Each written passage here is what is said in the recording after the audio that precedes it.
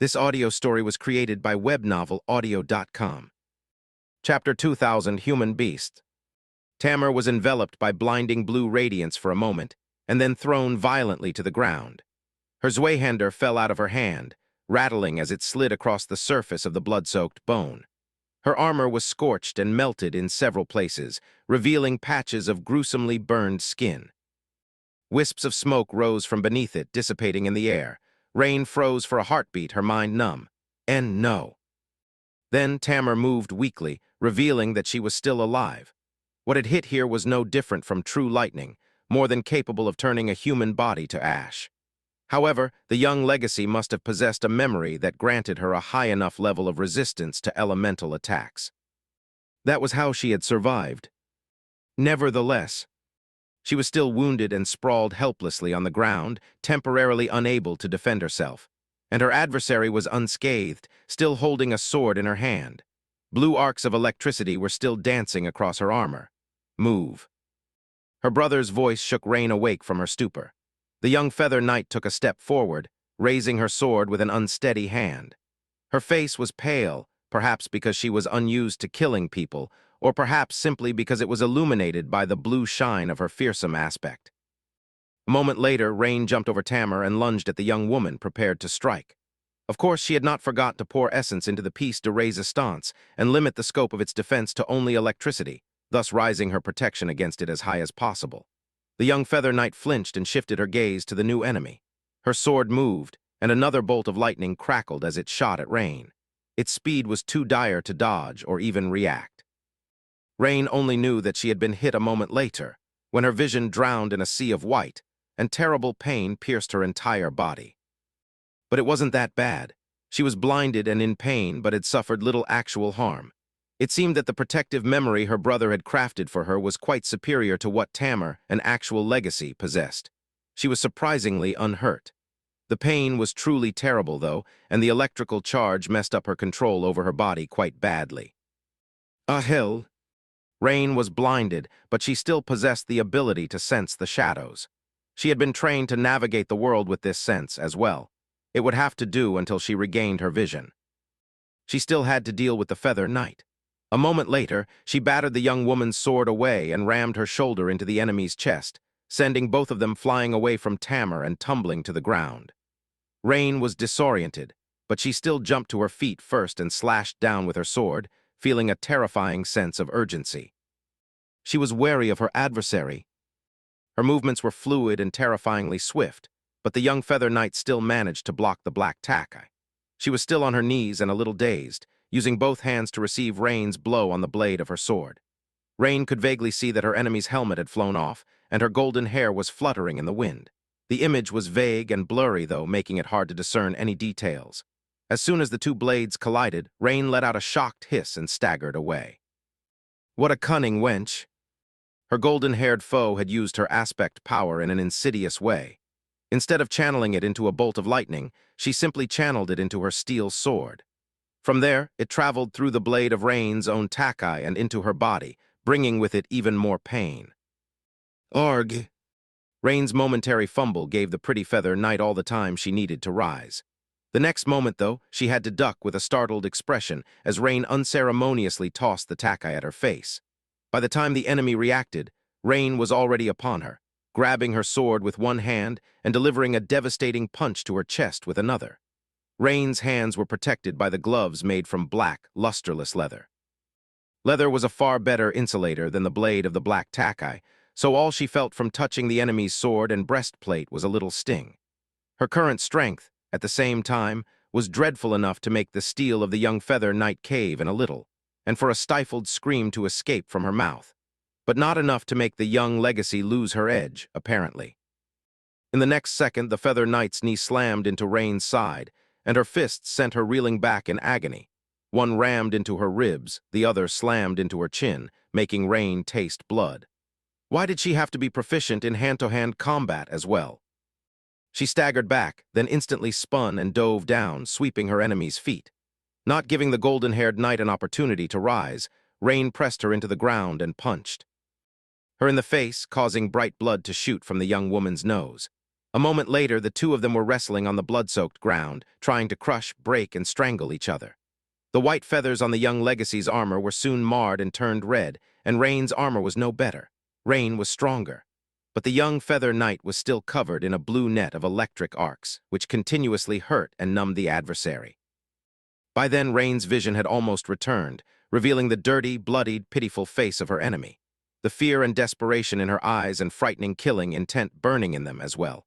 For a moment, Rain felt disconnected from her own mind and body. At that moment, the two of them did not seem like warriors or even humans, really. There was no grace, skill, or honor in their violent and ugly struggle. Instead, they were no different from dirty, wild beasts tearing at each other in a murderous frenzy. Still, one of them would have to die and the other one was going to live. That was the essence of combat. Rain had no time or luxury to hesitate, think, or even feel. She could only strive to assure that, at the end, she was the one who survived. Chapter 2001, Winding Paths. The battle between Cid and Felice was like a small calamity, one taking place within the terror of a much vaster cataclysm. The battlefield where hundreds of thousands of Awakened sought to destroy each other stretched from one horizon to another, strained by the great and violent forces they summoned into the world. Above them was the shroud of radiant clouds. Beneath them were the bones of a dead deity. Cid and Felice had come a long way since the Forgotten Shore. Today, however, their winding paths crossed once again, only for one path to put an end to the other. Cid tasted blood in her mouth as Felice pushed her back. They moved with enough speed to make their furious clash appear like a blur. From time to time, groups of fighting Awakened soldiers got in their way, only to be violently tossed aside. Some survived, some were less fortunate. Curse it! She drew on all her combat experience. Few in the world had more of that than her, and all her skill. Her sword moved as if it was a living thing, deflecting blow after blow after blow. There was no holding back in this battle, so Cid abandoned all restraint, alternating between short bursts of incredible power, incredible resilience, and incredible speed, her dormant, awakened, and ascended abilities. Still, all of it was not enough to resist Felice, who was like a crimson wraith. Her former friend was viciously strong and shockingly fast. Her crease was like a curse, seemingly existing in several places at the same time. Her technique was insidious and flawless, and her killing intent was absolute. Cid managed to block a blow that would have blinded her by calling upon her strength. She avoided another by leaping back with lightning speed. The third penetrated a crack in her armor but merely scraped against her adamantine skin, failing to pierce it. A moment later, Felice delivered a crushing kick to her abdomen, making Cid groan in pain. She staggered back. "Ellie, if you don't stop, I'm going to get serious." The handmaiden sneered. "We are not children anymore, Cid. Stop pretending." Cid grinned, her teeth painted red by blood. It was true they weren't children anymore. Felice had grown incredibly powerful. The soft girl she had known once was gone. Instead, a proud and deadly warrior now stood in front of her, someone who had reached the very pinnacle of what mortals strived for. A blood sister of the Song domain. But Cid gritted her teeth and straightened, grasping the hilt of her sword with both hands. Back there on the Forgotten Shore, life had not been easy for the handmaidens. Most people of the outer settlement imagined the bright castle as some kind of heaven, but Cid knew better. In reality, people living there had to contend with their own nightmares. Felice would not have survived there if she had been weak. But still, she had not been a huntress of the outer settlement. Lunging forward, Cid activated her ascended ability and flashed across the blood-soaked bone. So what if Felice was stronger? So what if she was faster? So what if she was more powerful in all regards? Cid had made a living from slaying creatures that were much more powerful than her. Battering the swift crease aside, she collided with the handmaiden violently and grappled her, letting go of the sword. If one had no space to move, speed did not matter much. She pushed Felice back, placing one foot behind hers and tripping her. If one had no steady footing, it was hard to exert strength. Every action had an equal and opposite reaction, after all, and with no ground to push against, the mightiest of creatures would be limited at what it could do. For every power, there was a weakness. There was a flaw. As they both toppled and fell, Felice clawed Cid's face, leaving deep cuts on it. Cid tilted her head and bit down on the handmaiden's hand, feeling brittle bones break under her teeth. Hunters were people who killed beasts, however. Before that, hunters themselves were beasts. They were just more cunning, ferocious, and lethal beasts than their prey. Felice let out a stifled shriek. failing to thrust her crease into Sid's side. A moment later, they hit the ground, and Sid smashed her forehead into the bridge of the handmaiden's nose with all her might. Felice was blinded by the pain, and a split second later, the back of her head slammed into the tough surface of the ancient bone with terrible force. Her beautiful ebony hair became soaked with blood. Wrestling the crease from her momentary weak hand, Sid grasped its hilt, prepared to drive its tip into the enemy's flesh. However, then she hesitated. Even knowing that Felice could dismiss the enchanted dagger at any moment, she still couldn't bring herself to deliver a fatal blow. How stupid. Her hand wouldn't move. So instead, she plunged the crease into the handmaiden's side, delivering her a debilitating wound but not a deadly one. Felice let out a pained yelp and struggled desperately, trying to shake Sid off. She dismissed the crease, but by then, Sid's own dagger had already manifested in her free hand. It wasn't easy to hold the terrifyingly powerful handmaiden down. Blood was streaming down Sid's torn face, and her former friend's hands were exploring it, searching for her eyes to gouge them out. Their desperate struggle was both violent and strangely intimate, as if they were transported back to the forgotten shore. Sitting side by side in a cold, ramshackle hut, sharing their warmth and telling each other stories. Pressing the tip of her dagger against the enemy's abdomen, Sid growled hoarsely, "Stay down." But Felice only struggled more desperately, unwilling to admit defeat. There were sparks of light swirling around her, soon to manifest into another memory. Sid's eyes were burning. It was either sweat that had gotten into them or blood. Or tears. She allowed her dagger to move down a few centimeters, drawing blood, and said in a stifled, almost pleading tone, "Stay down, Ellie, just stay down, or I'll kill you. Please, gods." But Felice still struggled. The sparks of light danced, slowly manifesting into a weapon. Chapter 2002, Kill or Be Killed. Rain tried to batter the Feather Knight into submission, but the young woman turned out to be much more stubborn and resilient than she had expected. Despite the barrage of crushing blows, her enemy continued to resist, not losing even a little bit of determination. Well, Rain couldn't blame her. The blonde-haired girl was fighting for her life, after all. Giving up meant death. Damn it. Her enemy was quite proficient in hand-to-hand combat, as well more so than Rain was, sadly. After all, Rain had spent the past 4 years hunting down nightmare creatures, not wrestling humans. Her training was thorough, but mostly theoretical. The Feather Knight, on the other hand, seemed to possess a wealth of practical experience. She protected herself from being hurt too badly while delivering terrible punishment to Rain. And there were the stinging arcs of electricity as well. Rain was in so much pain. She was also afraid, frantic, and desperate. After all, she was fighting for her life, too. The Feather Knight managed to roll, pressing Rain into the ground. She swatted away Rain's arms and delivered a crushing blow, bruising, or maybe cracking, her ribs with an armored fist. There was more agony. Rain tried to use her legs to throw the blonde-haired menace off, but her enemy simply went with the motion, spinning around her and catching her neck in an iron chokehold. Suddenly, Rain couldn't breathe. She struggled desperately, trying to pull the Feather Knight's arm off her throat, but it was useless. The enemy just groaned and pulled even harder, trying to crush her windpipe. Even though Rain was stronger, she couldn't get a good grip. She was caught and immobilized. All her strength was useless. Her vision started to blur. "I can't die here." Shaken and dazed, she had forgotten all about the battle, the war, and the fact that her brother would not let her die. All she knew was the desperate need to inhale, to survive. She wanted to stab her killer with one of her enchanted arrows, but summoning a memory would take too long, wouldn't it? Luckily, Rain's weapon was not a memory. A few steps away, her black takai was laying on the bloody surface of the ancient bone. As she called for it, the takai stirred and then dissolved, turning into a small shadow. The shadow slithered across the ground like a little snake and then climbed onto her outstretched hand. A moment later, it turned into a black dagger with a long, narrow blade. Twisting her body, Rain mustered all her remaining strength and drove the stiletto into the Feather Knight's thigh.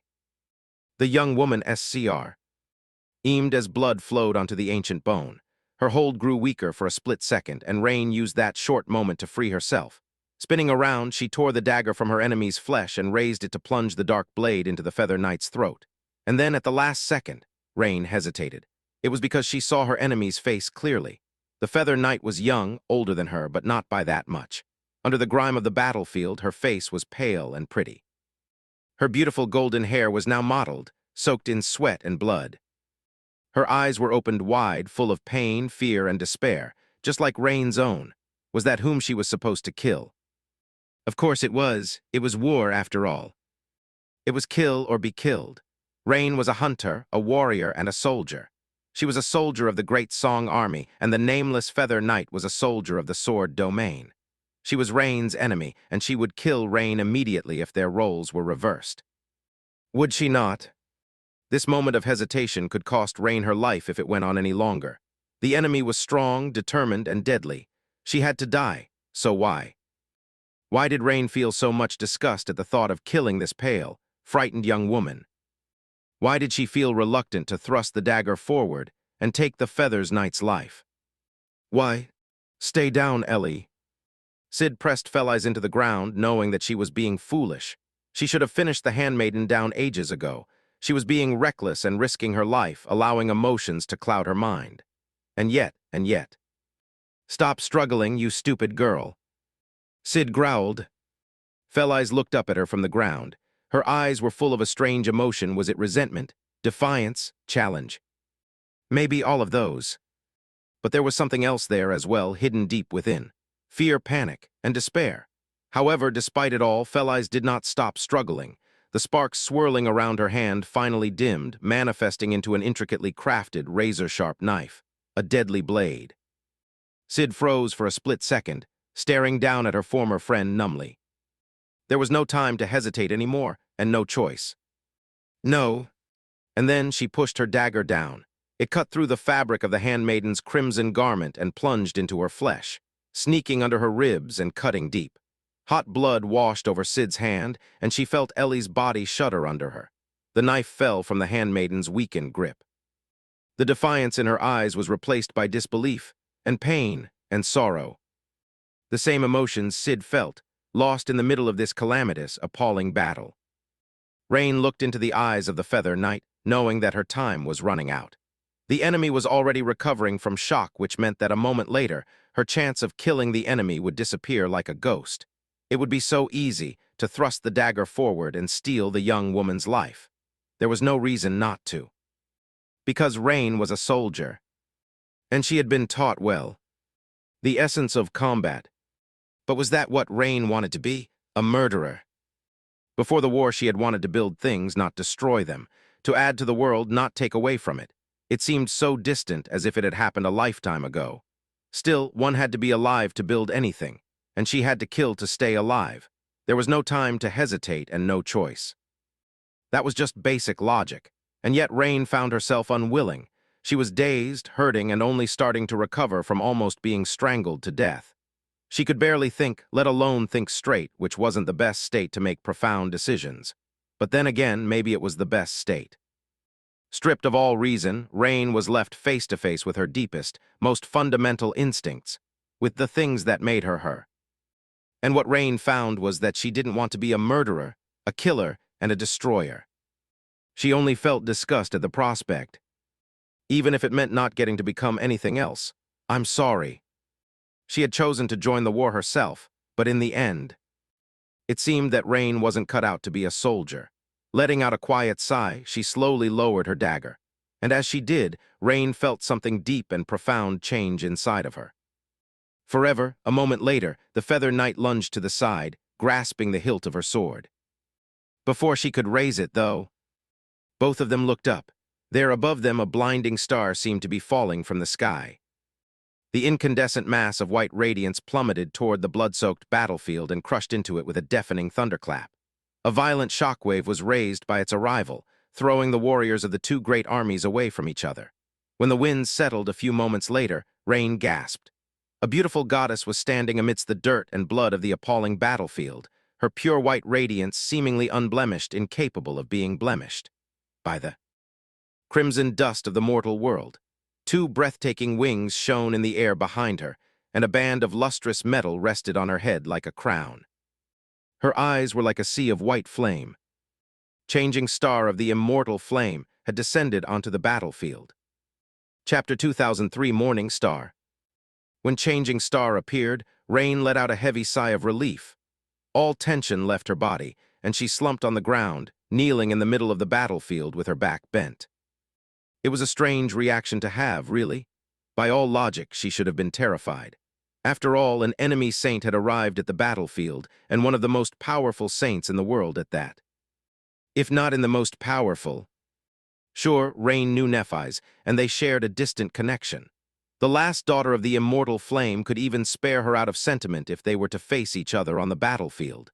However, that would require Nephis to remember and recognize Rain first. Considering that awakened soldiers were no more than ants in front of changing star, she was unlikely to study the faces of each, and every one of them before burning the entire anthill to the ground. And yet, against all logic, Rain still felt a profound sense of relief at the sight of the beautiful saint.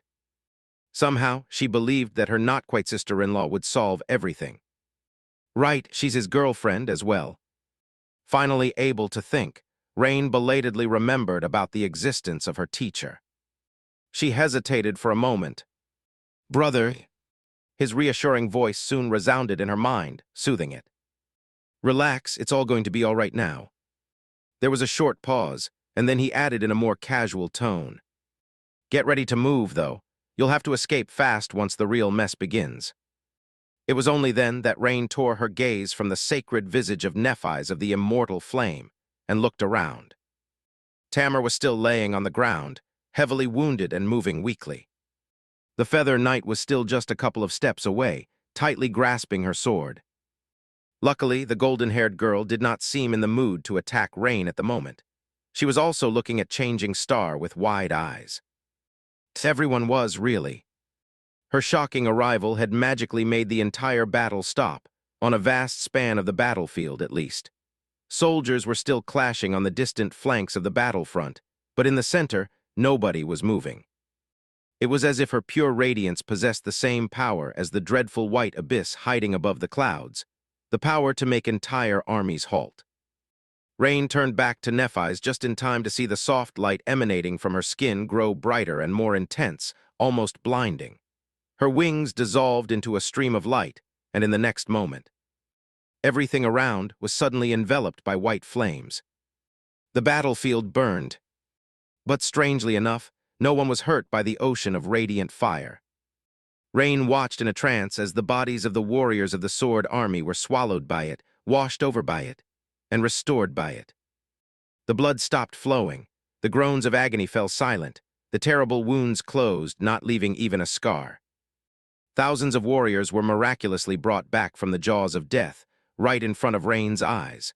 Cleansed by the immortal flame, they rose shakily to their feet, picked up their weapons, and cast their gazes on the pilgrims of the Raven Queen, who looked like a mockery of all that was holy and of life itself in that moment. However, Rain noticed something strange as well. She witnessed the wounds of the young Feather Knight being healed by the white flame, the gaping wound in her thigh disappearing, the bruises on her face fading, the pain draining from her beautiful eyes, replaced instead by awe and wonder. But oddly enough, the very same thing had happened to Tamar. The white flame embraced her as well, washing away her terrible burns. When the radiance of the fire dimmed, her supple tan skin was smooth and pristine, unblemished. In fact, there were quite a few warriors of the Song Army who had been saved by Changing Star's grace. Not nearly as many as the Sword Army soldiers, but still a significant number. It was a bittersweet blessing, because there were so many people on both sides who had never received the chance to be saved. The sun-bleached bone was awash in blood, and countless mangled bodies littered its crimson expanse. More of them were standing motionlessly and watching Changing Star with hollow eyes, their bloodied faces devoid of any emotion. She did not cower under the gazes of the dead. Instead, she turned her head, and then walked calmly toward a figure kneeling on the ground a dozen or so meters away. It was close enough for Rain to see that the figure was a woman with dirty blonde hair, an ascended champion of the Sword Army, who was holding a dying blood sister in her arms, still gripping the dagger that had delivered a fatal wound. In a bloody hand. From the distance, it almost seemed like there were tears streaming down her face, mixing with blood and dirt. As the beautiful saint approached, the Ascended looked up at her with a pitiful face. Her hoarse, strained voice was like a whisper. "Lady Nephis." Changing Star smiled softly. It's all right. With that, she kneeled in front of them and gently placed her hands on the Blood Sister's abdomen. Her radiance spread outward, flowing into the deep wound of the enemy champion. A few moments later, the wound began to close. Rain was so confused. It did not make any sense. Why would she heal her enemies? The soldiers around her all seemed stunned as well. The white radiance reflected in their eyes, filling them with wondrous light. Finally, the Blood Sister stirred weakly, moving her hands to rest them where the fatal cut had been just a few moments ago. Letting out a sigh, Changing Star lingered for several seconds, then rose to her feet and looked down at the kneeling ascended of the Sword Army. Raising her brow, she asked, "What are you waiting for? Fall back." Then, looking around, she raised her voice and gave the order to every soldier of the Sword Army that was still alive. "All of you fall back, leave the rest to me." Rain just stared in disbelief. The battle was over, would be over just like that. She shifted her gaze and glanced at the Feather Knight, who had been listening to Nephis with rapt attention. Now relief was written on the young woman's face as well. The golden-haired girl exhaled slowly, then strained to rise to her feet. Turning around, she took the first unsteady step away. Their gazes met for a moment. The Feather Knight lingered, looking at Rain somberly. Then she nodded slightly, placed the blade of her sword on her shoulder, and continued walking. All around, the Sword Army was receding like a sea, leaving only Changing Star behind. Dazed and struggling to contain her excitement, Rain crawled to where Tamar was still laying on the ground and helped the young legacy sit. Making sure that Tamar was okay, she looked around once more. The soldiers of the Sword Army were leaving, but her fellow warriors of song still remained motionless, looking at Nephis with an array of different expressions. Some seemed grateful, some were amazed. Most, however, were shaking and slowly backing off in terror. Because now that the initial amazement was gone, they realized that they were left face to face with a wrathful demigod, alone. Or so it seemed. Rain did not notice when it happened, but at some point the rows of soldiers parted, and a graceful figure appeared from behind them. It was Princess Sation, walking across the blood-soaked battlefield with light steps. Suddenly the air grew heavy, as if two enormous wills were clashing all around them, unseen by human eyes. "Grab!" Rain gripped Tamar's shoulders tighter, unsure what to do. The lost princess, meanwhile, reached Nephis and stopped a dozen meters away from her, an enchanting smile playing on her crimson lips. "Lady Nephis, what a pleasure. I did not expect to meet you today." Her gaze shifted downward, falling on the Blood Sister laying at Changing Star's feet. Princess Sation's gaze changed subtly for a moment, betraying a deep emotion. However, she managed to contain it swiftly, preventing anything from reflecting on her face. She lingered a little and then continued. "Still, I must express my gratitude. Thank you for saving one of my handmaidens. It was gracious of you to show my soldier mercy." Nephis simply looked at her, white flames dancing in her eyes. After a few moments of silence, she said, "She was my soldier once, too." Sation smiled. "Indeed, however, Lady Nephis, please satiate my curiosity. I can't help but wonder. Why are you here?" Changing Star stared at her coldly for a bit. Then a corner of her mouth lifted slightly, and she answered with a hint of bittersweet amusement in her tone. "Because I want to." Sation seemed quite surprised by the answer, enough so that a melodious chuckle escaped from her lips. Nephis inhaled deeply, then looked the Princess of Song right in the eyes. "Let us decide the outcome of this battle with our own hands. You and I, and all the other saints if they dare. Why should our soldiers continue to die in our place?" Sation tilted her head lightly and remained silent for a while. Eventually, she said in a calm tone, "That does sound like an attractive proposition, I admit. However, Lady Nephis, both you and I are forbidden from participating in this battle, are we not?" Changing Star studied the lost Princess of Song for a while, then smiled faintly. "We are not allowed to enter battle, that is true, but I do decide to enter it. That does sound like an attractive proposition, I admit. However, Lady Nephis, both you and I are forbidden from participating in this battle, are we not?" Changing Star studied the lost princess of song for a while, then smiled faintly. We are not allowed to enter battle, that is true, but I do decide to enter it. She raised her head slightly, and her incandescent eyes suddenly flashed with dancing white flames. Who will stop me? Chapter 2004, Seeds of Rebellion. Chapter 2004, Seeds of Rebellion. Sonny was not having the greatest of days. In fact, he was in quite a grim mood. Not only was he forced to watch the senseless and wasteful deaths of too many awakened warriors, who were supposed to be the blade mankind wielded against the nightmare spell, not against itself, but his own sister was hopelessly mired in the very epicenter of the slaughter, as well, a hair's breadth away from being killed herself. Sonny had promised himself not to trample her agency unless there was no other choice, so he could not simply pull Rain into the shadows and whisk her away to safety, whatever safety looked like, in this godforsaken place. All he could do was remain as alert as possible, ready to interfere at a moment's notice to save her life. This constant state of alarm and tension was taking its toll. More than that, he was having the worst luck today. Why did Rain and the members of her cohort have to clash with the warriors of the White Feather clan, of all people? Worse still, Rain just had to go and encounter Tell of White Feather. From the moment their brutal duel started, Sonny had to focus his full attention on the two young awakened. Obviously, he couldn't allow Rain to die, but now, he couldn't allow her enemy to die either. Despite having first met Tell many years ago on the Chained Isles, Sonny did not know her well. Still, he had a good impression of her. Much more importantly, her parents were none other than Tyrus and Roan.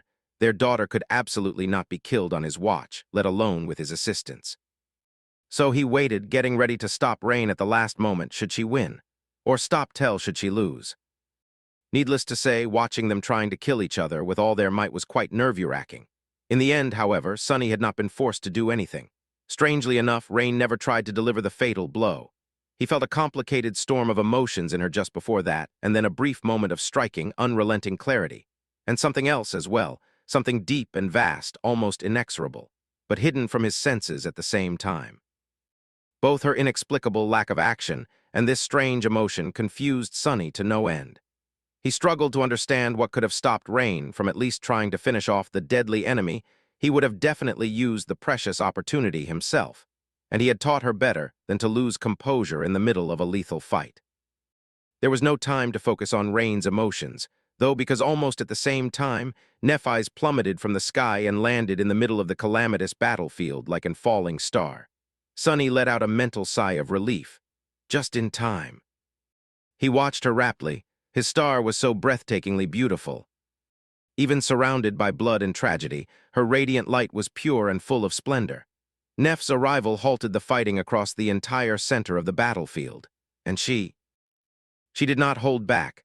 Her flames spread outward, healing countless people, both the soldiers of the Sword Army and the soldiers of the Song Army, not making any distinctions between friend or foe. Of course, there was still a limit to whom Nephis could save. Her healing flames would only affect those who were connected to her as part of her nascent domain from a distance. If a person was not integrated into the net of longing she had inspired deep enough, however, she could only affect them through direct touch. Just as she did with the dying handmaiden. Had she sensed Sation approaching, or had she truly wanted to save the former member of the Dream Army? Sonny wasn't sure. He could not help but admire Neph's showmanship, though. The entire battlefield was enthralled by her and her actions, without a doubt. The seeds of longing were falling into the fertile soil of countless hurting souls, thus expanding the foundation of her future domain. People needed hope the most in the depths of hell, after all, and this battlefield was no different from a hellish nightmare. At the same time, the seeds of political intrigue that Cassie, Nephis, and Sonny had sown far in advance were blooming, as well. Nephis had already established herself as a reluctant participant in the war, and the only voice of dissent among the warmongers. Considering her previous feats and her flawless adherence to the noble duty of an awakened, her reputation was stellar among the warriors of both the Song domain and the Sword domain. And now, that reputation was being cemented in their hearts. The countless soldiers she had saved, and everyone who had seen her saving them, would never forget the grace and mercy of Changing Star of the immortal F. Lame contrasted sharply against the ruthless will of the sovereigns. And the more disillusioned and tired of the war they grew, the easier it would be for them to accept her eventual rebellion. They might applaud her for betraying her adopted family and engaging in a little bit of royal patricide, even when the time came. Even Sonny was having trouble discerning if Neff's actions at the moment were sincere or calculated. They very well could have been both of those things. He did know that she was putting on at least a bit of an intentional show, however. That was because Nephis had never attempted healing on such a massive scale before. Not only would saving countless soldiers have consumed a truly terrifying amount of soul essence, but it would have also brought her immeasurable pain. Her humanity would have been scorched and burned by the agony. It was a miracle that she had managed to keep the suffering from showing on her face. Really, in any case, she would not be in a state to show benevolence, let alone compassion. So at least some of her actions were a coldly premeditated act. The soldiers saw her as a beautiful, merciful, and noble savior. And she was all that, but at the same time, beneath the surface and above all else, she was a ruthless, calculating, and chillingly ambitious destroyer. A herald of change and ruin. She was beautiful in either case, though. As Nephis spoke to Sation, challenging the saints of the Song domain to battle, Sonny smiled. The goddess had already descended onto the battlefield. Now it was time for the devil to make his entrance as well. Chapter 2005, Strength in Numbers. Chapter 2005, Strength in Numbers. Who will stop me? This simple sentence that Nephis had spoken hid many meanings and carried plenty of weight. Although very few people knew her well enough to understand the true burden of these words, they were a proclamation of who she was and how unyielding her will was as well. It was her defiant challenge to the world, calling the world to come and try to stop her if it dared. But at the same time, there was a far more obvious meaning to what Nephis had said. First, she was hinting that Sation and the Saints of Song had no choice but to fight her, because once Nephis entered the battle and unleashed her flames upon the Song army, only they would be able to contend against her. At the same time, she was also telling Sation something else. It was that no one could prevent her from entering the battle, except for two people. Anvil of Valor and Kai Song, the sovereigns of humanity. By joining the battle, Nephis was going directly against their will. However, she was so powerful that no one except for the person who had given the order or his adversary could punish her for breaking it. That would require the sovereigns to interfere personally, though, thus escalating the battle even further and inevitably resulting in a direct clash between them. Because if one of them moved, the other would not remain still. The two supremes, however, were not willing to fight each other just yet.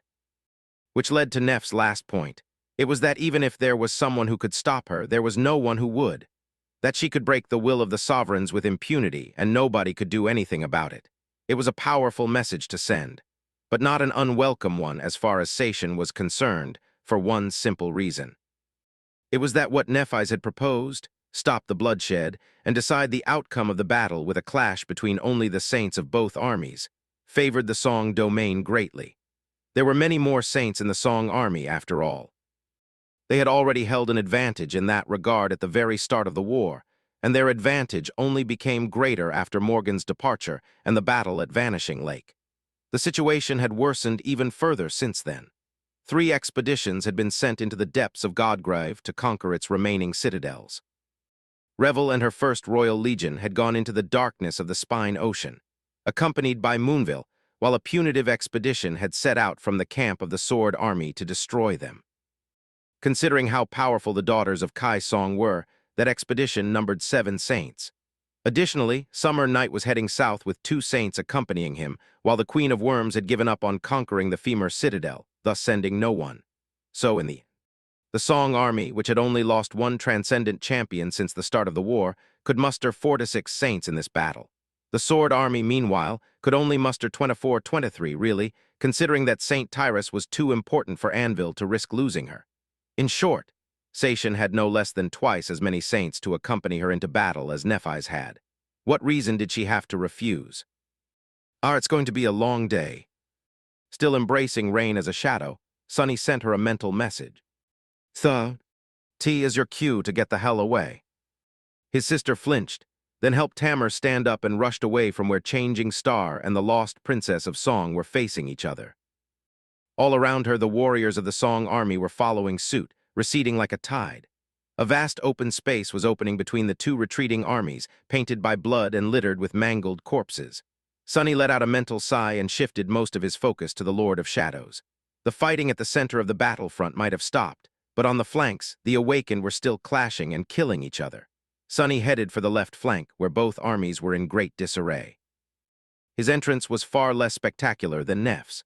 Sunny simply rose from the shadows amidst the slaughter, silently and without drawing any attention. Suddenly, a fearsome figure in black onyx armor was standing among the desperately fighting soldiers, darkness nestling in the gaping abyss of its demonic eyes. His long white hair, a permanent fixture whenever he wore either of his masks now, was moving slightly in the wind.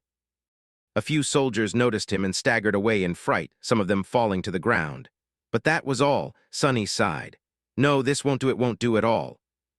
And as he did, the shadows across the battlefield stirred. Suddenly the world shuddered, and a towering black wall soared from the ground into the sky, sending countless Awakened flying. It seemed to be made from obsidian, its surface rough and uneven, almost absorbing the light. The great wall stretched for several kilometers, effectively cutting the left flank of the battlefield in two. The Sword Army had remained on one side of the great wall of obsidian, separated from the Song Army by its tenebrous width.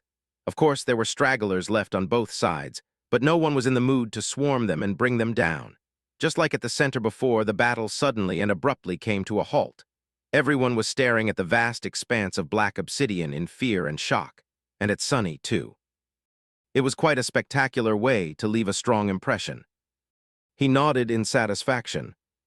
That's better. Just at that moment, a master from the Sword Army finally recognized him. Falling to one knee, the young man looked up with awe and terror in his trembling eyes. Lord Shadow, sir." Sunny stared at him silently for a few moments. Well, I'll be damned. It was his old friend, young Master Tristan of Aegis Rose, Rivalin's son. Somehow the fool was still alive. Sunny smiled faintly behind the mask and looked away. Retreat, this is the king's command. The young master opened his eyes wide, then bowed and dashed away, shouting orders. Soon, the Sword Army started to pull back. Sunny allowed the obsidian wall to crumble into a tide of shadows. The damn thing was consuming too much essence, and watched the Song Army retreat. The stragglers were already hurrying to catch up with their retreating comrades. The real mess was about to start. Chapter 2006, The Real Mess. Chapter 2006, The Real Mess. Sunny was on the left flank of the battlefield, while Nephis was in the center. The right flank, meanwhile. Cassie. There were a few moments of silence, and then the blind seer's voice resounded in his mind. I've arrived.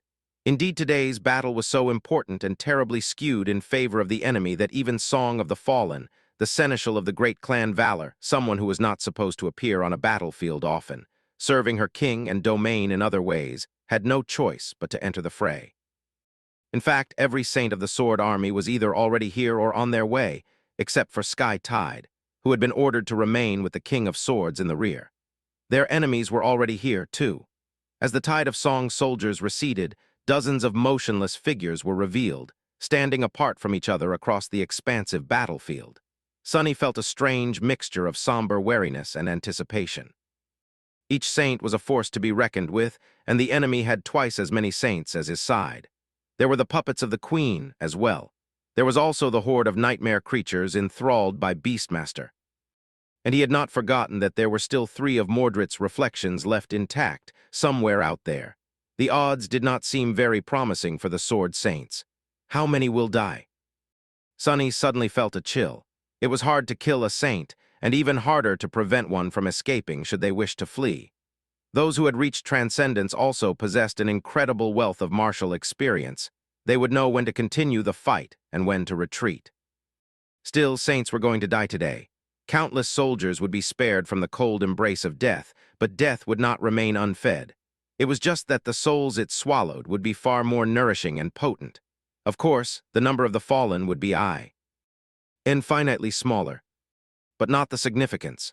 In fact, the 2 domains would sustain far more damage if a handful of saints were killed than if a myriad of Awakened died.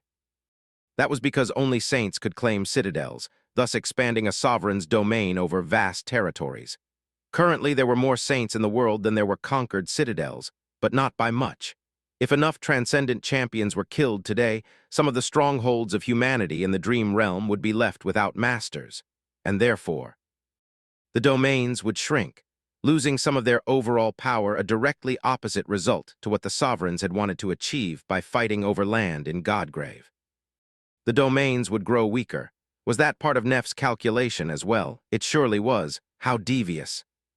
Sunny should know. After all, he had come up with the plan himself. In the end, her enthralling display of grace and noble virtue had not just empowered her nascent domain, but would also lay the groundwork for weakening the domains of her enemies. Sunny smiled sadly behind the mask.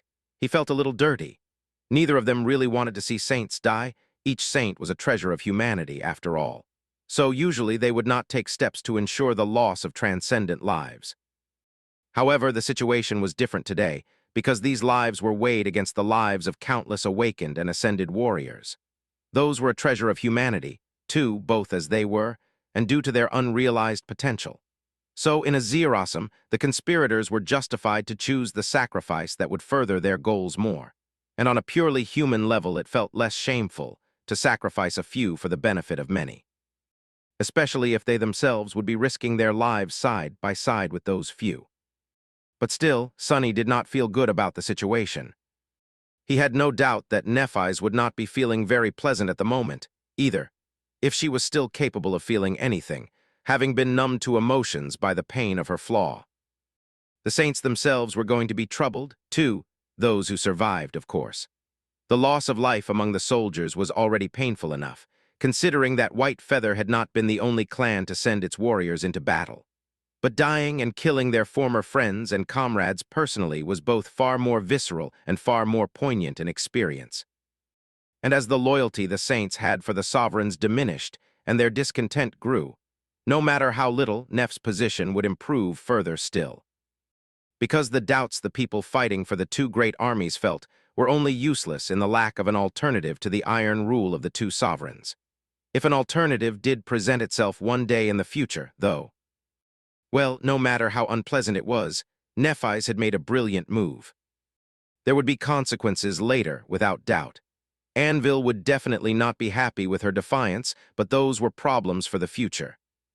Now all Nephis, Sunny, and Cassie had to do was actually survive the battle, and make sure that the overwhelming advantage of the Song domain did not lead to a wholesale slaughter of the Sword Saints. They have twice as many hell. Sunny was not alone on the left flank of the battlefield. A few other saints had joined him as well now. What remained was to see which strategy the Song domain would choose. They could just send 2 saints of Song to fight each individual sword saint. Of course, that was unlikely. After all, they knew how powerful Changing Star and the Lord of Shadows were. They also knew about Saint, Fiend, and Serpent. Cassie might give them an unpleasant surprise, but in the grand scheme of things, her presence on the battlefield was not too impactful. Sunny could see Saint Rivalin in the distance. He had assumed his transcendent form, squaring against a single saint of the Song domain, the giant reptile with powerful legs and strangely short arms that Rain had seen tearing nightmare creatures apart in the hollows. On the other side, Heli was facing a saint who had chosen to maintain a human form. And a little further away, there was Roan. Also faced by a single opponent, Sunny suddenly felt a bad premonition. Just how high is their opinion of me? Looking straight ahead, he lowered his head slightly. 1, 2, 3. The darkness nestling in the eyes of Weaver's mask stirred slightly. Apparently, it was extremely high, because there were 13 enemy saints moving to surround him in a wide half-circle. Chapter 2007, Exchanging Pleasantries. Chapter 2007, Exchanging Pleasantries. 13 was a lot of saints to face alone, even for Sunny. Not that he had ever tried. He had seen most of them in battle already as well. Each was a dire adversary. The obsidian giant with the head of a jackal towered above the blood-soaked battlefield like a malevolent deity. The hill-sized canine with 3 heads, Saint. Ceres was moving with measured steps, her low growls reverberating across the vast expanse of Godgrave. The alluring woman with a strangely wicked half-smile playing on her lively face was Saint Seord, the beautiful harpy he had seen in the hollows. There were others as well, but Sunny mostly paid attention to 3 of them. Silent Stalker, Lonesome Howl, and a mesmerizing enchantress with long hair that fell like an onyx waterfall, fair skin, and tantalizing red lips. She wore a dashing armor of black leather and scarlet silk, which seemed to accentuate her sensual figure and breathtaking beauty effortlessly. An ugly scar marred the perfection of her enchanting face, running from her forehead to the tip of her chin. "A Beastmaster." Sunny suddenly felt a headache. He also felt quite lonely while surrounded by so many enemies, so he called a few friends to come keep his company. As the Saints of Song approached, 3 figures rose from his 3 shadows. Saint stepped onto the battlefield, wielding a round shield and a sword of pure darkness. Her fearsome onyx armor seemed to absorb the light, and 2 ruby flames were burning behind the visor of her helmet with cold indifference. Fiend straightened his towering body, sunlight glistening on the countless spikes that littered the polished surface of his steel carapace. His 4 hands moved, each claw like a razor-sharp sword. A serpentine shadow coiled on the sun-bleached bone and then rose, turning into a breathtaking woman whose body seemed to be made from inky darkness. Serpent had become a shadow of Solvane, the priestess of war. Sunny smiled behind the mask. "That's better." Finally, the Saints of Song finished their approach. Beastmaster was standing right in front of Sunny, still remaining a safe distance away. Lonesome Howl was to her left, while Silent Stalker was to her right. None of them had assumed their transcendent forms yet, so Sunny could see their expressions quite well. Lonesome Howl seemed relaxed and impatient to fight, but there was a hint of sober caution behind her carefree squint. Silent Stalker was cold and gloomy, looking at him with a dark, impenetrable impression. Her piercing gaze was sharp and heavy. Beastmaster, however, appeared to be in a good mood. She looked at Sunny with a beguiling smile and spoke in a calm, husky voice. "The infamous Lord Shadow, it is a pleasure to finally meet you. I've heard so much about you, after all. I hope that you know who I am." Sunny just stared at her silently, his figure radiating a sense of coldness, ruthlessness, and dread. Eventually, he answered with chilling indifference. "No idea, should I?" Beastmaster's smile seemed to falter for a split second, but then she let out a melodious laugh. "Allow me to introduce myself, then. I am Beastmaster, Princess of the Song Domain. I'll be in your care today." Sunny tilted his head a little, not saying anything. After a few moments of silence, Beastmaster nodded gracefully. "A man of few words, how admirable. In fact, there are several qualities about you that I find worthy of admiration, quite a few, actually. So I hope you don't mind that I have come to welcome you accompanied by others.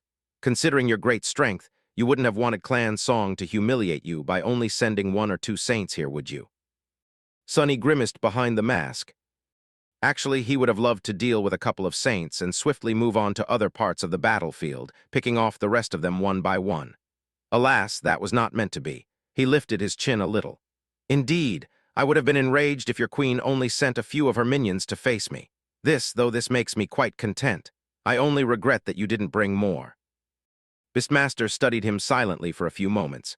Then her tantalizing smile widened a little. At the same time, he sensed her power assaulting his mind. It was not a full-out attack for now, just a little push to probe his defenses. Well, could Sunny really blame this poor woman? She was so beautiful, so gentle, so precious. And yet her mother had sent her to face the vicious fiend of the Sword Army in a battle. A lovely flower like Beastmaster had to be treasured, nurtured, and protected, not put in harm's way. Protected by someone strong enough to shield her from the vile greed of this impure, wicked world. Someone like Sunny. He frowned, and the shadows across the battlefield stirred in response. Without moving a muscle, Sunny said coldly, "Stop flirting with me, wench, I'm taken." If Beastmaster was taken aback, she did not show it. The mirth in her tantalizing eyes did dim a little, however, replaced with a hint of eerie interest. "I see." She sighed and then moved her shoulders slightly. "A pity. No one is perfect, I guess." Sunny blinked. No, but why did even her insults have to sound so exciting? In the next moment, however, his expression changed, because he suddenly had a bad premonition. And Here, behind the 13 saints, 3 more figures emerged, moving forward with dreadful speed. The reflections. All 3 had assumed the same form, that of a monstrous, towering creature that had a tail like that of an enormous snake, 2 powerful hands protruding from a human-like torso, and a bestial head with a long and toothy snout brimming with terrifying fangs. The creatures looked quite familiar. In fact, Sunny knew their kind quite well. They were like older and more dreadful, wingless versions of the chain worms, who were a tribe of nightmare creatures that populated the darkness beneath the chained isles. The chain worms bore that name because they fed on the heavenly chains that held the flying islands together, or on any metal, really, as long as they could sink their fangs into it. Now where? Before Sonny could finish the thought, one of the song saints seemed to unleash their aspect ability. The space around him suddenly shimmered as if turning into glass, and when that glass shattered, Sonny and his shadow were suddenly separated by a great distance. The saints of song were now apart as well. The 3 chain worms were surrounding Fiend, 3 saints were surrounding Saint, and 3 more were surrounding Serpent, while Sonny himself was facing Beastmaster, Lonesome Howl, Silent Stalker, and 4 others. Beastmaster smiled. "I bet I can fix you, though, Lord Shadow." Sonny snarled. Taking a step forward, he shaped the shadows into a sword and said in a chilling tone, "When we are done, who is going to fix you?" Chapter 2008, Terrifying Beast. Chapter 2008, Terrifying Beast. The exchange of pleasantries was over, and the battle of the saints had now begun. As if to signify its descent, the ground shook violently, and a thunderous roar of a distant explosion rolled across the battlefield, coming from somewhere far to the right. Nephis must have engaged her own share of transcendent foes. Sonny wondered briefly how many saints the Song army had sent to face her. More than him, or less. In any case, it did not really matter. No matter how many of them Song sent, it wouldn't be enough. The saints of the 2 armies clashed across the vast length of the battlefield, ripping the fabric of the world apart. Today was a day for many firsts. The previous battle had been the first time such an inconceivable number of awakened warriors entered the battlefield. For example, all consumed by the murderous song of war. And now, close to 70 saints, most of the saints there were in existence, were fighting with each other in their stead. It was the most terrifying clash humans had ever witnessed, by far dwarfing the bloody battles of the Chain of Nightmares with absolute ease. Far away, the soldiers of the 2 retreating armies froze in place, watching the dreadful calamity in terror. The gods were fighting, what were mortal men to do? Of course, at the moment, Sonny did not care much about their plight. As one of the warring demigods, he had his own problems to solve. And what diabolical problems they were. This is going to be damn interesting. Facing 7 powerful saints was not something even he could take lightly, especially if 3 of them were of a divine lineage. The lineage of Beast God. An unknown power had shattered space, throwing Sonny and his shadows apart. Of course, he immediately attempted to remedy the situation by ordering Fiend to come back by using Shadow Step. Sadly, it did not work. The space was continuously being manipulated, and every time the steel shadow tried to escape, it folded on itself, bringing him right back.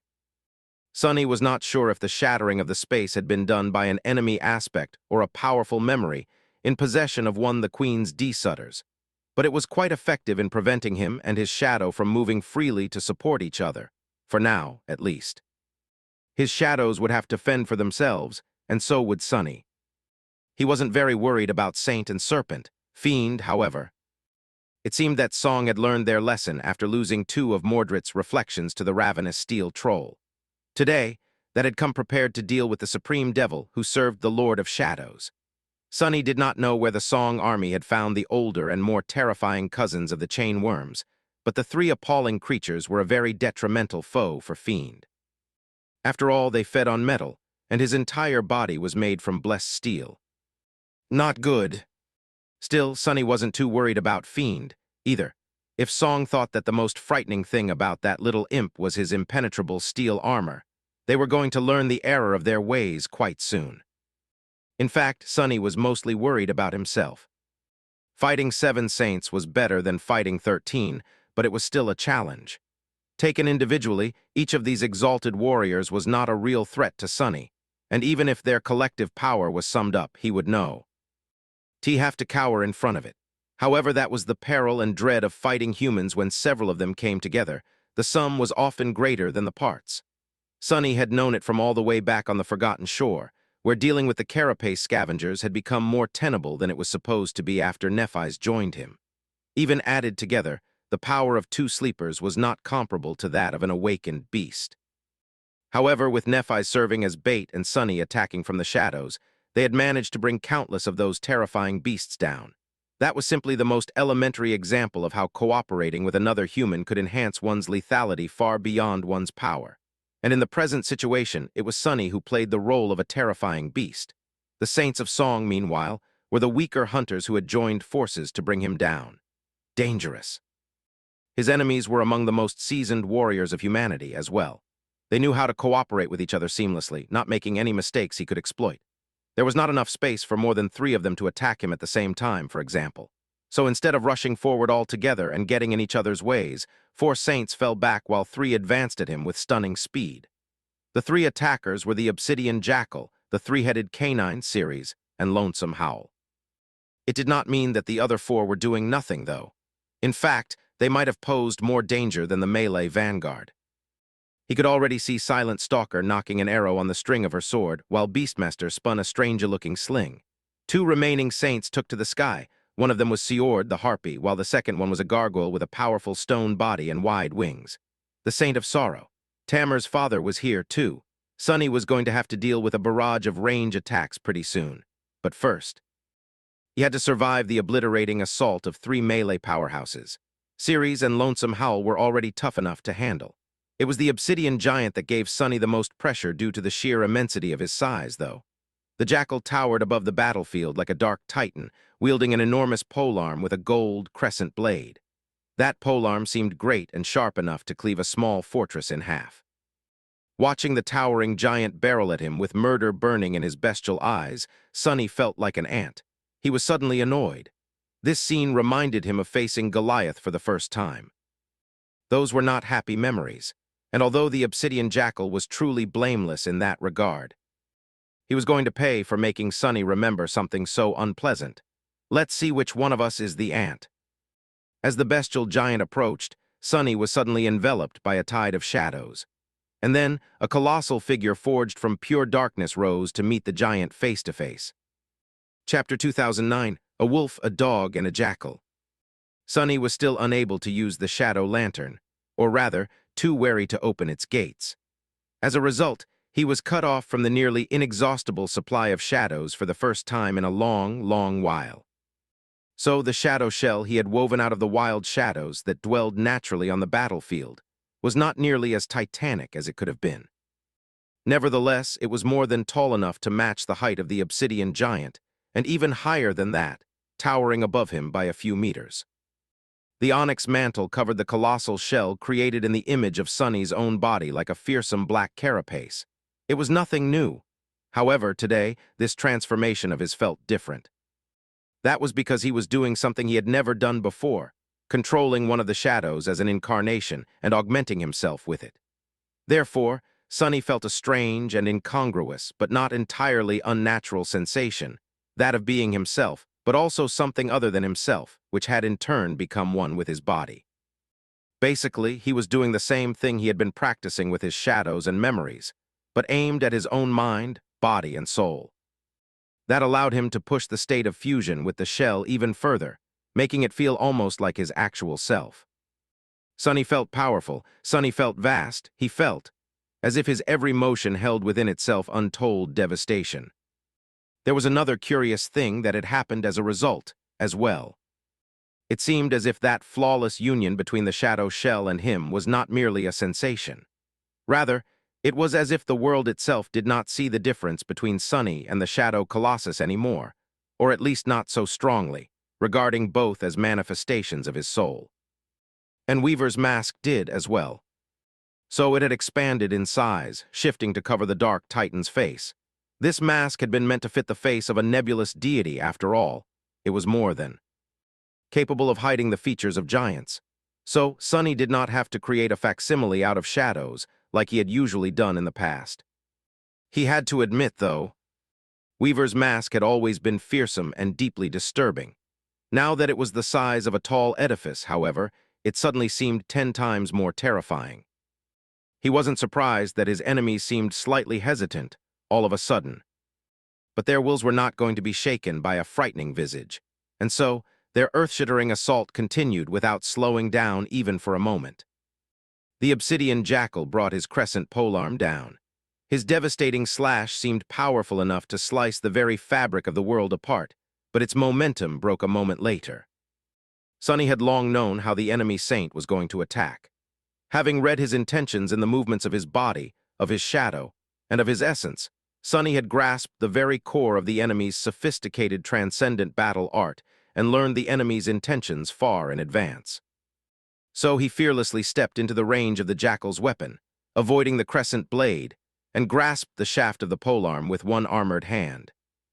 There was a loud thunderclap and a devastating shockwave the moment the wooden shaft came into contact with the onyx gauntlet. As its momentum was instantly drained, Sonny's feet were suddenly enveloped by a crimson haze. The blood smearing the surface of the ancient bone had absorbed the dire force of the impact and evaporated, turning into a scorching cloud. Sonny himself, the conduit of all that destructive energy, had not even flinched, though. He just held the crescent blade in place, unmoving like a black mountain. He was not satisfied by simply blocking that first strike either, of course. As soon as his left hand grasped the shaft of the crescent polearm, his right arm was already turning into a fist, ready to crash into the skill of the jackal like a fortress-toppling ram. "Let's see how tough you are." However, before Sonny had a chance to strike the jackal, a swift and massive shadow lunged at him from the side, and his right hand was suddenly caught in the crushing vice of a monstrous wolf's jaws. Lonesome Howl had timed her attack to coincide with the fall of the crescent blade. Her fur was bristling like a black palisade, and furious red flames were burning in her enormous, bestial eyes. St. Ceres was not far behind either. A split second later, she lunged at Sonny from the left, one of her heads biting him into the shin, a second sinking its fangs into his knee, and the last one tearing into his thigh. There was an ear-piercing sound of sharp fangs scratching against the stone-like metal. Sonny was momentarily immobilized. His left hand was holding the jackal's weapon, preventing it from cleaving his shell apart.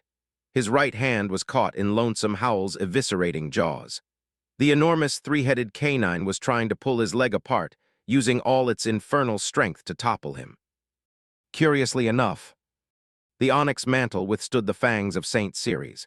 It shattered under the fangs of the Stygian Shulf, though Lonesome Howl had bitten his gauntlet, shredding the hand and wrist of the shadow shell with vicious fury. Silent Stalker had already released an arrow, and Beastmaster had already sent a piece of bone flying from her slingshot. Sonny barely had time to register the two projectiles, which were flying in his direction with terrible speed. He did not like the look of either of them. Both the arrow and the piece of bone were destructive memories, no doubt.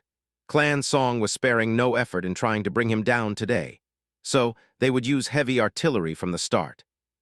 If either of the projectiles found its mark, his shadow shell would probably be mangled quite badly. The usefulness of Shadow Step was limited by the shattered space around them, and there were not enough wild shadows on the battlefield to reform the giant shell if it was badly damaged. But it did not matter. Sonny possessed an aspect that possessed many strengths, but its greatest one by far was its versatility. Even bound by so many restrictions, he still had a sea of tactics to choose from and a rich treasure of devious tricks to employ. That was what made him so dangerous.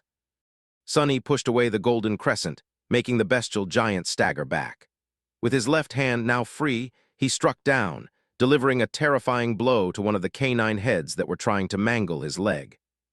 The blow did not quite crack the creature's skull, but Ceres was definitely dazed and in pain. Well, at least a third of her was dazed and in pain.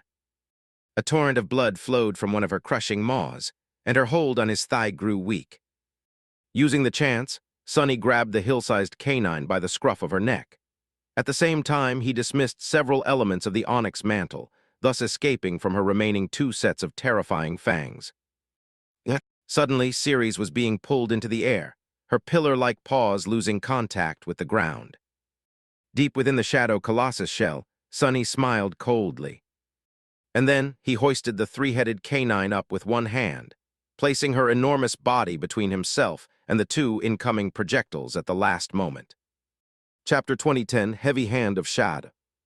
All of it took no more than heartbeat. Sonny knew that Clan Song had a vast arsenal of powerful memories, some of them even of the supreme rank without a doubt. After all, even if Nephis was right, and the spell created those far more parsimoniously than the memories of the lower ranks. Kai Song had been a sovereign for decades. 7 of her daughters were also saints, and he knew from personal experience that at least some of them were more than capable of slaying great nightmare creatures with ease.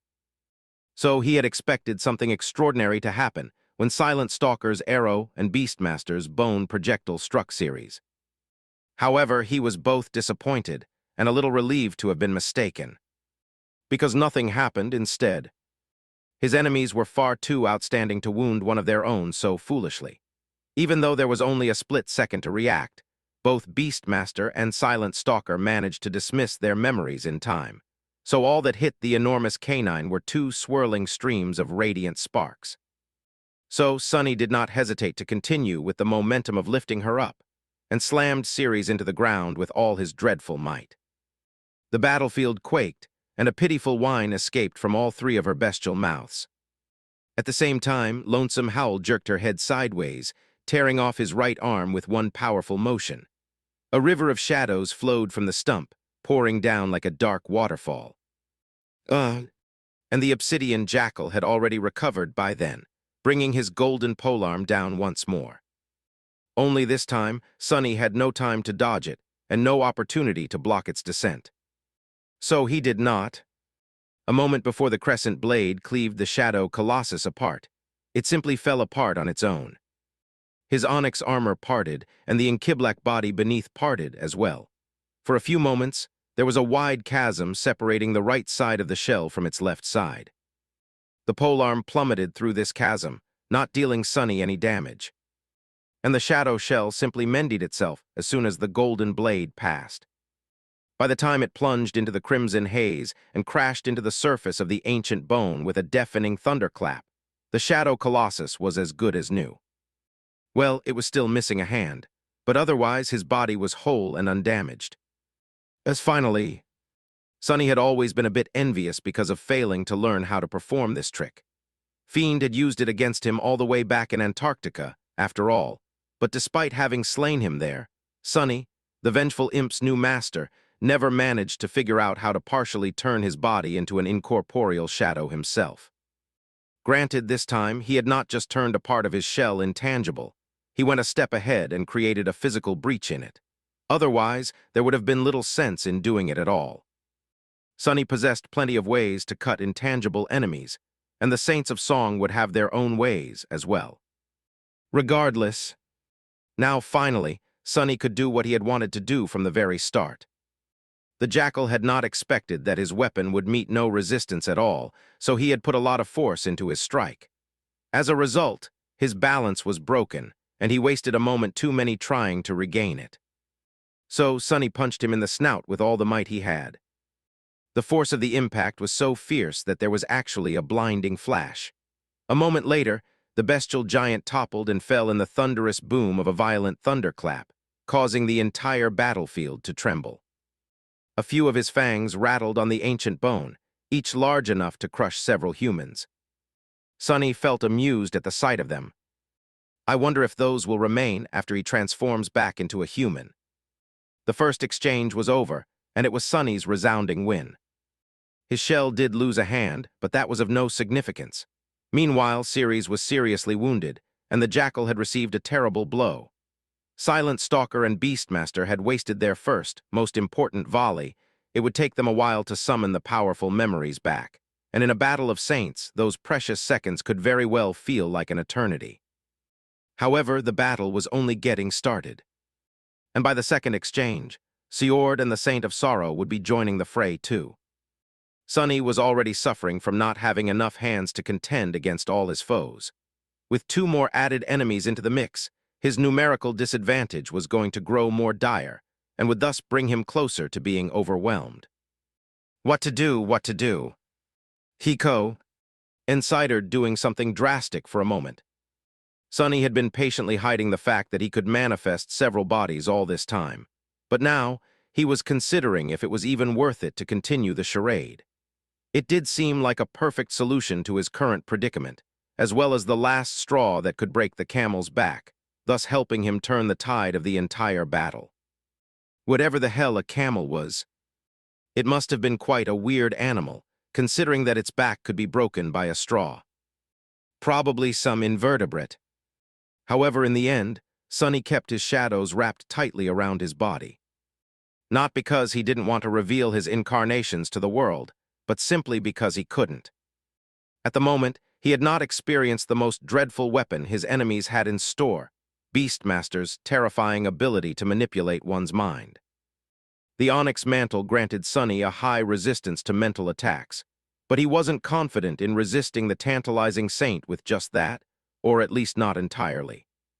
So he needed the shadows to augment him and the stalwart trait of the mantle, for as long as Beastmaster remained a threat.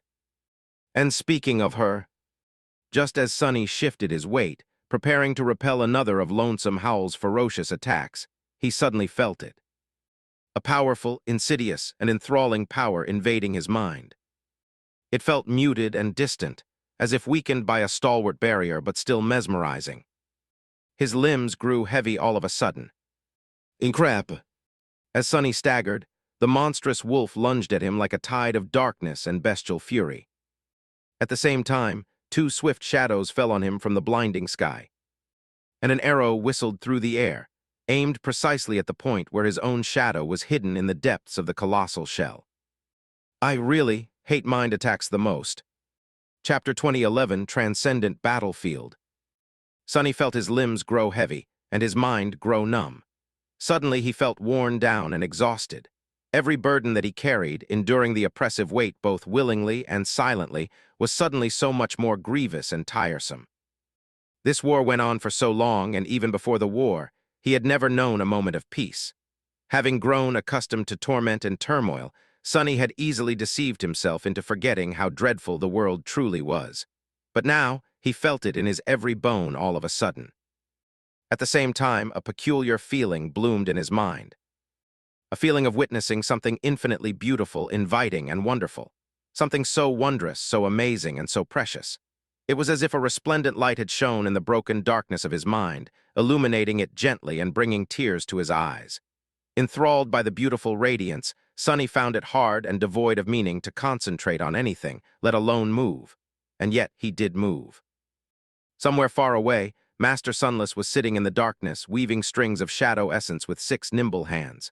Looking up from his meditation, he frowned a little and then drove the long needle through his hand, piercing it without a hint of hesitation. A wave of sharp pain washed over his consciousness, making the enthralling light waver and dim a little. Sonny's mental resistance was already strong enough, and the additional push of feeling pain pushed him the rest of the way. Shaking off the hex, the Lord of Shadows moved too. The towering onyx colossus turned his torso. In the next moment, Silent Stalker's arrow tore through the breastplate of his armor, pierced his body, and exploded from his back in a torrent of dissolving shadows. If he had been a split second late, that arrow would have pierced his very soul instead of simply damaging the shell. What a nice arrow. For a moment, Sonny felt aggrieved at having to live in a world where weapons were always more powerful than armor, and destruction was always easier to perpetrate than building something up. No, but why was everyone trying to drive an arrow through his heart these days? Staggering back, Sonny raised his maimed arm to prevent Lonesome Howl from tearing his throat open, activated shadow manifestation, and poured a little essence into the extraordinary rock, which lay nestled in the neck of the shadow colossus. He barely survived the twin attack of the 2 winged saints, which nearly tore off the head of his shell, and then looked at his enemies silently. In the next moment, a low, deafening, chilling laughter resounded from behind the Weaver's mask. If Saint Jest had heard it, he would have been proud. Somewhere not too far away, Rain dragged Tamar to where the battered warriors of the 7th Legion had made a temporary camp the day before. Everywhere she looked, pale-faced warriors were resting on the ground, too rattled and exhausted to move. The wounded were treated hurriedly in the field hospital, and she noticed Fleur tending to a man who was missing his leg. Ray was nearby, holding Th. E soldier down. The 2 of them were thankfully alive. The battle was not over, but many of the soldiers had chosen to dismiss their armor, finally finding reprieve from the terrible heat. Some were staring down or covering their faces, trying to hide from the constant, harsh radiance of the overcast sky. Most of them, however, were looking back to where they came, terrified and enthralled by the titanic battle that was taking place behind them. Rain helped Tamar sit down and turned to look back as well. His heart skipped a beat. Both of them had heard the deafening thunder and felt the ground shaking while retreating. But it was only now that she witnessed the awesome devastation that had been unleashed by the clashing saints. It was as if the world was ending. Rain and Tamar watched the calamity silently. The camp of the Song army was far enough that they were safe from the terrible shockwaves and destructive powers of the fighting demigods, which also meant that they could not discern much. Still, she could vaguely see massive, monstrous silhouettes moving in the scorching haze. There was a swath of the battlefield awash in white radiance. That was where Changing Star was fighting, without a doubt. There was also... Look! Tamar's voice was hoarse and heavy. Following her finger, Rain looked to the right and froze. The young legacy inhaled sharply. That is the Lord of Shadows. Indeed, it was him, Rain's mischievous older brother. Only right now, he did not look anything like his usual self. Instead, an onyx colossus in fearsome armor towered above the plain, besieged by three bestial figures. His movements seemed deceptively slow from the distance, but it was terrifying to see how easily he shrugged off the attacks of a cohort of saints, resisting them all with a strange, frightening, and eerie grace. Damn! The fury of that particular fight was harrowing enough to make everyone looking in that direction shiver in fright. A mere awakened would have been reduced to bloody hazy by simply being in the vicinity of the unholy clash. This was the power of saints, or of this particular saint at least. Still, he was already missing a hand, his right arm a mangled mess of darkness. His breastplate was pierced, and the enemies were only growing more vicious as the fight continued. Rain suddenly felt something that she had never felt before. She was worried about her teacher. After lingering for a moment, she asked tentatively, "Are you going to be all right?" His voice resounded in her mind a few moments later, sounding as aloof and nonchalant as ever despite the dreadful battle in the distance. "Who, me? Oh, I'm really touched that you worry about me, but don't fret. I'll be fine." There was a moment of silence, and then he added in a more ominous tone, "You should definitely be worried about the other guys, though." Chapter 2012, Hint of Fear. Chapter 2012, Hint of Fear. The Lord of Shadows was faltering. It was hard to notice due to his fearsome appearance and the aura of cold arrogance emanating from the strangely graceful figure of the tenebrous colossus, but the mercenary saint was losing ground. Already, his right hand was missing. Silent Stalker's arrow had pierced his onyx chest, and Beastmaster had poisoned his mind. Of course, the Lord of Shadows was too strong to be entranced by her power quickly, but his movements had slowed down, losing some of their deadly precision. Lonesome Howl could see it clearly, so she went for the kill. If that strange, transcendent form of his could even be killed like a living being. It bled darkness instead of blood and was capable of splitting itself in half to avoid a blow. She had never seen anything like it. Of course, that was entirely the problem with the Lord of Shadows. No one seemed to know anything about him, including the true extent of his abilities. Clan Song had compiled an extensive database on all the living saints. Clan Valor had as well, without a doubt. There were some secrets still kept hidden by the more cautious of the transcendent champions, of course, but each of them was mostly a known existence, except for the Lord of Shadows, who had come out of nowhere about a year ago. There was some information about him now, of course, gathered during the war. For example, they knew that his transcendent form was not really that of an onyx giant. Rather, it was a malleable mass of shadows that could seemingly take any form, the giant simply being the most common one he used. A troublesome transformation, to say the least. But not an indestructible one. He might not bleed, but does he feel pain? Lonesome Howl was eager to find out. The Lord of Shadows was on the back foot, staggered by her sister's sharp arrow. Sadly, silence failed to destroy the supposed core of the Dark Colossus, but she still made him sway. That was Howl's chance to press the advantage. Spitting out the torn hand of the enemy, she aimed for his throat and leaped. However, she never managed to sink her fangs into his flesh. Wah! Suddenly, she felt something cold and alien wrapping around her snout, and then her vision was obscured. Instead of ripping the enemy's throat open, Lonesome Howl crashed into something hard and was then unceremoniously tossed aside. Falling to the ground with a thunderous boom, she rolled and clawed at her face, trying to get the slithering presence off before her eyes were pierced and destroyed. Thank the gods, she managed. With her vision blurry, Lonesome Howl looked down and recoiled. A mass of dark tentacles had latched onto her neck, just below the jaw, 3 of them strangling her while 4 more extended to wrap themselves around her snout and loop around her head, thus covering her eyes. At the center of the mass, the broken plates of polished armor could still be seen, serving as the source of the revolting creature. The gauntlet.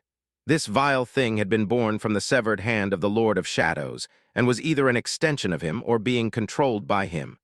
What the hell is he? She had hunted down and feasted on numerous nightmare creatures. But this was not something she had expected from a human.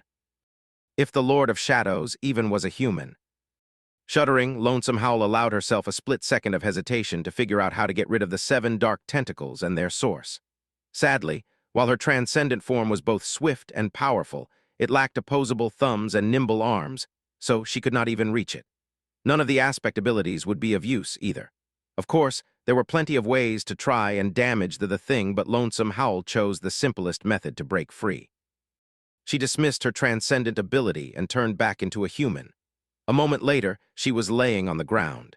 And a moment after that, the remains of the onyx gauntlet and the wriggling mass of shadows growing from within it crashed into the ground several meters away, towering above her like a hill. Growling, Lonesome Howl lunged forward and pierced the heart of the dark mass like a cannonball, ripping the vile creature apart with her bare hands. It offered little resistance, dissolving into a torrent of darkness and breaking apart under her violent assault. The onyx shards rained onto the blood-soaked surface of the ancient bone with a deafening noise. Landing gracefully on the ground dozens of meters away, Lonesome Howl fell on all fours and activated her transcendent ability once again. At the same time, she threw a glance at the Lord of Shadows and shivered. Out there in front of her, Siord and the Saint of Sorrow finally delivered their first attack. Plummeting from a great height, as great a height as was safe to ascend to here in Godgrave, both delivered terrible blows, which were assisted both by their tremendous acceleration and gravity. Siord tossed a bronze javelin down, while the Saint of Sorrow simply used his stone body as a missile. It was as though the Lord of Shadows had known of their attack in advance.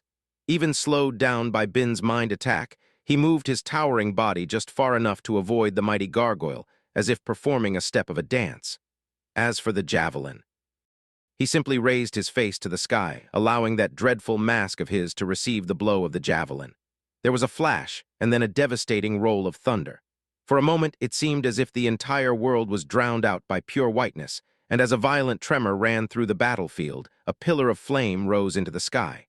When the flash subsided, though, the polished black surface of the wooden mask was whole and unblemished, without even a scratch on it, as if it was far more durable than even the fearsome onyx armor the mercenary saint wore. And Lonesome Howl could attest that it was one of the most resilient memories she had ever seen. After all, she pierced it with her own fangs. Nothing had been able to survive her bite before, but the onyx armor nearly did. Her transformation was complete. Ceres had already picked herself up from the ground, blood flowing from her 3 mouths. Jack was already on his feet again, wrath and resentment smoldering in his bestial eyes. They were all ready to attack again. Bin, Silence, Jack, Ceres, Siord, Sorrow, and Howl herself.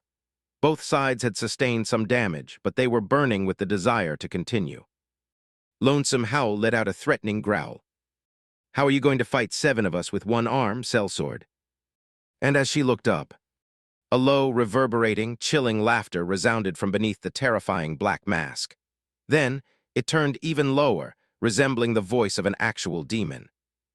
The figure of the beautiful onyx colossus suddenly shrunk a little, becoming a few meters lower.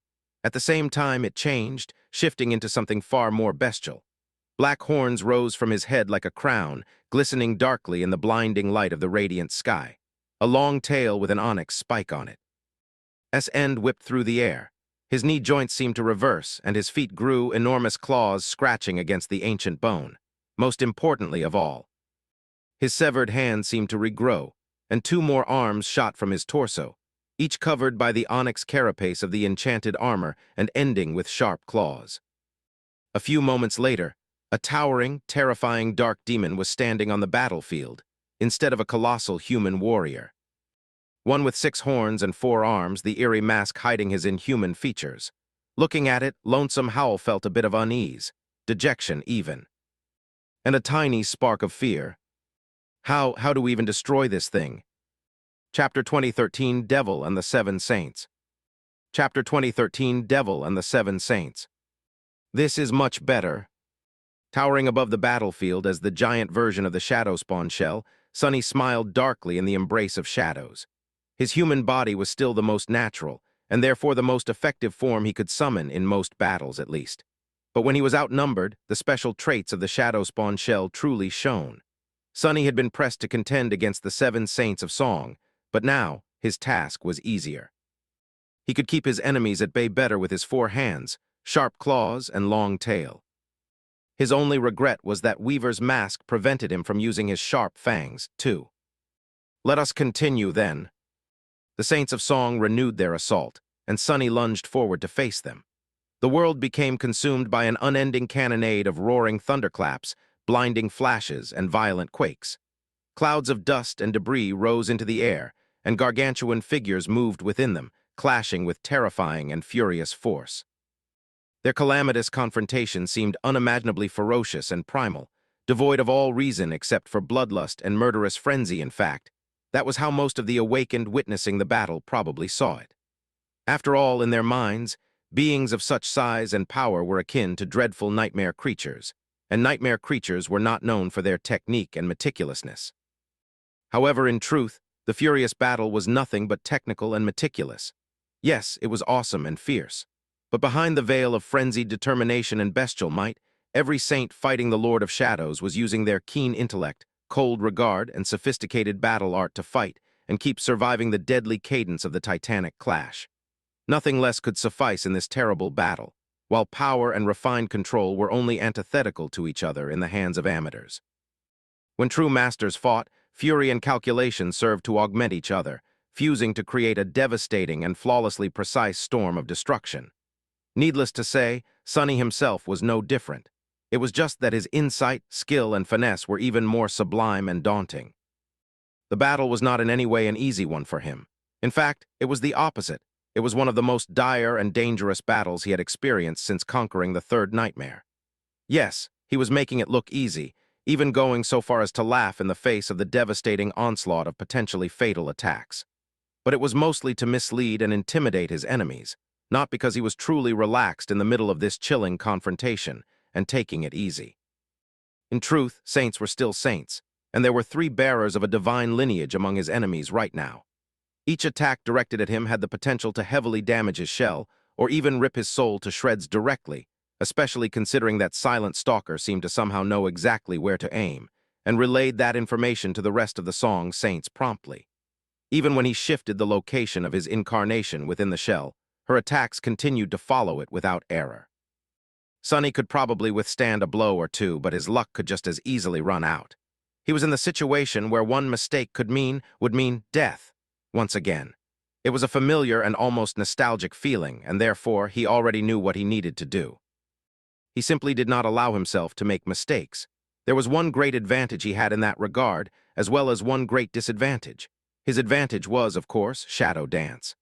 Sonny had already seen most of the 7 Saints fight at one point or another. He had faced some of them at Vanishing Lake, and had observed the others during the 7th Legion's dreadful march to the Collarbone Citadel. So it did not take him long to get the initial grasp of their battle arts. Armed with that knowledge, he was largely able to predict what they were going to do, even if the details of how they were going to go about it still remained murky for some of the 7 Saints. There was no need to say how knowing your enemy's next move was a boon in any battle, and especially a battle like this one, where he was force. To be on the defensive against a superior number of foes. His disadvantage, meanwhile, was Beastmaster. Not only did Sonny not know much about her, but her aspect was also incredibly insidious. His mind was still burdened by her tantalizing influence, and although the hex had not managed to entrance him completely, it still served to slow and weaken him. That was not the only power Beastmaster had unleashed, either. Her second one was perhaps even more diabolical. Her awakened ability allowed the mesmerizing saint to mislead one's senses, causing the bedeviled victim to experience all kinds of illusions, or rather, it would be more appropriate to call them hallucinations, since they only existed inside the victim's mind. These illusions were chillingly lifelike and nearly indistinguishable from reality, affecting every sense at the same time. Sonny's formidable resistance against mental attacks still granted him a degree of protection, seemingly limiting what Beastmaster could make him believe. For example, she could not convince Sonny that Kai Song herself suddenly descended on the battlefield to kill him. However, she could manipulate things that he already subconsciously believed were both possible and probable, creating phantom versions of herself and the other saints of song to confuse him. At some point, Sonny could see Lonesome Howl lunging at him from the right, but at the same time, he saw an indistinguishable copy of her lunging at him from the left, both growling, making the ground shake, and raising powerful gales of hurricane wind with their passing. At another, he could see the towering jackal attack him with a downward slash, while at the same time performing a horizontal swipe. The hallucinations were faithful enough to make him feel pain when the illusory enemies wounded him. More than that, Beastmaster's skill was even refined enough to recreate the mystical presence that saints usually emanated. Luckily, they had one telling flaw. Since she was constructing them consciously, the illusions could only possess traits that Beastmaster created consciously. And while she was a true artist as far as driving people mad went, she could only create what she knew. Beastmaster knew how an illusion was supposed to look, smell, sound, feel, and taste, and she even knew how to falsify a transcendent presence. However, she did not possess shadow sense, nor did she know that shadow sense existed. For that reason, the shadows of the illusory enemies she sent to confuse Sonny were subtly inconsistent and wrong. They looked right, and even felt right as far as their shape and depth went. But they were not shadows that living beings cast. Instead, they were all akin to shadows cast by inanimate objects. So, Sonny had to ignore most of his senses and only rely on shadow sense to discern which enemies were real and which ones were fake. That allowed him to navigate the battle and survive the barrage of real attacks. Sadly, it did not save him from the illusory pain. And it hurt a lot. Slowed down and weakened, constantly confused between what was real and unreal, Sonny stubbornly persisted in his fight against the 7 saints of song. He managed to push them back from time to time, even. Still, it was such a draining and unpleasant battle, appalling, really. He would much rather fight Revel again, or someone like King Daron even. Gritting his teeth behind Weaver's mask, Sonny briefly threw a glance in the direction where Beastmaster was standing, spinning her sling once again. She was just as bewitching and breathtaking as ever. He really wanted to kill someone today. Chapter 2014 Fateful Choice. Chapter 2014 Fateful Choice. Sonny was appalled. He might have been the most honest man in 2 worlds, but he was definitely not the kindest. Subjected to the ceaseless barrage of lethal attacks and battered by the enemy, reeling from Beastmaster's mental manipulation and intoxicated by the thrill of battle, he felt bloodlust slowly bloom in his heart. His combat instinct had been nurtured by countless battles against nightmare creatures, after all not humans. So he rarely had to wonder whether to kill the enemy or not. His instincts were telling him to show no mercy and slaughter the saints of song in the fastest and most brutal manner. But at the same time, he did not really want to, or have a reason to. On the contrary, Sonny's ultimate goal required these people to remain alive. They had important roles to play in the aftermath of the war, helping humanity endure and face the dire challenges that lay ahead. He needed to give these saints a reason to see Nephis as a potential ally, not kill them. Take Beastmaster, for example. Sure, she was insidious and chillingly powerful, but she was also the backbone of the entire Song domain. Her thralls were currently besieging the Sword Saints on the battlefield, but in the time of peace, the same thralls were the foundation of the logistical infrastructure in the Ease. Turn reaches of the Dream Realm. With her death, that infrastructure would be disrupted and set back by a decade.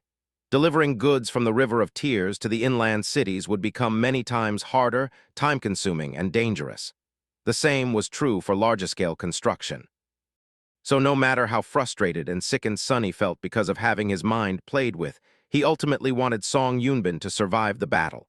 The same went for the other 6 saints that were trying to kill him with all their might. Each and every one of them was a treasure that he could not really afford to lose. That alone made Sonny feel conflicted, making his reason and instincts clash with each other. But also, he was not even sure that he could afford to spare these people. Defeating an enemy while sparing them was much harder than simply killing the enemy, after all. And Sonny was barely managing to keep himself alive in this battle. Mercy was a luxury that had a heavy price. It was strange. This was not the first war Sonny had participated in, and definitely not his first battle. However, in the past, he had mostly experienced war from the point of view of a foot soldier. Even as an officer of the evacuation army, Sonny had only really needed to concern himself with achieving his objectives. But now, he was powerful enough and influential enough to be one of the people responsible for setting the objectives. As such, his perspective of war had no choice but to change, because war wasn't simply something he had to survive anymore. Instead, it was also a tool to be used in order to attain what he desired. How lofty! Something inside of him rebelled against the very idea. It was a cynical and revolting thing to coldly and pragmatically seek benefit in the misery and deaths of countless people. Sonny felt as if he was becoming something that he hated the most. Was this how the sovereigns had started to lose their way decades ago? Would he become no different from those ghouls one day? Surely no. But having experienced Master Orum's memories, Sonny knew that Kai Song and Anvil had not set out to become misguided tyrants either. They had just lost their humanity, one little step at a time. Perhaps, fortunately, he did not have much time to think. All he had to do right now was fight. Lonesome Howl was appalled. In front of her eyes, some of the strongest warriors of the Song domain were being toyed with by an impossible monster. She, a fierce huntress who had risen from the very bottom of humanity to its very peak by braving a sea of blood and dread, was being toyed with. The Lord of Shadows was too powerful. His demonic body was both human-like and bestial in nature. It was gruesomely flexible and moved with tremendous speed, sometimes upright, sometimes falling to all fours like a ferocious predator. It also possessed dire might and was encased in a nearly impenetrable onyx shell.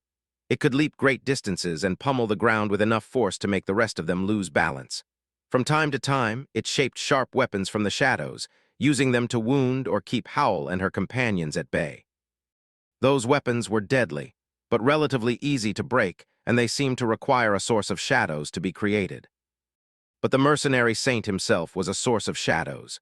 With his 4 hands, clawed feet, and deceptively perilous tail, the dark demon was managing to fight against a superior number of enemies on almost equal ground. His combat technique was beautifully refined and supremely adaptable. A transcendent battle art in its truest sense, and an ingenious one at that, something that was supposed to require the resources of an entire clan to create, but was nevertheless in the possession of a lone wolf saint. Worse still, there was something uncanny about how the Lord of Shadows fought. It was as if he always knew what they would do in advance.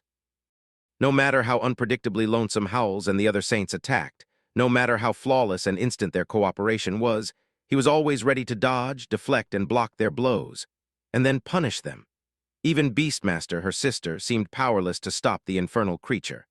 Sure, her aspect seemed to slow him down somewhat and sap his power, but not nearly enough to bring the Lord of Shadows to his knees. However, worst of all was the fact that even when they succeeded, shattering his armor and dealing grievous wounds to his towering body, those wounds simply healed, and the enemy acted as if nothing had happened. It was as if he was immortal, while Lonesome Howl herself was already battered and in agony, her black fur soaked with blood. Her companions were the same. It was truly astounding. They were saints, and she was not just any saint at that, she was a princess of the Song domain. The blood of beast god flowed in her veins. She had hunted numerous powerful abominations, conquered 3 nightmares, and honed her mind and skill to forge them into a deadly weapon. The rest of them were the same. And yet, 7 saints were barely managing to contend against a completely unknown warrior. 13 saints, really, if she counted her brothers and sisters who were fighting his strange echoes. And that warrior was neither a scion of the great clan Valor, nor a loyal vassal of the King of Swords. Instead, he was a mere mercenary that Changing Star had convinced to offer his services to her father's domain. Another monster, akin to Changing Star herself and the Prince of Nothing. And speaking of the Prince of Nothing, Lonesome Howl growled as she threw her battered body into another lunge. If only that bastard had handled the negotiations with Lord of Shadows better. If only he had not failed to lure the Hermit Saint to the cause of song, then their domain might have won the war already. How ironic it was that the war to decide the fate of 2 worlds, the Realm War, could have been decided by the choice of a single man. Lonesome Howl managed to distract the Lord of Shadows just long enough for Jack to strike his side with the crescent blade. The onyx armor parted, and the inky flesh beneath was torn to shreds.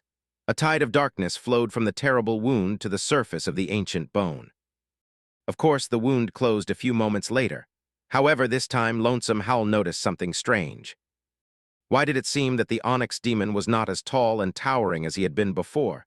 She waited for the enemy to receive another wound, and then the red flames burning in her eyes surged. I see. There was no mistake.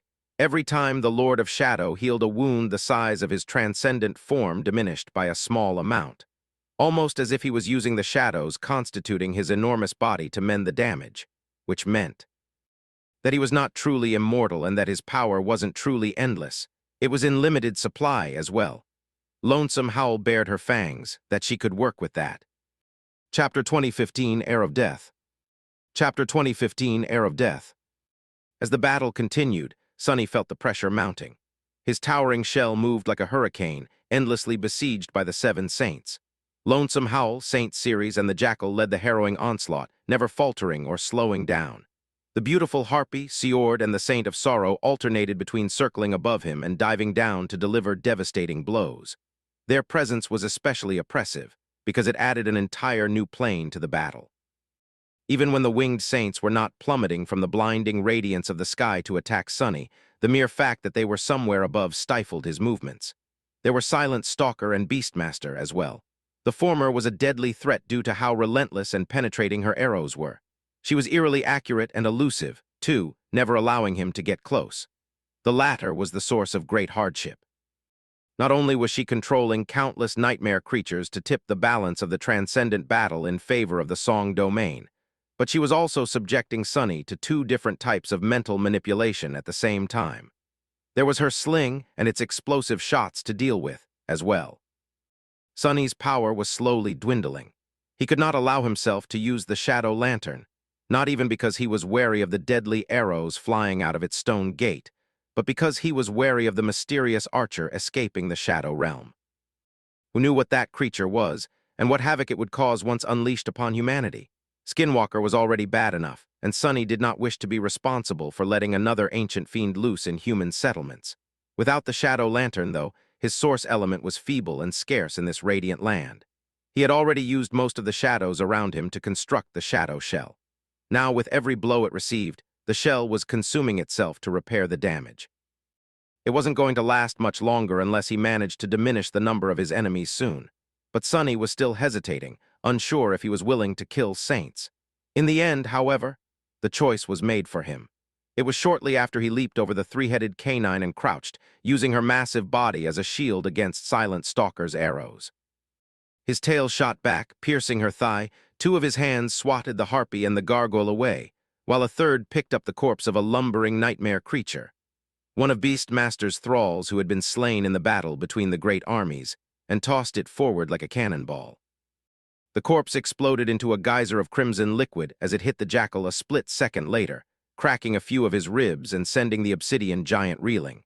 The plan was to follow the toss with another leap, fall upon the staggered saint, and maim him before Lonesome Howl could slam into Sonny from the side to aid her comrade. How?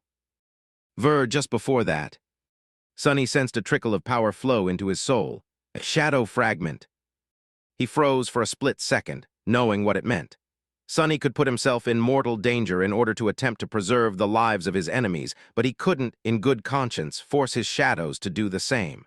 Somewhere out there, either Saint or Serpent had killed one of their opponents, which meant that he already failed. Transcendent blood had already spilled by his hand, making him not only complicit, but also a hypocrite. He had managed to keep his hands clean of human blood in this war for too long already. Others lacked this privilege, so why would he be any different? Sonny only halted for a fraction of a moment, but that moment of hesitation cost him dearly. He wasn't fast enough to avoid Lonesome Howl, who landed on his back and tore into his shoulder. And because of being burdened by her immense weight, he wasn't fast enough to dodge Silent Stalker's arrow either. She had already leapt to circumvent Ceres, letting go of the string midair. The arrow slid into a breach in the onyx mantle, pierced his shell, and sliced his own shadow deep within it. As his soul was being cut, a familiar, terrible agony blinded Sonny. Lonesome Howl tore into his shoulder with ferocious power, then jerked her head violently, ripping his entire arm off. Ah! It was ironic, really. Sonny had been mentally chastising Rain for hesitating to kill the enemy just a short while ago, and yet here he was, suffering for doing the same. The jackal had already recovered, lunging forward to bring his golden blade down. That polearm of his was a transcendent memory of the seventh tier and aspect legacy, perhaps. Having already been cut by it a few times, Sunny knew how terrible and inescapable its power was. But those had only been shallow wounds. A full-bore strike could very well be fatal, even for someone like him. Time seemed to slow down, and as it did, the turmoil in Sunny's mind was alleviated. He was suddenly very calm, and full of cold, indifferent resolve. Sunny was crouching on the ground, with Lonesome Howl standing on his back. She had just torn off his upper arm, having used all her strength to do so. Therefore, she was still being pulled away from him by inertia. Her balance wasn't steady. Sunny went with the momentum and rolled sideways, throwing the monstrous Shulf down and crushing her with his tremendous weight. The crescent blade whistled past and hit the surface of the ancient bone with a thunderous boom and a powerful shockwave. Rolling over Lonesome Howl, Sunny was on his fours a moment later. Without wasting even a second, he launched himself into the air, flying at the towering jackal with tremendous speed. The Obsidian Saint was still leaning forward, grasping the shaft of his golden polearm with both hands. His side was open and defenseless. Ceres was already lunging into an attack, and two winged saints were diving down to deliver devastating blows. Beastmaster sent a swarm of illusions to slow him down. But Sunny simply ignored them. The jackal belatedly shifted his gaze from where Sunny was a moment ago to where Sunny was now. He let go of his polearm with one hand, moving it down to protect his side. So, Sunny used one of his three remaining hands to push himself off the ground, and went for the enemy's throat instead. His onyx claws slashed across it like four enormous blades, leaving thin cuts behind. A moment later, four tremendous torrents of blood exploded out of the cuts, falling down like a crimson tide. The towering obsidian jackal staggered, then swayed, and toppled silently to the ground, making it quake with the heavy impact of his fall. His throat had been cut, and his spine had been severed. He was dead. Chapter 2016 Fallen Saints. Chapter 2016 Fallen Saints. As the enormous body of the obsidian giant toppled to the ground, Sunny was already moving away to avoid the retaliation by the remaining 6 saints. Still dazed by the agony of receiving a soul wound, he ground his teeth and whispered something to himself quietly. Just a few words. You have slain a transcendent beast. His shadow grew stronger. The words tasted bitter. Almost at the same time, there was another trickle of subtle power entering his soul.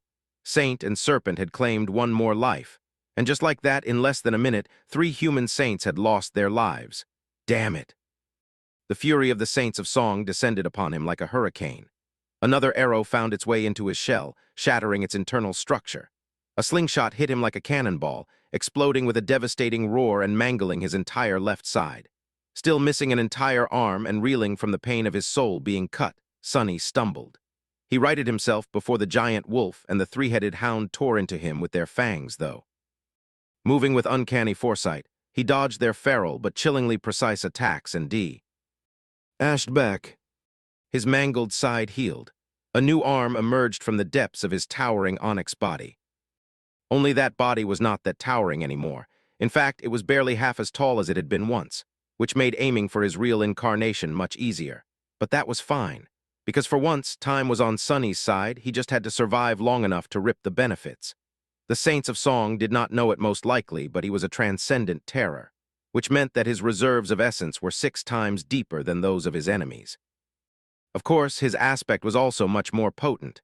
So, usually, Sunny drained his essence at a speed that would make most saints feel appalled, therefore suffering from having to ration it just as much as everyone else, if not more. However, not in this battle. With his ability to use shadow step stifled by the shattering of space, and his ability to use shadow manifestation limited by the lacking number of shadows present on the battlefield, Sunny was not burning through nearly as much essence as he usually did. He only had to maintain and move the shadow shell. Of course, his aspect was also much more potent. So, usually, Sunny drained his essence at a speed that would make most saints feel appalled, therefore suffering from having to ration it just as much as everyone else, if not more. However, not in this battle. With his ability to use shadow step stifled by the shattering of space, and his ability to use shadow manifestation limited by the lacking number of shadows present on the battlefield, Sunny was not burning through nearly as much essence as he usually did. He only had to maintain and move the shadow shell. But his enemies were in a different situation, especially those who had assumed their transcendent forms. So even though Sunny's shell was slowly shrinking, their reserves of essence were also diminishing. Soon, they would have to release their transformations and return to being human, but he would still be flush with essence at that time, thus gaining a great advantage. Sunny just had to endure the battle until then. Doing so while facing 6 enemies instead of 7 was not easy, but it was at least doable. It would be much better if there were only 5, though. Sunny quickly evaluated the battlefield. Which one was he going to take out next? But it was not really up to him. It was up to his enemies. The first saint that made a mistake that their allies failed to cover for would be Sunny's next victim. The battle continued. It was supposed to slow down now that all of them were suffering from wounds and fatigue, having expended oceans of essence, but instead it only grew more fierce. Sunny had abandoned all reservations, while the Saints of Song were set aflame by the death of their comrade. They were skilled, they were valiant, and they were fierce. And yet the 6 of them were still unable to bring the single enemy down, because their enemy was the Lord of Shadows. The barrage of attacks continued, and Sunny continued to dodge, deflect, and block them. Now that his shell was smaller and carried less mass, it was becoming more difficult for him to withstand the dire power of Lonesome Howl and the primal ferocity of Saint Ceres. At the same time, he was harder to pin down or target with ranged attacks, most importantly, though there was one less enemy for him to contend against. The Jackal had been the most massive of the 7 saints, and had wielded a long polearm to boot. His absence on the battlefield was a real boon, making it much easier for Sunny to move. Of course, the body of the slain saint was already rising from the ground, turning its hollow eyes in Sunny's direction. But both his gigantic form and his crescent blade were gone now. He was merely a transcendent puppet of the Raven Queen. Powerful, but not nearly as dangerous as the man himself had been. Sunny destroyed the puppet easily, letting it drown in the storm of devastation summoned by the clash of saints. And just after that, his patience paid off. He received an opportunity to take out another enemy. However, this one was an enemy Sunny felt most reluctant to kill, the Saint of Sorrow. The stone gargoyle had misjudged his increased speed, missing the attack by a few meters. In and of itself, it was not that lethal of a mistake, however. Both Lonesome Howl and Ceres were recovering their balance after performing devastating lunges, while Silent Stalker and Beastmaster were moving to get a better shot at the lightning-fast Onyx Demon.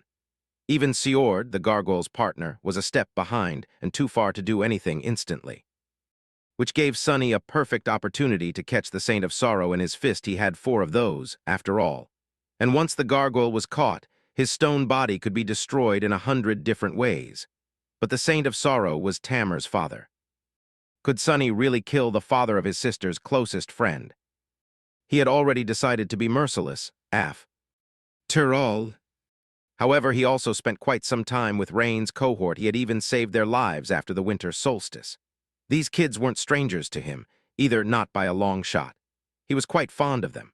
And although Sunny did not really know the Saint of Sorrow, the man enjoyed some of that fondness simply for having raised Tamer into who she was, an upright, loyal, and frustratingly serious young woman who had once jumped into a dark abyss to save the life of a simple porter. Most importantly of all, hurting Tamer would hurt Rain.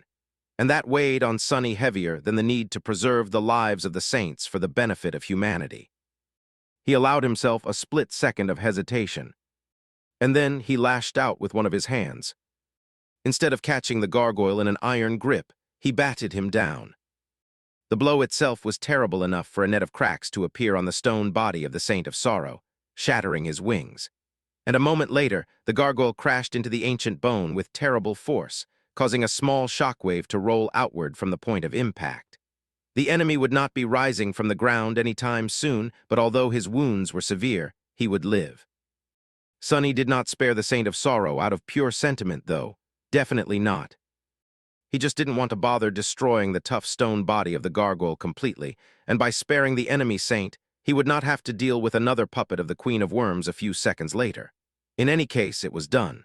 Now only 5 enemies remained, and Sunny already knew which one he would target next. He turned slightly and let out a growl. By then, his gaze had already locked on the bewitching figure of Beastmaster. Chapter 2017, A Proper Backstab. Sunny knew that what stood between him and victory was Beastmaster. She alone was the cause of most of his hardship in this calamitous battle.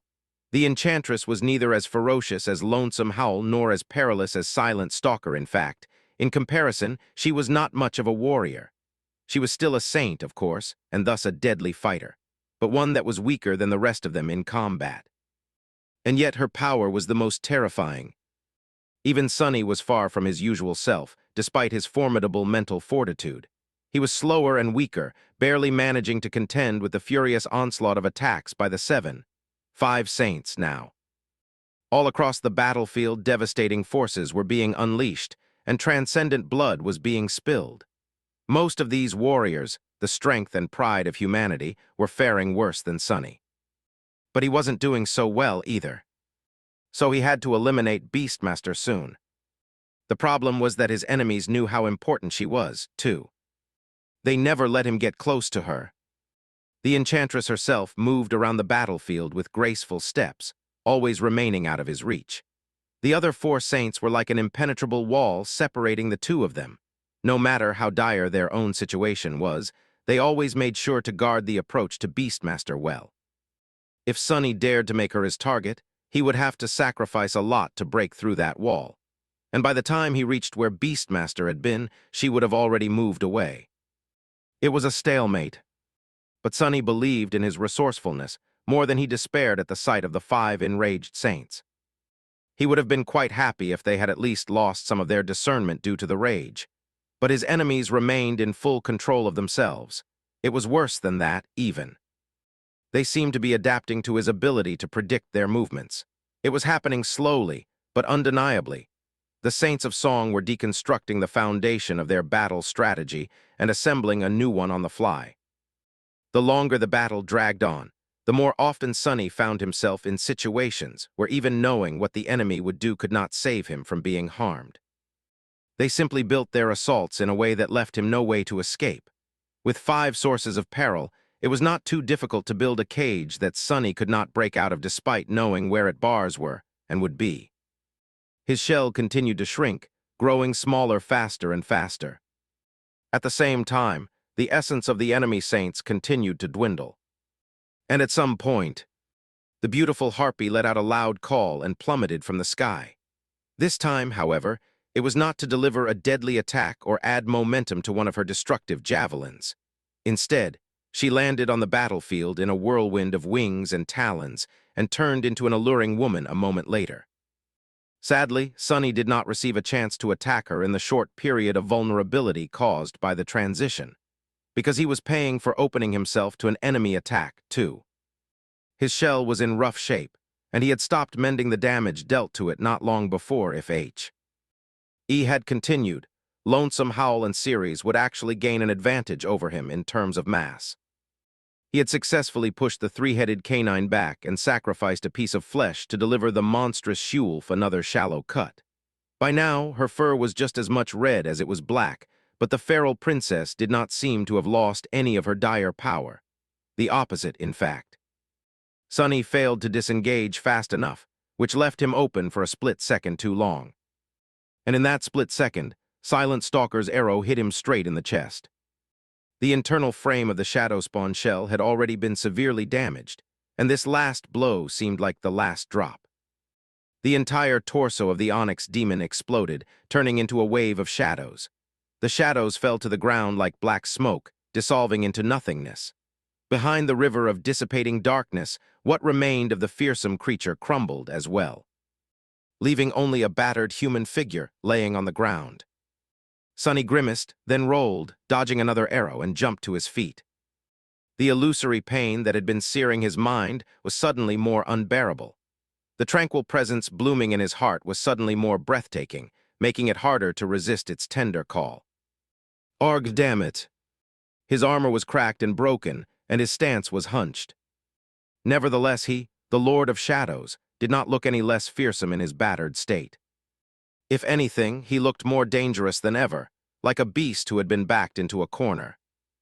The enemies surrounded him, ready to attack. Now that Sunny was back to human form, he had to crane his neck to look at the giant figures of Lonesome Howl and Ceres. From this point of view, the two towering beasts looked quite terrifying. The harpy Siord was ready to join the melee in her human form, too. Somewhere behind him, Silent Stalker was drawing her bow. And somewhere in front of him, behind the wall of three deadly saints, Beastmaster was spinning her sling in the distance. Things did not look good for Sunny. He grinned behind Weaver's mask and spoke with a hint of cold contempt in his elusive voice. Gods, this was not part of the plan. Lonesome Howl growled and leaned forward, ready to lunge at him in a hurricane of fangs and primal fury. But almost at the same time, a swift shadow that had stealthily fled when the shadow spawn shell turned into a tide of darkness finally reached its goal. Another figure wearing the fearsome onyx armor rose from the shadows behind Beastmaster, not making any noise. A moment later, the cold blade of a black stiletto brushed against her neck, making the enchantress shiver. She froze, unable to move. And then a cold voice resounded from behind her. I really can't believe that I finally managed to do something like a proper assassin for once in my goddamn life. With that, something slammed into the back of her head, and the world turned dark. Chapter 2018, Death Incarnate. Sunny had figured out that taking out Beastmaster would not be easy, so he employed a bit of subterfuge. Allowing his shrinking shell to crumble sooner than it would have otherwise, he used the resulting tide of shadows to send one of his incarnations away unnoticed. His strength diminished, and the pressure on his mind increased as the shadow fled, not enough to break him, but enough to make his sway. He used the Lord of Shadows to draw the attention of Lonesome Howl, Silent Stalker, Ceres, and Siord, just enough for the stealthy incarnation to reach Beastmaster. Then he emerged from the shadows, manifested a sharp stiletto, and pressed it against his neckes. At this point, he was actually unsure what to do. Taking the beautiful enchantress hostage had seemed like a good idea before, but now that he was standing next to her, barely lucid under the assault of her aspect, Sunny realized that she was far too dangerous to keep alive. He hesitated for a moment, wanting to kill her, but knowing that her death would be too great of a loss. He really did not know what choice was the right one. But there was no time to think, so he simply went with the option that was not irreversible. If he really wanted to, he could always kill Beastmaster later. However, bringing her back from the dead seemed like a very troublesome task. Pulling the blade of the stiletto away, he brought his heavy gauntlet down on the back of her head. There was a heavy thud, and the bewitching saint crumbled to the ground like a doll that had her strings cut. Sunny looked at her with regret, then smiled naughtily behind his mask. Look at that, Princess Beastmaster groveling at my feet, should I tell Rain? His smile did not linger for long, though. As it dimmed, he glanced in the direction of his haughty avatar. Now, he just had to deal with the remaining 4 saints. Lonesome Howl could smell it. Victory! Today, victory smelled of blood, senseless death, and regret, but its smell was Neve. Are the less sweet. The damned monster had finally run out of essence. His towering, transcendent form steadily diminished in size. At first. Then the speed at which it mended itself slowed, finally coming to a halt. And a few moments ago, the onyx demon finally crumbled, turning into a tide of darkness. Now all that remained was a small, battered man. The Lord of Shadows still looked formidable, though. His fearsome armor was breached and broken in many places, and yet there was not even a single drop of blood flowing from the breaches.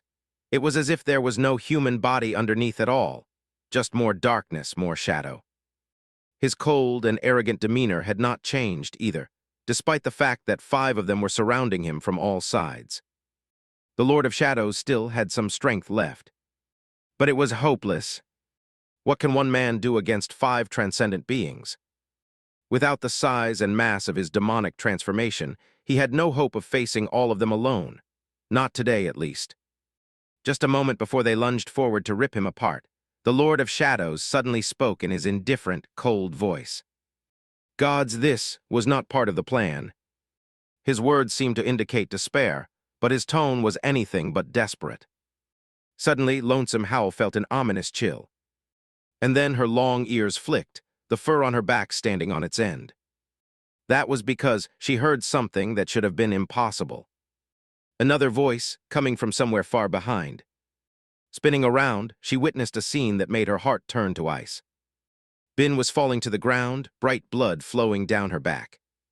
And there, above her, stood another figure clad in fearsome onyx armor, his white hair dancing in the wind. He was almost exactly like the man standing calmly in front of her. Only his mask seemed subtly different and slightly less eerie. What? Why were there two of them? Don't bother, she's dead. His indifferent voice cut her like a blade. Whipping her head back, Lonesome Howl stared at the Lord of Shadow, the original one, in stunned silence. Then she let out a terrible roar and lunged forward.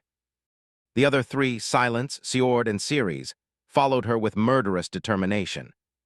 It was just that. As soon as they moved, the shadows of their enemy moved as well. And a split second later, two more Lords of Shadows were standing side by side with the first one. These ones wore onyx helmets with white plumes instead of the ferocious mask, darkness nestling in their visors.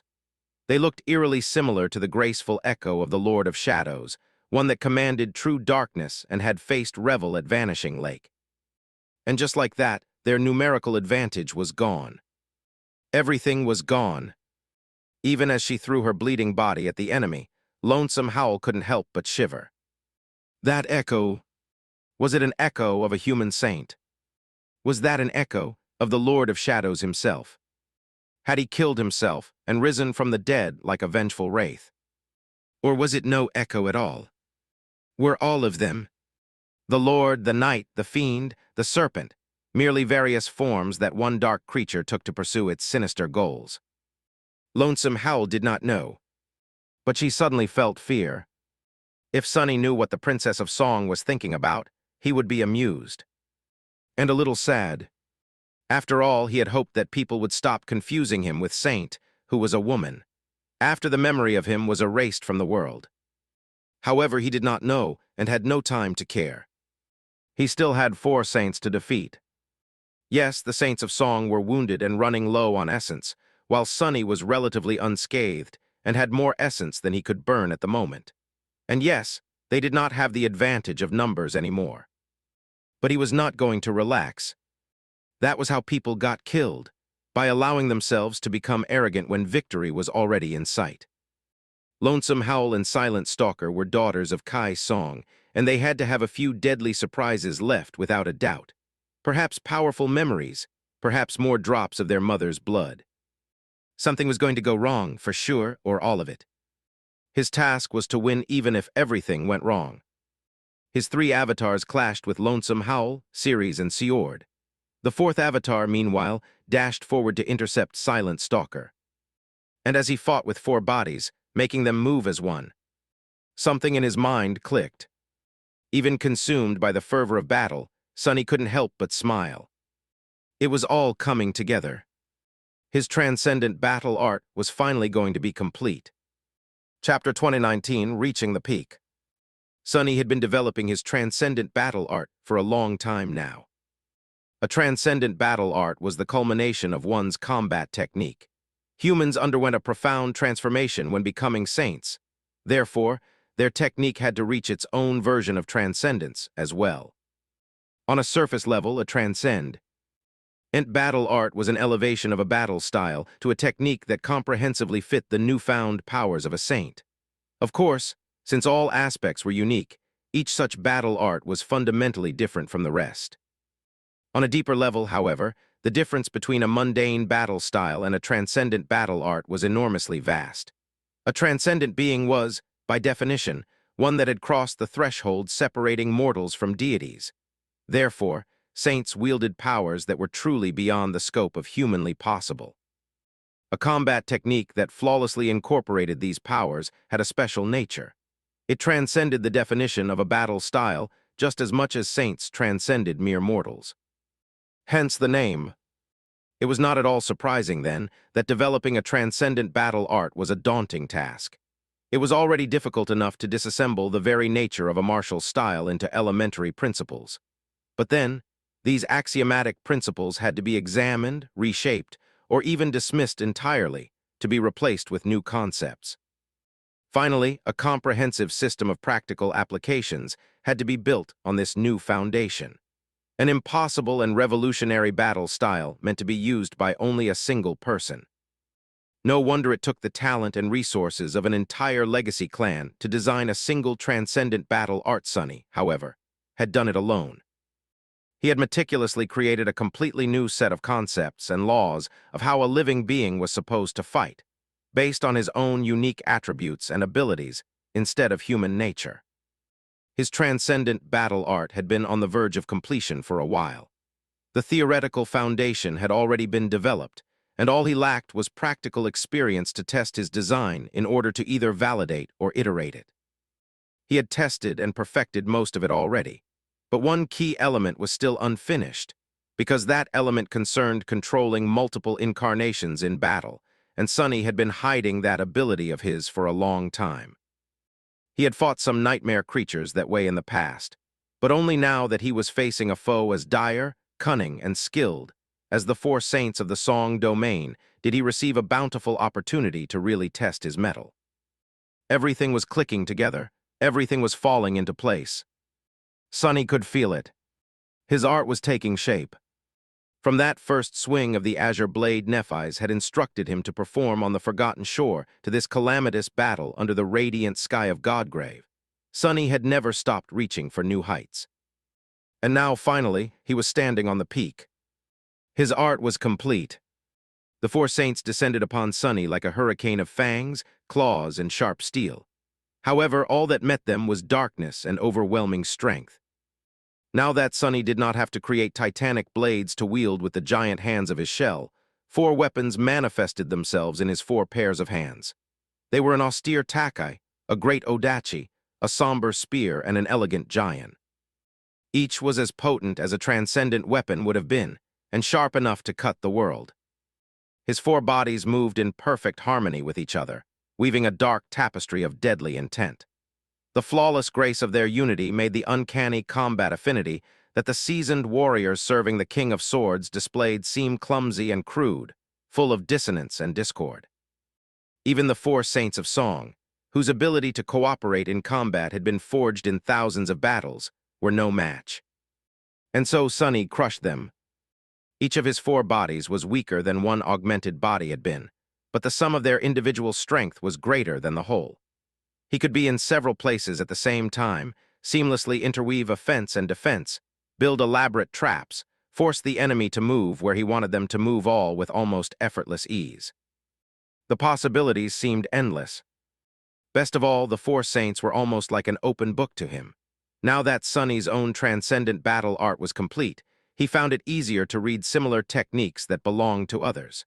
His already formidable mastery of shadow dance took another leap, teasing him with an alluring scent of unknown mysteries. He could vaguely feel what lay beyond. For shadow dance, the ability to mimic the attributes of other living beings. For his battle art, the ability to incorporate his will into the movements of his sword. Just like the nebulous archer of the shadow realm had incorporated death into the black arrows. Even in the rush of battle, Sonny could not help but notice that there was a common trait between these two future breakthroughs. It was that neither was truly only about combat. In fact, he could not even call the next evolution of his technique a supreme battle art, because it was not really a technique or limited to battle. It was just what being supreme meant. And just like that, a seed of a different kind of understanding was planted in Sonny's mind. The furious assault by the four saints shattered against the elusive barrier woven by his four incarnations. The battle continued at a frenetic pace, but he maintained a calm and chillingly cold attitude, silently pushing the enemies to their limit and then past it. Soon, the Saints of Song reached a point where their reserves of essence were almost depleted. Of course, there were a few perilous moments on the way. Sonny had been right. The daughters of Kai Song were indeed harboring a few weapons of last resort. But it was already too late. Sonny had too great of an advantage. His superiority was both oppressive and suffocating. Even when they called upon their trump cards, he managed to deal with the consequences with relative ease. Especially because those carefully prepared countermeasures were meant to deal with a single powerful opponent, not four. And because Beastmaster had been taken out of the fight before having an opportunity to summon her own. Eventually, it all came crashing down for the Saints of Song. The beautiful harpy, Siord, screamed and fell to the ground, grasping a terrible wound. Sunny moved away to deflect an attack by Saint Ceres, but a moment later, another of his incarnations was standing in his place. The elegant giant rose and fell, slicing Siord's tendons and removing her from the battle. The three-headed canine was next. Sunny was cruel in dealing with her isolating Ceres from the daughters of Kai Song with three avatars. He leaped into the air and brandished his great Odachi. The dark blade flashed twice, and two of her three heads fell to the ground. Then it was just Lonesome Howl and Silent Stalker against his four incarnations. The daughters of Kai Song fought beautifully. They fought valiantly. But in the end, they still lost. And just when Lonesome Howl, having long returned to her human form, fell to her knees, feeling the tip of his sword at her neck. A low, reverberating sound rolled across the vast battlefield. Sunny stayed his hand and looked up. His fearsome mask did not reveal any emotion, but somehow he looked slightly amused. He recognized that sound. They are calling retreat. Chapter 2021, Man's Greed. Soon after the first rumbling call of the war horn, another one resounded, rolling across the battlefield like a tidal wave. Sunny was momentarily impressed by the logistical preparations that had been undertaken to wage this war after all. It was not easy to drown out the deafening clamor of a transcendent battle, which meant that both armies had prepared tools capable of delivering the commands to hundreds of thousands of clashing soldiers in advance. It wasn't that surprising, really. Both valor and song had rich experience subjugating wild regions of the dream realm, after all. They would have known how to signal to their troops when besieged by hordes of roaring nightmare creatures. In any case, he realized how tired he was by catching his mind wandering. The sound of two horns told Sunny everything he needed to know at the moment. The first horn had come from the position of the Song army, which meant that the battle was over, and that the Sword army had delivered the enemy a crushing defeat. The second horn had come from the direction of the towering echo. Perhaps it was no horn at all, but simply the bellow of the gargantuan creature. Its meaning was also quite clear. The King of Swords was ordering them not to pursue. With his expression hidden behind Weaver's mask, Sunny let out a quiet sigh of relief. Kai Song calling for retreat meant that the saints of the Song army were beaten despite their great numerical advantage. Anvil ordering his own saints to stand down probably meant that he did not wish to cross the Queen's bottom line just yet, and that he was already satisfied with the result. We've won then. Sunny still couldn't quite believe it. He knew that he had won, of course. He was also certain that Nephis would have demolished her share of enemies. Cassie would be all right, too, she always was. But still, 23 saints defeating twice as many enemy transcendents sounded implausible. But the proof was impossible to deny. Everywhere he looked, the remaining pilgrims were turning around and slowly heading away from the battlefield. He could see a few battered saints staggering away as well, which brought him to a dilemma. Still holding the tip of his Odachi to Lonesome Howl's neck, Sunny stared at her through the eyes of Weaver's mask. What was he supposed to do now that he had won? The Jackal was dead. Beastmaster and the Ceres were unconscious. Siord and the Saint of Sorrow were too terribly wounded to mount any resistance. Silent Stalker was on the ground, three of his incarnations standing above her with weapons drawn and ready to strike. Lonesome Howl was on her knees at his mercy. She was not moving, just staring at him from below with defeat. Fear and bitter fury burning in her wild eyes. Her face was pale and bloodied, and she was gritting her teeth to suppress a pained groan. Am I meant to just let them go? It seemed quite unfair to let his prey walk free. Nothing was going to stop these saints from recovering and joining the next battle, after all. At the same time, Sunny could not very well take them prisoner. How was he supposed to imprison saints? Even if he tied them up and locked them in the nameless temple, they could simply flee back to the waking world. No amount of chains and locks could stop them. He was certain that Anvil could. The King of Swords had imprisoned Aurum. After all, so, there was some kind of runic prison already established here in Godgrave. But did Sunny really want to give the sovereign hostages of royal blood?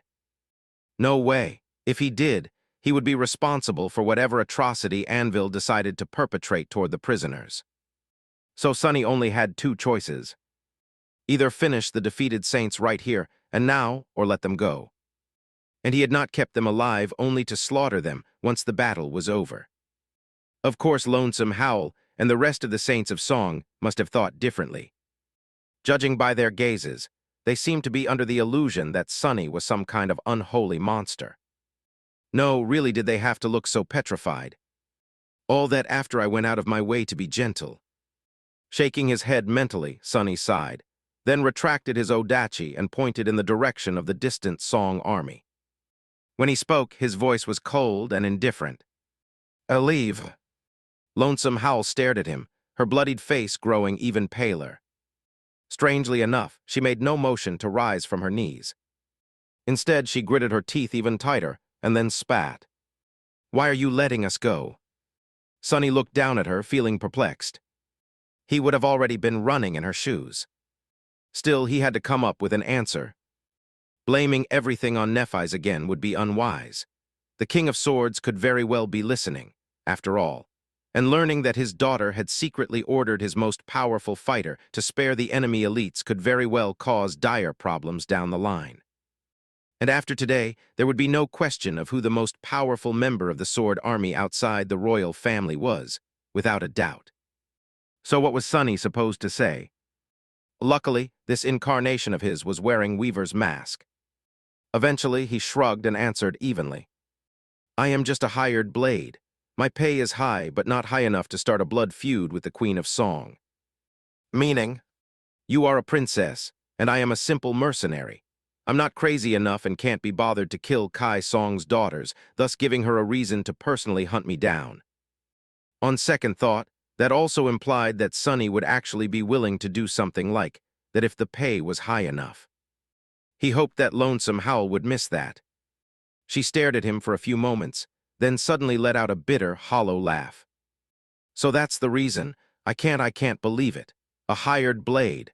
The outcome of the battle, the fate of the entire world might just depend on something as base as one man's greed." Sunny looked at her silently for a while. Then he leaned his head back and laughed. His laugh sounded eerie and sinister, rolling across the ravaged battlefield like a chilling wind. "Why do you think that we are that different?" Shaking his head, he looked at the kneeling princess and added with a hint of disdain in his calm, cold voice. "No, the King of Valor, you mother, and I, we are exactly the same. It's just that they are greedy for more tasteless things." With that, Sunny took a step back and dissolved into the shadows. Lonesome Howl was left standing on her knees in solitude. The echo of his sinister laughter and of his piercing words was still ringing in her ears. Chapter 2020, One End of the Battle. A similar situation was happening elsewhere on the battlefield. There, a vast swath of the sun-bleached bone had been scorched by incinerating flames and turned black. It almost seemed as if it had been on the verge of igniting, angry red sparks and wisps of smoke still escaping from somewhere below. The air was heavy with the smell of smoke, and white flames danced here and there on the charred remains of thralls and pilgrims. This was where Nephis had fought Sation, Deathsinger, and the 5 saints supporting them. The battle had been fierce. Sation was powerful, and her power had only grown exponentially on a blood-soaked battlefield. Deathsinger seemed to possess some form of authority over blood, as well, both using it for offense and to boost her sister's already formidable prowess even further. The 5 saints that had come to join the Queen's daughters were not weak in any way, either. However, it had all been for naught. Once Nephis truly unleashed her flames and burned away the blood that had been spilled upon the ancient bone by T. He awakened soldiers. Sation and Deathsinger found themselves at a disadvantage. The saints that had been supposed to slow changing star down did everything they were expected to do. Their aspects worked well together, and they worked especially well against someone like her. A carefully designed combination of powerful memories enveloped the last daughter of the immortal Flame clan in a net of insidious enchantments. The thralls and the pilgrims descended upon her like a plague. And yet, none of it worked.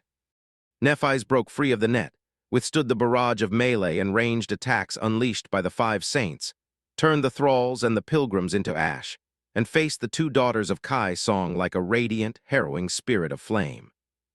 Her skill, power, and absolute resolve were overwhelming. The Saints of Song were shocked and dismayed. Then a hint of fear entered their hearts. Even Deathsinger seemed shaken by the ferocious might of Changing Star. Only Sation did not seem that surprised. After all, she had witnessed who Nephis was, and what she could do, all the way back on the Forgotten Shore. In fact, she understood clearly that Changing Star was holding back her most destructive powers. The only thing she could not understand was, why? Was it out of a sense of empty sentimentality? No, the young woman she had come to know in the Dark City was not someone who could be swayed by such emotions. So why then? A subtle frown twisted Sation's exquisite brow. In the end, the result of the clash between Changing Star and the 7 Saints of Song was quite predictable. By the time the Song army sounded retreat, all 7 of them were beaten and battered, in agony, and barely clinging to life. And yet they were alive. The blinding light of the radiant figure dimmed, and in a whirlwind of sparks, a pristine white tunic covered her slender body. Changing Star, the last daughter of the immortal flame, looked at them with emotionless eyes. The lovely young woman with beautiful silver hair wore no armor and wielded no weapons.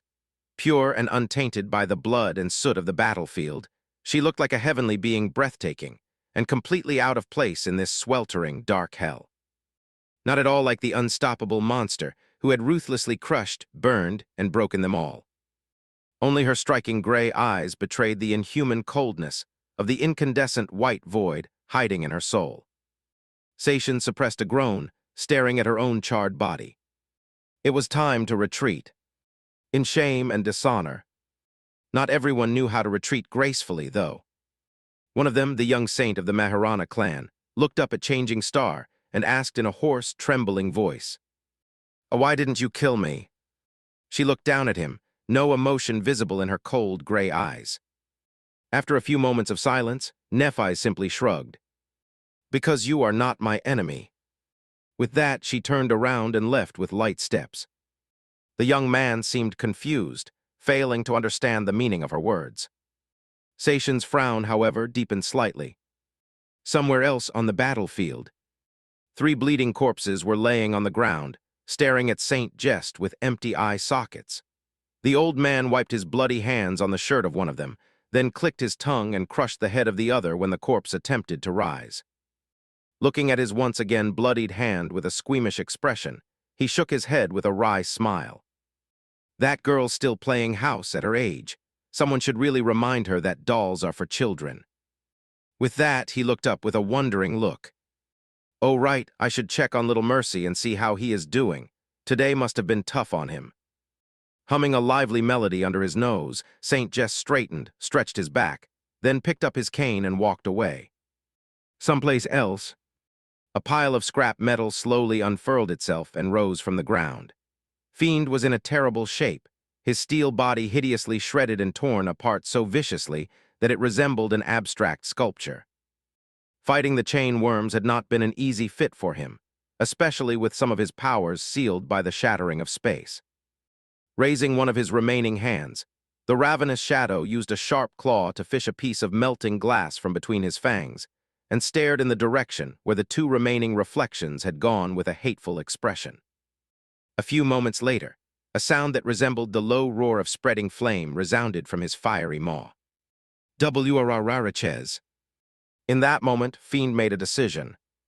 He was going to tell on them to Big Sister. Not too far away, Saint retracted her darkness and watched indifferently as her one remaining enemy limped away. Serpent, however, was surrounded only by silence, because all of its enemies were dead.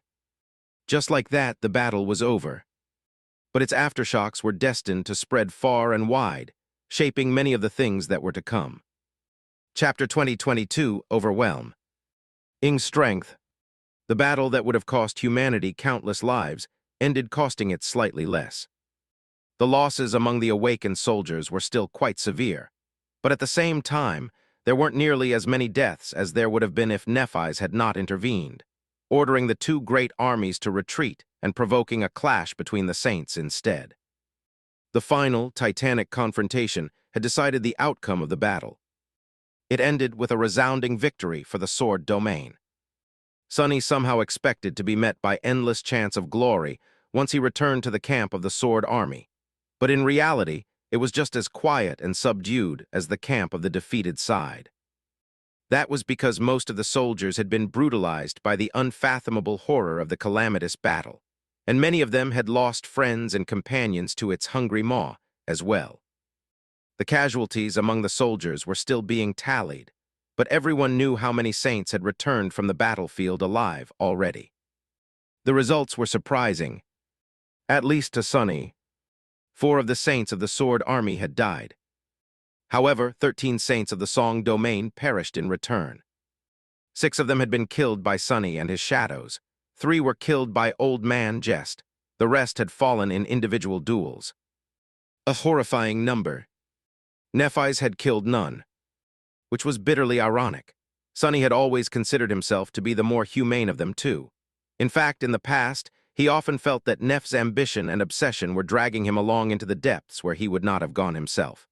But here he was, having slaughtered almost a full cohort of transcendent champions, while she had shown restraint and mercy, killing nobody. Granted, the Song army had only sent 7 saints after her, as well as a swarm of thralls and pilgrims, while Sunny had technically faced 13 of them, as well as 3 of Mordred's reflections. He did not know whether he should feel flattered, appalled, proud, or dejected. That was not important at the moment anyway.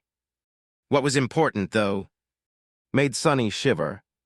Song had possessed an overwhelming advantage over the sword domain, and yet their defeat was crushing. Even though Sunny and Nephis had played a vital role in the victory of the sword army, the fact remained. 26 saints of Song fought against 21 sword saint, and most of them had lost. Relatively few of the defeated saints had died, managing to retreat in time, but it was still a startling result. A result that could mean only one thing. The saints of the sword army were simply stronger. And this, in turn, revealed a rather disturbing truth to Sunny. It shone light on the previously inscrutable demeanor of Anvil, the king of swords. From the very beginning, well, maybe from the day Mordred had annihilated the House of Night, the sovereign of valor was confusing Sunny with his indifference, inaction, and passive nonchalance. The Queen of Worms seemed to outplay her enemy on every turn. Her strategies were more elaborate, her ingenious schemes more impactful, her grasp of the battle theater more worthy of a supreme. In fact, as time had gone by, the strategic position of the sword army started to look more and more hopeless. The enemy was winning virtually on all fronts. It was to the point that one had no choice but to start doubting which of the 2 supremes had inherited the lineage of war god.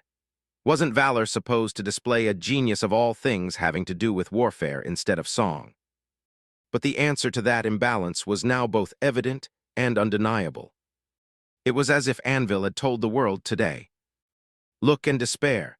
It doesn't matter how cunning, wise, and valiant you are. The most ingenious stratagems are pointless in the face of overwhelming strength.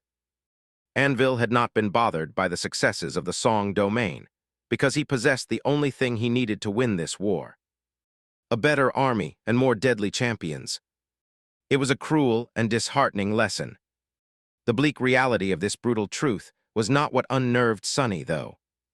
Rather, it was the fact that Anvil only possessed overwhelming force because of Nephis and Sunny himself, which meant that he had included their strength into his calculations, which in turn meant that he understood what they were capable of far better than Sunny had assumed. In fact, he truly felt a chill run down his spine when thinking about how the battle had transpired. The clash of the Transcendents only happened because Nephis had defied Anvil's order. But it was precisely her defiance that had led to the crushing defeat of the Song domain. So, had the King of Swords calculated that she would disobey him, and even the precise manner in which she would express her disobedience? He had to, otherwise his silent assent to Neph's defiance could hardly be explained. This was what frightened Sunny the most. He looked in the direction of the gargantuan echo, suddenly feeling tense and uncomfortable, almost afraid. It was as if he was in the palm of Anvil's hand, ready to be crushed in an iron fist at any moment. His face behind Weaver's mask grew somber. Countless humans were dead, including 17 saints, a dire loss for all humanity. The fortunes of the Song army were reversed in an instant. It had gone from holding a solid advantage to being hopelessly outmatched by the enemy in the span of one battle, not the least because Sunny and Nephis had revealed a large part of their true power. The battle had put an end to Song's advance into the depths of the breastbone reach. On the contrary, they would have to retreat now, perhaps even being pushed all the way to the collarbone plain. In the worst case, the main camp or even the sole citadel of the Song army would be besieged before either Revel or Gilead completed their expeditions. But for now, the tired, terrified soldiers needed to rest. The wounded had to be treated, and the dead had to be burned. Both army camps were abuzz with whispers and discussions of the dreadful battle. And of course, two people were mentioned more than all the rest. Merciful Changing Star of the Immortal Flame clan, and the ruthless, terrifying Lord of Shadows. Chapter 2023, The Shadow of Godgrave. People did not often see saints fight, at least in the past. Of course, the soldiers of the two great armies had witnessed their transcendent generals clash with dreadful nightmare creatures countless times, by now. However, just like the rest of humanity, they had not been exposed to the chilling sight of demigods fighting each other. Their ignorance had been destroyed today. The calamitous battle between the great armies was unprecedented as far as the quantity of the awakened soldiers involved was concerned. However, what followed next was different from all previous battles of human history in quality. Even safely hidden away from the battlefield, the awakened warriors had witnessed the awe and horror of a transcendent battle in all its devastating and harrowing glory. It was not surprising that the soldiers could not help but discuss it once the fighting stopped. Both camps were overflowing with hushed conversations, the awakened from the different parts of the battle line sharing the stories of what they had seen. The duels between individual saints were already astounding enough. But it were two clashes in particular that went beyond the realm of what humans had believed was possible. Obviously, the name of Changing Star of the Immortal Flame clan was on everyone's lips after all. She had delivered all the soldiers from the hellish nightmare of the harrowing battle with her radiant light. Countless people owed their lives to her, some by benefit of retreating from the fight unscathed, and some quite literally, having been brought back from the brink of death by her soothing flames. Therefore, the tale of Lady Nephis healing an entire army was spreading like a flame.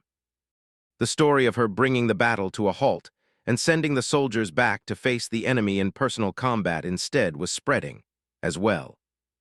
And of course, the story of her facing and defeating 7 saints in battle.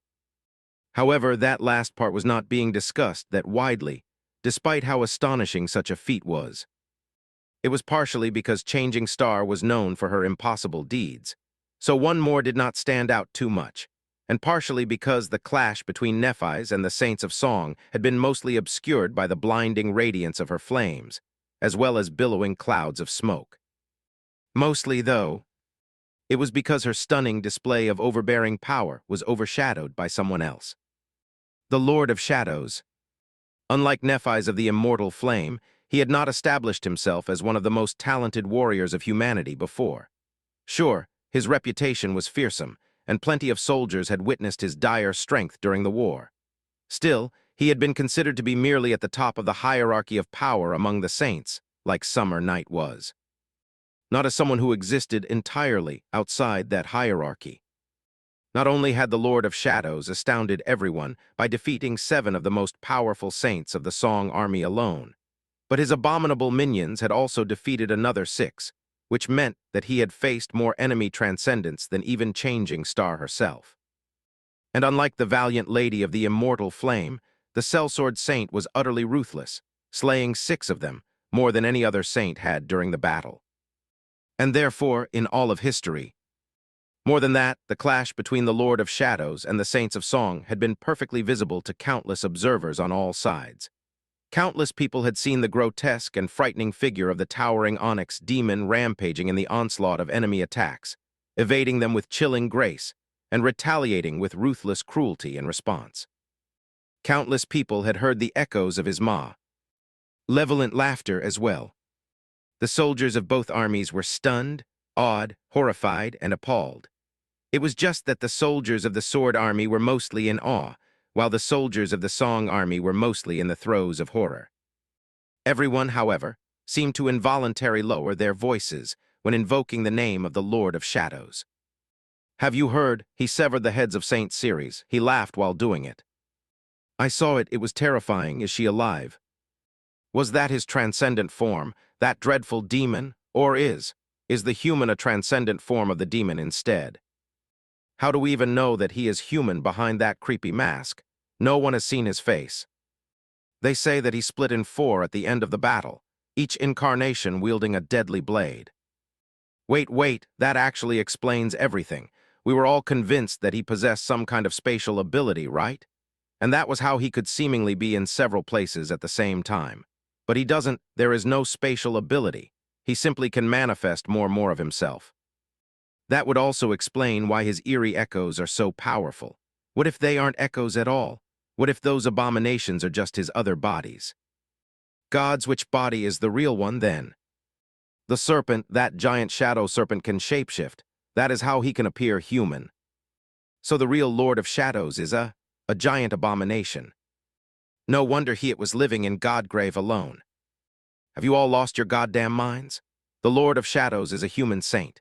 He is just so powerful that it's just easier to believe that he is some kind of an ancient, sinister, dark being that had fed on the bone marrow of a dead god for thousands of years, before being disturbed by us, foolish mortals, when we decided to invade his land, and which then emerged from the eternal darkness to take on the appearance of a man it consumed anyway. What I am trying to say is that he is a human. Definitely. You shut your mouth and never speak again, okay? What? I'm just saying. I don't care what you're saying. The Lord of Shadows saved my life and many more during the march to Vanishing Lake, so I don't care whether he's a man or a snake. I'm just glad that he's on our side. Sonny would have been quite amused if he had heard these conversations, but he was busy recovering from the battle and preoccupied by much more vital matters than eavesdropping on what the soldiers were saying to boot. Unbeknownst to him, though, a different kind of conversation was taking place in the camp of the Song Army. Chapter 2024, Regrettable Miscalculation. In the command tent of the 7th Legion, the air was heavy with the smell of blood, ash, and smoke. 5 of the 7 transcendent princesses of Song were gathered there. The healers of the Song Army had already treated their wounds, but their clothes were still bearing the traces of the recent battle. Sation had suffered more than the other 4, having been burned terribly by the incandescent white flames. But she was also the calmest, having already changed from the charred rags of her previous garment into a clean dress. The mood in the tent was somber and dark. Eventually, it was Beastmaster who broke the silence. Nursing her head, she asked quietly, "How are the rest of our sisters?" Although Kai Song had 7 transcendent daughters, there were more girls she had adopted. It was just that not all of them had become saints. Most had been left in the Song domain to manage it in the absence of the most powerful members of the royal clan, but some were here in Godgrave, scattered across the 7 royal legions. Sation answered after a short pause, "Our sisters are fine, they are not easily killed." Beastmaster let out a sigh of relief, then winced and asked in a subdued tone, "What about Mother, then?" Sation lingered for a moment. "She will lead the farewell ritual for the fallen soldiers and see us after that. I doubt that it will be a long conversation. The army will have to start the retreat soon." A heavy silence settled in the tent once more. Eventually, Silent Stalker shifted slightly and threw a questioning look at her sisters. Sation smiled darkly. "Yes, we have miscalculated indeed." Beastmaster shook her head. "There was no miscalculation. We just didn't have the correct information." With that, she glanced at Deathsinger bitterly. The lovely oracle stared back with an aggrieved expression. "What? I warned you. I told you that we're all going to die." The tantalizing enchantress remained silent for a few moments, then let out a soft chuckle. "That you did. In any case, the things we learned from my thralls in the Sword Army and from Revel were not entirely true. The Lord of Shadows is far more than we expected." Sation let out a sigh and nodded. "It seems that he is like the other 2, a bearer of a divine aspect." Lonesome howl cursed. "Damn it all. The plan was for our vassals to destroy his echoes, and help us deal with that man before all of us moved on to assist you against Changing Star. Instead, they are dead, and we've been brutalized by not one, but two of these monsters. Gods, how is Morgan even still alive? I feel like I've been run over by a PTV. Of course, a PTV would have been utterly destroyed if it collided with Lonesome Howl. Additionally, her voice sounded gruff and boisterous, but her sisters could sense an unfamiliar note of turmoil and upheaval in its pleasant sound. Seishin sighed. It is unfortunate that we made a mistake in evaluating the power of the Lord of Shadows. He is no less of a threat than Changing Star is more of a threat, perhaps. The morale of our soldiers was already low because of his raids on the supply caravans. Now they'll be jumping at every shadow. Beastmaster let out a joyless chuckle. Can you blame them? She shook her head, then added somberly. That ability of his took me by surprise. It is some form of duplication, his dormant ability, perhaps. Quantitative abilities are often tied to one's rank, after all. Howl and others witnessed 4 copies that would coincide with the transcendent rank. But then one of his other abilities would not make sense. Is he using a powerful memory or a legacy relic in place, perhaps? The others seemed unsure. Beastmaster lingered for a while, then shook her head. It's useless to guess, isn't it? If his truly is a divine aspect, then we shouldn't try to apply common logic to him. Besides, that is not even the most important question. The most important question is, why did he leave us alive? Lonesome Howl looked down, her expression growing dark. He seemed to be reluctant to anger Mother. Hearing that, Seishin scoffed. Does that man look like someone who would be scared of incurring a sovereign's wrath? If he was, he wouldn't have joined the war at all. There are plenty of death zones in the dream realm where he could have fled to, and we already know that he is more than capable of making one his home. More than that, he also spared Ceres, Seord, and the Saint of Sorrow. She shook her head. No, he spared you because Nephis ordered him to hold back, just like she had done with the soldiers guarding the supply caravans. The rest of Kai Song's daughters looked at her with a hint of surprise. Eventually, Beastmaster asked, why did she order him to hold back then, and why did she hold back herself? Seishin's expression turned pensive. She remained silent for a while, then sighed. I do not know. Her mercy and benevolence are just an act, though, of that, I am sure. There is hardly a less merciful and benevolent person in both worlds than Nephis of the immortal Flame Clan. Seishin hesitated for a moment. Not that I hold it against her, of course. In fact, she's quite admirable. Nephis is scheming something, but what? I can't figure it out. Her exquisitely beautiful face seemed troubled. Lonesome Howl sneered. Aren't you giving her too much credit, sister? She is already as high as any of us can be, and there is nothing left for her to earn. What can she ever scheme for? Before, I could have imagined a twisted scenario where she wanted to prove herself and become, I don't know, Daddy's favorite. But with Morgan falling out of favor, even that is already beside the point. She leaned back and crossed her arms. Your judgment is always clouded when it comes to those years, Shan. Sure, that girl achieved something outstanding on the Forgotten Shore, assembling an army of loyal followers, killing an invincible tyrant, and taking his throne, then getting most of her army obliterated to win an unwinnable battle. But that was in the past. As she was speaking, Seishin's expression changed subtly. Lonesome Howl did not notice, but Beastmaster did. She smiled. Wait, you don't think? Seishin lingered for a few moments, then slowly shook her head. No, of course not. Yes, Nephis and the Lord of Shadows are immensely powerful, but even they stand no chance against a Supreme. They would know it better than us, too. Unless she conquers the 4th nightmare, it would be pointless to even think about disloyalty, and Anvil won't allow her to challenge a seed. So thinking in that direction was a fool's errand. And yet, Seishin remembered Gunlog's golden armor, and how impenetrable it had seemed. Her brow furrowed a little, and she gave Beastmaster a complicated look. The beautiful enchantress smiled. What, are you regretting dissuading me from killing her in Antarctica now? Seishin did not answer immediately. Eventually, she said, I'd probably be a skinwalker vessel now if you did. Beastmaster sighed. True, then I'll express my gratitude to her the next time we meet. Chapter 2025, A Bitter Triumph.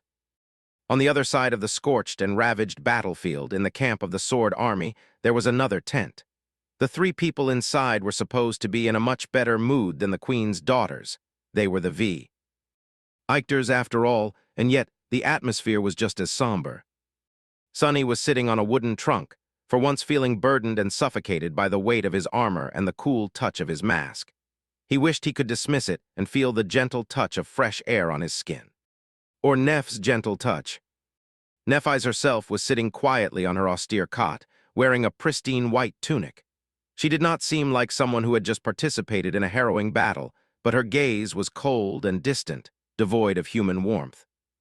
Still, she made an effort to spare him a pale smile. Cassie was sitting on the shadow chair, which Sonny had summoned for her. Out of the three of them, she had fared the worst in the battle. The Song Army had not sent more than one saint to face her, but Cassie was not someone meant for the mayhem of the battlefield either. She had won the duel, of course, but not without suffering several painful blows. Or maybe she had simply endured them on purpose, not wishing to disclose the true extent of her lethality to those who considered her a relatively weak and helpless saint. Even now, Sonny couldn't say for sure. All three of them were silent. The silence that surrounded them had a special quality, too, because of the runic enchantment Cassie had drawn on the floor, a complicated spell to ward off unwanted attention. Sonny sighed, then turned into a shadow.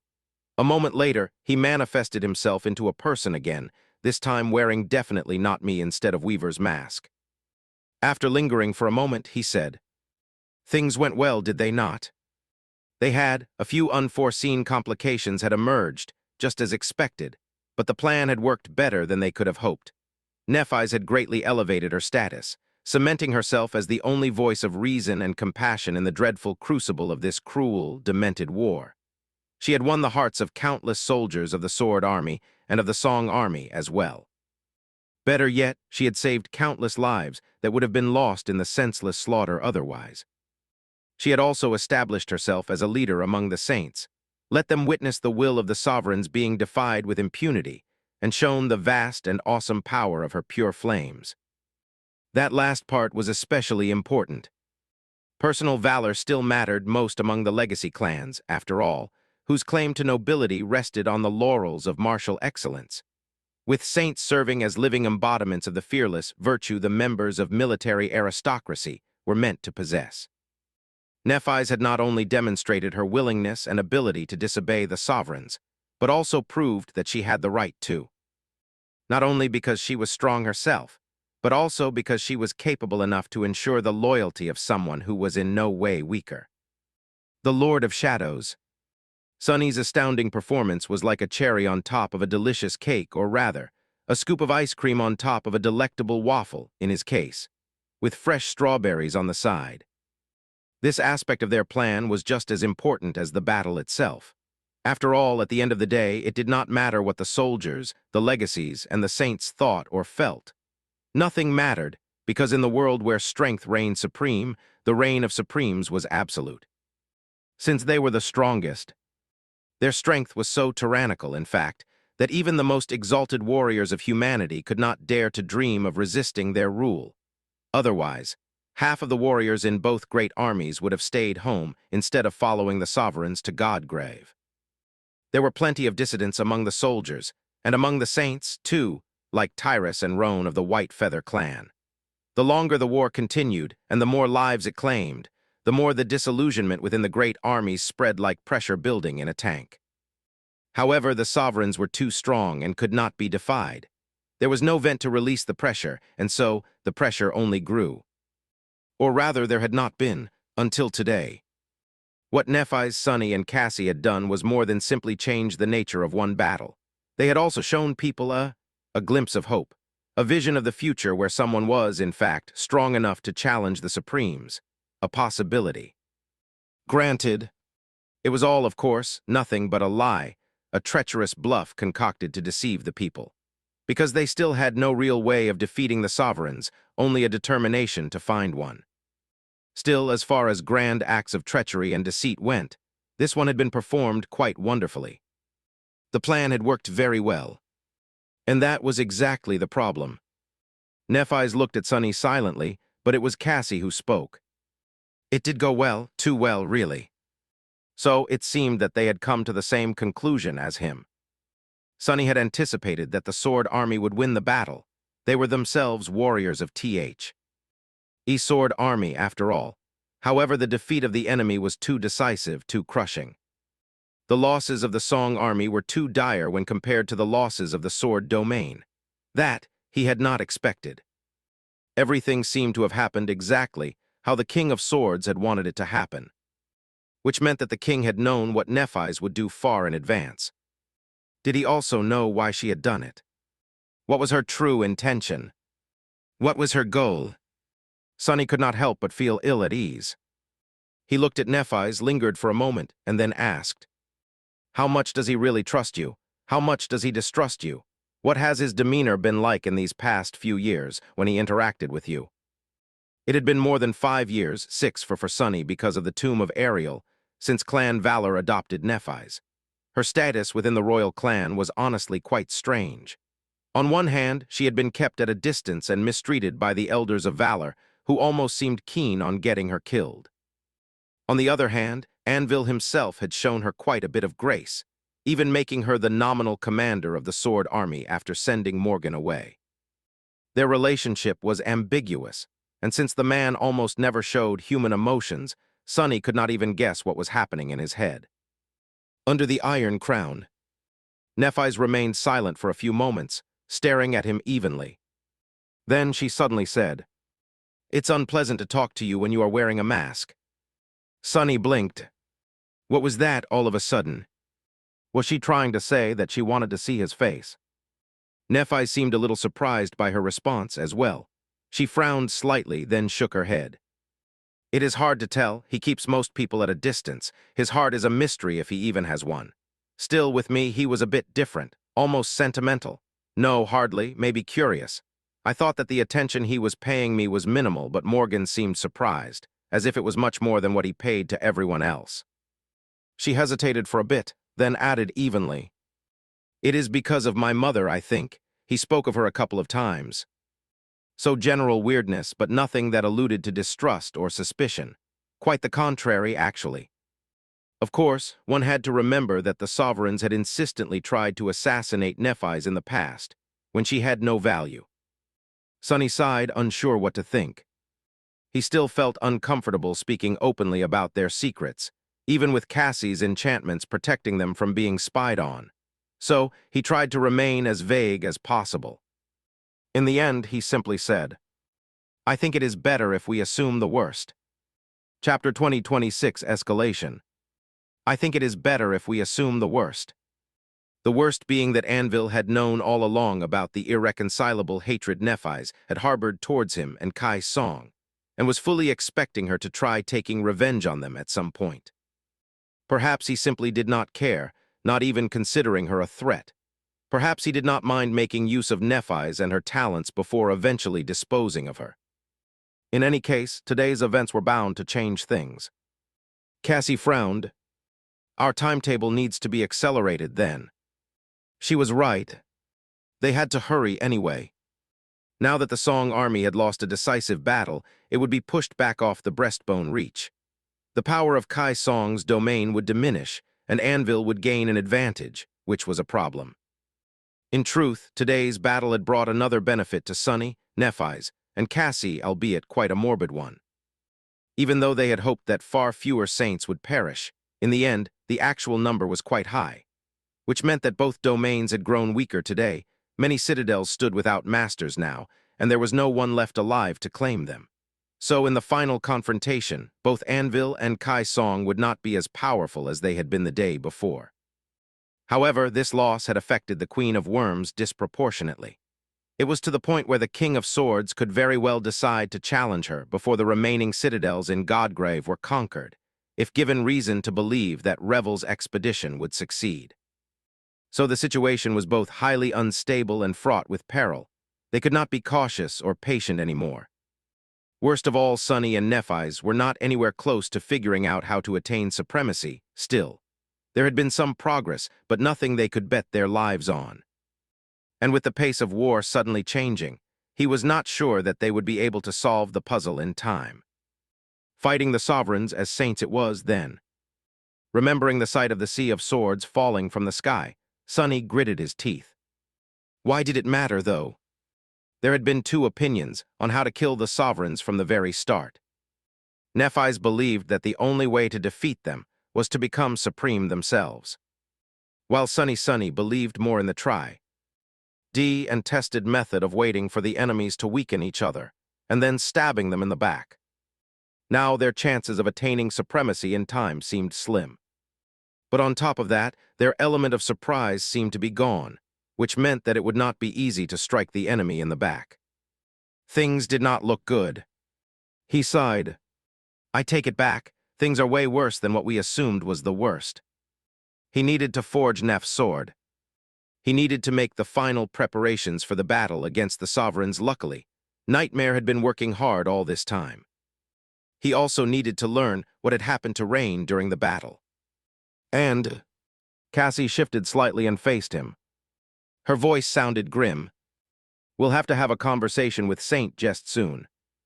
Sonny remained silent for a moment, then nodded. After that, Cassie seemed to struggle with something for a while. Eventually, she turned to Nephis and said in a hesitant tone, There is a countermeasure we can use to slow things down. Nephis simply raised an eyebrow. Cassie lingered for a bit before adding quietly, It's about our friends in a faraway place. Hearing that, Sonny couldn't help but frown. She was talking about Effie, Kai, and Jet, of course. At the beginning of the war, the Song domain had gained a tremendous advantage by unleashing Mordred upon the world. Therefore, to make sure that the sovereigns thoroughly exhausted each other's power, a correction had to be made. So Jet had been tasked with subtly influencing the government when Morgan inevitably came knocking on the door. Then, she joined the Princess of War with Effie and Kai to hold the Prince of Nothing back, thus prevent him from conquering the Sword domain while the king was waging war in the north. They had been desperately defending Bastion all this time. But now, the situation was different. Anvil had turned the tables on the Queen of Worms, and it was the Song domain that seemed to be at a dire disadvantage. So if Bastion fell in Mordred's hands, the equilibrium could be restored. It was just that they all knew what kind of monster Mordred was. Sonny did not like the idea of surrendering Bastion to him one bit. In fact, he was vehemently against it. Too many people he liked and valued were living there, on the shore of the beautiful lake. However, in the end, it was up to Nephis. So he stared at her silently, wondering what decision she would make, and what he would do about that decision. Nephis remained silent for a while, no human emotion visible in her cold, gray eyes. He suddenly felt chilly despite the suffocating heat enveloping Godgrave. Finally, Nephis glanced at him, frowning briefly at the sight of his mask, and shook her head. No, we won't be troubling our friends. Sonny was both surprised and a bit relieved. He had expected a ruthless and pragmatic answer, but Nephis seemed reluctant to surrender Bastion to Mordred, too. He couldn't help but ask, Why? She looked at him impassively for a while, then smiled faintly. Because it would leave a bad taste in my mouth. I dislike compromises. With that, Nephis rose and inhaled deeply. Come, he will want to see us soon. She had disobeyed the king's order. And now, it was time to receive the punishment for her defiance. Sonny hoped that it wouldn't be too harsh. But at the same time, he hoped that it would. Because their web of deceit was not finished yet, one final performance remained. The harsher Nephis was punished, the more indignant the people whom she had saved would feel. And the more indignant they felt, the more her grasp on their hearts would tighten. Chapter 2027, Godheart. Godheart. That was the word Rain heard being spoken around the camp of the battered 7th Legion.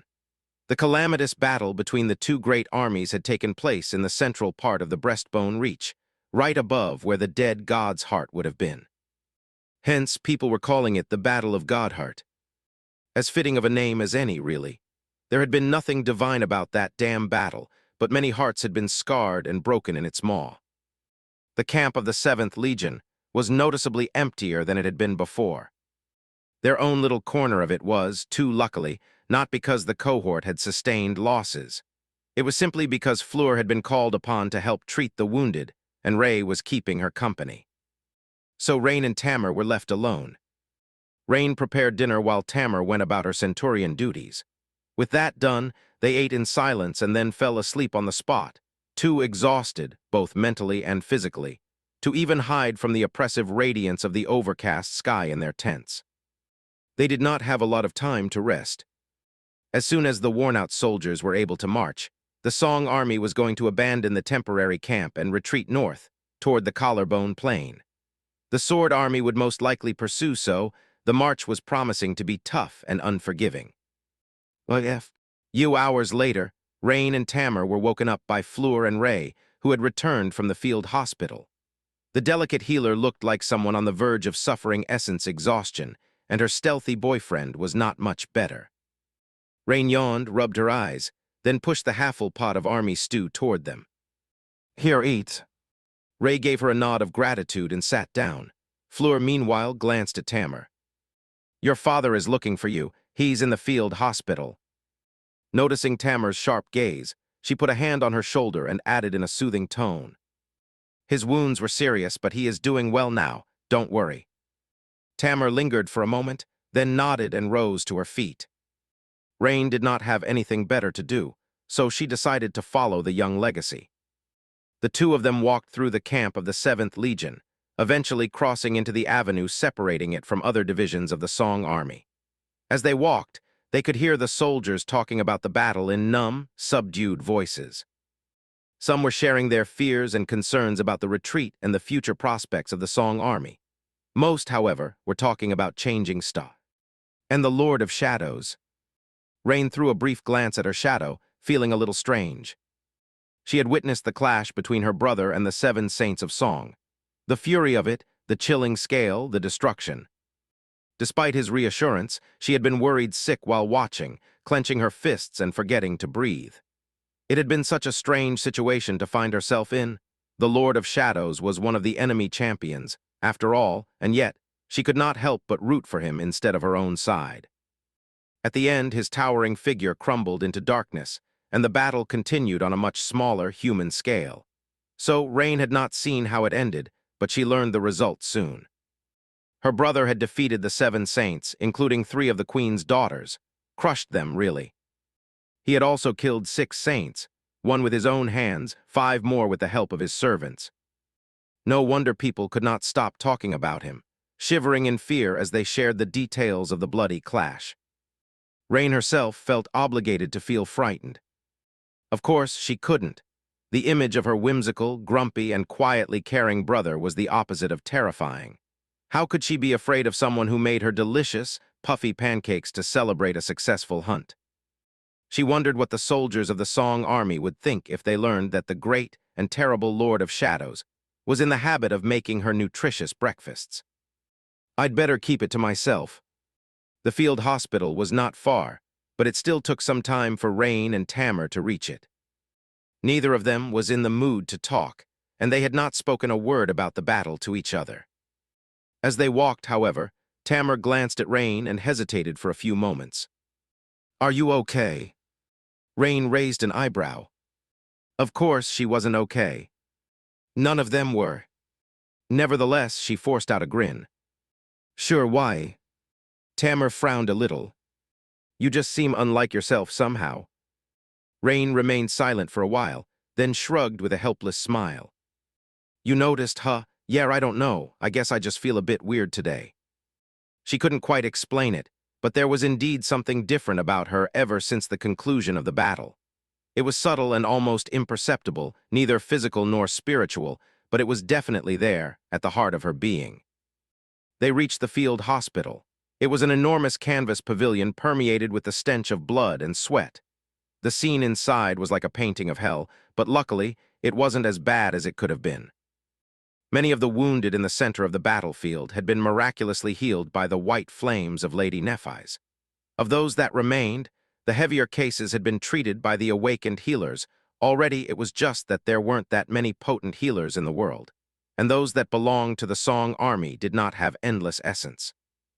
So the soldiers who had received relatively minor wounds, could only wait while being treated by mundane medics. Rain grimaced and tried not to cover her nose. The officers were being treated in a separate space inside the pavilion. She stayed back, letting Tamar go inside alone, and waited patiently near the entrance.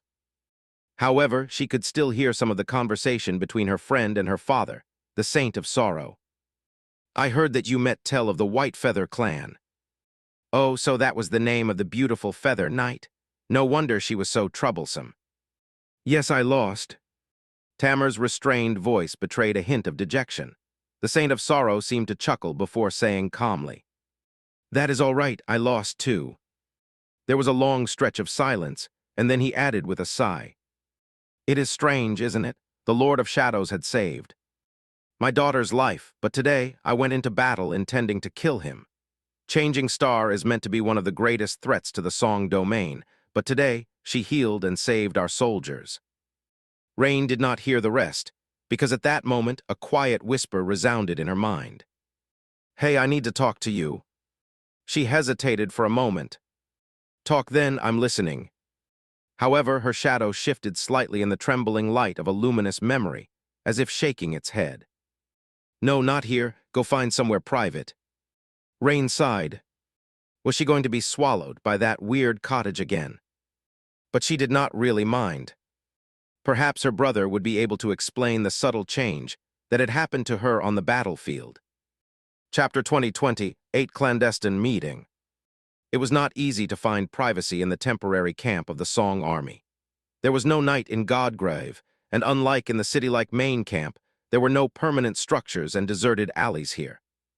Still, there was also less security and fewer watchmen. The order had hardly been restored in the aftermath of the battle, and most soldiers were either asleep or resting. The funeral rite for the fallen was going to begin soon, too, which gave Rain a chance to slip away unnoticed. She found a desolate space hidden between a row of empty tents and the outer palisade, hiding in its cool shadow. A moment later, she felt herself being pulled into the darkness and experienced the familiar sensation of being transported somewhere else. Only this time, there was no quaint brick cottage waiting for her on the other end of the journey. Instead, she found herself in the hollows, with her brother standing by her side. The ancient jungle sprawled around them, brimming with a myriad of scents, rustles, and harrowing perils. Rain could not help but shudder, remembering the doomed march to the Collarbone Citadel. The gruesome scenes of people being devoured by the jungle surfaced in her mind, making her feel nauseated. There were no trees or vines close to her, at least. They were standing in the middle of a large clearing, with only the scarlet moss covering the surface of the ancient bone. It was a relief, but they weren't alone in the clearing. Not too far away from, the corpse of an appalling abomination lay on the ground, seeping blood into the scarlet moss. Next to it were two figures. One was a man in a fearsome onyx armor, his face hidden behind an eerie mask of black polished wood, the Lord of Shadows. Rain blinked a couple of times, stared at him for a few moments, then glanced at her brother. No, but how were they really the same person? If she did not know the truth, she would have never believed it. Her brother was a young man of modest stature, with a slender build and delicate features. He was not quite flimsy, but no one would call him physically imposing either. He wore simple clothes and wielded no weapons. The Lord of Shadows, meanwhile, actually, strangely enough, it was difficult to tell what his height was. Nevertheless, he seemed to tower above everything, as if his mere presence made the world smaller. His battered onyx armor made it impossible to see him as anything except a deadly warrior, and his menacing mask was chilling to look at, pools of impenetrable darkness nestling in its eyes. More than that, their very presence was different. Her brother emanated an easygoing, relaxed, and joyful feeling. He was quick to smile, and his dark eyes often glistened with wry humor. The Lord of Shadow, though, was the epitome of aloof and threatening. His gaze, his bearing, the subtle slant of his shoulders, all of it expressed cold indifference, ruthlessness, and arrogance. This was indeed a person who could slaughter saints and laugh as he did so. Rain was taken aback for a moment. Well, it makes sense. Her brother was living several lives at the same time while hiding that fact. Naturally, he would need to develop sublime acting skills to pull off this scheme. Otherwise, there would be no point in hiding his true identity. She couldn't help but wonder which of his incarnations was the real one, though. The warm and joyful one she knew, or the cold and unfamiliar slayer standing in front of her. For all Rain knew, the guy running a restaurant in Bastion could be the true face of her brother. As great as her shock at seeing two versions of him was, there was someone else who immediately stole all her attention. Because the Lord of Shadows was not alone. Next to him stood a breathtakingly beautiful woman. Her beauty was so lovely and exquisite that Rain felt utterly stunned for a moment, barely able to think. The woman wore a white tunic and a sea-wave cloak, her hair falling down like a cascade of pale gold. Her eyes were hidden behind a blindfold, but Rain remembered how they looked very well. After all, she had met this beautiful saint before. It was Lady Cassia, Song of the Fallen. What is Lady Cassia doing here? Logically, it made sense. The Lord of Shadows and Song of the Fallen were both members of the Sword Army, after all, so it was only reasonable to assume that they knew each other. Still, Rain was utterly shocked to meet her here. She suddenly felt self-conscious and uncomfortable, ashamed, even. It was because Lady Nephis and the members of her cohort had shown Rain great kindness before, but now she was fighting on the side of their enemies. There was no reason for her to feel shame. Her decision to join the Song Army had been dictated by the desire to protect her friends and neighbors against the invading forces of the Sword Domain, after all, and that decision was still valid. But emotions were not always reasonable, and so Rain couldn't help but feel as if she had betrayed the benevolence of the beautiful woman in front of her. Why did he bring her here? Shifting from one foot to another, Rain looked at her brother hesitantly. He smiled. Don't worry, she is my partner in crime, I guess. Hearing that, Lady Cassie tilted her head a little. Rain's brother chuckled. Rain, Cassie, you two should already know each other, right? Rain remained silent for a moment, then nodded. Then she flinched and hurriedly voiced her answer aloud. Oh yes, it is nice to see you again after all this time, Saint Cassia. The beautiful saint smiled softly. Rain was more or less convinced that entire kingdoms could be toppled by that smile. It is nice to meet you again as well, Rain. Her eyes shook a little. She actually remembers me. Her brother, meanwhile, looked at the Lord of Shadows and scoffed. Anyway, I asked Cassie to help me figure out a few things about your awakening. The two armies are relatively close to each other at the moment, so that fool over there carried her here to take a look at you. The Lord of Shadows answered in a cold, menacing tone. Who are you calling a fool, you fool? Rain stared at the two of them with a strange expression. No, but were they really the same person?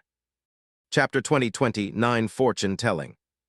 Sunny allowed the Lord of Shadows to turn back into a shadow after exchanging a round of insults with himself. Released from his control, the haughty, naughty, creepy, and crazy guys glided across the floor and wrapped themselves around him, seemingly satisfied to be reunited with their happy sibling after being apart for so long. Far away in the main camp of the Sword Army, the gloomy shadow turned its head and threw a resentful glance at Master Sunless. Why was everyone getting together, while he alone was stuck keeping company to this? Sunny ignored the ingrate. In any case, there was a reason for why he did not want to keep the Lord of Shadows manifested. His reserves of essence were depleted after the recent battle, so there was no point in wasting more of it than necessary on maintaining an additional avatar. Carrying Cassie with Shadow Stop had already taken a relatively considerable toll. But it was necessary. In truth, she did not have to meet Rain in person to use her dormant ability and tell Sunny what she saw. After all, the blind seer had been helping him and the other members of the cohort from a distance throughout the war. But Rain was a bit special, being that she was a human awakened who did not carry the nightmare spell. It was also easier for Cassie to learn about a being when she was close to them. Considering how important it was to understand Rain's situation, Sunny decided to pull out all the stops. He glanced at the corpse of the nightmare creature laying in the middle of the clearing. The abomination had been stalking this area of the hollows, so he eliminated it in advance to make sure that nothing could disturb them. Cassie had already drawn the runes around the clearing as well, using the soul shards harvested from the abomination as the power source. This place was halfway between the Song Camp and the Sword Camp, equally distant from both sovereigns. Hopefully, no one would learn what he was going to hear. Rain, meanwhile, seemed to have noticed the enchanted lines of the runic circle and studied it with interest. "What is that?" Cassie answered after a moment of hesitation. "It's a runic enchantment to ward off various kinds of unwanted attention." Rain glanced at her with a subtle hint of amusement. "There are different kinds of unwanted attention." The blind seer nodded. "Of course, there are natural senses, memories with monitoring functions, sorcery, special aspect abilities, divination powers." As the list went on, Rain blinked. "Wait, what do you mean by runic enchantment? How does that work?" Cassie pointed to the subtly shimmering essence lines. Runic sorcery is the most widely known and easily accessible school of sorcery, similar to shaping, but... Sunny interrupted her with a dry cough. "We don't really have time for a lecture on the basics of sorcery, sorry. Let's get to business." Rain looked a little disappointed for a moment, then looked at him with a hint of hesitation. "Aller, so what do I do?" He smiled. "You don't need to do anything. Just stand there and let Cassie take a good look at you." His sister's expression froze. Sunny phrasing. Cassie meanwhile chuckled. "Don't worry, Rain, I'm used to it." With that, she approached the young woman and faced her. If not for her blue blindfold, it would have looked as if she was looking Rain in the eyes. Sunny suddenly felt nervous. Cassie's dormant ability allowed her to read the runes of a living being. Now that she was a saint, she could gain quite a deep insight into who they were, what memories they wielded, what powers they possessed. In fact, she could more or less learn everything about the person except for their flaw. Of course, her true power was to gain insight, not to read runes. The runes that all awakened saw, except for Rain, were just a handy instrument created by the spell, and therefore, the runes that Cassie could read when using her dormant ability were merely the spell translating the knowledge she had gained into a more familiar language. A convenient modification of Cassie's own power, just like creating shadows with fragments and nurturing them by sacrificing memories had been for Sunny. Therefore, he was not sure what Cassie would see when looking at Rain. Would the spell still translate the mystical insight into easily accessible runes, like it did for the awakened and the nightmare creatures the blind seer examined? Or would she have to fathom the depths of Rain's soul herself? And what would she see? By all accounts, Rain was only supposed to possess a single attribute, maybe two. Sunny himself had only possessed one innate attribute, fated, before undergoing the first nightmare after all. His other two attributes, Child of Shadows and Mark of Divinity, had come from the nameless temple slave whose body he had taken in the nightmare. Similarly, he had also received the temple slave aspect from him, which then evolved into his true aspect, Shadow Slave. But Rain had never undergone the first nightmare. She had learned to sense and control her essence first, and then awakened by forming a soul core herself. So, unless she had done something to develop them, there was nowhere for additional attributes to come from. Only her innate attribute was supposed to be there, whatever it was. She would not possess an aspect either. Unlike the carriers of the nightmare spell, the original awakened had to find and unseal their aspect themselves. Many never did. Neither did they find their flaws. Those were only required if one wished to attain transcendence and make the first step into the realm of divinity. Therefore, all that Cassie was supposed to see was an innate attribute, if Rain had one, and her memories perhaps the Mark of Shadows as well. But something had happened to Rain on that battlefield. Sunny was not sure how she changed, but he could feel it. Something had shifted inside Rain once she chose to spare tell of White Feather, and that change was persisting still. So, had she unsealed her aspect? After a while, he glanced at Cassie. The blind seer took a deep breath, then frowned and subtly shook her head. Chapter 20:30 runs in the family. So not an aspect. Sunny was not really disappointed. In fact, he had not expected Rain to unseal her aspect so soon, but he was a little concerned.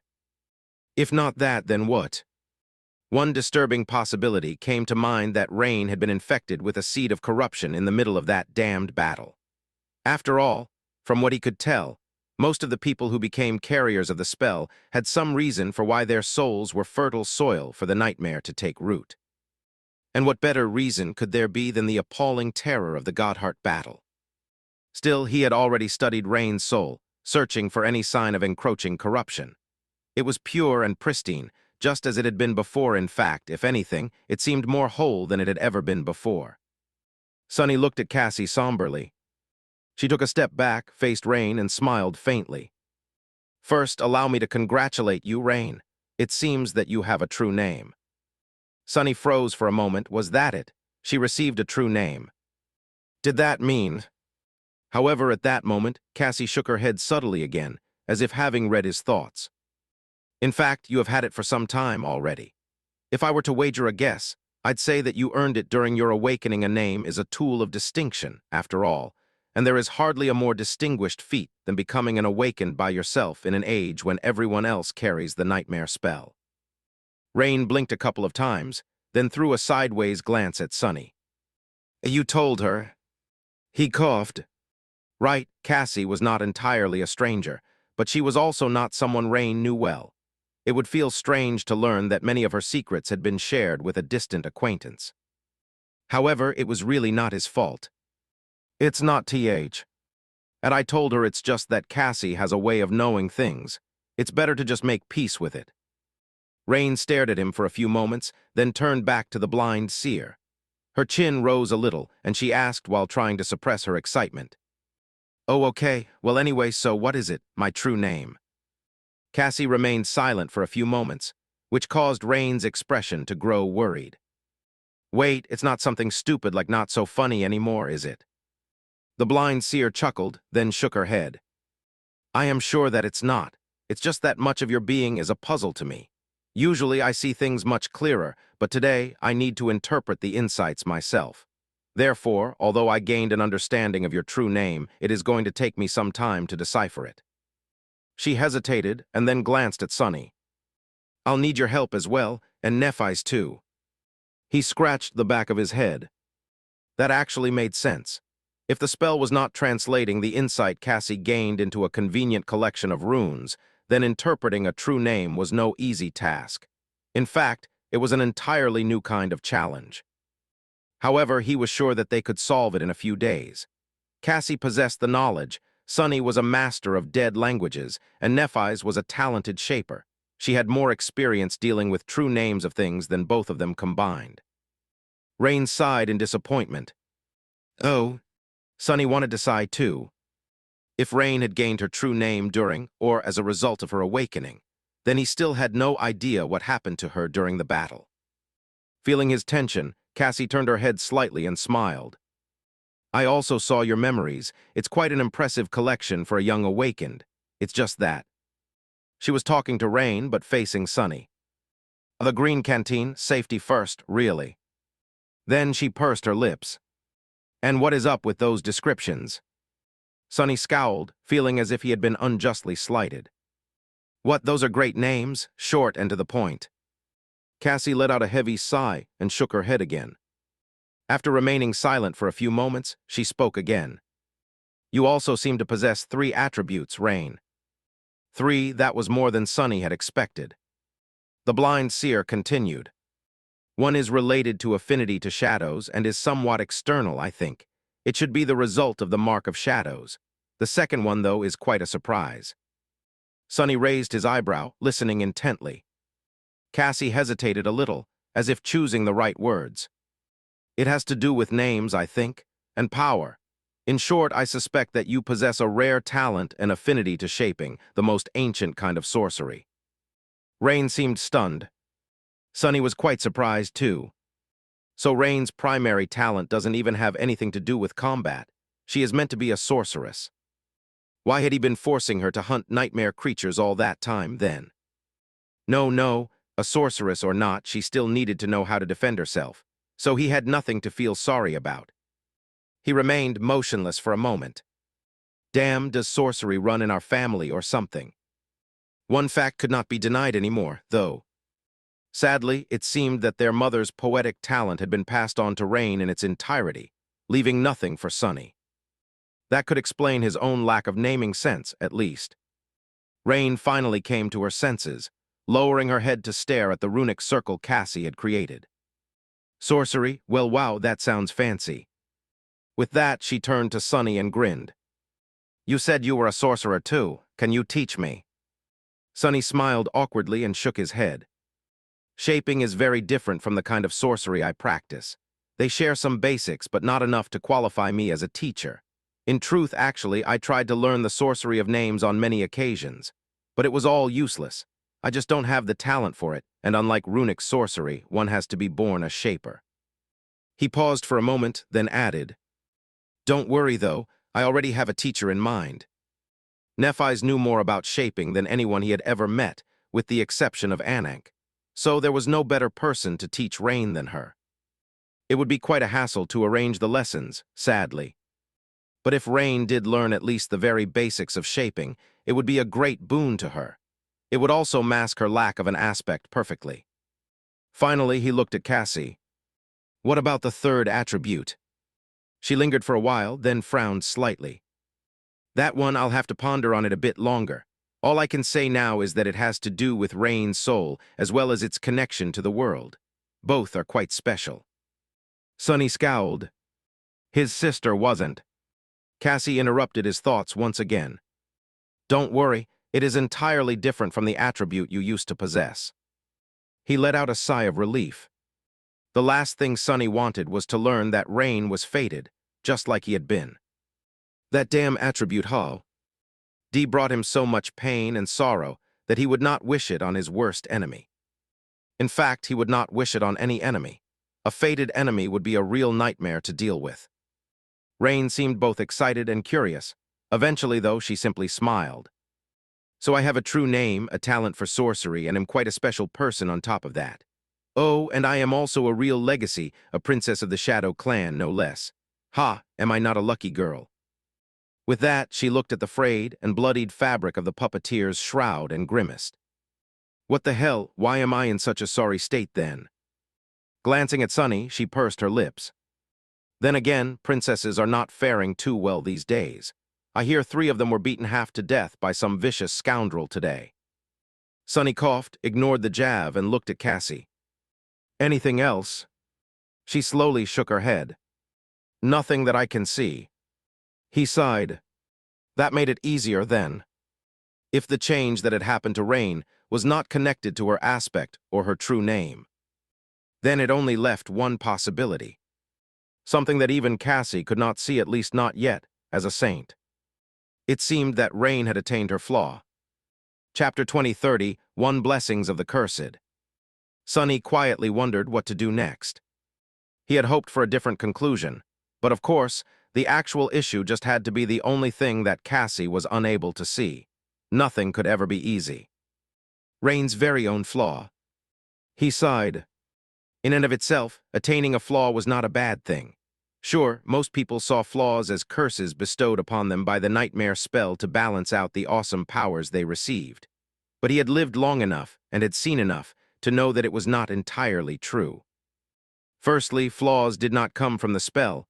It just helped Awakened find them, just like it helped Awakened unseal their aspects. Secondly, flaws were the manifestation of one of the absolute laws of existence, the law of imperfection, which had been created by the gods as one of the weapons, perhaps the last weapon, in their war against the void. Albeit cruel, flaws were meant to help those who accepted their burden grow. Life was a struggle, after all, and perfect things could never improve. They were still and unchanging, which was no different from being dead. That was what Anank had said, and despite wanting to protest these words, Sunny could not disagree due to his own experience.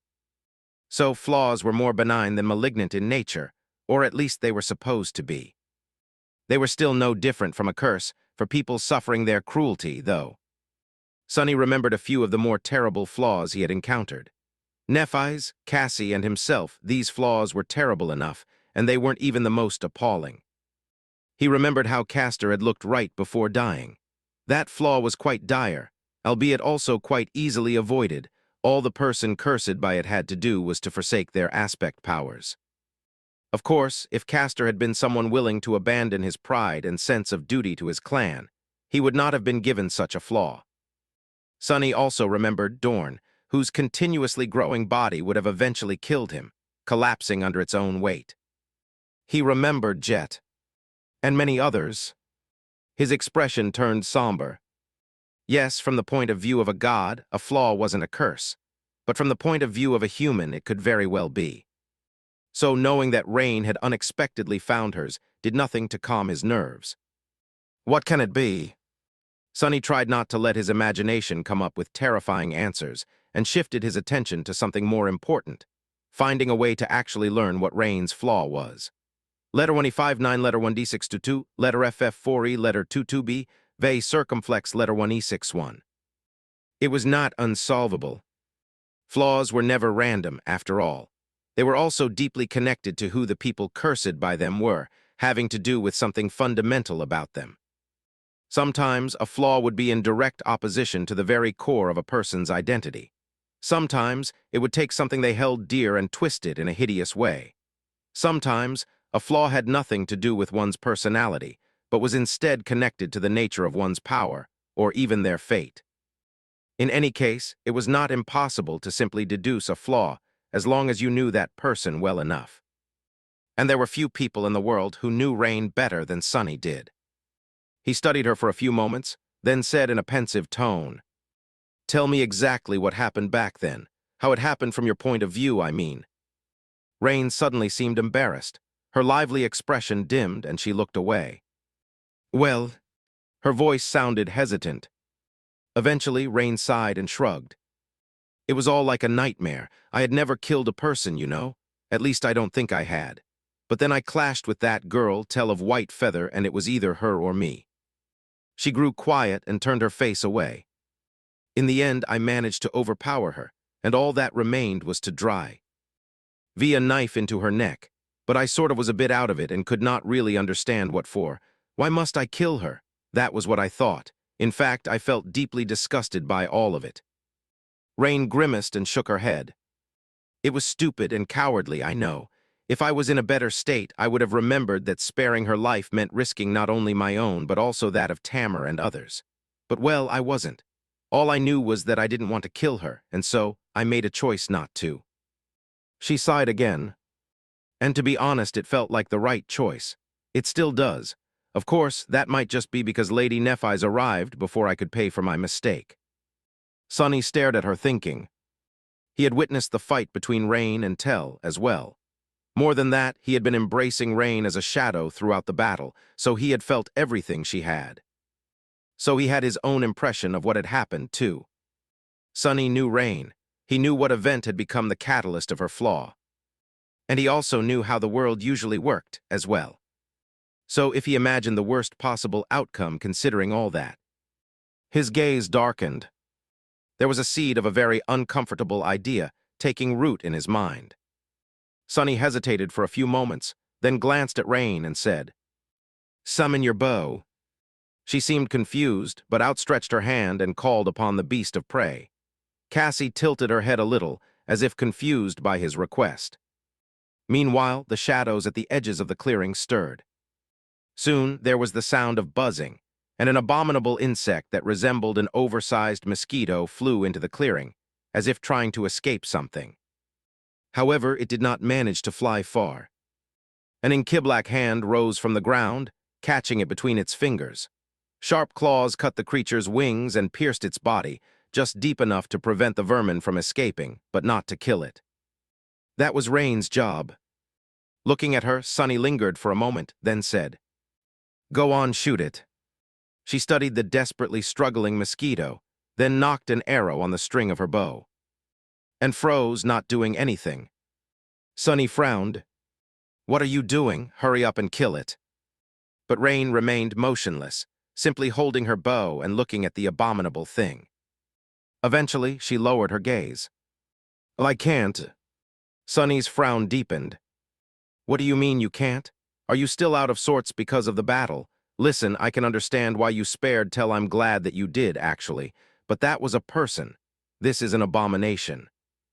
Rain looked at him, her face terrible pale. "No, you don't get it, I can't." She trembled. "My hand won't move. I tell it to draw the string, but nothing happens." A moment later, she moved the bow to the side, drew it, and sent the arrow flying, It whistled past the vermin without doing any damage to it and disappeared into the jungle.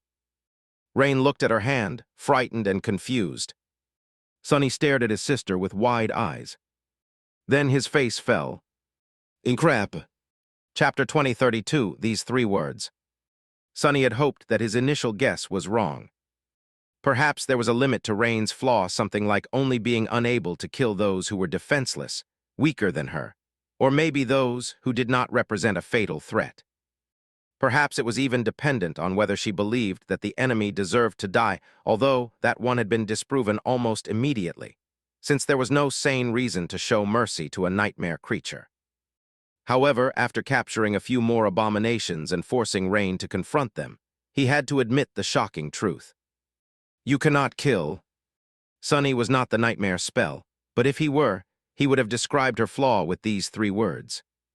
As the truth dawned upon the 3 people gathered on the clearing, they remained silent for a while, each trying to cope with the stunning revelation. Sonny felt as if he had been smacked in the head with something heavy. He was dismayed. What kind of flaw is that? He had seen many cruel flaws, but none that were as restrictive and ridiculous as this one. It was one thing to be unable to kill people. It was a completely different thing to be unable to kill anything in this perilous, dying world, where every day was a desperate struggle for survival.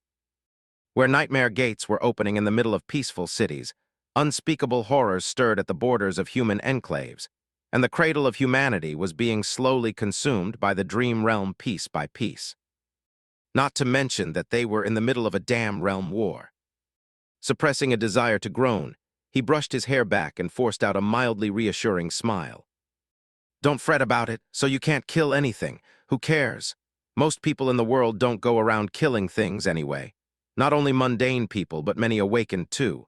Take Aiko, for example. She had not summoned a combat memory in years. Granted, Aiko was only able to stay away from blow. Oddshed because she had already spilled enough blood on the Forgotten Shore. If she had been sent there while unable to defend herself, she would not have survived long. Letter 211 Cyrillicea Eng, letter 1D40, letter 1D51F, epsilon, letter 1D8A. And she also had him around, which was no small part of it. Rain, who was sitting on the ground with a lost expression, raised her head and stared at him. Aren't you forgetting something? Sonny raised an eyebrow. What?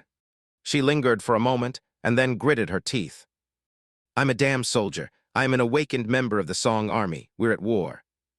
Rain covered her face for a moment. What am I supposed to do now that I can't even shoot my bow? Sonny hesitated, not knowing what to answer. Eventually, he said, I can steal you away. You don't need to remain a soldier, you know. Others can't desert because there's nowhere to run in Godgrave, but you can. Rain pierced him with a heated gaze, making it seem as if he had said something wrong. Damnation. Luckily, Cassie came to his help. She had remained silent before, but now spoke in a soft tone. Rain, you are really asking the wrong person. Rain glanced at her and raised an eyebrow. Oh, how so? Cassie smiled. Did you not see? He is a monster on the battlefield. His power is beyond all reason, so, naturally, he would have had few opportunities to experience being unable to kill something that he really wanted to kill. She pointed to herself. But I have. After all, my aspect is quite unsuitable for combat, and my flaw made me blind. I had to learn how to face adversity despite my flaw, and so I am in a better position to give you advice. Rain lingered for a few moments, looking at her heavily. Then she shifted her gaze to Sonny. Is it true? Does your flaw not restrict you in combat? He smiled wryly. Not usually, no, but you don't have to be polite. You can just ask me what it is. Rain hesitated a little, then couldn't help herself and asked. So what is it? Sonny stared at her silently for a while. Eventually he scoffed. It's simple, really, I can't lie. Rain laughed. She even slapped her knee a few times. But under his calm gaze, her laughter slowly died out. No, wait, really? That is impossible. I mean all the stuff you told me. No, wait, really. Sonny smiled. It's true, I can't speak a single lie aloud. He pointed to her. However, I managed to fool you into thinking that I was spouting lies, didn't I? and keep the truth from you for many years. Rain stared at him with wide eyes, then nodded. Sunny nodded too. That is how flaws work. They are an insurmountable challenge, however. Climbing over a mountain is not the only way to get to where you want to go. You can also go around the mountain, and you can work around the flaw, too. Cassie lowered her hand to the hilt of the quiet dancer and added in soft, but confident tone. It just takes time and effort. You will learn how to go where you want to go despite the flaw as well. There are many ways as long as you have the will. For example, although you can't kill a nightmare creature, you can wound it. You can immobilize and debilitate it. With enough foresight, you can win a fight before it even starts, or even avoid it entirely. She lingered for a moment, and then added, in that regard, your talent for the sorcery of names will be a boon. Shapers wield quite a versatile array of powers, including many that can restrain and restrict, that are not only meant for destruction, but also creation. Cassie sighed. Remember that you are not alone. We will help you as much as we can. But you must also remember that, at the end of the day, only you can learn how to live with your flaw. Rain looked at her with gratitude, seemingly reassured. Then her gaze shifted to the corpses of the nightmare creatures sprawled across the clearing. Sunny had killed them after she failed to do so, thus ensuring her safety.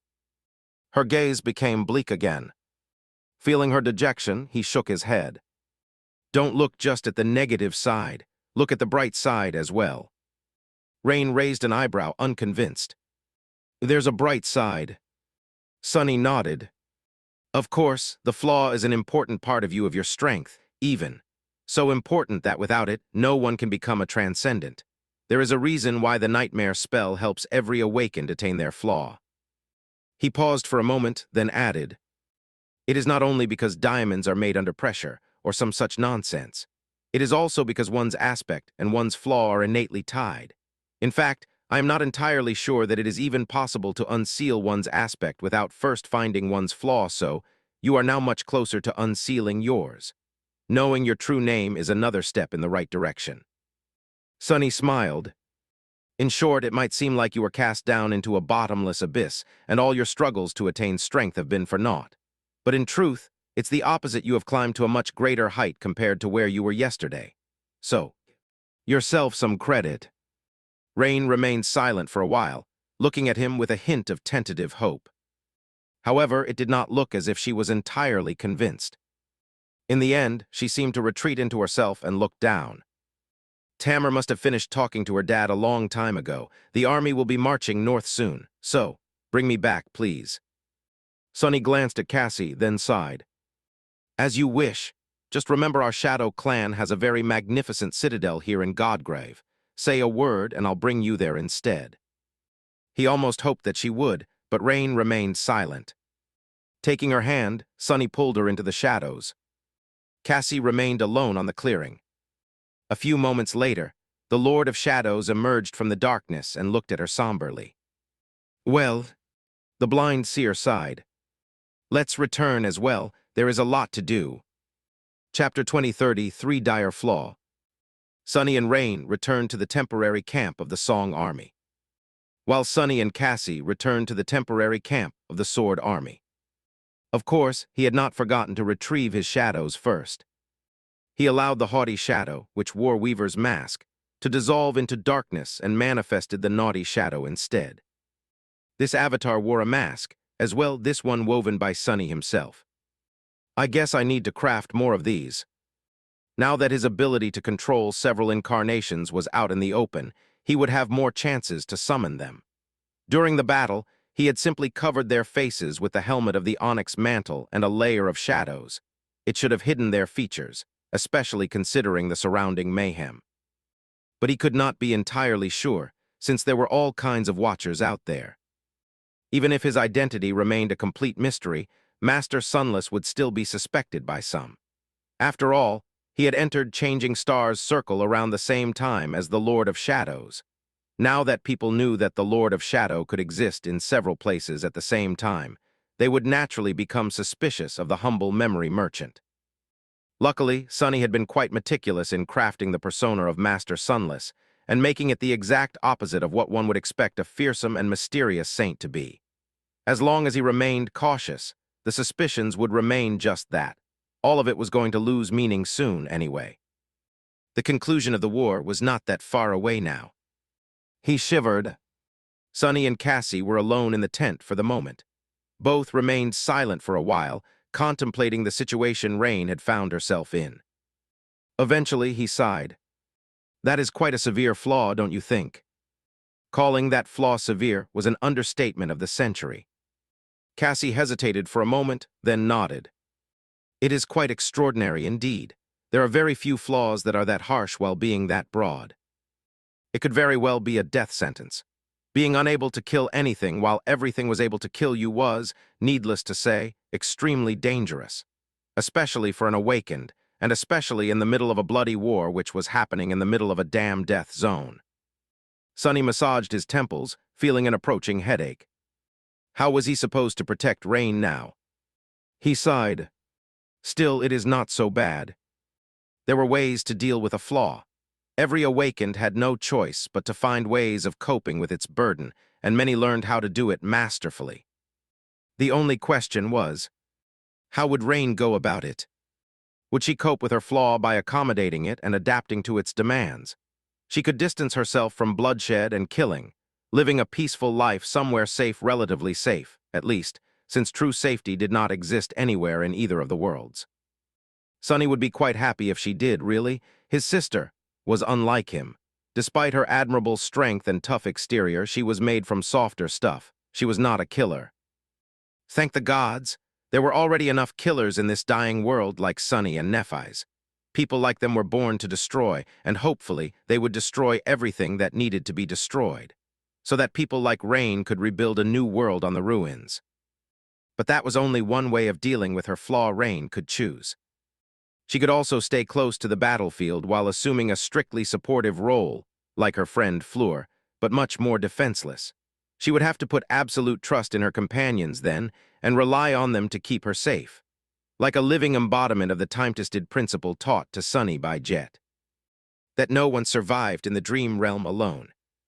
Or would Rain cope with her flaw by fighting and rebelling against it like Sonny had fought and rebelled against his? He had become a master of deception, despite being unable to lie, after all. It was just that his treacherous ways had to turn much more refined and insidious because of the flaw. Would Rain become a ghastly and sinister slayer because hers, a person who could not kill her enemies, at least not directly, but made them wish that they were dead? Sonny closed his eyes for a moment, then cursed. No, I take it back. It is that bad. Cassie patted him on the shoulder. Don't worry too much. She will be fine, better than fine, actually. She will face the challenge of her flaw, overcome it, and become much stronger for it. Sonny did not know if Cassie was speaking out of personal experience or simply trying to placate him, but he felt thankful either way. He wanted to believe her, too. She remained silent for a moment, and then sighed. Nevertheless, you are right.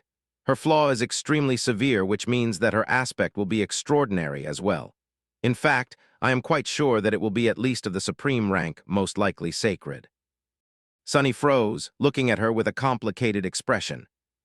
An aspect of the sacred rank was almost as rare as one of the divine rank. In fact, ironically enough, Sonny knew of more awakened wielding a divine aspect, Nephis, Mordred, and himself, than awakened wielding a sacred aspect. He only knew of one, actually Cassie herself. Of course, there could have been others among the members of Broken Sword's cohort, for example, or among the daughters of Kai Song. But the fact still remained. A sacred aspect would be unique, mystical, and exceedingly powerful by its very nature. And his sister could come to possess one of those. Sonny lingered for a few moments, then sat down and said somberly, "Tell me more about what you saw." Cassie remained silent for a while, as if trying to find the correct words. In the end, she sighed. It was quite unusual. I had to decipher what I saw myself. I still do, really. It is not really difficult, just takes time. Like following your intuition to the answer you already know to be true, or remembering something that you had already known once. We will be able to decipher the true name shortly, I believe. The attributes responsible for her affinity to shadows and sorcery are also quite clear. Her tone changed a little. It's the third attribute that gives me pause. Cassie grew quiet for a moment, then faced Sunny and asked cautiously, "Sunny, tell me, have you noticed anything strange about your sister?" Chapter 2034, What Are Friends For? Sunny stared at Cassie silently. What the hell did she mean, anything strange? Suddenly, mana-troubling possibilities surfaced in his mind. There were all kinds of attributes out there in the world. After all, the mind hex of the Soul Devourer had also been akin to an attribute, for example. Rain had not been supposed to possess 3 entire attributes anyway. The mark of shadows had come from him was the 3rd attribute foreign to her as well. Finally, he shrugged. Strange, I mean, she is known as that crazy girl back in Ravenheart for a reason. But no, not really. Rain is surprisingly normal, shockingly normal, even she is more or less the only normal person I know. He frowned. What exactly do you mean by strange? Cassie contemplated her answer for some time before speaking. I'm not sure myself. Have you seen some inexplicable things happening around her, or patterns of strange events? Like sudden changes in weather, plants wilting or blooming unexpectedly, or maybe nightmare creatures reacting more strongly than expected to her presence. Sunny scratched the back of his head. No, really, what was she going on about? Eventually, he said hesitantly, well, come to think of it, a huge storm did appear out of nowhere when she was awakening. Why? Cassie remained silent for a moment. That 3rd attribute I spoke about, it is quite unusual. I'll need more time to truly fathom it, but what I do know is that her soul is connected to the world much more deeply than that of a mere awakened should be, or maybe it is the other way around. So, that storm might not have gathered by coincidence or as a response to her unusual awakening. It could have been a way the world was responding to the intensity of her emotions. Sunny blinked a couple of times. That kind of sounds like presence. The world had a way of responding to saints. However, Rain was definitely not a saint. Cassie nodded. Indeed, in fact, I suspect that Rain already has a presence, much like a transcendent would. It is just that her soul is so much weaker than that of a saint that we have not felt her presence yet. Similarly, I also suspect that she already has a source element. She remained silent for a few moments, as if doubting herself, and then added in a hesitant tone. To be honest, it felt like all elements are her source element. Or maybe it's the other way around. Can a human soul itself be a source element? God, sorry, but I am really confused. All I can say right now is that her soul is very unique, deeply connected to the world, and inexplicably exhibiting traits similar to those of a transcendent despite being properly weak and fully contained within her body, like any awakened soul should. Sunny stared at her silently. Then he stared some more. No matter how much you are confused, I am confused more. Cassie chuckled, then sighed. Don't worry, I'll figure it out soon, sure. It sounds strange, but consider some other innate attributes. I am sure those would have seemed bizarre to us if we glimpsed them for the first time without the spell providing a comprehensive, convenient, and concise explanation. Sunny thought about it. Well, yes, if he looked at it like that, the innate attributes of people with aspects of higher ranks would seem quite bizarre from the outside, like his own fated or Neph's dreamspawn. Compared to those, the strangeness happening to Rain's soul seemed almost mild. In any case, for now, the only thing he could do was wait for Cassie to decipher the full meaning, and worry. Once the interpretation was complete, he would finally be able to finish the memory bracelet he had been weaving for Rain. She would be ready to decide what to do about her flaw by then, as well. Suddenly, Sunny felt a cold chill run down his spine. Her emotions might be able to affect the weather, huh? That was a truly terrible trait to possess here in Godgrave. Rain did not quite remember how she found her way to her tent after being returned to the camp of the Song Army. Only her tent wasn't there anymore. The funeral rite had been long finished, and the army was preparing to march. Someone from the cohort, Tamar most likely, had already taken down Rain's tent.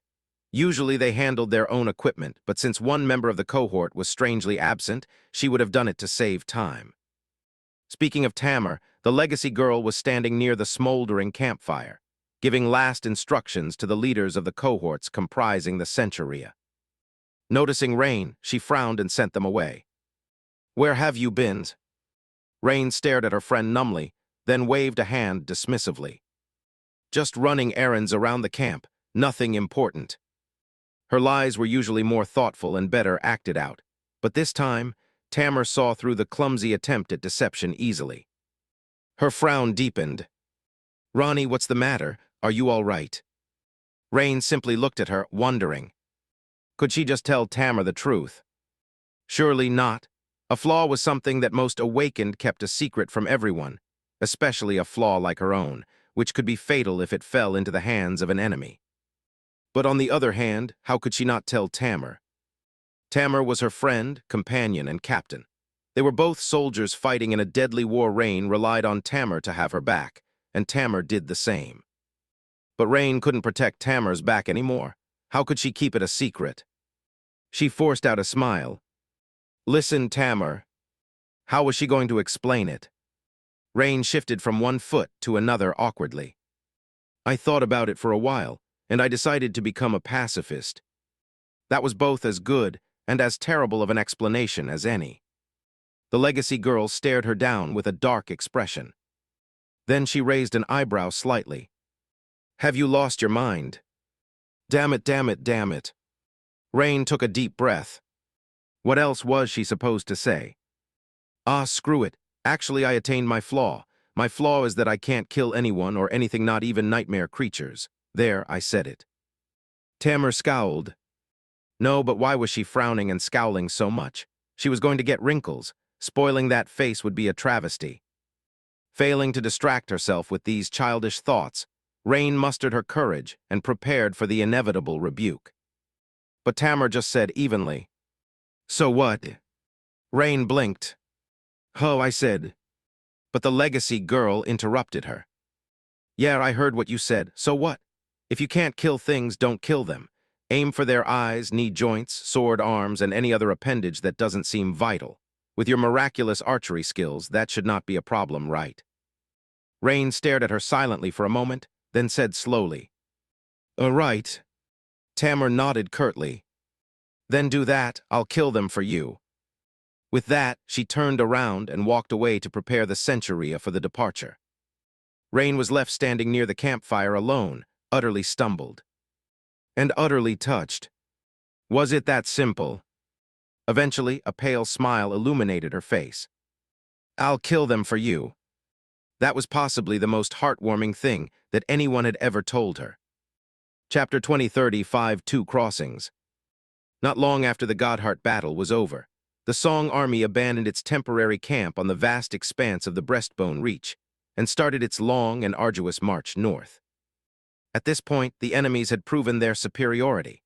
The warriors of the Raven Queen could not compete with the Sword Army in an open field, not as long as Changing Star and the Lord of Shadows were alive, at least. So they could only retreat. The situation was not hopeless, though, and the retreat was not aimless. It had strategic goals that could very well bring the Song domain victory in the next battle, or the battle after that. The first goal of returning north was quite obvious. There, they would gain terrain advantage. The Song army could not overcome the enemy in a frontal clash, but things would be different if there were complicated terrain and fearsome fortifications involved in the equation. The forces of Song had established two impressive strongholds on both crossings from the northern tip of the Breastbone Reach to the West Collarbone Plain, one direct, and the other one via the western first rib. Laying siege to either of the crossings would be a perilous task for the Sword Army, no doubt. And there was the second strategic goal of the retreat, as well. This one was more mystical. The swath of the titanic breastbone where the Battle of Godheart had taken place was located on the invisible boundary between the two clashing domains. There, the power of the sovereigns was at a balance. Now, however, the situation would change. The Song army was retreating, and therefore the sphere of influence of the Song domain would shrink, while the sphere of influence of the Sword domain would expand. All that the King of Swords had to do to claim this territory was conquer the scattered extermination outposts established by the enemy on the surface of the sun-bleached bone. He would become the sole ruler of the Breastbone Reach soon. His domain would not reach the western collarbone of the dead god, though, where the citadel of Kai Song were located. Her power would be fully expressed at the two crossings, while his would be at its weakest. So the Song army was determined to defend them at all costs. It had a good chance of succeeding as well. But the King of Swords was undeterred, and so his army set out in pursuit. The longer it took for the sword army to arrive at the two crossings, the better the soldiers of the Song domain would be able to entrench themselves and prepare for the siege. So, there was no time to waste. Perhaps Anvil wished to maintain the forceful momentum of the triumphant victory at Godheart, as well, hoping to smash through the enemy defenses and march straight to the Collarbone Citadel. Kai Song knew this, of course, so it was inevitable that she would try to slow the sword army down. There would be ambushes and countless skirmishes between the soldiers of the two domains, no doubt. Worse than that, there was a very simple tactic she could employ to sabotage the speed of the advancing enemy forces. It was to destroy the extermination outposts as her own army retreated, like the armies of the ancient times burned the fields and poisoned the wells as they passed. The extermination outposts were like seals that humanity had placed on the abominable jungle, preventing it from escaping to the surface from the humid twilight of the hollows again. They were fortresses built around the fissures in the ancient bone, garrisoned with soldiers whose task it was to destroy the tendrils of the scarlet infestation every time it reached out from the darkness. As the Song army retreated across the territory it had subjugated in the past, these garrisons were retrieved and the fortresses were destroyed. With nothing containing the ancient jungle in the depths anymore, it crawled out of the dark fissures to hungrily absorb sunlight and warmth once again. The return of the scarlet infestation was like an explosion of abominable life. Its taint covered the sun-bleached surface of the bone with dire speed, and myriads of nightmare creatures were born in an instant, most to be consumed, some to gorge themselves on the flesh and souls of their fallen brethren and grow with startling speed. By the time the sword army reached where the enemy had passed, they were often met by vast wields of thick vermilion growth. The islands of the abominable jungle had to be tamed and burned down once again, the extermination outposts had to be restored, and new awakened garrisons had to be left behind to guard the fissures.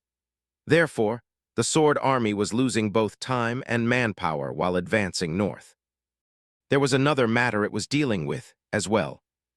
The fallout of the Godheart battle, and the punishment that the king had delivered to Changing Star of the Immortal Flame clan for her defiance. His punishment was not that harsh, really. She was stripped of her position as the commander of the sword army, with Anvil assuming the role personally, and sent back to the main camp to oversee the complicated logistical task of shifting the established supply chains in preparation for the inevitable siege of the two crossings.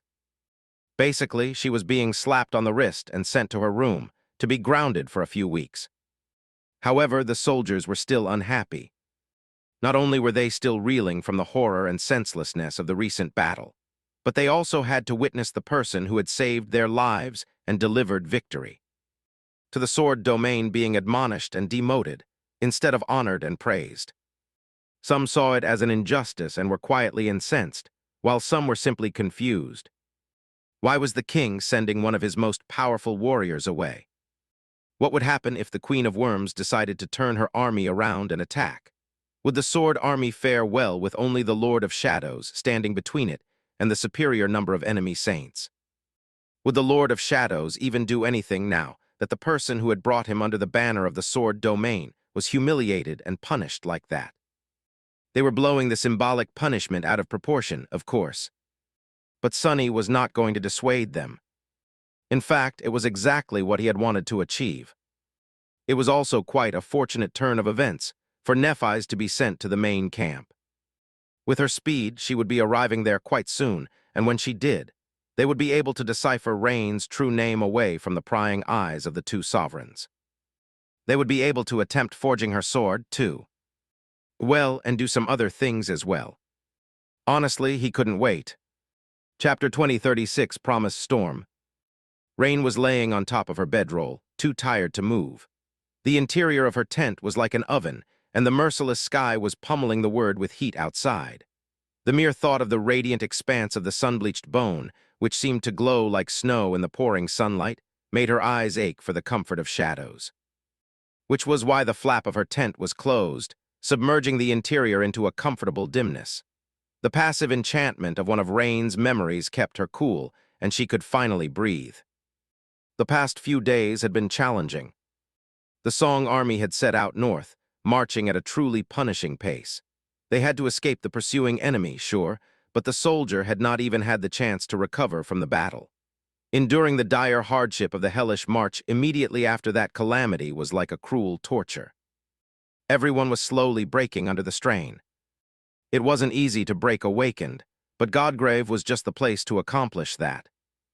The situation was only made worse by how disheartening it felt to be destroying the extermination outposts as the army retreated north. They had fought long and hard to establish them. After all, battling the Scarlet Jungle was a harrowing affair, but it had felt rewarding, as if they were banishing something vile and odious into darkness to build a place under the sun for humanity. What did it feel like to dismantle these outposts with their own hands then? The 7th Legion had destroyed only one so far. It had to be done in a rush, so the fortress had been set on fire immediately after the garrison evacuated. Luckily, the most widely available building material in Godgrave was wood, and the flames spread quickly. It was not quick enough, though. The Blood Sisters surrounded the burning outposts and bombarded it with ranged attacks, reducing the fortress to rubble. What had taken weeks of battling the dreadful jungle and enormous effort to build was reduced to a smoldering pile of charred debris in a matter of minutes. As the soldiers watched the scene of destruction in grim silence, it was hard not to feel as if all the blood, sweat, and tears they had spilled were for nothing. By the time the Legion moved on from the blackened ruin, the first scarlet vines were already crawling out of the fissure. Damn it all! Rain shifted and glanced at the deep shadows nestling in the corners of the tent. It was so hot inside. After remaining silent for a while, she said in a low tone, "You know you can already make cooling enchantments. Why don't you enchant the whole tent while you're at it?" There was silence for a few moments, and then a chuckle came out of the shadows. "Mostly because it would take time away from more important matters. Why don't you learn runic sorcery and enchant the tent yourself?" Rain smiled in the darkness. "I just might. Can I really learn it?" A familiar figure emerged from the shadows, sitting down on the floor of the tent. He shrugged. "I don't see why not. A friend once told me that it would take no more than a century, but with your apparent talent, it should be much faster. A few decades at most." Rain sighed. Figures." Then she studied him with a neutral expression. "Why did you come out?" Sunny smiled. "I have something for you. Give me your hand." Still laying on the bedroll, Rain outstretched a hand. He took it gently with his own and raised the other one. A moment later, a beautiful bracelet forged from black silver manifested itself from strands of darkness, and he put it around her wrist. Rain studied the bracelet with curiosity. It felt cool to the touch, contrasted starkly against her smooth alabaster skin. The craftsmanship was beautiful and the fit was flawless. "It's pretty, but what is it?" He let go of her hand and leaned back a L. "It'll..." "A memory, bind it, then think about wanting to know your state." A new memory was always a welcome surprise. Rain sat up, infused the beautiful bracelet with her essence, waited for it to take hold, and then thought about her state. What state is he even talking about? Like tired, sweaty, and miserable. However, in the next moment, a field of shimmering runes suddenly ignited in the air in front of her. Rain froze. Is this?" He nodded. "Yes, it is something I came up with for myself after being cut off from the spell.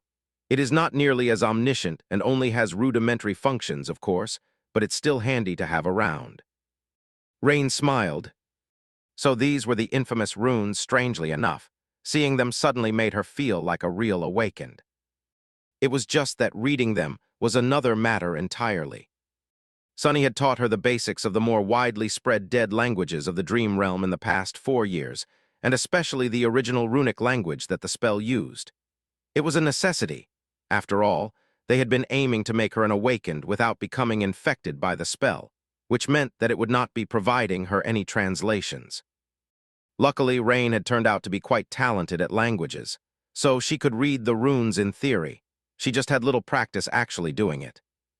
Still, she was incredibly curious to learn what the bracelet would tell her.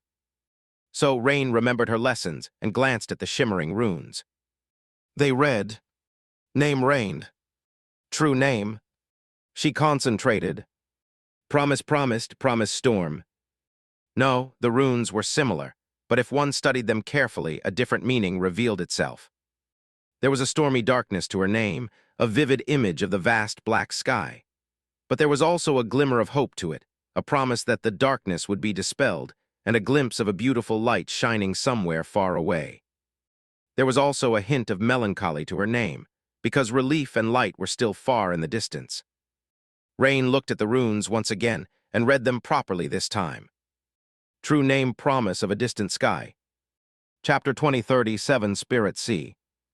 Rain rolled the words on her tongue. Promise of a distant sky. It was a beautiful true name, if not as fierce and fearsome as most other true names were.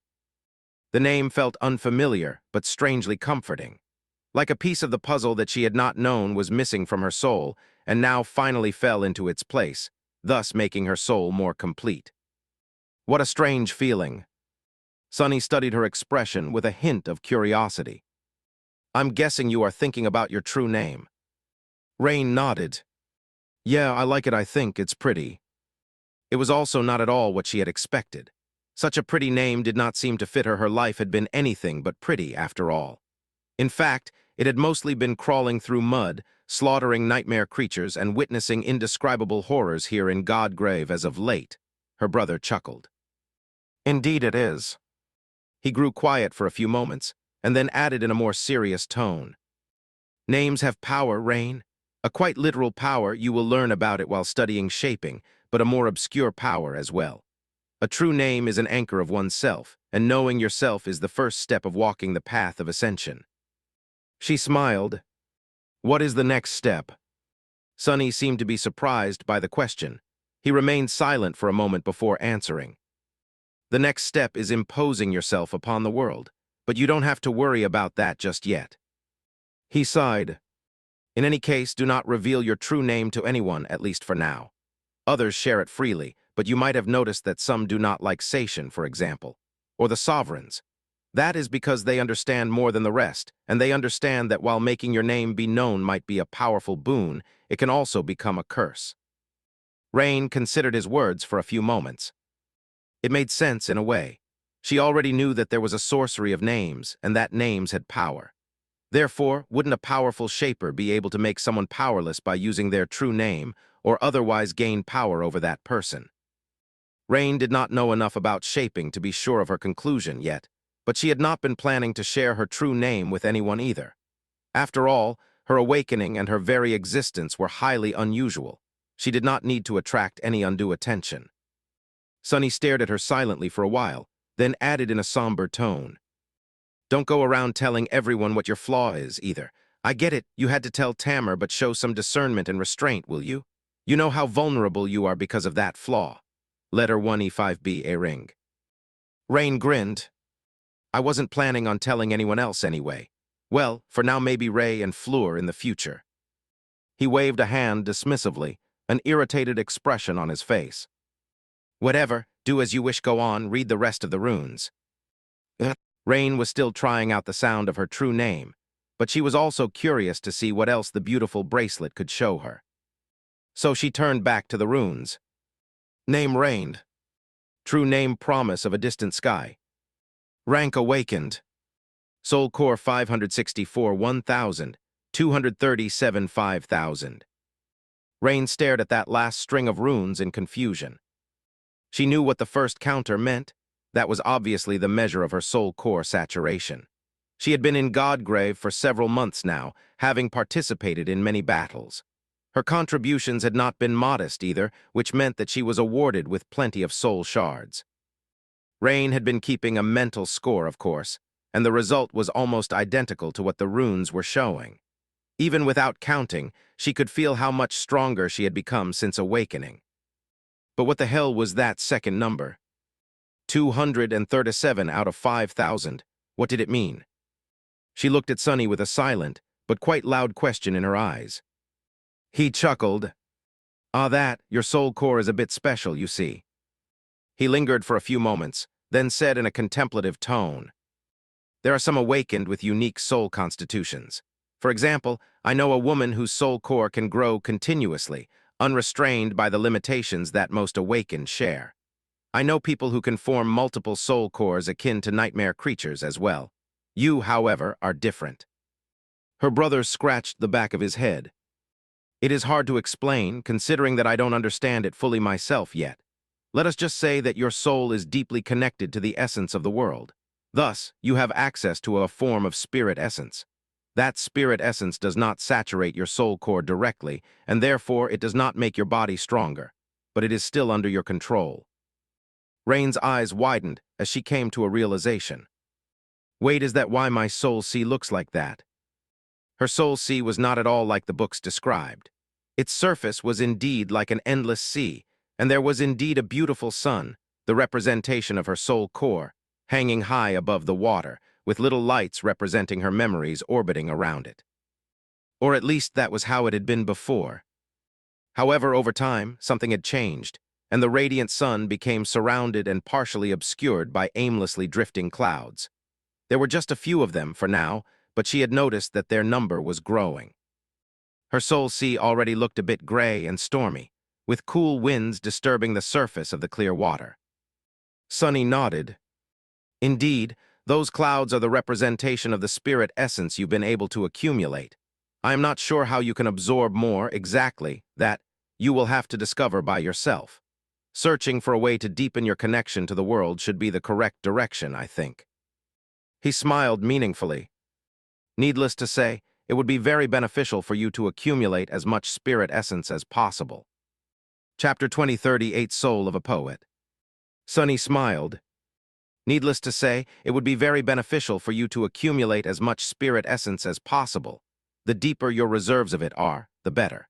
Not to mention that we don't know how saturating your soul with spirit essence will benefit the eventual transformation of your soul core. It might very well be a boon during your ascension. Then his smile dimmed, replaced by a serious expression. Do note one thing, though. This bond between your soul and the world is a connection that goes both ways. So while you are able to absorb spirit essence from the world, you can also leak it, I guess. In fact, a little bit of it seems to be seeping out all the time, more so when you are in the throes of strong emotions. So get a grip and don't go around irrigating the world with your soul essence, causing random storm clouds to gather or clear, especially here in Godgrave. Rain stared at him incredulously. Deepen her connection to the world, accumulate more spirit essence, get a grip and keep it contained within her soul. Random storms. What the hell was he talking about? What even was spirit essence? She narrowed her eyes. And how am I supposed to do that, pray tell? Sunny grinned mischievously. How should I know? I have no idea. I can estimate the numerical value of the spirit essence contained within your soul because of the mark of shadows, but at the end of the day, it's your soul. Rain sighed. Right. So she would have to figure it out herself. As if I do not have enough things to figure out myself already. Still, it was good news. Having more essence was indeed the dream of every awakened. It would have been best if her soul core simply had an enormous capacity, thus improving her body 6 times over. But having an auxiliary reservoir of essence was also great news, especially considering that its maximum limit seemed to be vastly more generous than that of a soul core. All this essence would probably come in handy when she started learning sorcery. Still thinking about the fact that her soul was, apparently, more than a little bit weird, Rain turned her gaze back to the runes. What she saw made her eyes sparkle. It was the list of her memories. Memories: puppeteer's shroud, beast of prey, essence quiver, bag of withholding, green canteen. In case of emergency, heavy burden, outskirts at noon, don't cut yourself. Piece de resistance, safety first, fancy handy bracelet. She stared at that last one for a moment, then rolled her eyes and concentrated on the very first memory. New runes ignited in the air. Memory: puppeteer's shroud. Memory rank awakened. Memory tier VI. Memory type armor. Memory description: a worm of doubt once found its way into a righteous king's heart. With time, the king was devoured from inside and became its puppet. A lifetime later, the puppeteer worm escaped from the king's dead body, leaving behind a cocoon of black silk. No one knows where it went. However, once people dared to approach the silent castle, they found the silk among the mountains of gnawed bones and fashioned it into an armor. Memory enchantments: enhanced durability, doubtless blessing of spirit. She shivered. That description was not creepy at all. Then Rain glanced at her brother. I guess I was wrong about him. He could come up with something meaningful to write, after all. That chilling story about the ancient king was both enthralling and poignant. And she had a great advantage when compared to all other awakened. Her fancy-handy bracelet, no. She refused to call it that not only showed her each enchantment a memory possessed, but also described the effects of those enchantments in detail. Trying not to think about giant moths, Rain shifted her gaze to the next memory. Her brow creased a little. Memory beast of prey. Memory rank awakened. Memory tier III. Memory type weapon. Memory description bespoke enchanted bow. Received in exchange for an exclusive memory coupon in the Brilliant Emporium. She remained motionless for a bit, then shifted her gaze further down the list. The crease of her brow deepened. Memory essence quiver. Memory rank awakened. Memory tier II. Memory type tool. Memory description high-quality enchanted quiver, received as gratuity in the Brilliant Emporium. Buy one, get one free, become a client today. Rain scowled deeply as she looked at the next memory. Memory bag of withholding. Memory description, I've really outdone myself this time, if I do say so myself. Anyway, why am I bothering with these descriptions? It takes essence to weave each letter. Rain sighed deeply, closed her eyes for a few moments, then stared at her brother with a strange expression. He smiled. What? Why are you looking at me like that? She inhaled, slowly counting to 10 in her mind. Then, shaking her head, Rain shifted her gaze away from the list of her memories and tried to concentrate on the rest of the runes. I'll force him to rewrite these descriptions, even if it will be the death of me. The runes read: Echoes. Attributes poet, Godheart, mark of shadows. Poet attribute description, your soul is attuned to the melody of names. The cadence of your heart gives shape to its will. There was no surprise there. Godheart attribute description, your heart is bonded deeply with the world. Sunny had already explained this one when talking about her soul core. The choice of the name, though, was quite poignant, actually. Mark of Shadows attribute description, you are the Princess of Shadows, bearing the mark of their lord. Shadows recognize you as one of their own. A wide smile appeared on Rain's face against her will. So it's official now, I'm a princess. Her brother grinned. Of course you are. Rain froze. Wait, did I say that out loud? He laughed quietly. No, but it was written all over your face. She threw a menacing glare at him, then turned back to the runes. There were only a few strings left. Aspect. Dream Realm Anchor. Flaw Crown of Thorns. Flaw description you cannot kill. And just like that, Rain's thoughts returned to her flaw. She sighed, covered the beautiful bracelet with the sleeve of the puppeteer's shroud, and lay back down. Looking at the roof of her tent, Rain remained silent for a while, and then asked in a somber tone, Sunny, do you think that it will be all right? The all of it, I mean. He did not answer immediately, looking at her from the darkness. Eventually, a pale smile appeared on his lips. Her brother nodded. Sure it will, that's a promise. Chapter 2039, Princess in the Ivory Tower. The tranquil silence of the ivory tower was disturbed by the clangor of steel. The chilling litany of clashing blades echoed from the pristine white walls, and powerful gusts of wind battered them like siege rams. However, there was no battle raging under the roof of the great pagoda. Instead, 3 figures moved across its floor in a graceful dance, wielding blades made of shadow against each other. They were Nephis and Sunny, 2 incarnations of him, to be precise. Changing Star had been sent away from the main force of the Sword Army, but the Fire Keepers were not. That, too, was part of her punishment, and although Sunny could see that she was concerned about her people, he was selfishly glad that they practically had the entire Ivory Island to themselves. No one was here to disturb them, so they could spend time together however they wished. And they had. It felt strange to enjoy warm days of contentment and bliss in the middle of a calamitous war, but he was not complaining, far from it. If anything, the dire threat of the looming war made every moment they spent together feel much more vivid and precious. Especially because it also felt as if these were the last tranquil days they would get to enjoy before the inevitable storm. There were all kinds of leisurely activities they had been up to since Nephis returned to the main camp. But today, they were subjecting themselves to a different kind of physical strain. The battle was subdued, but their transcendent battle arts had enough room to express themselves fully. Sonny was enjoying the feeling of completion, freedom, and endless possibility his art gave him. It was graceful, infinitely adaptable, fearsome, and most of all, absolutely deadly. He had already tested its daunting potential during the Battle of Godheart, but some of his powers had been restricted then. Of course, that was not really a detriment to his art. On the contrary, it was an undeniable confirmation of its dire lethality and insidious design. His formless art was flexible enough to serve him well even when placed under the harshest of restrictions, after all, just as he had intended it to be. That was one of its most dangerous aspects. Now, however, there were no restrictions placed upon Sonny, which gave him a chance to experience the full repertoire of his art. Of course, Nephis herself was an astounding swordsman. No matter how deadly his art was, Sonny was having trouble dealing with a nearly immortal opponent. He was curious to know how the battle would have ended if both of them were serious about it, and were not restrained in the magnitude of power they released. What would happen if 7 of his incarnations were here instead of only 2? If Nephis fully unleashed her flames? If they didn't care about hurting each other or leaving their surroundings intact? He was honestly not sure. The only thing he knew was that the main camp of the Sword Army would probably be erased from existence.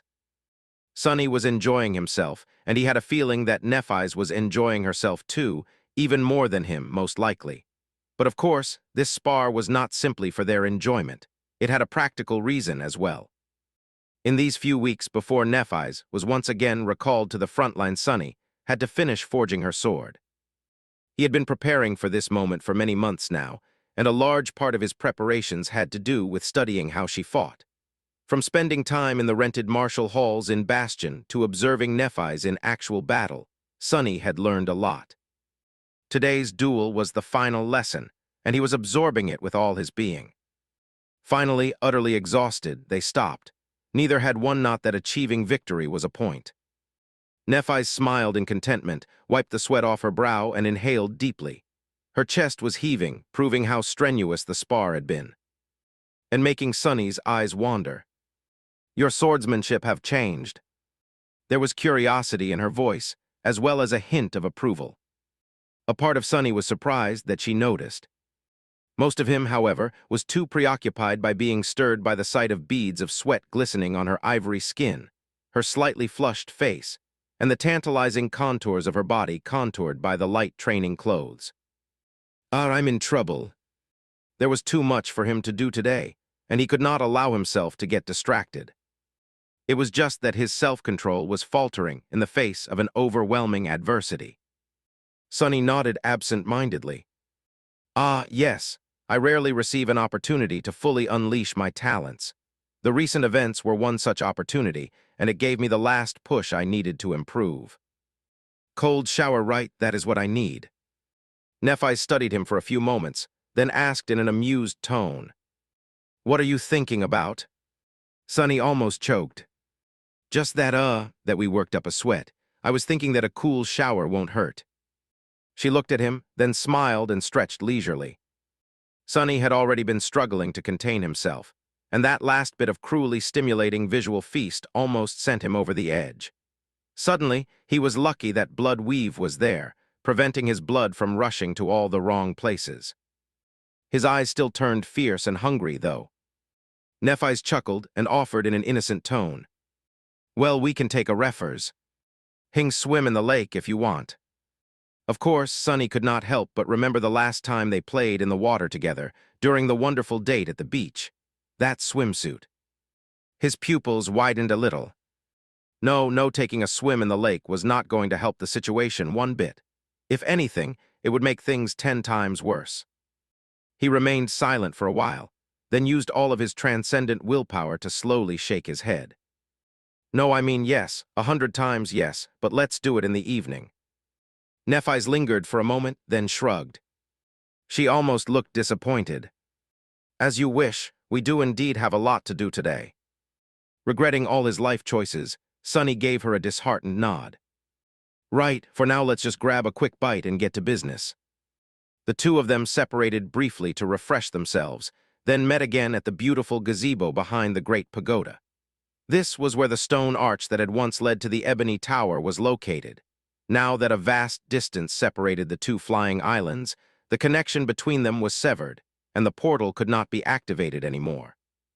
Instead, a tastefully carved stone table was placed in the gazebo, which Sunny now set a light breakfast on. The two of them enjoyed a delicious meal and a bit of invigorating wine while listening to the peaceful sound of rustling leaves that came from the nearby grove. Sunny could not take his eyes off Nephis. Sitting there in the shade, wearing a simple white tunic, smiling slightly as she sipped cool wine, she simply looked too lovely. She seemed to have mostly recovered from unleashing her aspect during the battle, faster than usual. It was good to see.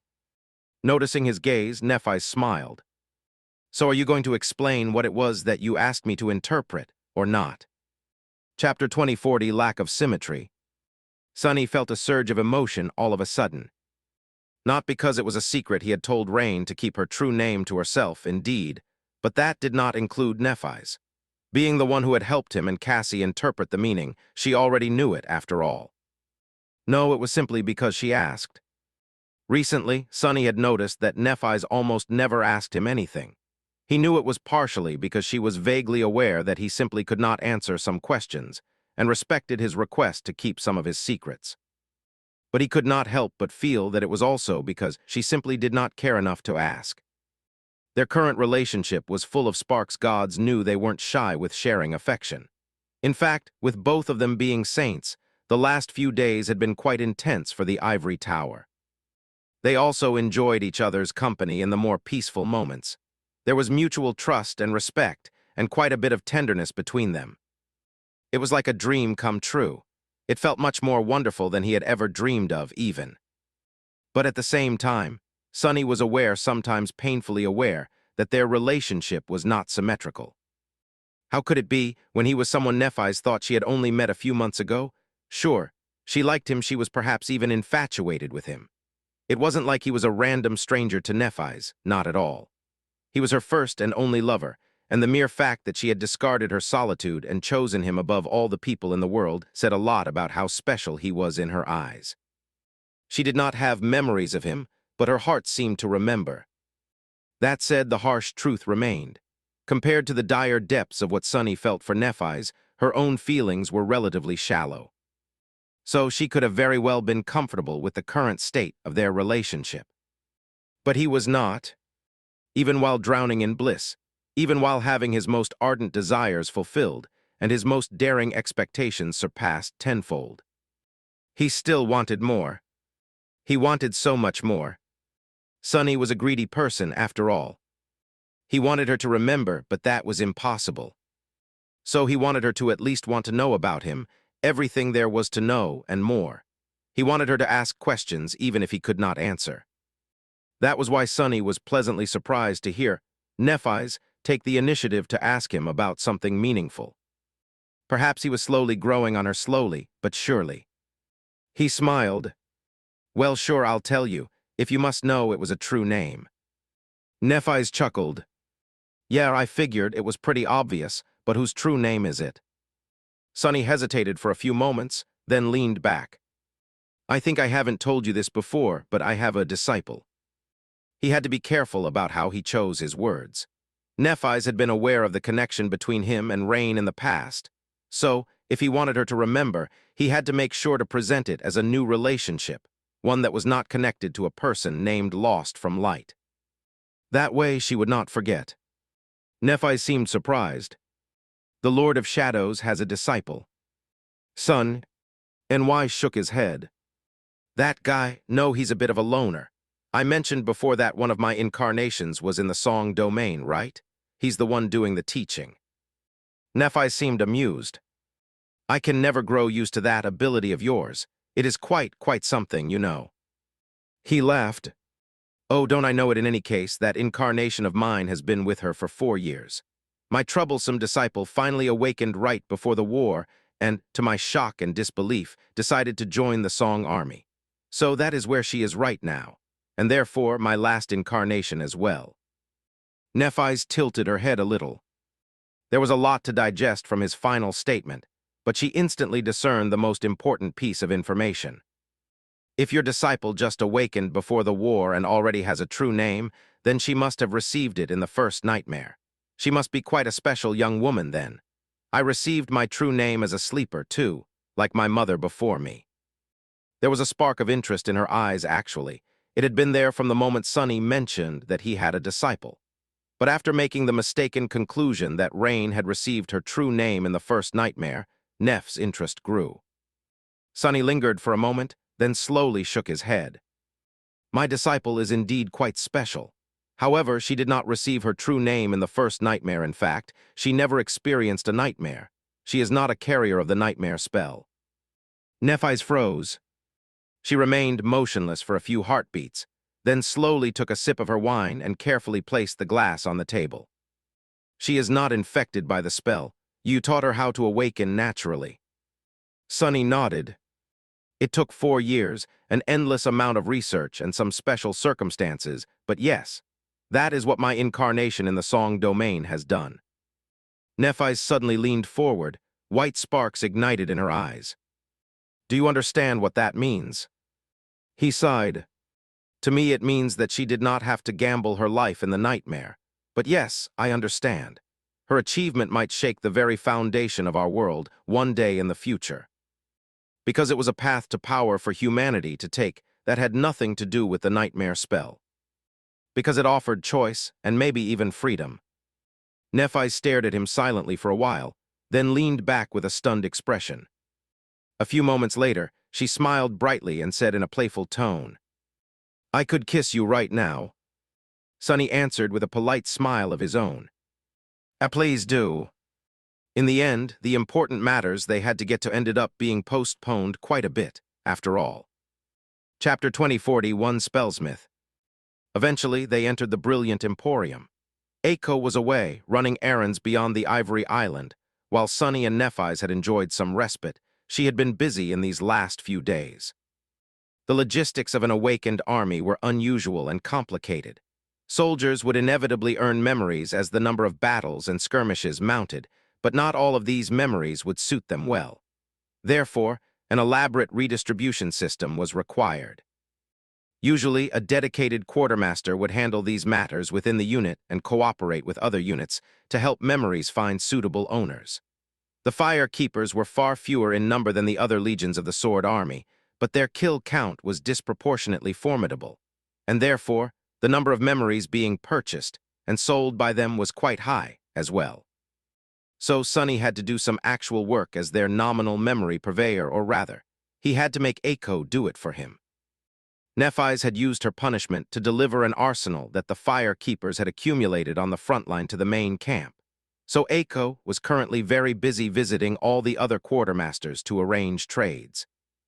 He felt a little guilty about overworking his assistant, but on the other hand, she was surely having the time of her life.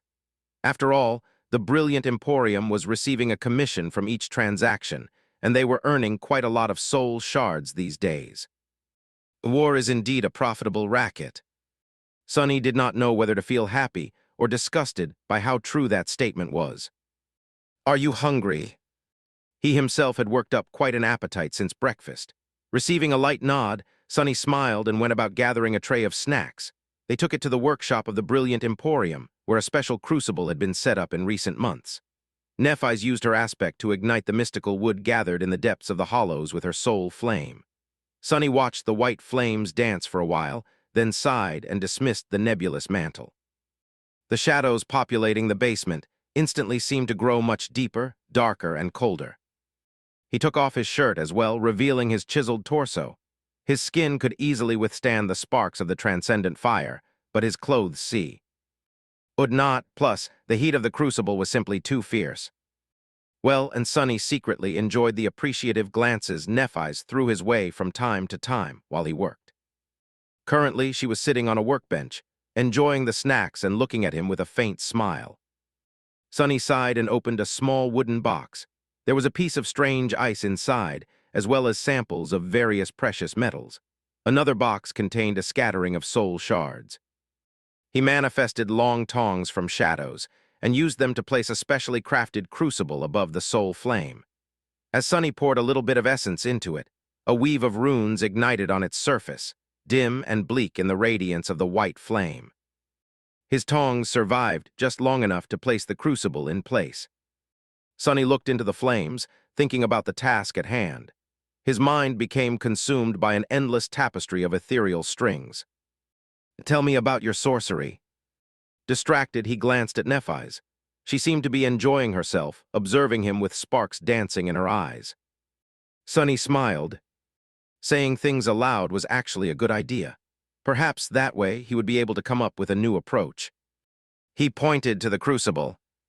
"There are still a few problems I need to solve before attempting to forge you a worthy sword. Today, we will determine the perfect alloy to become its vessel. I have already experimented extensively with various metals and mystical materials, but soul flame adds an element of unpredictability into the processes. So, we'll be conducting the last experiment today." Our retroflex. Sunny remained silent for a few moments, and then added in a lively voice. "Weaving is different from most other kinds of sorcery. The sorcery of names has existed from before time itself. It is founded in the natural laws of existence. The sorcery of runes is built upon it and therefore shares its source. But weaving is artificial and thus unnatural. It was created by a sole individual. Weaver, the demon of fate." His expression turned contemplative. "I am not sure if weaving itself is founded upon some nebulous laws of existence, or if that sneaky demon tampered with existence to make it work. However, it does work, not through names or runes, but through special patterns of strings that serve as guides for the flow of essence. These strings do not exist on the material plane, so it takes special eyes to see them. It also takes special hands to touch them." Nephis chuckled. I get it. You are special, Master Sunless. You have special touch." Sunny coughed, then grinned. "Very much so. That said, I am not unique. There were other weavers throughout history, especially among the priesthood of the nightmare spell, but in our era, I am the only one. Ironically enough, I think that the spell itself is to blame. Unless one is fortunate enough to inherit a very unlikely combination of attributes, it is almost impossible to gain sight that allows one to perceive spellweave, let alone the ability to touch it." He shook his head. "Within the limitations of one's aspect, at least. And since the spell provides a straightforward and convenient path to power, very few people ever feel the need to wander aimlessly in search of unconventional sources of it.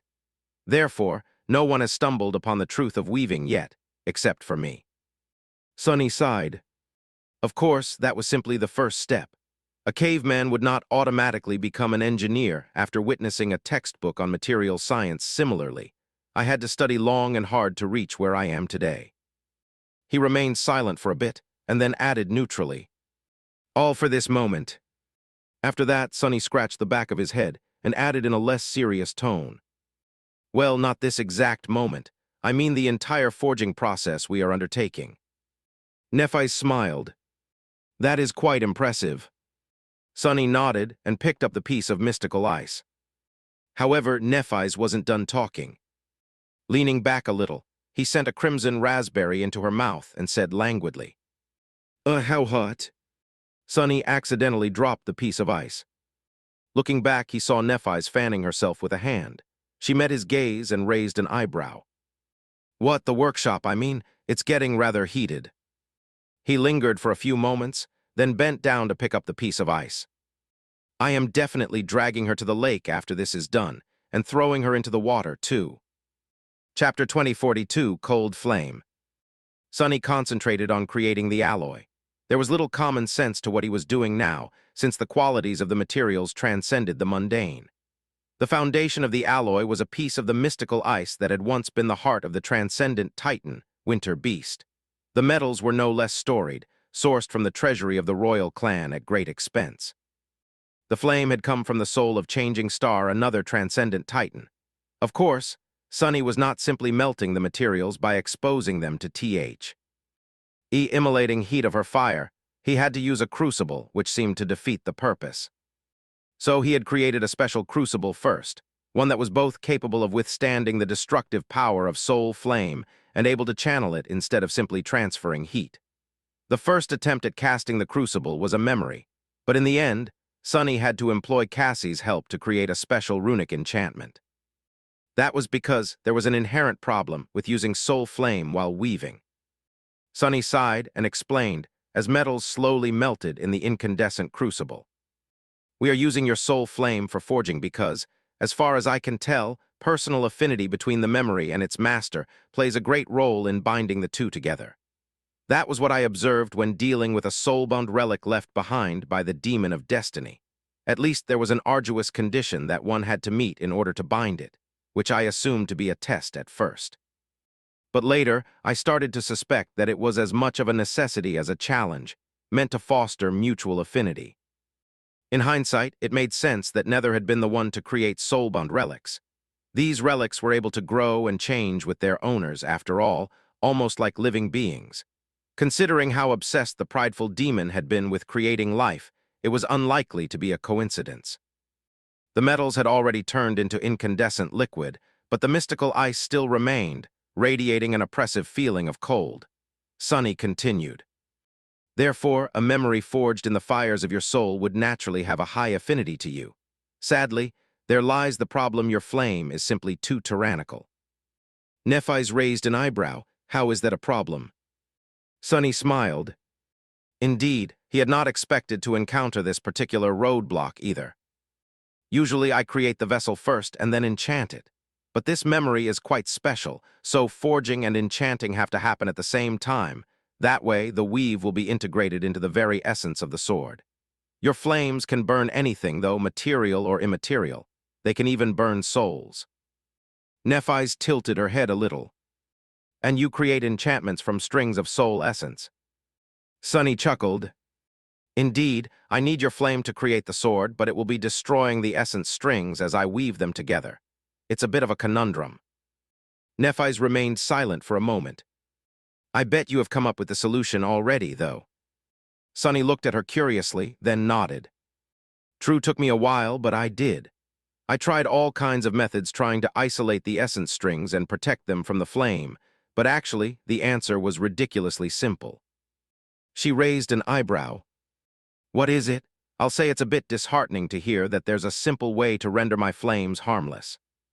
Sunny laughed. Well, it's just the nature of the essence strings themselves, you see. Before today, I've been using my own essence to create them, naturally. But for this memory, we will be using your essence instead. Since the flame and the strings will be of the same source, one won't destroy the other. Using your own essence to construct the spellweave will increase the affinity of the memory further as well.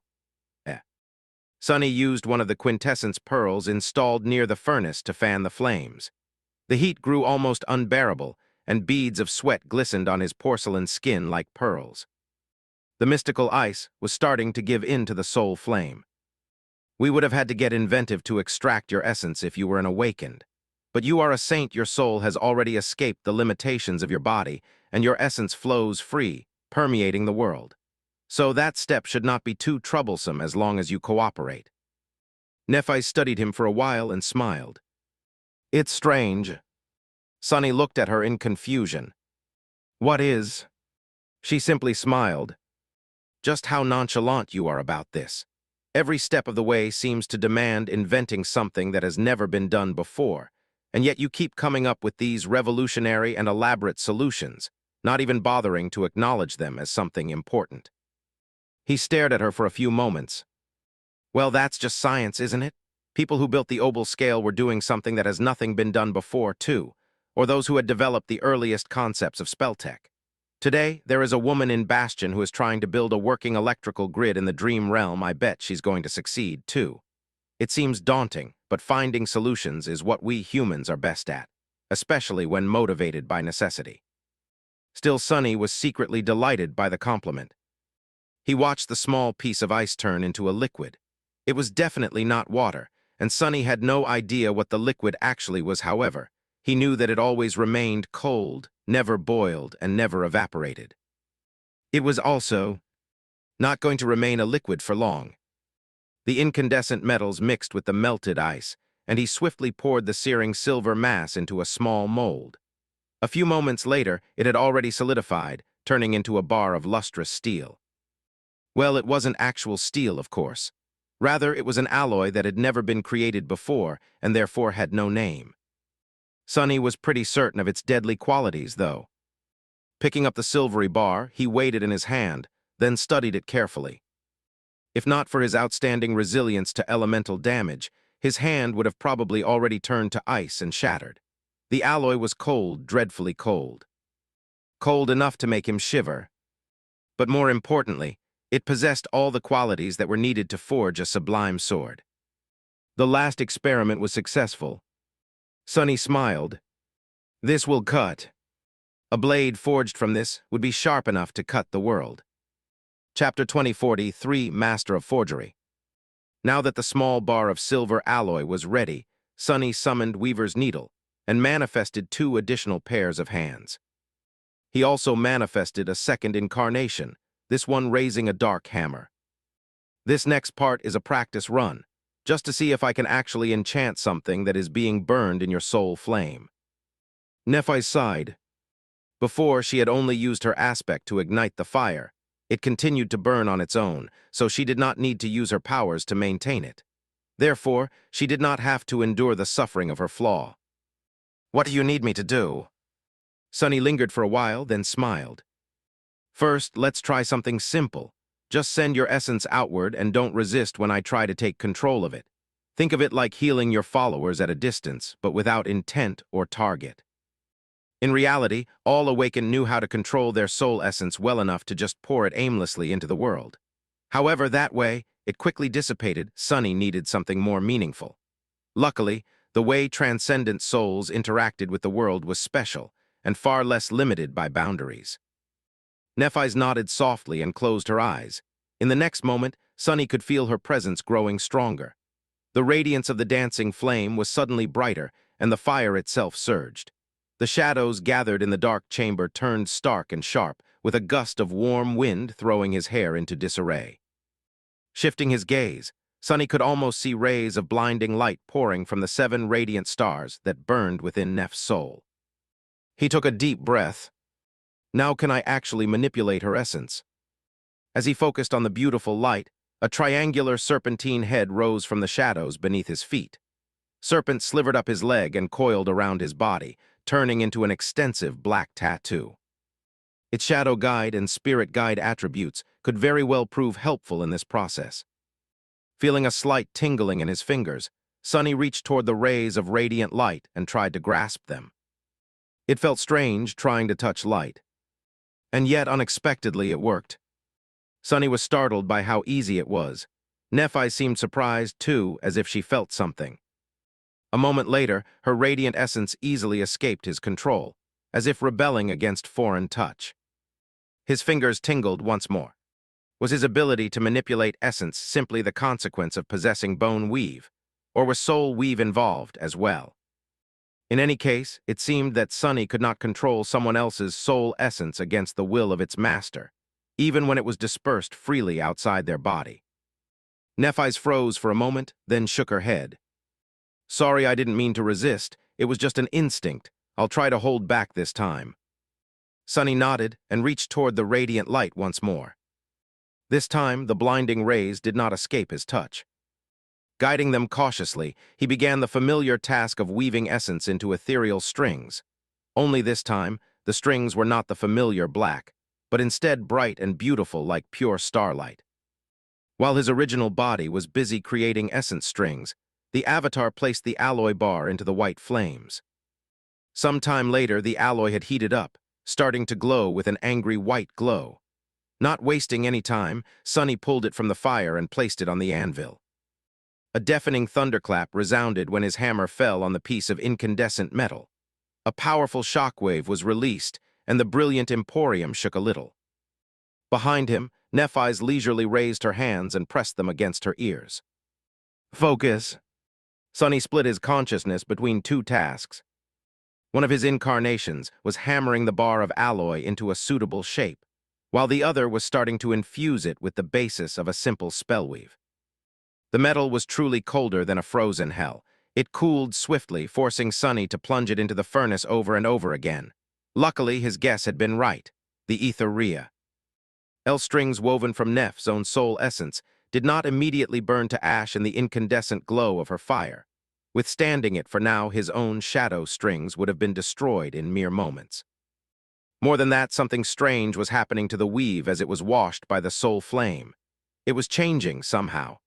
The patterns remained the same, but the feeling it gave Sunny was different, more profound, substantial, and integrated into the silver metal on a deeper level. Curious.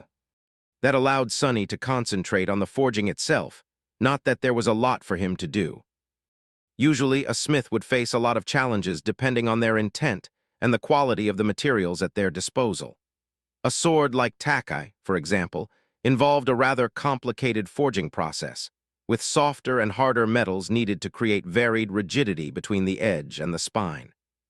A metal of low quality would need to be heated, folded, and hammered countless times to remove impurities and make the blade uniform along all of its length and so on. But Sunny was using an alloy that was beyond any mundane metal, and the design of the weapon he was forging was rather simple. So, he did not need to think about anything except precision. Empowered, the sublime alloy Sunny had created had to be resilient enough to endure being wielded by Nephis, so it was quite stubborn. Reshaping it with a hammer was no easy task. Sunny had to apply all of his fearsome, transcendent strength to each strike, which was a truly harrowing amount of force. With each strike, a deafening thunderclap resounded, and powerful currents of wind were stirred. The marvelous mimic trembled and groaned, as if trying to complain. As Sunny's hand rose and fell, lean muscles rolled under his glistening skin, making him seem like a statue chiseled from white marble. Incandescent sparks swarmed around his flawless figure, and white flames reflected in his onyx eyes. The scales of his black tattoo seemed to glimmer like gemstones. Nephis leaned back, enjoying the view. However, after a while, there was a loud crack, and Sunny grew motionless. His eyes narrowed, and his lips twisted into a grimace. Damnation! Lowering the hammer, he looked at the debris laying at his feet and sighed. We're going to need a tougher anvil. Chapter 2044, Faithful Companion. Eventually, they found themselves on the shore of the lake. The gray sky of Godgrave was shining far above, so the lake itself seemed gray as well. However, at the same time, its waters shone resplendently, almost to the point that it was painful to look at it. The water was still cool and refreshing, though, a fact that both Sunny and Nephis had already enjoyed. Sunny in particular, who felt a bit drained after long hours of forging. It had taken him many attempts to figure out how to work the silver alloy in the end. Still, he managed to succeed. Currently, Sunny was laying on a blanket, spinning a simple silver knife between his fingers. The knife did not possess any enchantments except for those that made it a memory, but it had been forged in the flames of Neph's soul and enchanted with her essence. May I? He looked at Nephis, appreciated the lavish view of her tantalizing body for a few moments too long, and offered her the knife with a smile. That swimsuit is a crime. She took the knife and studied it with a curious expression. Eventually, Nephis shook her head. It feels good in my hand, but I don't sense any special bond to it. Sunny nodded. That is because soul flame and essence strings are only one of the necessary ingredients if one wishes to create a soul-bound relic. She studied him for a few moments. What are the rest of the ingredients? Sunny lingered with an answer, not wanting to admit that he wasn't completely sure. He was confident enough that his theories were correct, but they would only know after attempting the forging. Eventually, he gave in to the pain of his flaw and spoke. Well, first of all, I've decided to cheat a little. Instead of creating a new memory, I want to reforge one that you already possess. Nephis propped herself up on one elbow and looked at him from above, her beautiful silver hair falling down like a waterfall. Oh, Sunny nodded. In fact, it is the first memory you have ever received, the Dream Blade. The silver longsword that Nephis had received in her first nightmare, and wielded while wandering the forgotten shore, the nightmare desert, the outskirts of the underworld, and the depths of the second nightmare. She seemed surprised. The Dream Blade? But it is merely a dormant weapon of the first tier. Is it suitable to become the base for such a powerful relic? Sunny slowly shook his head. It doesn't matter what rank or tier it is. What matters the most is the bond between it has with you. Correct me if I am wrong, but that sword was your companion throughout some of the most dreadful chapters of your life, and it served you well. Nay.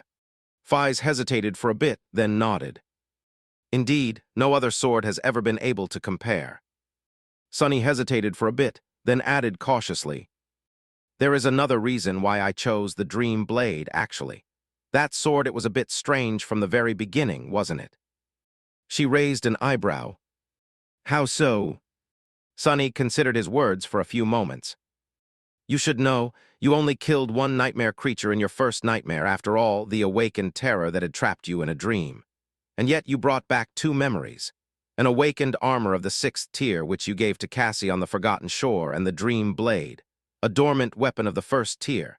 Where did the second memory come from? Nephis hesitated. You seem to know a whole lot about my first nightmare. Curious, there are very few people I have ever told about it. Sonny shrugged. 2 people can only keep a secret if one of them is dead. She studied him with an amused expression, then chuckled. I guess, in any case, I received the Dream Blade after escaping the dream. It was what I used to slay the terror while it was wriggling in pain. I might not have survived otherwise, so I simply assumed that the dream itself was like a living being which I destroyed. Sonny nodded. That is most likely the case. However, I can't help but think about a different possibility. A more symbolic one, perhaps. After all, you have destroyed that dream by burning yourself alive. So one might think that you received that memory for slaying yourself. A dormant memory of the 1st tier for the life of a sleeper. Sounds strange, but it would not be the strangest thing the spell has done by far. As Nephis considered his words with a perplexed expression, Sonny sighed. No matter if there is any truth to that theory, though, the Dream Blade is still our best choice. Of course, if I fail, it will be destroyed. Therefore, we will only have one attempt to get it right. She laid back down, remained silent for a few moments, and asked, When will we make this attempt, then? Sonny contemplated the answer. He had already considered and tried almost everything he could think of. For example, there was the bizarre idea of attempting to forge the sword within Neph's soul sea. Sadly, she seemed to be too powerful to be imprinted by the mark of shadows, and Sonny had no way to enter someone else's soul sea otherwise. He had also considered replacing the soul shards necessary for creating the memory with one of Neph's own soul cores. But while she could sacrifice her cores to receive astonishing power, there was no real way for them to simply carve out one of them, without destroying it, at least. Besides, the mantle of the underworld had not required its master to use their own soul as fuel. Sonny had even examined each of the thousands of silent shadows resting in his soul, hoping that one would possess an ability that Serpent could use to help the forging. Alas, powerful nightmare creatures capable of manipulating souls were very rare, and Sonny had been fortunate enough to not cross paths with many of them. So there was no point in postponing the inevitable anymore. He sighed. The day after tomorrow, there won't be a better opportunity later. Sonny turned his head, looked at Nephis, and smiled. In the meantime, though, I am going to need you to pull some strings on my behalf, Princess. There is this one thing I still want to try. She turned her head, too. For a few moments they were laying side by side, their faces almost too close to each other. Sonny stared into her calm, gray eyes silently, feeling content and at peace. Then her eyes grew a little livelier. She smiled with a hint of mirth. Oh, there is a thing you still want to try. Sonny closed his eyes and let out a tortured sigh. All this teasing. When he opened his eyes again, his gaze was quite heated. But what could he do? His flaw compelled him to answer truthfully, so that was what he did. Chapter 2045, Professional Exchange.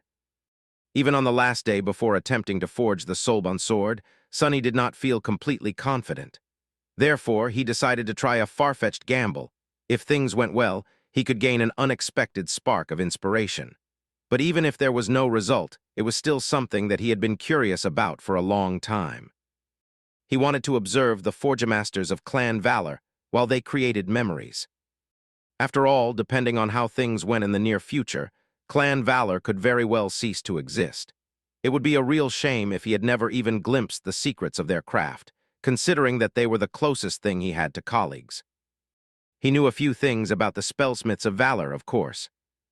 For example, he knew that they were not weavers, but rather a group of individuals whose aspects allowed them to create memories, some coming from the Valor bloodline, some adopted into the great clan as valued retainers. It made sense, Ray. Ally, it was known that family members often, although not always, shared aspects of similar nature. That was especially true for the great clans, whose scions inherited the same lineage attribute in the case of Valor. It was the divine lineage of War God, who was also the deity of craft and progress. Granted, not all members of the branch families of Valor had it. Nevertheless, there were enough people with aspects that had to do with crafting among them that Valor had been the dominant force in that field ever since the nightmare spell descended. Therefore, it was not surprising that they had put a lot of effort into systematically recruiting similar talents, both through patronage and marriage, aiming to achieve a functional monopoly on all things having to do with forging memories. Sonny also knew that while the enchanters of Valor were inferior to him in many regards, there were also areas where they were superior. For example, they knew far more about runic sorcery than he did. They were also able to create echoes, which he had not quite mastered yet. So his hopes were high.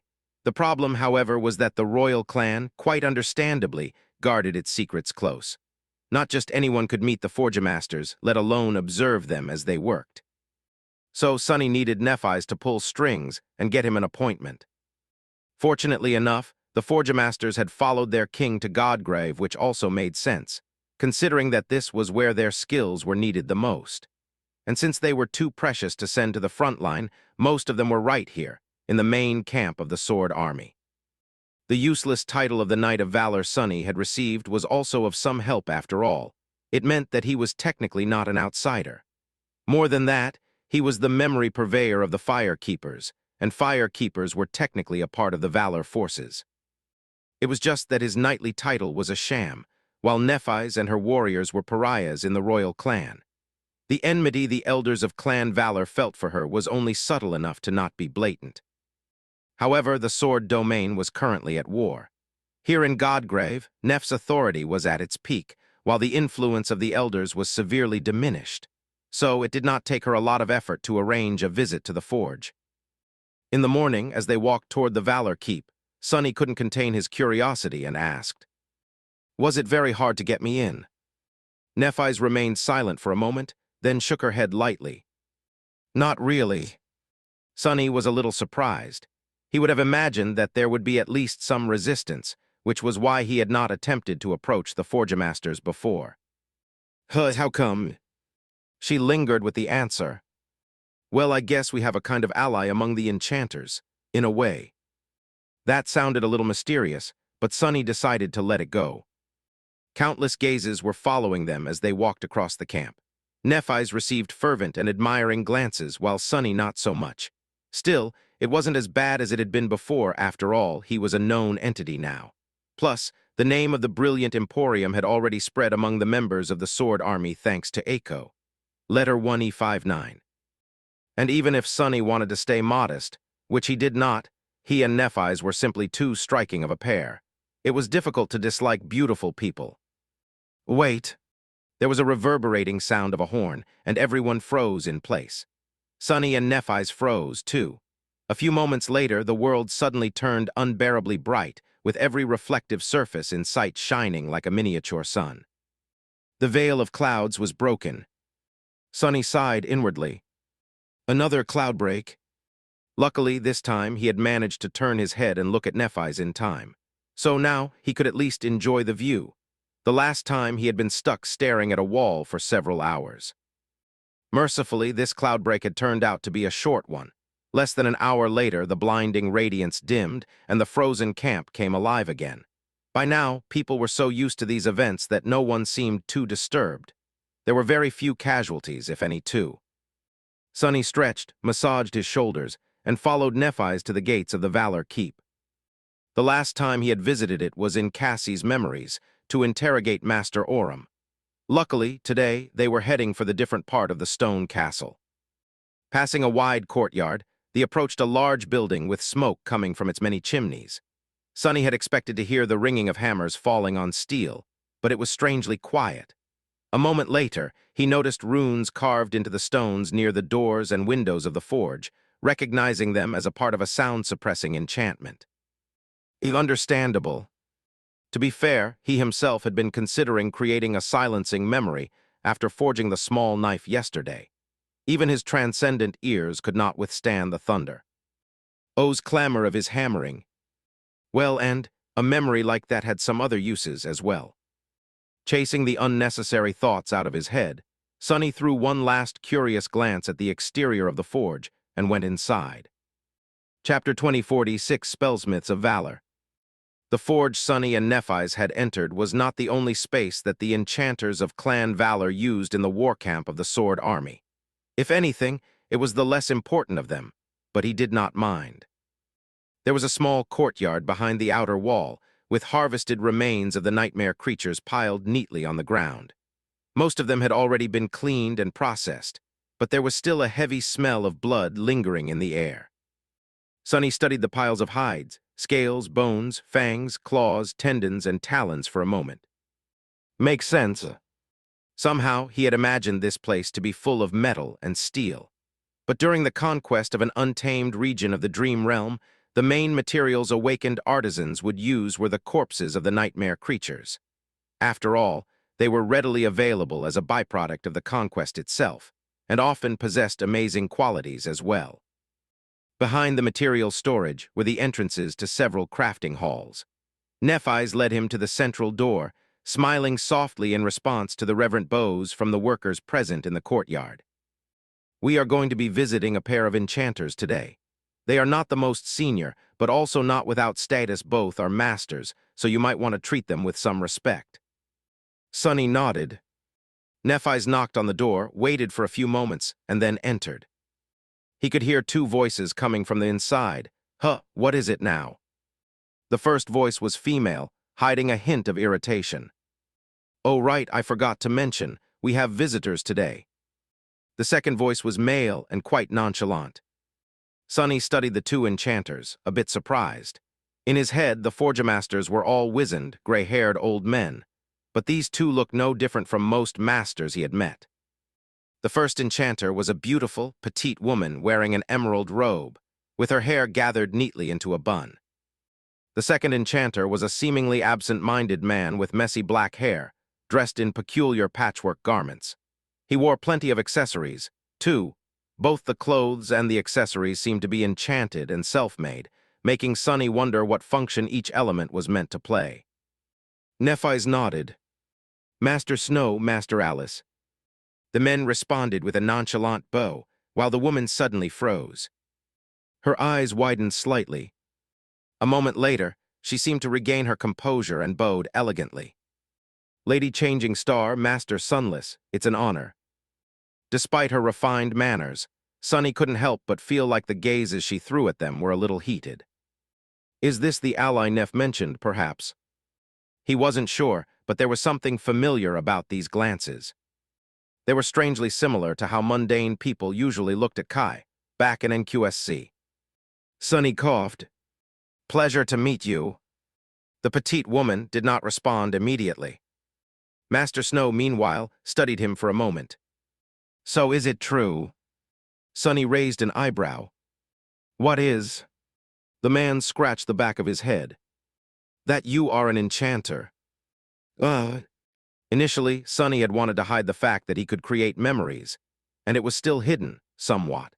However, once he started modifying memories from the Fire Keepers and sending Eiko out to gather samples for him to study, it was hard not to reveal the fact that he could at least change their enchantments. He nodded. I am indeed somewhat capable of enchanting. Look, I made it myself. With that, he threw the silver knife to the Forgemaster. Master Snow caught it with emotion that betrayed more than a modest amount of battle experience, studied it for a few moments, then grimaced. Well, at least you are a decent blacksmith. Forging the silver knife was an arduous process, but it only possessed the rudimentary enchantments shared by all memories. By presenting it to the experienced spellsmith, Sonny painted himself as someone barely passing as an enchanter. His little deception seemed to work quite well. Master Alice gave her male colleague a scathing look. Don't say that. Yes, this thing can barely be called a memory, and yes, I would have died of embarrassment if I showed it to anyone. But Master Sunless has many redeeming qualities. With that, she glanced at Nephis and smiled. Am I right, Lady Changing Star? Nephis raised an eyebrow. Well, yes, he is outstanding in many regards. That's right. Sunny struggled to maintain a polite smile on his lips. Master Snow stared at him skeptically for a few moments, then sighed. Well, no matter, you are just here to observe, correct? We are not doing anything revolutionary today, but it still requires absolute focus. So make yourself at home, but not too at home. Just moderately at home, IG. You, sir. The other enchanter nodded. Yes, yes, Lady Nephis, you can stand over there. The lighting there is the best, I mean, the view from there is the best. Oh, and Master Sunless, you stand next to her. Gods, they are so, I mean, I hope you are comfortable. We'll continue working then. As Sunny and Nephis moved to the wall opposite the entrance, the two enchanters continued what they had been doing while trying not to pay them too much attention. Sunny was curious to see the process of enchantment, but for now, both were simply preparing the materials. From what he could tell, Master Snow was in the process of crafting a suit of scale armor. Master Alice, meanwhile, was carving something out of bone. It looked like the hull of a toy ship. No, it had to be an elaborate arrowhead. He lingered for a few moments, then asked, Are you both members of Clan Valor? The petite woman looked at him with surprise. Goodness, no. Well, he is from a minor branch family. But I am a retainer actually. I used to work for the government before the chain of nightmares. Later, I ended up in Bastion, and 2 nightmares later, here I am. The man, meanwhile, was fully consumed by his work. Sunny was not sure if the enchanter had even heard the question. He seemed like the kind of guy who would even forget to eat when obsessing over an interesting challenge. So Sunny looked back to Master Alice. 2 nightmares in 4 years, you must be quite impressive. It used to be that people spent no less than a decade preparing to challenge the second nightmare. This timeline had shortened somewhat in recent years, but not to that degree. The petite woman looked at him with a mortified expression.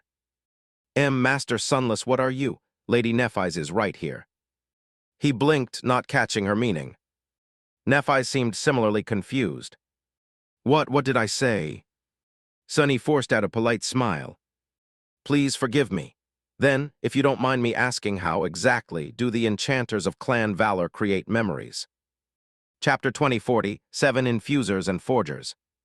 Alice gave him a curious glance, then continued to carve arrowheads with a small smile. The enchanted knife she was holding moved nimbly, slicing the bones of corrupted abominations like butter. There is no single method we use to enchant items. All aspects are unique after all. However, over the decades, a sort of unified classification was developed to make sense of it all. Well, or so I've been told. I have only joined Valor a few years ago. She glanced at Master Snow as if expecting him to pitch in, but then sighed and continued herself. Warriors of Valor are not the only ones who get to have fancy titles, you know? Sir Sunless. Just like you guys are called squires, knights, and paladins, we enchanters have a hierarchy consisting of 3 ranks as well. Granted, ours have nothing to do with the actual soul rank of a person, but are instead based on the nature of one's aspect. Sunny scratched the back of his head. I am already a Knight of Valor, though. If I were to receive an enchanter title from the royal clan, what would people call me? Master Alice suddenly let out a laugh, then covered her mouth with a hand and glanced at Sunny with wide eyes. A few moments later, she forced out an apologetic smile. Ah, yes, of course, you are a brave and valiant knight, Sir Sunless, no doubt about it. Still, enchanters are much rarer than warriors, so we are held in high regard. There are many of us who feel at home on a battlefield, actually, but our duty in the forge is more important. Therefore, the titles we receive in the forge technically take precedence. We don't use them much, though. Sunny smiled and turned his head to look at Nephis. Did you hear? Enchanters seem to be more valuable than warriors. She glanced at him evenly, then asked in a neutral tone. What about healers, Master Alice? The petite woman raised an eyebrow. Oh well, healers are the most precious, of course. A talented enchanter might be worth their own weight in gold, but a powerful healer is simply priceless. Nephis continued to stare at Sunny with an aloof expression. The corner of her lips, however, curled upward ever so slightly, betraying a hint of smugness. Acute. Master Alice, meanwhile, continued. In any case, our version of the squire, the knight, and the paladin is the infuser, the forger, and the spellsmith. I mentioned these titles from the least prestigious to the most venerated, however, they are not mutually exclusive. A person can be both an infuser and a forger, for example. Oh, there are also scribes, those who have mastered the runes. That guy over there. She pointed her carving knife at Master Snow. Is technically a scribe knight as well as a spellsmith. I, on the other hand, am both an infuser and a forger. But since all these titles are a bit convoluted, we are simply called Forgemaster Snow and Forgemaster Alice. Now, you might have already guessed the meaning of these titles, but let me explain. Sonny was listening to the petite woman intently. This was not exactly vital information, but he was still quite interested to learn about the inner workings of the storied clan Valor. There was no other group quite like it anywhere out there, after all, and no force as fearsome among the human factions. It was fascinating that the true strength of Valor lay not in their martial prowess, but in their technology and craft. Master Alice continued to carve an arrowhead out of transcendent bone, as she explained. Infusers make up the bulk of the enchanters of Valor. Most of them are retainers like me. Too, our power comes in many forms, but at its core lies the ability to permanently enhance and augment inanimate objects. Make weapons sharper, armor more durable, walls less likely to crumble. Or, alternatively, infuse inanimate objects with special qualities. For example, infuse an arrowhead with the quality of exploding on impact. She waved the half-carved arrowhead in the air and smiled. Sonny nodded. He understood the concept Samara of his evacuation army cohort had been somewhat of an infuser in a sense. That was why her bullets could slay powerful nightmare creatures. Only in her case, the infusion of charged essence had not been permanent, lasting only a few days. He sighed. Maybe that would have changed if Samara had been given a chance to become a master. That does not make these enhanced items into memories, though. Master Alice nodded. I'm getting to it. Right, the work we infusers do might not seem as impressive as that of forgers and spellsmiths, but it is still very important.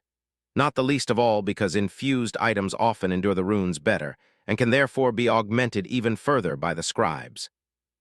That also made complete sense to Sonny. He already knew that different materials possessed different arcane capacity. Some could withstand immense spellweaves crafted from powerful soul shards and potent essence. Some were so mundane that they would disintegrate under the strain of the simplest enchantment. So what do the forgers do?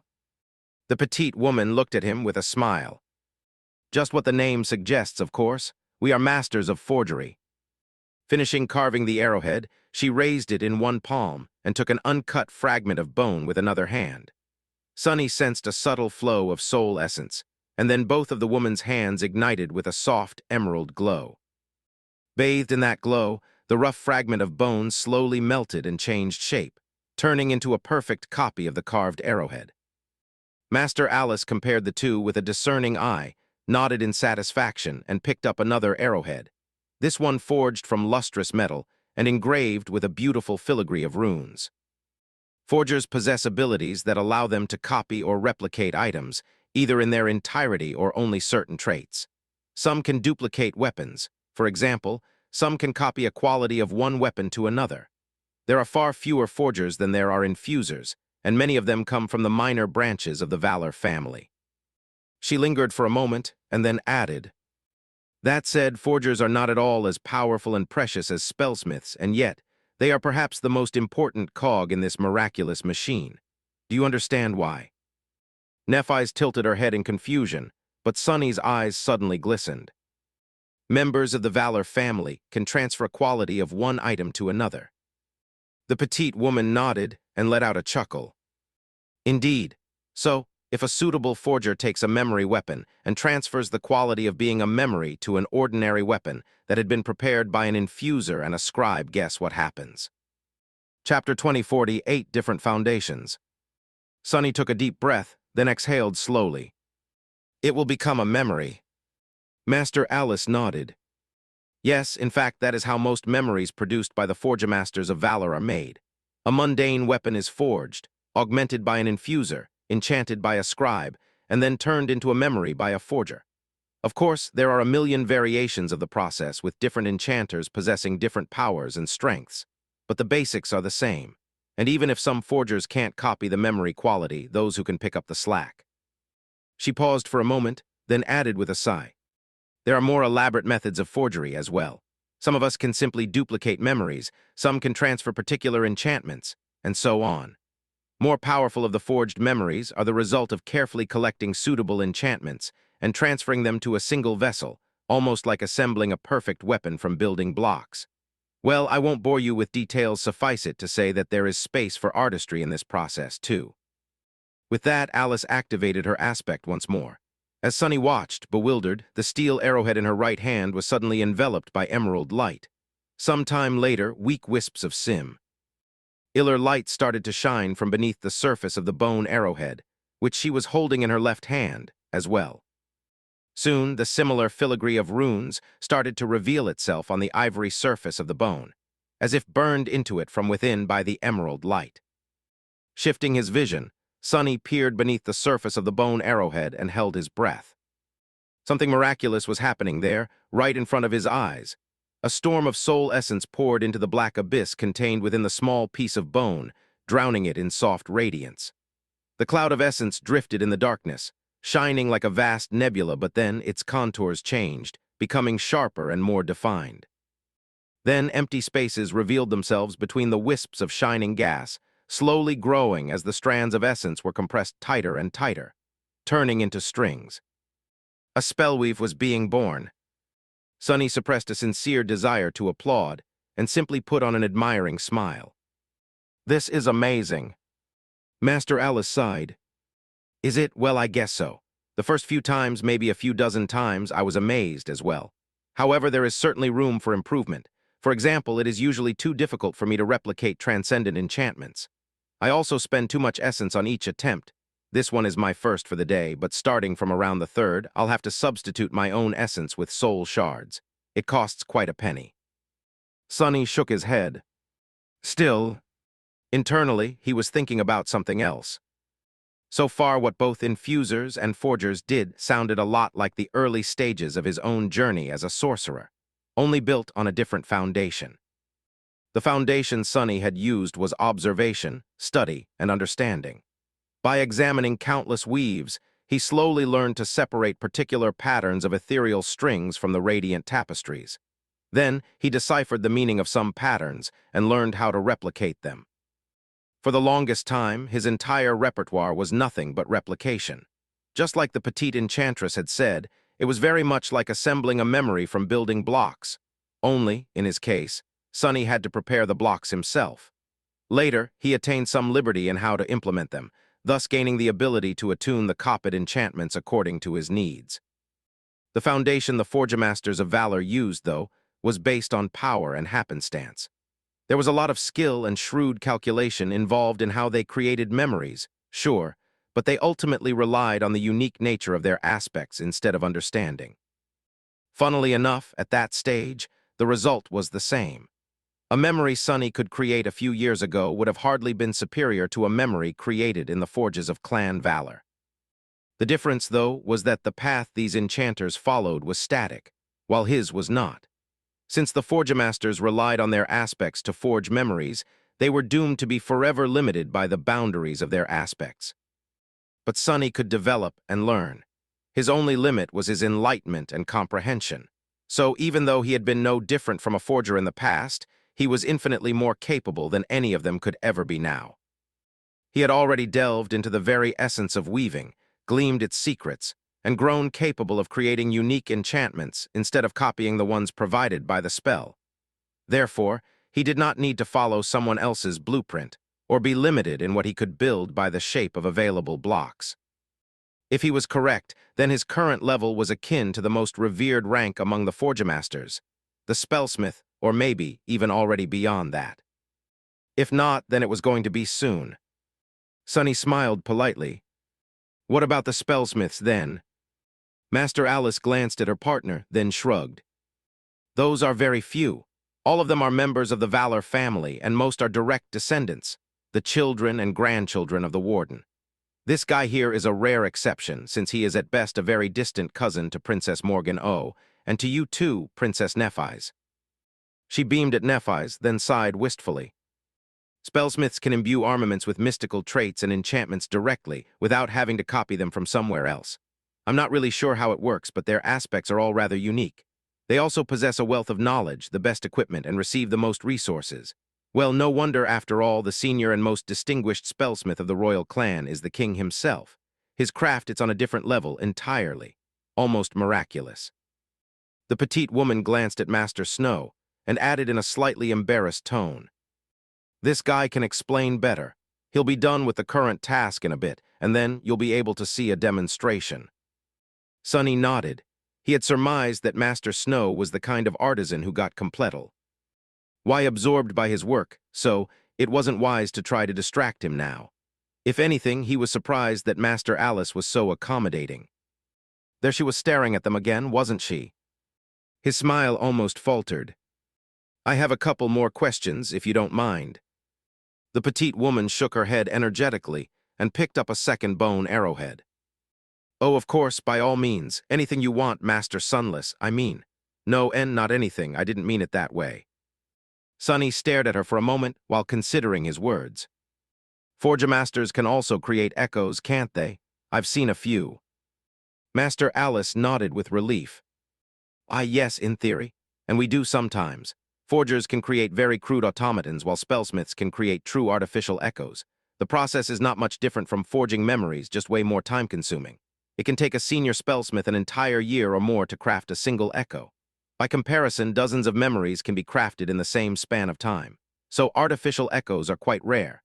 They are mostly forged out of curiosity, for research, or to test yourself. Sunny nodded. It made sense, somewhat. Echoes were never equal to the original, so arming awakened elites well was a more efficient way of spending resources. And then, finally, the last question, not the most important of them, but one of great interest to Sunny personally. "And the names, who comes up with the names for the forged memories, and the descriptions?" Master Alice seemed a little surprised by the question. Excuse me." Sunny leaned forward. "Well, you know, this bone arrowhead you made into a memory, did you give it a name? Something like, I don't know, bonehead, bone and arrow." The petite woman gave him a strange look, then shook his head. "Oh, no, the spell names them for me. Some of the spellsmiths have the ability to name and describe their creations personally, but most don't." She lingered for a moment, then added politely, "If you are curious, Master Sunless, I can check." The petite woman turned her head and stared into the air, clearly studying the runes. "Oh, that's strange."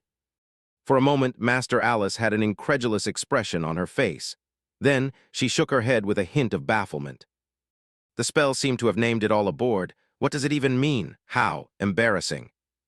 Chapter 20, 49 Things to Do in the Apocalypse.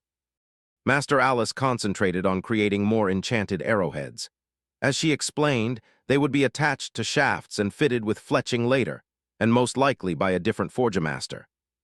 After the second one, the petite woman dove into a lockbox containing the crafting hall's daily allocation of soul shards and used them to bolster her aspect.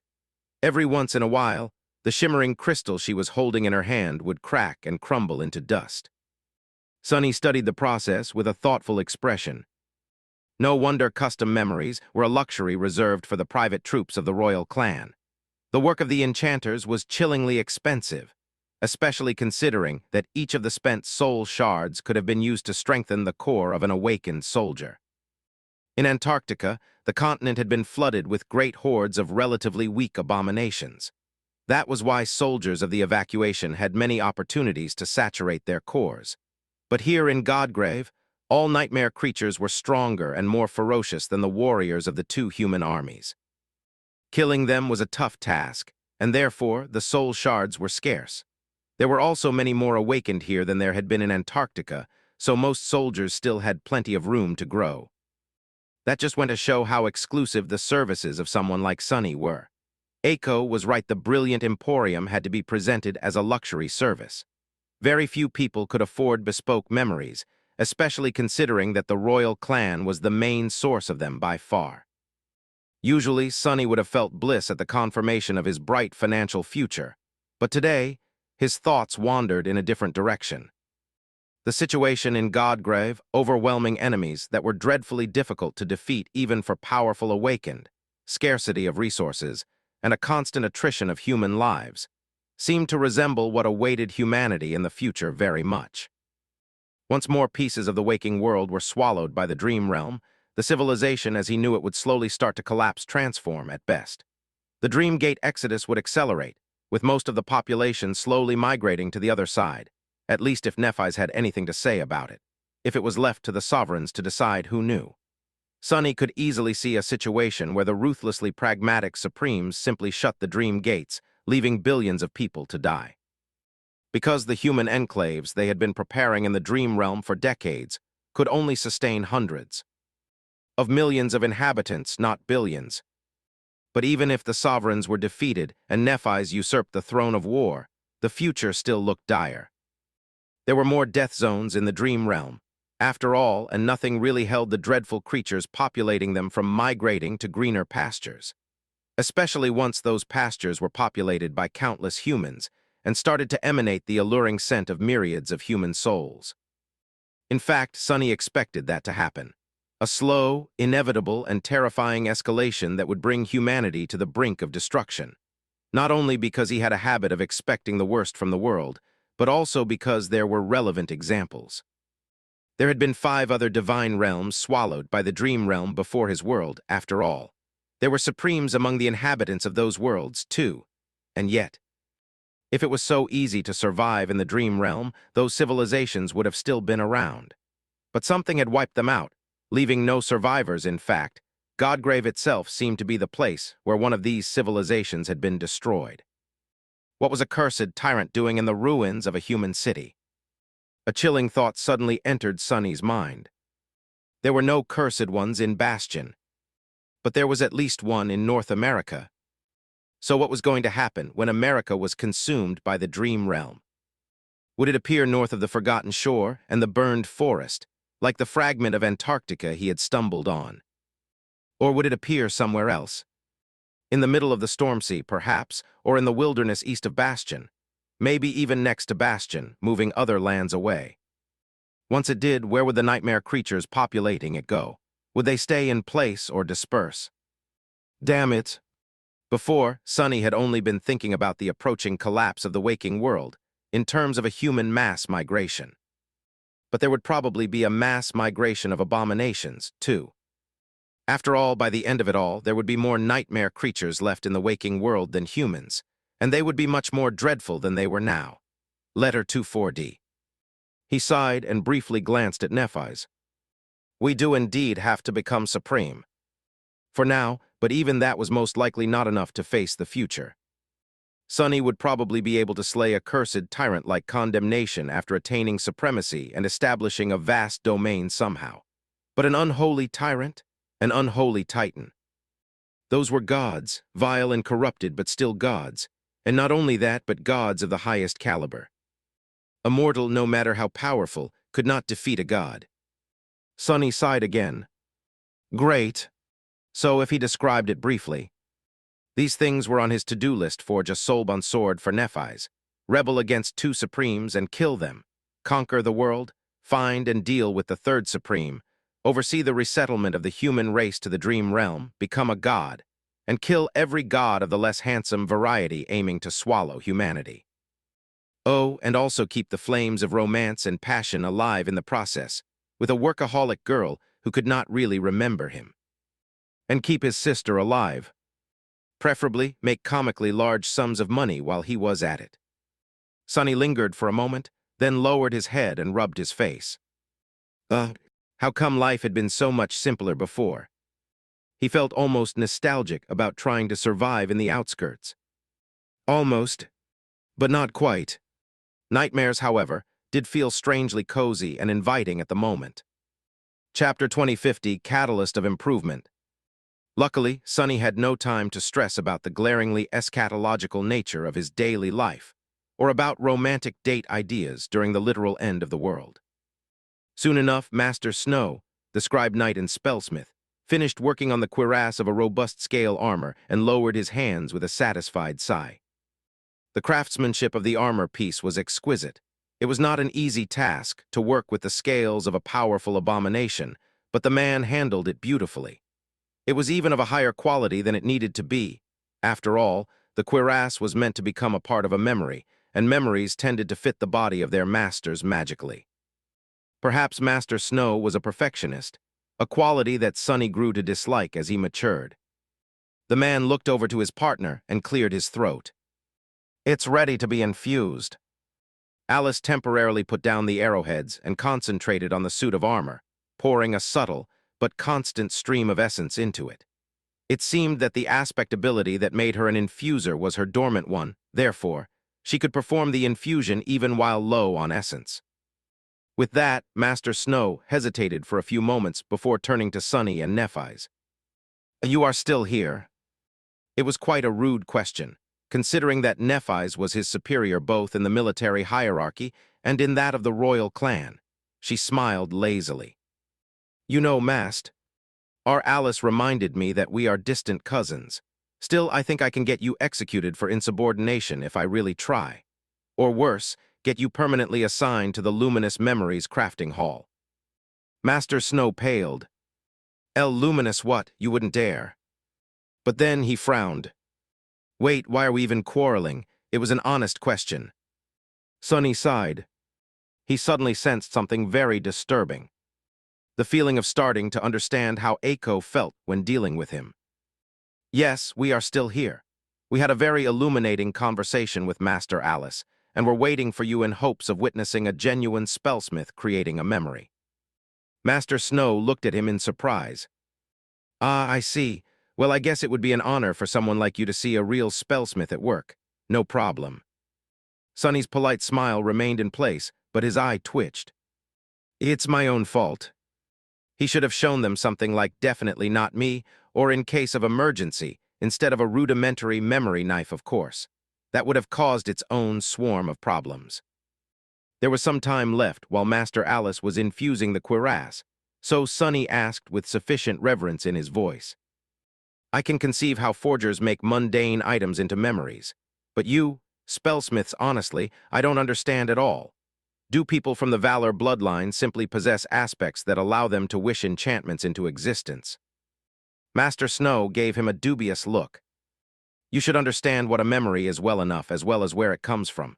So no, it is not as simple as wishing them into existence. We do often unseal aspects that have to do with craftsmanship and invention, though in mirrors, hence the various abilities tied to replication that forgers possess. However, spellsmiths are an entirely different breed. We do not copy, we improve." Sonny raised an eyebrow. "Improve?" The man nodded. "That sounds a bit like the job of an infuser, huh? But no, what I mean is something else. Let's say that there is a sword and a spellsmith turns it into a powerful memory weapon. From the side, it seems like the spellsmith is placing enchantments on the sword, but in truth, he does not. Instead, he encourages the sword to improve, to become sharper, stronger, more lethal, to become closer to the flawless version of what it is meant to be. The sword itself is the source of enchantments. The spellsmith simply serves as the catalyst of change, as well as its guide." Sonny hesitated for a few moments. "So the sword turns into a memory, because it has always possessed the capacity to be one." It was a strange thought, but somewhat in line with Valor's lineage of War God. War God was also the deity of craft, intellect, and progress after all, and life. And life was a constant struggle. So Sonny could see a member of the Valor family being able to initiate the process of artificial evolution in something. The process of progress through iteration and struggle, just like natural selection, was for living beings. Of course, it was strange to consider that a chunk of sharpened metal could evolve. Master Snow nodded. "Just as a human possesses the capacity to be a god, the act which is revealed when one's aspect is unsealed. You must have felt it as well, Master Sunless, on the day you conquered the first nightmare, the fact that the source of power reshaping your soul and body was, and always had been, hidden within you, not placed there by an outward force."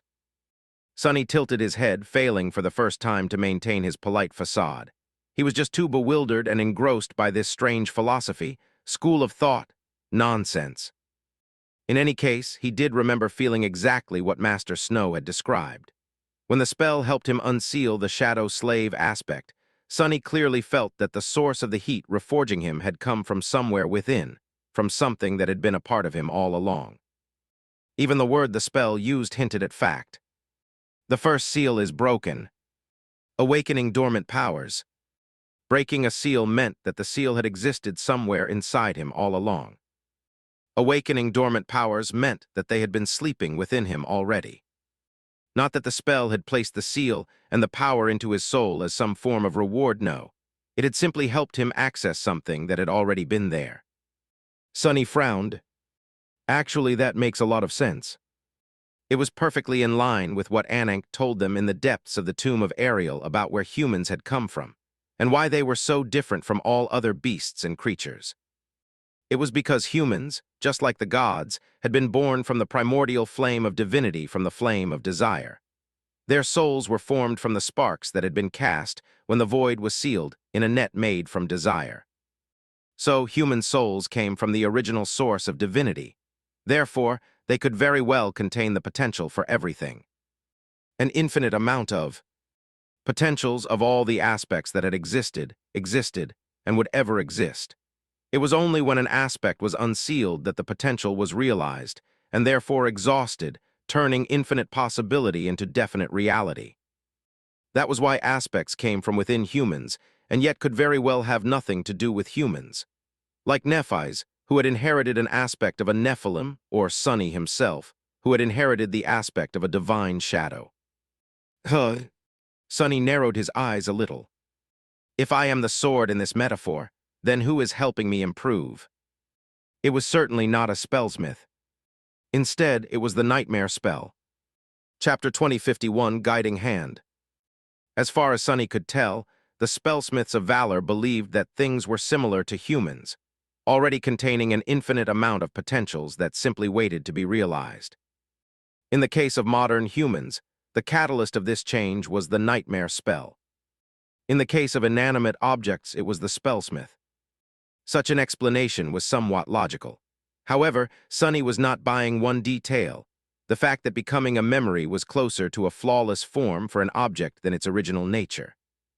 That sounded too far-fetched. Sure, a memory was a very convenient form for a weapon to take, but it was not exactly better or more true to what a weapon was supposed to be. Just different. That also pointed to a broader problem with Master Snow's explanation. There were countless paths for any given thing to improve, so the potential change initiated by the spellsmith would almost have to be random. And randomness was the enemy of design. A smith who could not control the result of their work to at least some degree was not worth being called one. It went against what Sunny had observed the Forgemasters could accomplish, as well. Morgan's warbow had not seemed like a product of random growth, but rather like a masterpiece of human genius. So there had to be some kind of guidance involved. Humans did not unseal aspects randomly either. There was cause and effect to what powers they received, their talent, their will, their circumstances, their accomplishments in conquering the first nightmare. A person and their aspect fit together like two pieces of the same puzzle, and the puzzle was complete with the third piece, their flaw. As if fated for each other. So, if Sunny had to say who or what guided Awaken through the sea of endless possibilities, he would have to say that there were two forces involved.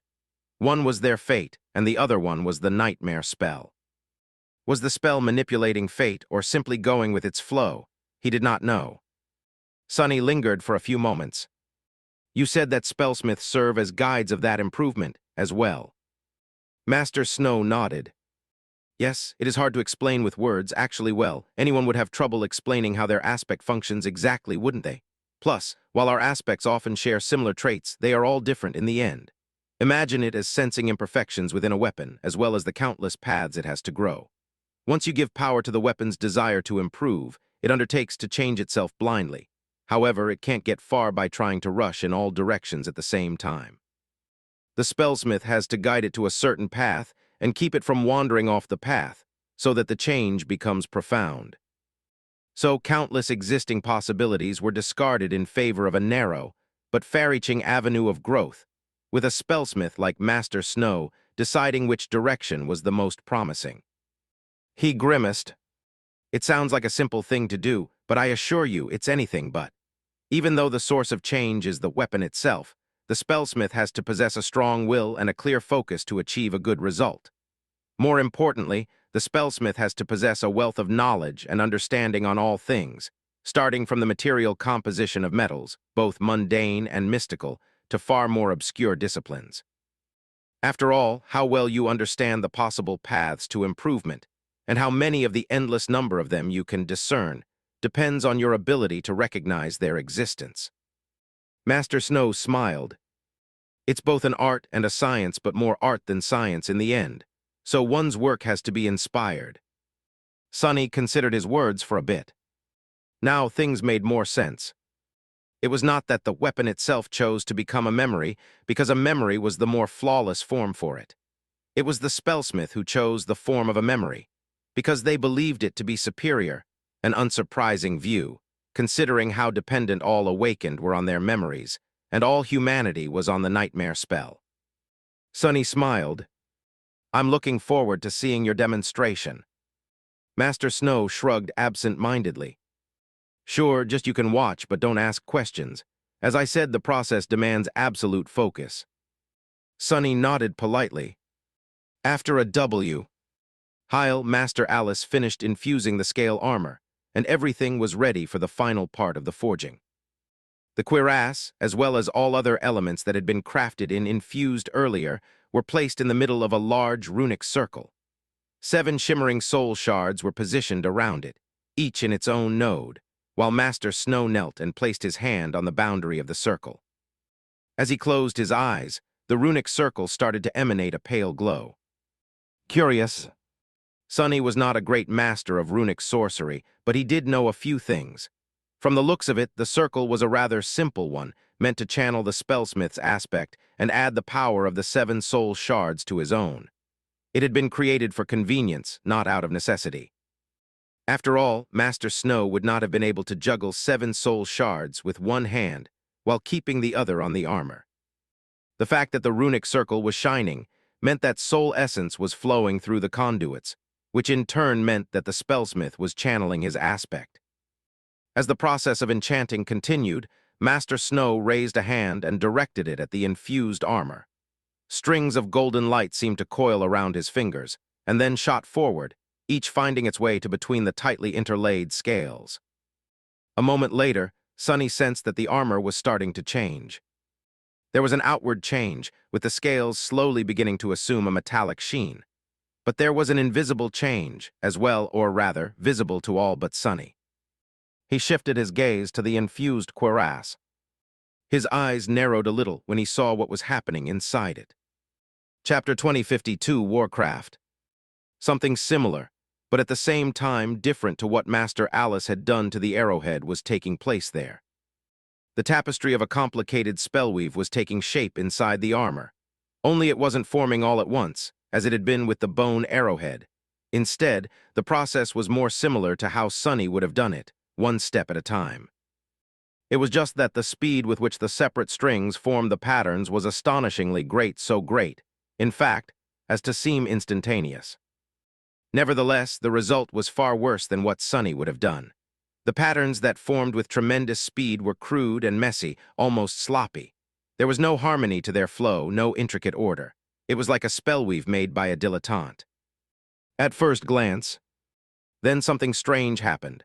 A pattern which had already been formed suddenly dismantled itself, the constellation of ethereal strings retreating like a tide. That, too, happened in an instant. A few moments later, the pattern reassembled itself once again, this time looking a little more neat than before. The process repeated several times. The strings would shoot forward to form a pattern, drift in the void for a few moments, and then retreat. The tapestry expanded and contracted, almost like the beating heart of a living being. With each iteration, the messy spellweave seemed to improve a little. After a while, it became cohesive enough that Sonny could vaguely guess its purpose, staring at the strangely beautiful spectacle with a neutral expression. There was the foundation of a durability enchantment, a heat-resistant enchantment, a strange, friction-related enchantment. A weight enchantment. Master Snow was certainly ambitious with his current project. How interesting, Sonny tried to make sense of what he was seeing. The process was completely different from the forgery master Alice had demonstrated. She had simply transferred a quality of being a memory from one arrowhead to another. As such, her aspect power acted in a straightforward manner, without involving the nightmare spell. But Master Snow was attempting something far more ambitious. He had indeed initiated the change inside the armor, allowing it to grow quite like a living being would. Currently, he was trying to guide that growth in a particular direction. And the nightmare spell was assisting him. It was very much like it had assisted Sonny, and even more so like she was assisting Cassie and all awakened, in a sense. By now, it was clear that the direction of the growth an enchanted item experienced depended on the intent of the spellsmith. Master Snow had called it guiding the form of an item to a more flawless state, and there might have been some truth to his statement. But to Sonny, it seemed like a large part of the change was still dependent on the spellsmith's own vision, ability, and will. Master Snow wanted to reshape the armor into a memory that possessed a number of specific enchantments. However, he could not envision such a spellweave.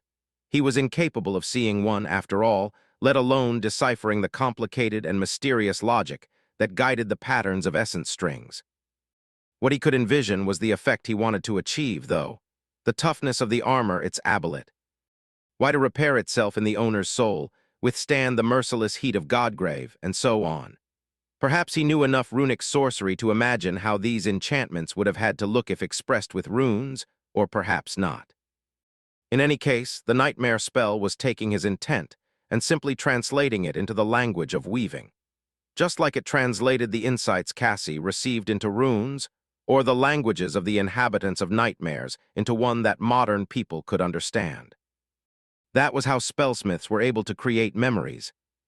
The true powers of this branch of the Valor family most likely lie in special perception, an ability to unlock the potential of things, and then both guide and enhance their growth, at least of those things that were born from craftsmanship, conscious design, and skill. It was a beautiful representation of the intersection between several domains of war: god, craft, intelligence, and progress, all expressed through a struggle akin to that of life itself, to be used for war. The spell simply provided spellsmiths with minor assistance, which, among other things, allowed them to include its own language into their repertoire. Sonny could not help but wonder what Master Snow would have been able to do without that assistance. He would have been able to stimulate the growth of inanimate objects, still, as well as infuse them with special qualities, but most likely only those that he could personally understand and envision. If he knew what being cut by a sharp blade felt like, he would have been able to guide a weapon to great sharpness. If he was familiar with runic sorcery, he would have been able to imbue the weapon with runic enchantments. The result still would have been quite astonishing, but it would not have included an element of weaving, which spellsmiths neither knew nor understood. But even with the help of the nightmare spell, the process wasn't easy. The messy state of the supposed spellweave and its repeated failures to reach the desired state were proof. It was probably not easy for Master Snow to keep his intent sharp and find the one correct path to what he wanted to achieve among countless possibilities. He was struggling. Suddenly, Sonny wanted to see what it looked like when Anvil forged a sword. The nature of the process must have been similar, but his skill and intent would be infinitely more honed and precise. It was a shame that Sonny had never witnessed the king working in the forge, and would never get that chance in the future either. Eventually, Master Alice approached and bowed with a sigh. This is going to take a while. In fact, for a memory like this, the forging usually continues for many days. It can end in failure as well. Sonny shook his head. It's all right, thank you. I have already seen everything I wanted to see. The petite woman beamed. That is nice to hear. Then, Master Sunless, come back any time you wish. Lady Changing Star, I hope I will be able to forge memories for you to use on the battlefield one day. Seeing the earnest look in her eyes, Sonny had no heart to tell Master Snow that her hope was unlikely to come true. Nephis was too powerful to have use for most memories. And she had him too. Soon enough, the two of them left the crafting hall. Sonny was thinking deeply about something. As they left the Valor Keep, Nephis glanced at him and asked, "Well, was it helpful?" Sonny slowly shook his head, then nodded. "No and yes. I did not exactly get inspired, but I did gain confidence in the path I had been walking all along. Then his eyes glistened, and his lips twisted into a mischievous smile. He lingered for a moment, and then added neutrally, "Oh, but most importantly, looking at them, I finally found a way to cheat the process." Chapter 2053, Stolen Credit. Witnessing the two enchanters at work had been of benefit to Sunny.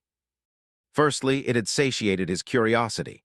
The hidden heart of the great clan Valor, its craftsmen, were quite a fascinating bunch, even more so than he had thought. Sunny had assumed that Clan Valor simply possessed a natural affinity to aspects that allowed Awakened to create memories, but the truth was more complicated. Instead, there was an intricate and beautifully ingenious synergy between three different groups of awakened artisans, with each group boasting its own unique range of powers that complemented those of the other two. Both the conceptual design and practical execution of this system were quite admirable and gave Sunny a lot of food for thought. But he had benefited in a more palpable way as well.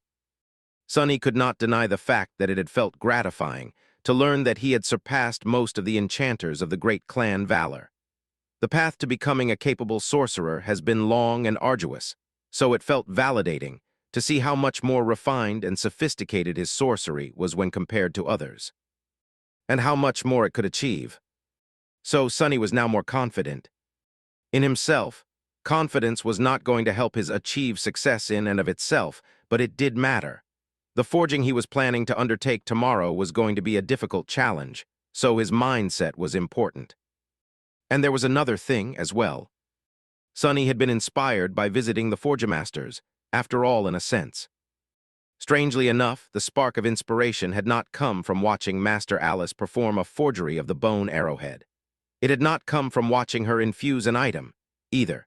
Even the beautifully disturbing sight of a spellweave being born in the scale cuirass was not the source of Sunny's epiphany. Instead, it was watching Master Snow craft the armor in the preparation for the enchantment.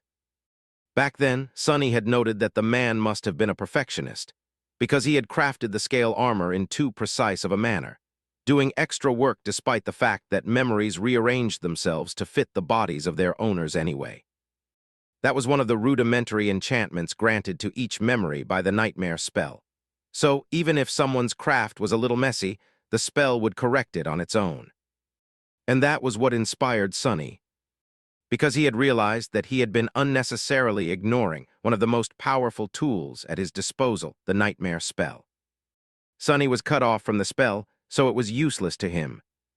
However, Nephis was not. Nephis was still a carrier of the nightmare spell, and she still received its help. The spell continued to translate dead languages for her, whispering into her ear and granting her memories for slaying foes. The armor-type memories would fit themselves to her body. The hilts of the weapon-type memories would accommodate the size of her palm, and so on.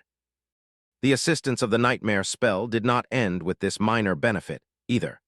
There were more profound ways in which the spell assisted Awakened. Just like it had assisted Sunny in creating shadows, was helping Cassie translate the insights of her dormant ability and providing the Forgemasters of Valor with a way to create memories. In case of Nephis, the spell was not involved in her aspect too much. The most it had done in that regard was providing her with an aspect legacy. However, who said that Sunny could not exploit the nightmare spell just because he was banished from it? Sunny, the creator of the memory, was not a carrier of the nightmare spell, but Nephis, the recipient of the memory, and the person to whose soul it was going to be bound, still was. Since the binding was going to happen inside the soul of a carrier of the nightmare spell, the spell would have no choice but to become involved in the process. If there was ever a reason for the nightmare spell to take action, it would. Therefore, Sunny could very well use its generosity. As they walked toward the Ivory Island, he smiled subtly. In truth, he did not have to create a perfect soul-boot memory. He could just create a memory that was close enough to being soul-bound and let the nightmare spell fit it to Neph's soul itself. Arsadilla. Wouldn't that be perfect? Not only would his chances of success increase tremendously, but he would also be able to observe the final changes the spell made and the way it interfered with the process. Armed with this last bit of knowledge, he would be able to master the creation of soul-bound memories entirely, and then use that knowledge to make a few of those for himself. It's perfect. Of course, that did not mean that Sunny could relax. He had to create a solid foundation for the nightmare spell to build upon, or rather, he had to create everything well enough for the spell to deign it necessary to make the final touches. He could handle that, though. Everything was ready.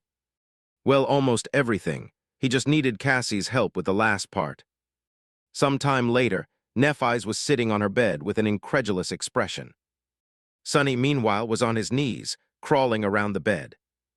After a while, she sighed and said in a neutral tone, "You know, this was not what I expected when you said that we had urgent business in the bedroom." Sunny finished drawing the last line of a runic circle Cassie had taught him how to draw, and looked up at her with a mischievous smile. "Oh, what did you expect?" Nephis coughed. "Well, I don't know. A war council, perhaps." Sunny grinned. "No, it's just this. Plus, you can really blame me. Your living quarters are just one huge chamber, so the entire floor is technically your bedroom. Get some walls in here if you want to avoid misunderstandings." Shaking her head, Nephis leaned back and sighed. "I like the space, though." She paused for a moment, then added with a small smile, "And the misunderstandings." Sunny chuckled. Then he took a deep breath and remained motionless for a few moments. It was time. "Summon the Dream Blade, please. Let's begin." Chapter 2054, Dreams of Fire. Sometime later, Sunny descended the steps to the basement of the marvelous mimic alone. His expression was distant, and he was carrying a beautiful silver longsword in his hands. Entering the workshop, he looked around its dark expanse. Shadows had reigned in this place unopposed before, but now there were pure white flames burning in the tall furnace. Their radiant light pushed the darkness back, making them shrink while growing darker. Sunny glanced at the furnace and sighed. It was already showing signs of irreparable damage. Changing Star's flames were simply too ferocious. They destroyed everything they touched, and neither furnaces nor crucibles, even those made from mystical materials, could contain them for long. So most of his forge would have to be replaced after today. It was a pity, since procuring this equipment had been both difficult and costly for him. However, it was also unavoidable as Sunny's power grew. So did the potency of the sorcerous components he had to use. If not today, he would have had to renovate his forge sooner or later. Adding more fuel to the furnace, Sunny walked over to the anvil. A new one, crafted roughly from a splinter of the dead god's bone, placed the dream blade on its surface and peered at it. The spellweave of the silver longsword was relatively simple, but beautiful. It was an exceptional memory, by all accounts otherwise. It would not have been able to serve Nephis for so long despite its modest rank and tier. Of course, Sunny could not summon the runes and learn about it from the spell.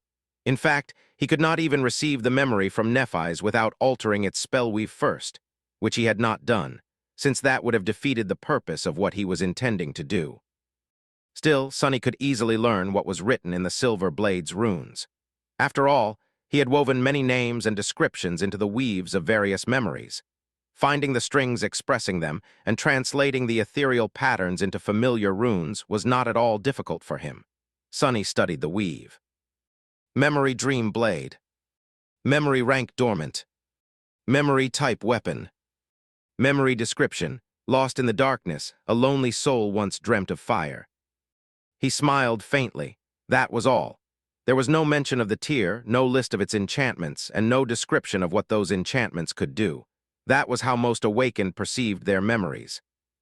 It was only because of attaining blood weave that the spell added more runes to what Sunny saw. Of course, it was merely translating what he could find out himself by examining the weave. The rest of the awakened either had to find out the true potential of their memories by trial and error or hire professional appraisers. It saved me so much money. He glanced at the description of the dream blade one more time. The runes expressed by the pattern of ethereal strings were, as always, a little ambiguous. They could mean that a lonely soul once dreamt of fire while lost in darkness or maybe longed for warmth. In fact, the description could have also meant, sealed in the void, a forsaken soul desired warmth. Darkness void, dreaming longing, fire, warmth, and desire. It was a little ominous, knowing what he knew now. Shaking his head, Sunny turned away from the pattern of ethereal strings expressing runes. Instead, he studied the weave of the dream blade itself. Its single enchantment was quite intricate, but simple in function.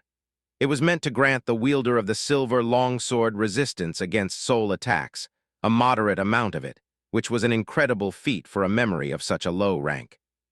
Sunny appreciated the beauty of the intricate design of the radiant spellweave, then sighed and raised his fist.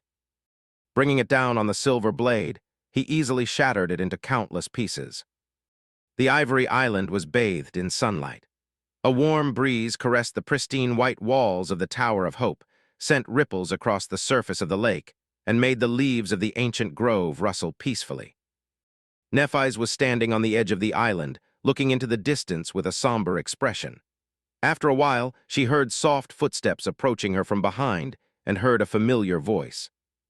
"What are you thinking about?"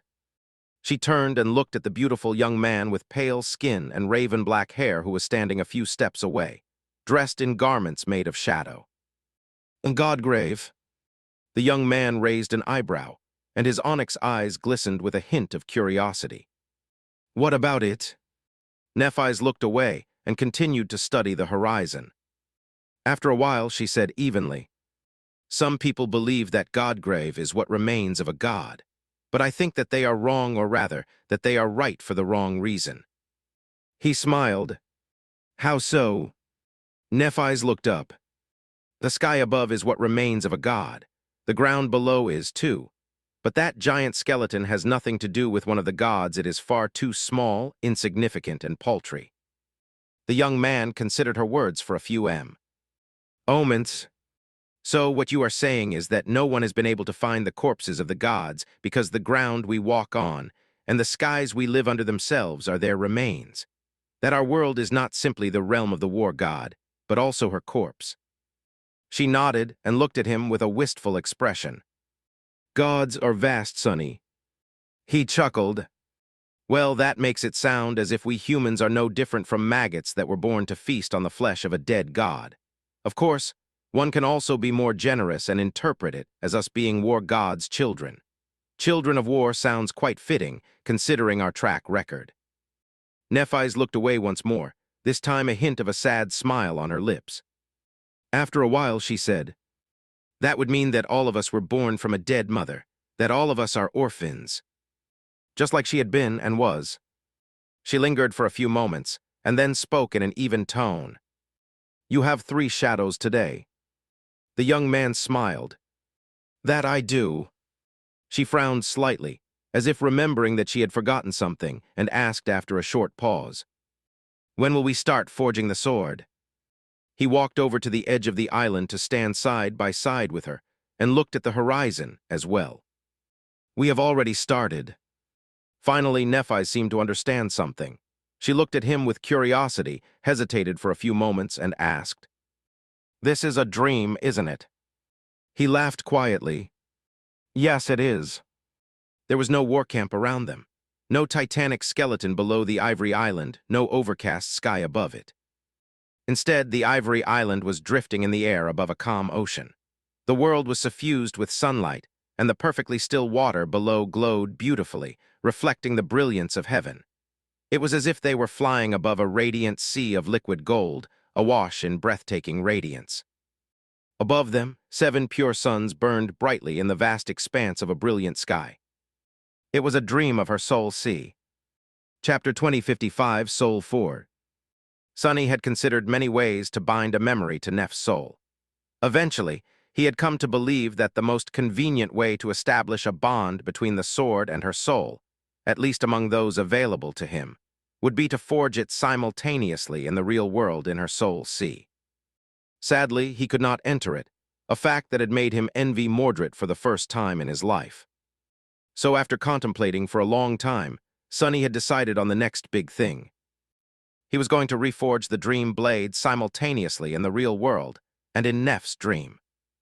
Master Sunless was in the forge, but the Lord of Shadows had called upon Nightmare and used the tenebrous steed to enter her dreams. The runic circle Cassie had taught him how to draw was meant to make the dream more malleable, give Nephis more control over it, and keep her asleep for as long as was needed to finish the forging. And Nephis was dreaming of her soul sea. Sunny enjoyed the breathtaking beauty of it for a while.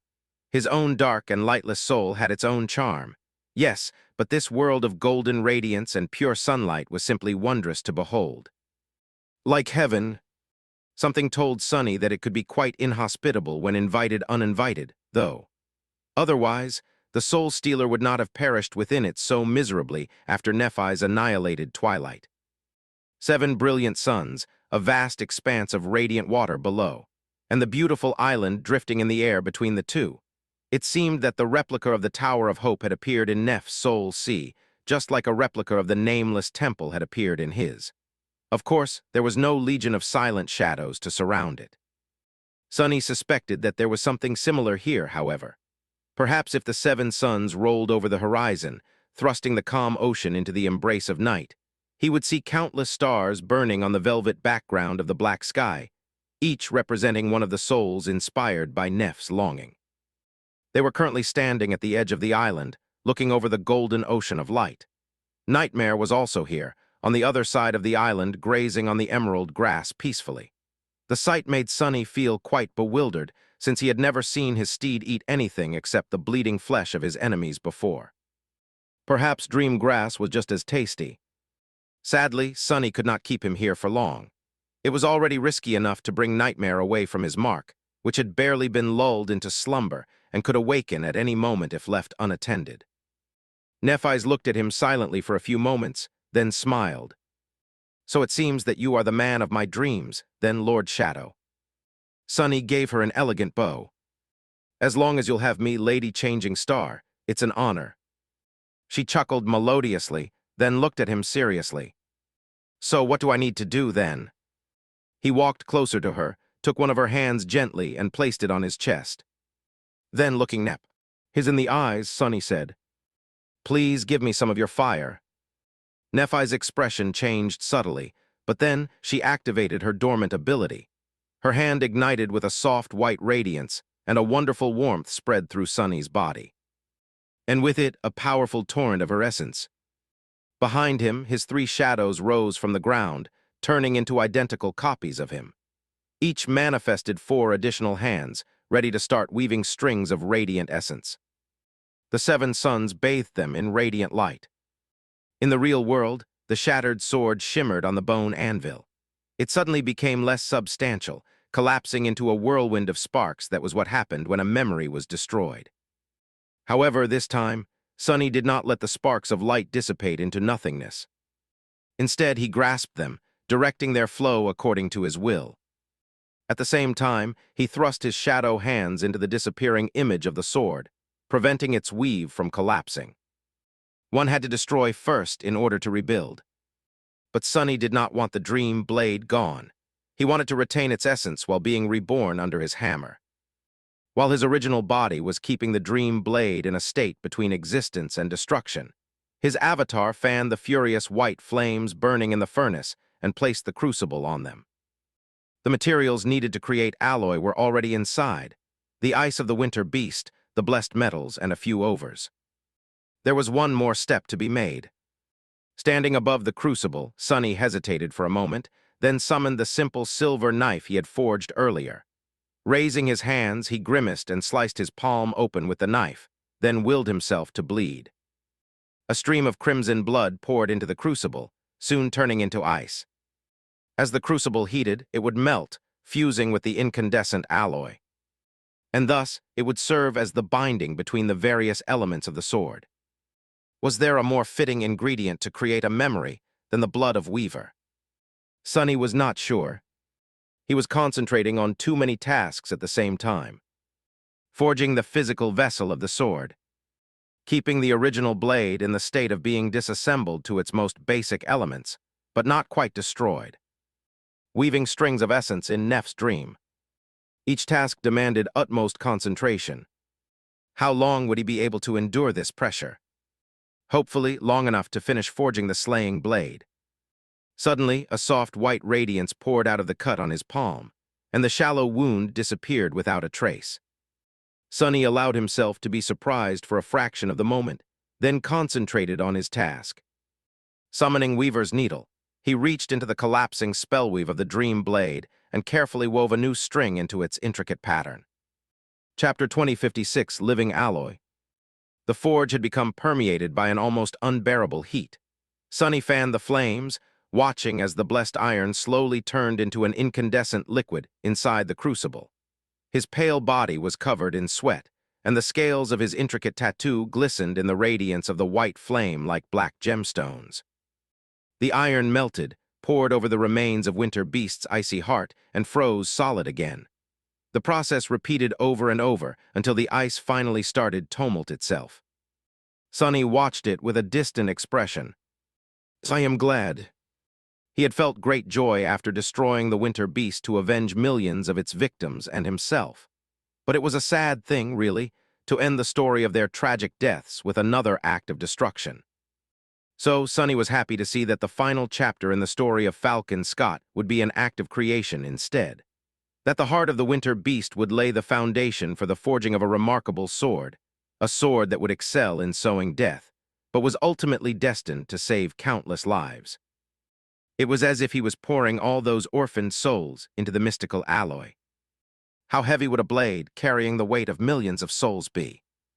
Sonny's blood was also there, added to the mix.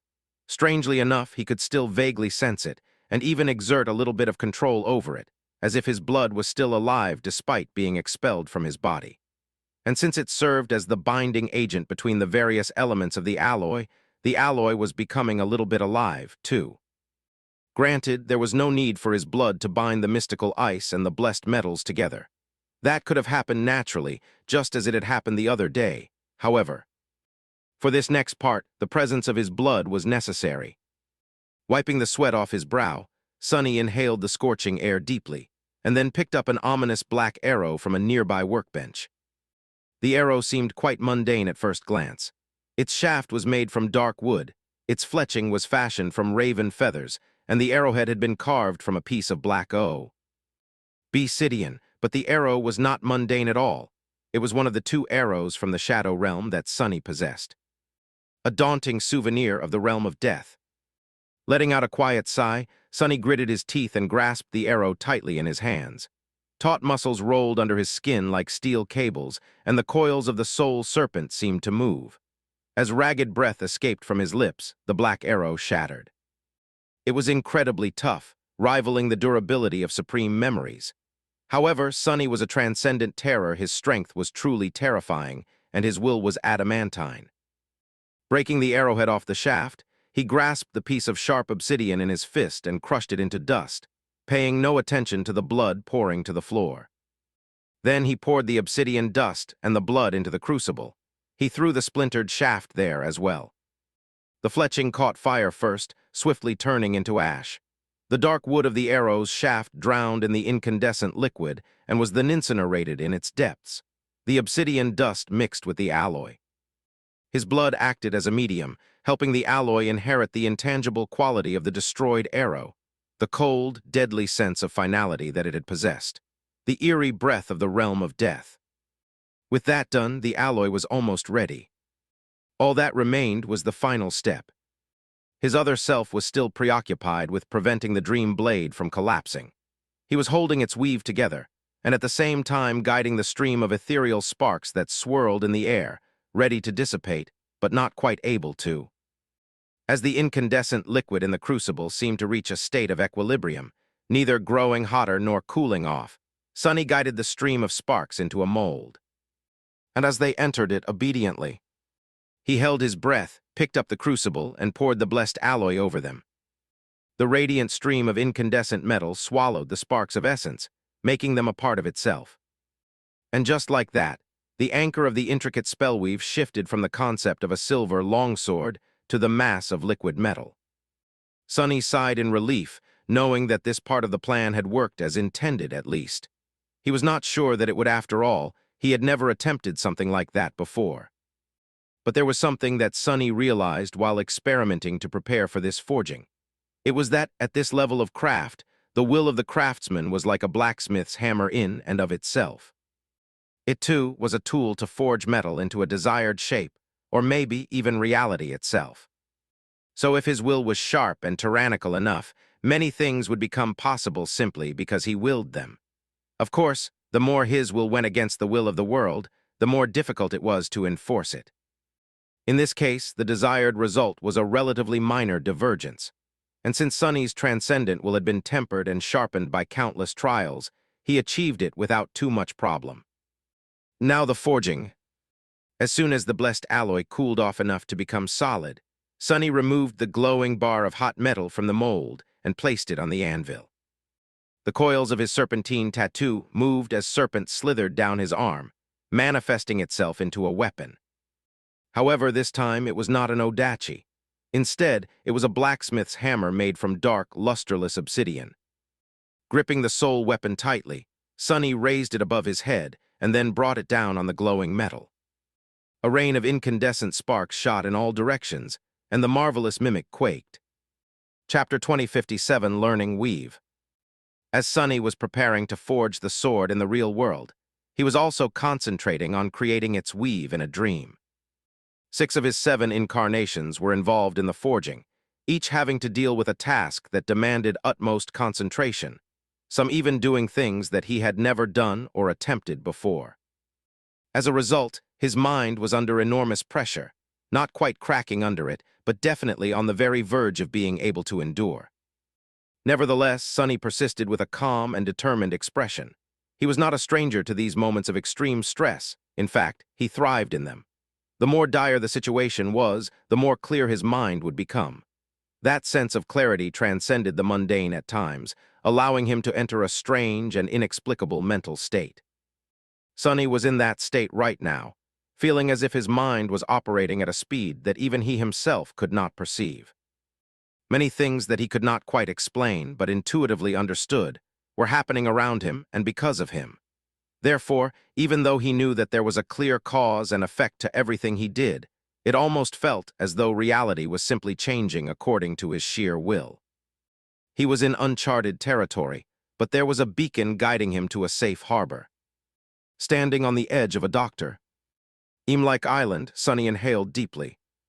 4 of his incarnations were here. In the dream, Nephis was dreaming about her soul sea.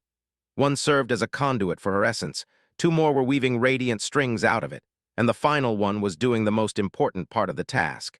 He was creating the vast, intricate, and inspired spellweave that Sonny had envisioned for the soulbound sword. The weave he wanted to create was ambitious even by his standards, and that was without taking into account the unique property of binding the memory to its master's soul. Therefore, this act of sorcery was promising to be long and punishing, akin to a dire marathon. However, a vital moment, perhaps the most vital moment of the entire forging, had to happen at the very start. It had to happen now. Looking at Nephis, Sonny forced out a weak smile. "Do you trust me?" He was aware that his question was not very fair. After all, as far as Nephis knew, they had only met a few months ago. Trust did not come easy to either of them. It was something that both of them had to build slowly and arduously. "I do." The calm answer came almost instantly. Sonny was surprised by her blunt words. Nephis seemed to be surprised by them, too. She frowned lightly, as if not entirely sure why she had answered so readily as well as so easily. Nevertheless, Sonny's smile grew more relaxed at hearing it. "Good, then if you sense something, don't resist. Let it happen." With that, he did something both perfectly reasonable and entirely crazy. He anchored the spellweave, but not in a soul shard as he had always done before. Instead, he anchored the radiant strings of essence directly in one of Neph's soul cores. Her beast core, to be precise. Her eyes widened slightly. Sonny tensed, not sure if his weaving would hold. After all, he was not even sure that something like that was possible, let alone doable. But he believed that it was. He wanted it to be. They were in a dream, after all. Why would it not be possible here? Of course, he couldn't just weave the soul of a living being. At least not yet. But that was not what he was trying to do. He was simply trying to anchor the weave of a memory in a living soul instead of in a shard that remained after the soul was destroyed. Letter 1E59. He felt Neph's warm hand trembling softly on his chest. But nothing else happened. Her soul core did not reject the weave. The incinerating white flames did not annihilate the radiant strings of soul essence. After all, those strings had been woven out of the same flame. The anchor held. A wide grin split his face apart. Seeing it, Nephis smiled tentatively too. What just happened? He exhaled slowly. I anchored the spellweave of the sword in one of your soul cores. That vital and quite daring, part of the forging had ended in success. Then Sunny's smile dimmed a little. Well, I anchored a dream of a spellweave in the dream of your soul core, at least. Now, he just had to make their dreams come true. But before that, the entire vast, unimaginable spellweave needed to be complete. Taking another deep breath, Sunny allowed his incarnation to close his eyes and concentrated on channeling Neph's essence. The incarnation responsible for weaving the tapestry of radiant strings continued its work somberly. The vast spellweave was starting to slowly, arduously take shape. It was a daunting thing to do. Sunny had rejected the familiar comfort of merely copying the patterns created by the nightmare spell. Instead, he was weaving entirely new patterns of his own design. Armed with his deep knowledge of weaving and the experience of fusing with various memories as a shadow, he was attempting to create an enchanted sword that would become a part of Neph's body and soul. A sword that suited her flawlessly would grow with her and could cut down the most harrowing of foes.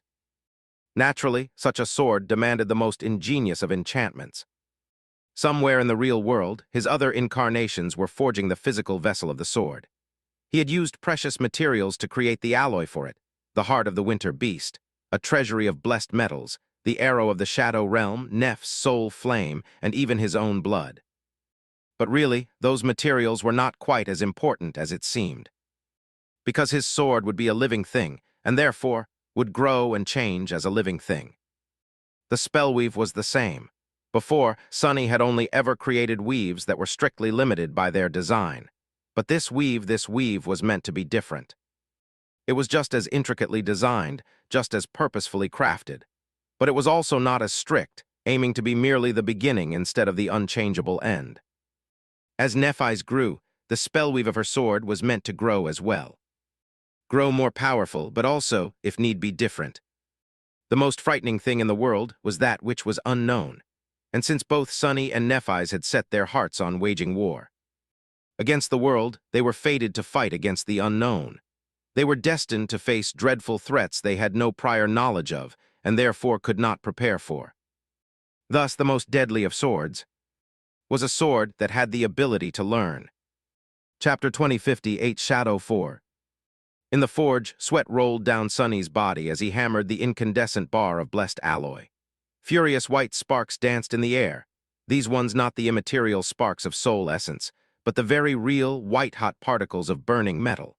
The heat was sweltering, and the shadows flowed as the brilliant flames danced in the immolating furnace. Sunny would have already singed his hair and received countless terrible burns if not for the onyx shell, which protected him against heat and fire. His expression was focused, and his hand was steady, delivering devastating blows of the black hammer at a steady rhythm.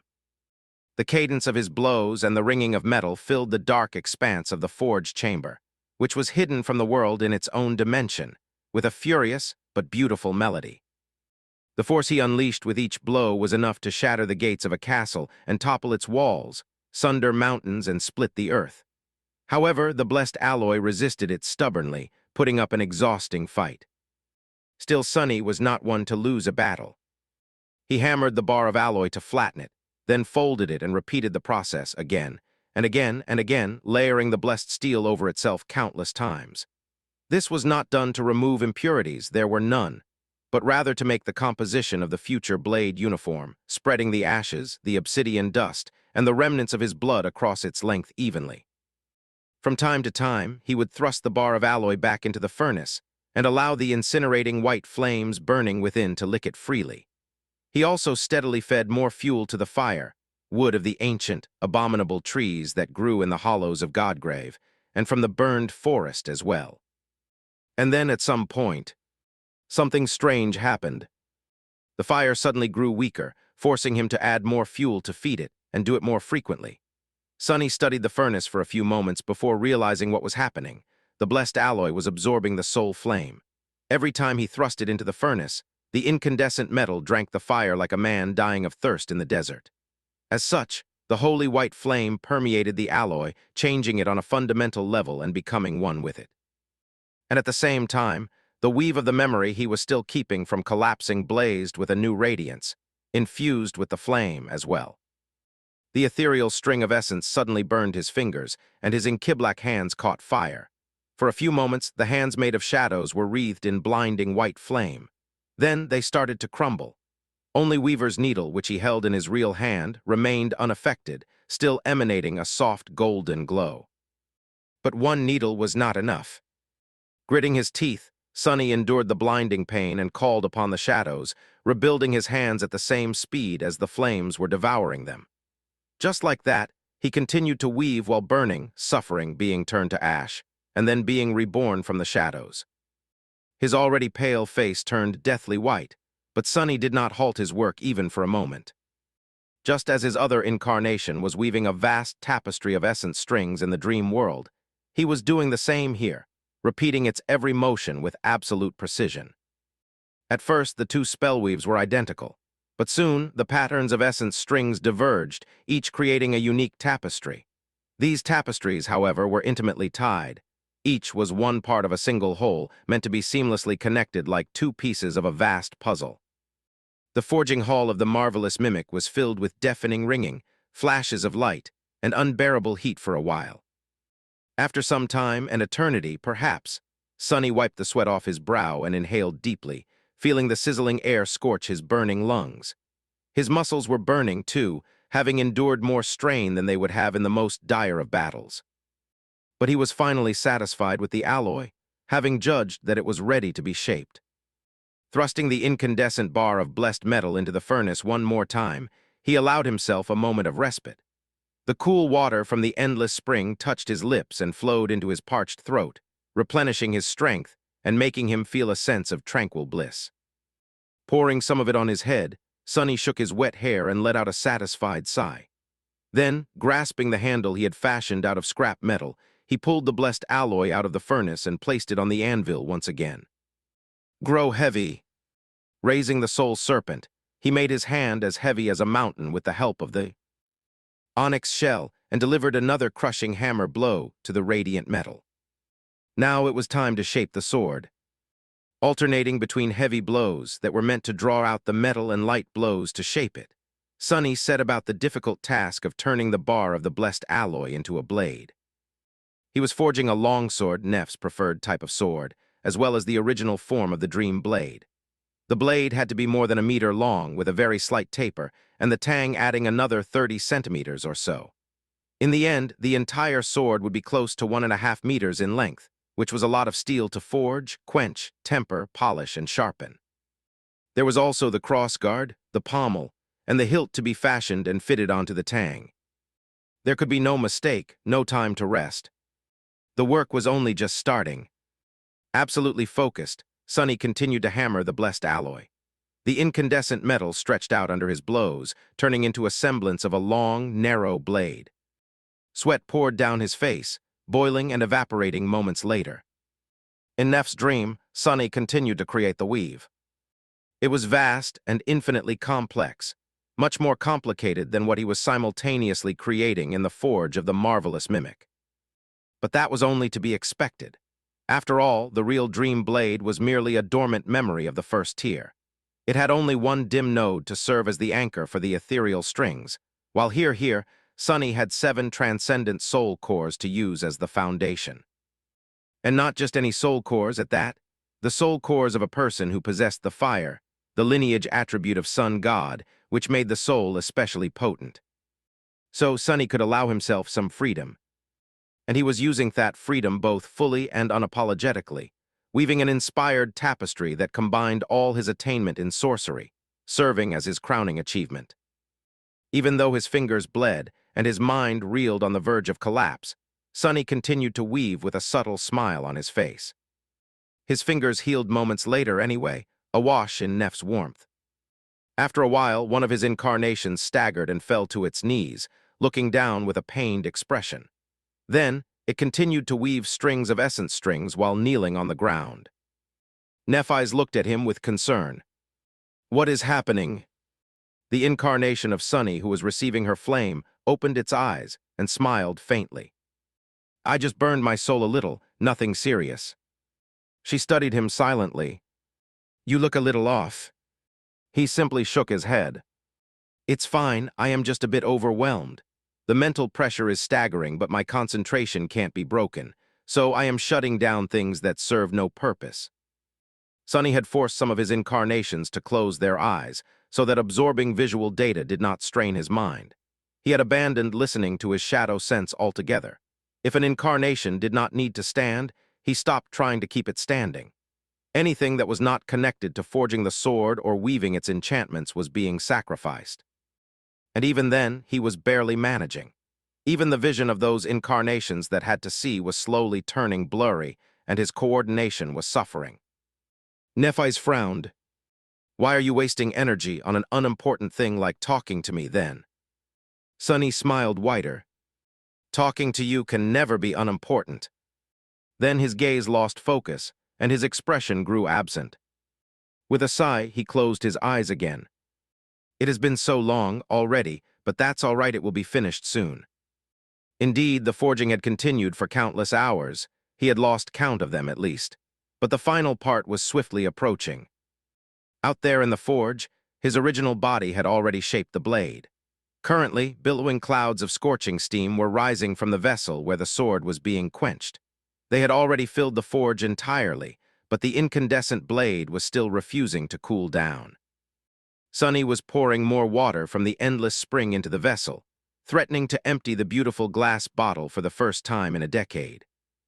Then he would have to polish and grind the blade to sharpen it, affix the crossguard, fit the hilt on the tang, and put the pommel in place. The spellweave here in the dream was not far from reaching the point of near completion. As well, granted. Even that small distance seemed dreadful and daunting to Sunny, who was mentally exhausted and physically drained, almost more so than he was able to endure. After that, the most important part of the forging would be upon him. He would have to connect the real version of the sword to its dream counterpart, thus completing the last enchantment, and binding the blade to Neph's soul. The second of his incarnations staggered and fell down. Sunny inhaled deeply. One last push.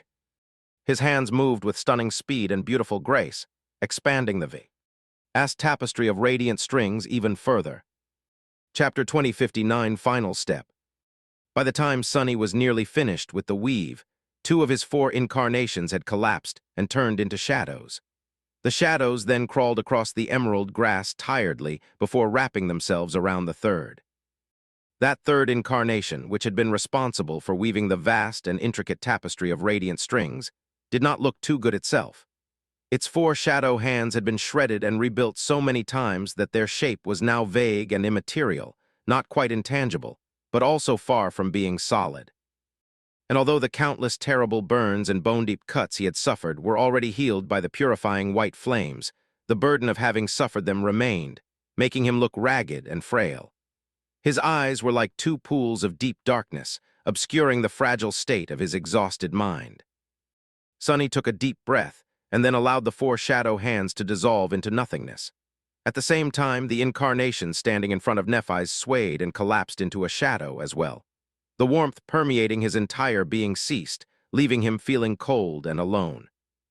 Nephis looked at him with a silent question. Sunny smiled weakly. I wish you could see it. Above them, below them, all around them, the world was permeated by a grand weave of radiant strings. They stretched in all directions, almost invisible in the breathtaking brilliance of the 7 suns. Reflecting in the resplendent ocean of the soul sea like a constellation map of a vast and distant heaven. It was utterly beautiful.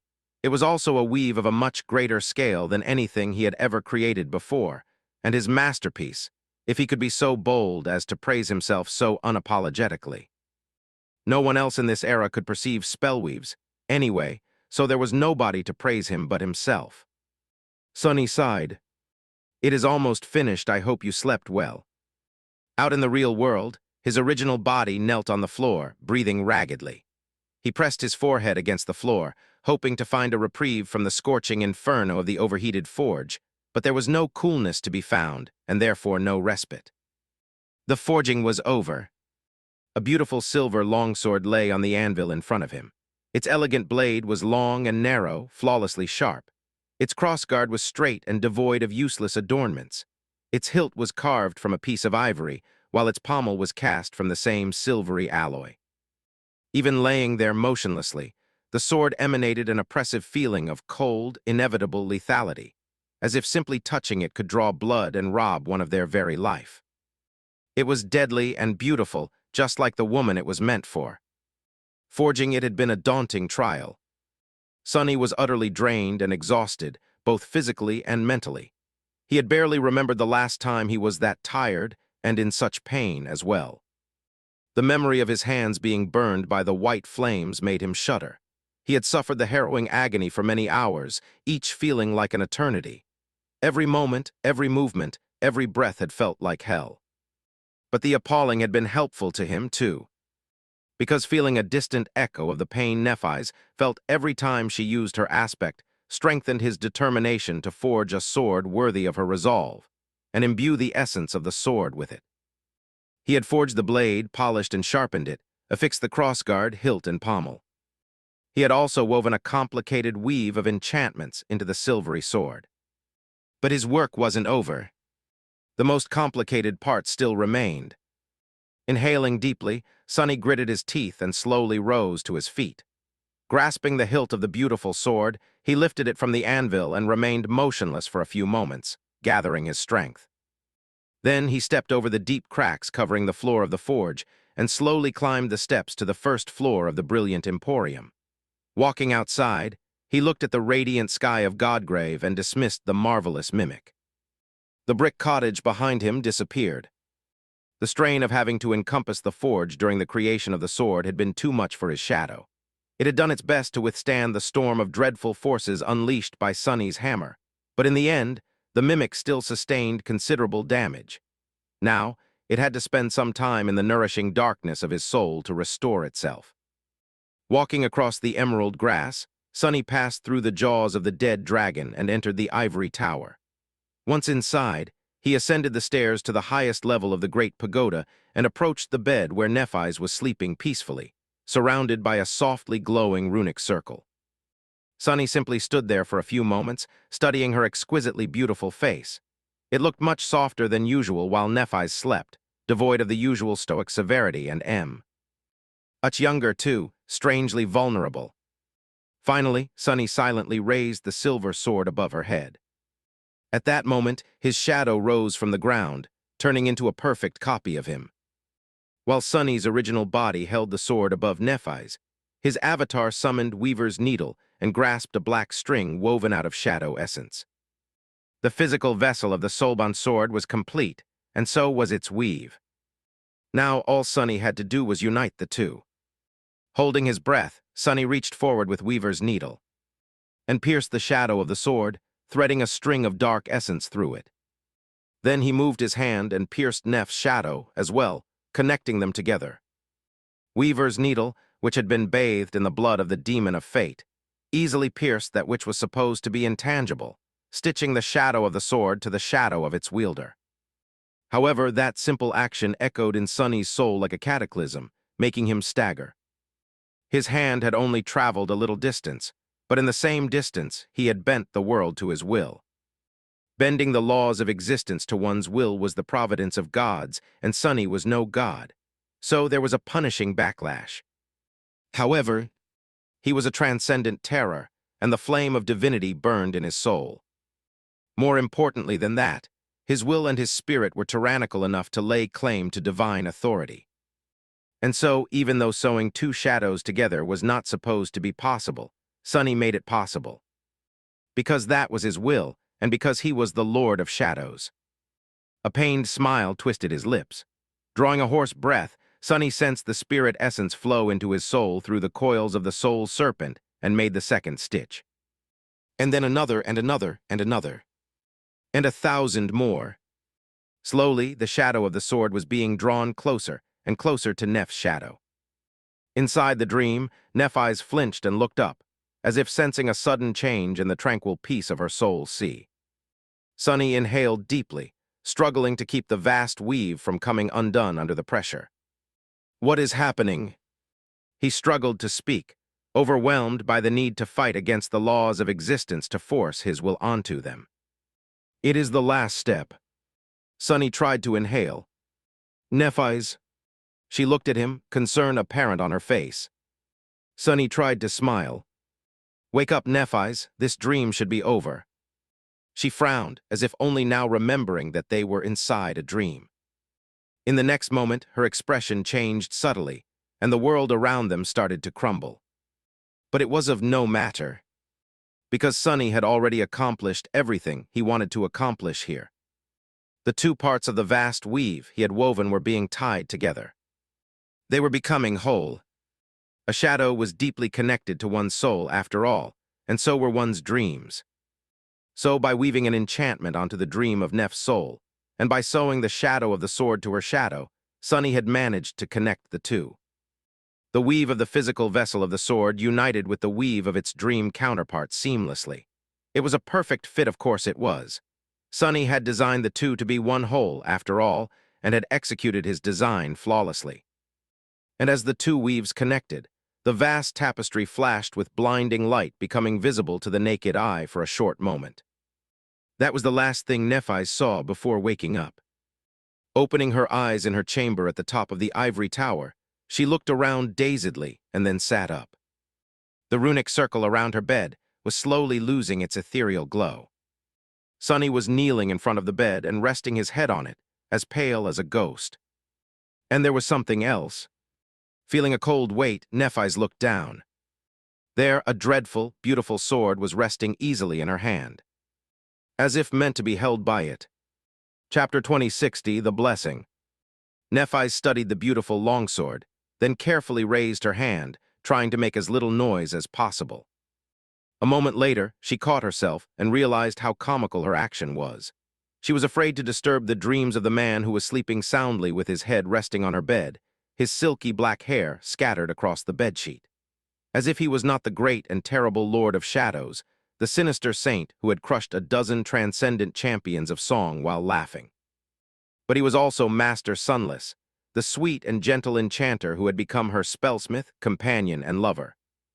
It was just that he had looked so drained there in her dream, and that he looked so tired here in the real world as well. His porcelain skin was even paler than usual, and his lovely features were sunken and sharp, the labored breaths escaping quietly from between his lips. She froze for a moment, surprised by the unexpected and unfamiliar feeling swelling in her chest. Was it tenderness? Nephis was not an unfeeling monster, of course. She had experienced affection. Concern and worry about those who were dear to her, too, however, this subtle, but intense feeling was new. It was both bitter and sweet, but mostly sweet. And daunting. She looked at him for a few moments too long, then slowly shifted her gaze to the beautiful longsword. The sword was both familiar and strange. It looked very similar to her faithful and reliable companion, the Dream Blade, the weapon she had wielded on the Forgotten Shore during the long and lonely journey to the underworld and into the horrors of the second nightmare. But it was also so much more. It was much more striking to start. The narrow and flawlessly straight blade seemed to shine in the splendid rays of sunlight, so bright that it was almost blinding. The ivory hilt felt cool and welcoming in her hand, as if it was meant to be there. The weight was perfect. The balance was beyond reproach. The design of the sword was simple and elegant, with no needless embellishments or adornments. However, there was graceful beauty to the few stylistic elements it did possess. It was pure and true to its purpose, alien to all compromise and pretense, just as a killing implement was supposed to be. There was also a chillingly lethal aura to it that was both cold and scorching, as if the sword possessed a presence of its own. The strangest part, however, was that the sword felt warm and responsive to her touch, as if it was almost alive. It was breathtaking. Nephis found herself reluctant to look away from the resplendent blade. She also felt a rush of childish excitement, wanting to immediately jump off the bed and play with it, perform a few sets of training katas. That was, to get familiar with its feel and weight. But she forced herself to stay still and instead summoned the runes. Her gaze swiftly focused on the new and unfamiliar string of them.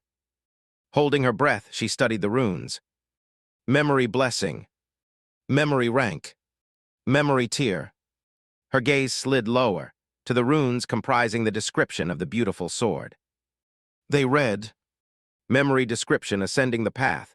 Changing star said thus to the unknown. You have to light yourself on fire to reap the blessings of the fire. That was what my grandmother used to say, so that was what I did. I doused myself in oil and set myself aflame, and I burned. The unknown listened. Nephis frowned. These words seemed to describe her self-immolation in the first nightmare. However, she did not remember ever speaking them to anyone. She had shared the details of her trial with very few people. Cassie was probably the only one who knew most of it. But Nephis did not explain what had truly pushed her to take that terrible step even to her, and she definitely did not mention the parable of her grandmother.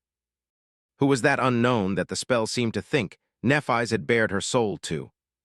She could not recall speaking to any void beings, and she had definitely never spoken to the forgotten god. Neither would she have had the reason to pour her heart out to a stranger. It was strange, very strange. And it made her feel strange as well, as if there was an empty void in her heart, echoing with a hollow, dull pain. Gripping the hilt of the blessing tighter, Nephis looked back to the runes. Usually there would not have been anything after the description of a memory, but this time there was an additional string. Memory enchantment's shadow-bound relic. As she concentrated on it, several new runes shimmered into existence. Bind the relic. Nephis hesitated for a few moments. Her heartbeat accelerated suddenly, and a soft smile found its way onto her face. She glanced at Sunny, who was still sleeping peacefully. He had promised to forge her a blade to slay the gods, and it seemed like he had fulfilled that promise. The tender feeling of thankfulness she experienced was more powerful than she had expected, too. Troubled, Nephis looked away and nodded. Yes. The beautiful longsword seemed to ring, as if answering her call, and flashed with blinding radiance, turning into a ray of pure light. That light was then absorbed into her hand, illuminating her body from within, fusing with her body and soul. Becoming a part of her. The spell whispered into her ear, its voice strangely quiet. Your memory has been destroyed. You have received an attribute. Yes. Sunny stirred, not quite asleep, but not quite awake yet either. He felt tired, exhausted, really. He was also truly and utterly out cold, which meant that all his incarnations had fallen into a deep slumber. The Lord of Shadows was sleeping on his throne, of course he was. After all, he had been riding Nightmare on a journey across dreams not too long ago. Rain's teacher was asleep as well, hidden safely in her shadow. That guy had to wake up quickly, though, lest something unexpected or undesirable happened. As for the original body, when did I pass out anyway? Before Sunny could will himself awake, a blinding flash suddenly shone through his eyelids, opening. His eyes with a start, he just managed to catch a glimpse of a ray of pure white light entering Neph's body. She was illuminated from within for a moment, as if there was a literal star burning in her chest. Then the radiance dimmed, and he could see her lovely features clearly once again. Neph had a distant expression on her face, tilting her head a little. It was as if she was listening to something happening inside her soul. The sword he had forged was nowhere to be seen. It took Sunny a few moments to realize the implication. His eyes widened. Jerking upright, she stared at her and asked hurriedly, "Did it work?" Sunny had collapsed from exhaustion immediately after finishing sewing the shadow of the sword and Neph's shadow together, so he did not even have the chance to study the result. Had his binding held? Did the spell do what it was supposed to and oversee the process? And not quite as importantly, and just as curiously, how had it named the new memory? What description had it given it? Usually Sunny named and described the memories he crafted personally, but reforging the dream blade was different. After all, he had never taken it from Neph's soul. It had always remained a memory belonging to a carrier of the nightmare spell, and therefore one under the spell's purview. That was the whole point.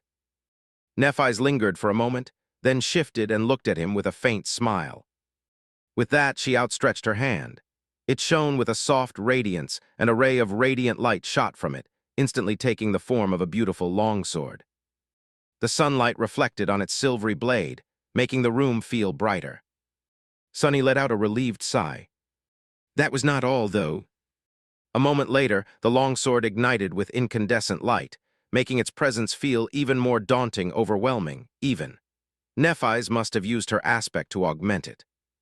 Infused with soul flame, the silver blade seemed like a narrow line of pristine whiteness, a rift in the fabric of reality that cut the world in half.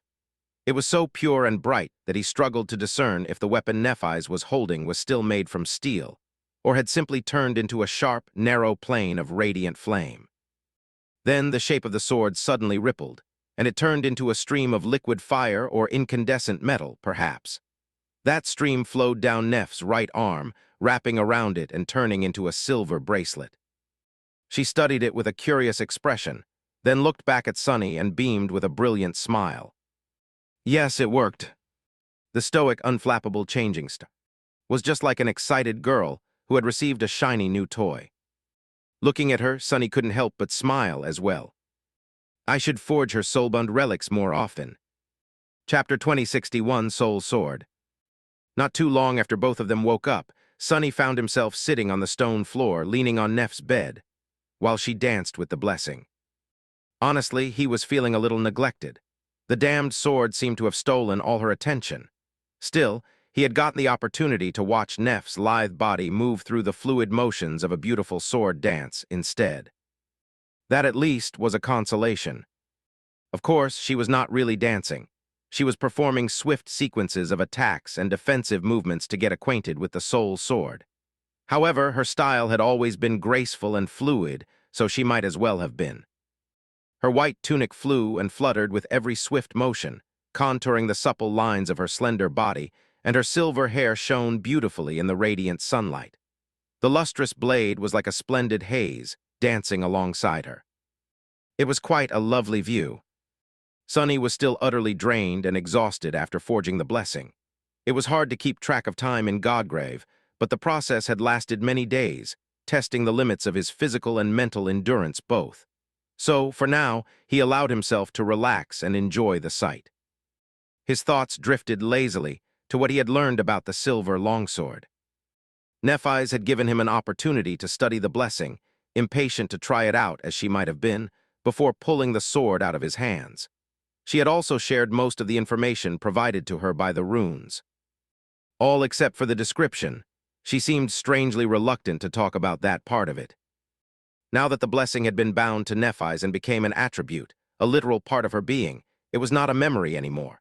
Therefore, Sunny could not see its weave. Only he could, somewhat, due to a special trait of one of the enchantments he had woven. Having personally turned the Dawn Shard into the Crown of Dawn, a supreme memory of immense power, he did not wish to lose the potential synergy between his two great creations. So he made sure that the blessing retained some traits of a memory while becoming an attribute, and could thus be augmented by Neph's crown. So he was able to see, confirm that the spell had indeed improved upon his design, bringing its various elements together like a binding agent, much like his blood had done to the ingredients of the blessed alloy. He was going to need some time to truly understand what changes it had made, but Sunny had no doubt. He would be able to master the crafting of soul-bound memories, no shadow-bound memories, before too long. The difference between the two was subtle, and not entirely important. In the end, Sunny did not manage to repeat what Nether had done. Instead, he invented his own way of achieving the same result. What mattered was that the binding ended in success.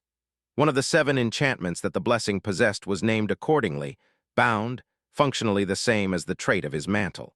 It made the silver longsword equal in rank and class to the soul of its wielder, meaning that at the moment, the blessing was akin to a transcendent memory of the 7th tier. Apart from being bound, it possessed 2 core and 4 auxiliary enchantments. The fundamental enchantment of the silver longsword shared the name with the original blade that served as its source, the Dream Blade. A fitting name for a weapon meant to be wielded by a dream spawn, and earned by her for slaying herself to destroy a dream in the depths of a nightmare. The Dream Blade enchantment governed the form of the blessing. Just like the mantle possessed 2 forms, one passive, one active, so did the fiery sword. In its dormant state, the blessing slumbered in Neph's soul and bestowed several boons upon her. Among them were increased resistance against soul attacks. now drastically more powerful than the original enchantment of the Dream Blade, as well as an increased rate of both soul essence replenishment and spirit essence absorption. That last one was curious. Sunny was not entirely sure how it functioned, but he had an idea. Neph's source element was the longing she inspired in other people, and therefore the more people were moved by her, the more plentiful the currents of her spirit essence grew. The Dream Blade obviously did not increase the number of those who had awoken to a deep yearning because of Nephis. But if Sunny's guess was correct, it did allow her to draw power from their dreams. In other words, the people ensnared by the web of her nascent domain were adding to the stream of spirit essence even when they slept. Which was strange and astonishing simply due to the fact that Sunny had neither woven such an enchantment, nor knew how to weave it. Either the spell added such a trait to the Dream Blade enchantment, or the blessing itself did, already realizing the potential to learn Sunny had imbued it with. In either case, it was a welcome surprise. One could never have enough essence, and this ability would only grow more powerful once Nephis became a saint and fully manifested her domain, turning a stream of spirit essence into a raging torrent. For now, though, it was merely a pleasant bonus. Needless to say, the blessing was quite like the mantle as far as augmenting it went, too. Since it was a part of Nephis, augmenting her body meant augmenting the blessing as well. Therefore, all these traits would only grow stronger and more pronounced for as long as she was wreathed in the beautiful radiance of the soul flame. That was true for the dormant form of the blessing, and for its awakened form as well. Once the silver blade awoke, naturally, it assumed the shape of a tangible sword. Wielding the sword, Nephis lost the benefits of having it slumbering in her soul. However, she gained access to its remaining 5 enchantments instead. That concluded the effects of the first of the 2 core traits of the blessing. The 4 auxiliary enchantments were all formidable in their own regard, too. They were Flame Conduit, purifying light change and ruin. Chapter 2062, Sacrificial Blade. 2062, Sacrificial Blade. Flame Conduit was perhaps one of the most straightforward enchantments of the blessing, as well as one of the most consistently impactful. Although other traits of the Soul Sword were more astounding, Sunny was secretly proud of this one the most. It had 2 functions. One allowed the blessing to serve as a fulcrum for Neph's flames, channeling them in a more compressed and focused manner. In other words, she could use the blessing to control fire more easily or produce jets of flame, rays of light, maybe, that were narrow and sharp enough to slice apart the most durable of tangible objects. This was especially useful because these rays had much greater length and reach than the blade of the sword itself. Since Sunny and Nephis often faced enemies of a much greater size than their own, such an ability was exceedingly convenient to possess on the battlefield. The second function was more subtle, but had been infinitely more difficult to weave into existence. It drew upon the nature of the blessed alloy and the innate affinity of the soul sword to Neph's soul flame, increasing the efficiency of her dormant ability when applied to the blessing. Simply put, it made the result of augmenting the silver longsword greater without affecting the potency of the ability itself. The increase was not too drastic, perhaps adding a few tenths to the overall strength of enhancement. For now, at least. Sunny hoped that as the blessing grew more powerful, this function of the flame conduit would evolve further as well. Needless to say, such an enhancement was a real boon, especially because it did not demand an additional cost to be paid. Even though it did not double the efficacy of the soul flame augmentation, it still increased it by a considerable amount. And if Nephis poured more of her flame onto the soul sword, the effects would only mount. Sunny was quite satisfied with himself greatly for achieving this feat. That pattern of the overall spellweave had been incredibly intricate and complicated, having demanded a similarly stunning amount of effort to design. The purifying light, in comparison, was not something he could take full credit for. It was another enchantment that differed from his original design. The soul sword would grow stronger and more deadly when wielded against creatures who had succumbed to corruption, as if its light was antithetical to the appalling darkness dwelling within their souls, purifying it in a quite final manner. The change was rather simple when compared to the other 2 auxiliary enchantments, or simply familiar, perhaps. It allowed the blessing to change both shape and form. However, there was another quality to the change. It also allowed the blessing to shift between states, be it steel, liquid metal, compressed flame, or even pure light. Nephis would have to explore the ramifications of that ability herself and find proper uses for each of the states, but its most important boon was quite obvious. It was that the blessing could merge with her transcendent form in its flaming and radiant states, thus imbuing her with its traits and enchantments, similar to how Serpent could fuse with shadow shells Sunny created to grant them its. This gave Nephis a choice on how to use the blessing while transformed, whether to wield it in her hand, or simply make it a part of her hand, as well as of her entire radiant body. Finally, the last of the 4 auxiliary traits was Ruin. That one, the soul sword seemed to have inherited from the black arrow Sunny had sacrificed to create the blessed alloy. Bearing a breath of the shadow realm and the echo of the killing intent of its mysterious inhabitant, the blessing had attained a death will of its own. It was very much like the slaying blade ability of the soul serpent, making the soul sword more lethal to those beings who were able to bend the world to their will, albeit much weaker. Most of it would still depend on Neph's own murderous will, of course, but the sword itself was going to enhance her lethality. Sunny was not worried about the quality of her killing intent, really, considering that Nephis had been preaching murder from the days they were both teenagers. But every little bit helped, not that the ruin was that little of a boon. This one he had designed himself in its entirely, and although it was not as consistently useful as the flame conduit, at the end of the day, it was utterly and undeniably more vital. Because it was an enchantment meant to tip the scales of those dire battles where everything that could go wrong went wrong, and Nephis was pushed to her very limit. The battles against the truly powerful foes, the ones that mattered the most. It increased the power and lethality of the blessing, in direct proportion to how heavily Neph's soul was damaged. That went well with the essence of her transcendent battle art, of course, and would be useful against enemies capable of wounding and destroying the souls of living beings. But fundamentally, the blessing of the fire was aimed at something else. It was aimed at Nephis herself and her ability to burn her soul in order to ignite with incredible power, like she had done in Twilight, and while escaping from the clutches of condemnation as well.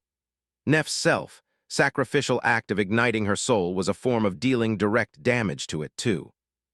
So if she ever had to mutilate her own soul severely, meaning that she had faced a truly overwhelming enemy, the sword would become exponentially more powerful the worse the state of her soul became. If she sacrificed one soul core, 2, 3, 6 of them, it would grow stronger and stronger until its power reached a limit that even Sunny was afraid to imagine. And that was it, the sword he had created. A beautiful sword, a deadly sword, and would cut down the sovereigns much sooner.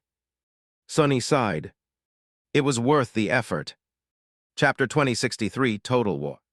The war raged on, spreading like a cancer in all directions.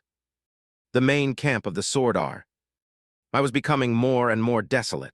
Every day, new troops were leaving it to head west, where they were meant to participate in the inevitable and dreadful siege of the crossing strongholds. Some were being sent to garrison the new extermination outposts, as the remains of the breastbone reach fell to the might of the King of Swords instead. However, the city-like camp was not being completely abandoned. A considerable force was being left behind to guard it. After all, it was still the most important logistical hub for the Sword Army, both receiving the supply caravans climbing the left arm of the dead deity and housing the Dream Gate. Sunny and Nephis spent the last few blissful days together, watching the once-lively avenues of the war camp grow silent and waiting for the order that would call her back to the front line. Without having to say anything, they both seemed in a hurry to enjoy each other's company while there still was time. The future was unclear, and there was nothing like the promise of death to make one's heart beat faster and make them want to voraciously relish life. But to their surprise, the inevitable parting never came. Instead, the king's order was delivered by Saint Tyrus personally. He did not simply command Nephis to return. He commanded her to bring the Ivory Island with her, intending to turn it into the cornerstone of the future siege. So they released its 7 anchors and started the slow journey to the western Collarbone Plain, at the precipice of which the decisive battles of the war were going to take place. As they traveled across Godgrave on the flying island, blood was being spilled.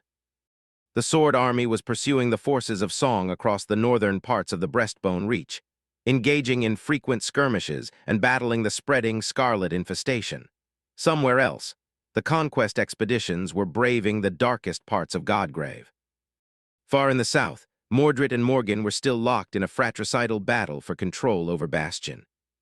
Worst of all, the tacit agreement made by both domains to keep the war out of the waking world had finally collapsed, and the cradle of humanity became submerged in a wave of terror and violence. The streets of NQSC and other human cities in the waking world had never been peaceful exactly.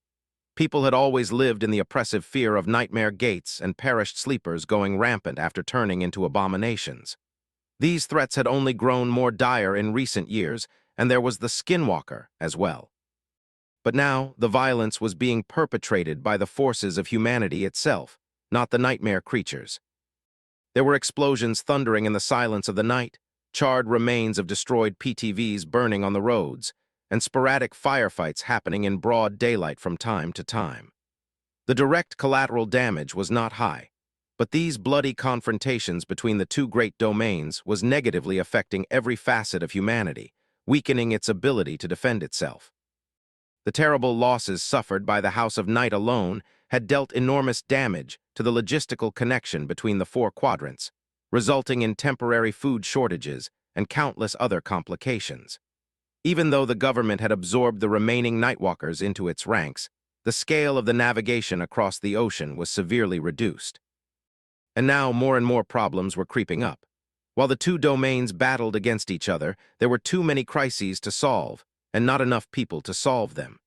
There were not enough soldiers to contain the ever-increasing amount of nightmare gates in time, watch over the aspirants while they challenged the first nightmare, and keep the order on the streets. The waking world was slowly, steadily, and inevitably sliding into chaos. The world seemed to be ending more swiftly than it had been before, at least. If there was one mercy to the situation, it was that most of the combatants participating in the skirmishes and sabotage in the waking world were mundane agents of the royal clans, not awakened warriors. Those were mostly needed on the front line in Godgrave or human settlements in the dream realm. Still, conventional weapons were just as destructive when wielded against mundane people and infrastructure, so the damage wasn't insignificant. Worse still, the agents Song were not shy when retaliating against the government forces, seeing them as collaborators of the Sword domain. Government saints were defending Bastion. After all, the servants of the Queen did not go out of their way to attack the government soldiers, but did not hesitate to act against those of them who became an obstacle either. Which, not at all unexpectedly, only pushed the government deeper into the embrace of the Sword domain. As a result, the forces of Song were being pushed back both in the dream realm and in the waking world, losing ground with each day. The Song compound in NQCS still stood, protecting the approach to the Dream Gate, but there were already many breaches in its scorched walls. Even the awakened academy was not spared, a section of its defensive barrier crumbling for the first time since being built decades earlier. It was appalling, it was utter madness. It was war, and as if responding to the madness of the human war, the world itself seemed to start coming undone under the pressure. The already rapid increase in the number of the nightmare gates opening across the territories held by humanity had grown even more. A flood of abominations flowed into the waking world, threatening to overwhelm its already strained defenses. More people were succumbing to the spell, and therefore more sleepers were losing their lives while challenging its first trial. The process was gradual, and the situation worsened one small step at a time. People of the modern era were well accustomed to hardships and calamities, and distracted by the tectonic changes caused by the Great Domain War as well. So, like a frog being boiled in the slowly heating pan, they were slow to notice that the dire reality surrounding them was dreadful even beyond the terrible norm. Still, even they were slowly growing aware of how much worse it was than it had ever been, with no indicator that things would eventually grow better, as they had always done before. In that tense and heavy atmosphere, the war in Godgrave was swiftly approaching its final stage. Chapter 2064, Fragments of War 1. Tamar. Rain desperately dashed back, trying to avoid the claws of an appalling beast that had lunged at her from the underbrush. All around her, The battered remains of the Centuria were besieged by the rabid nightmare creatures. The world was painted in the shades of scarlet, and her feet were drowning in the soft moss.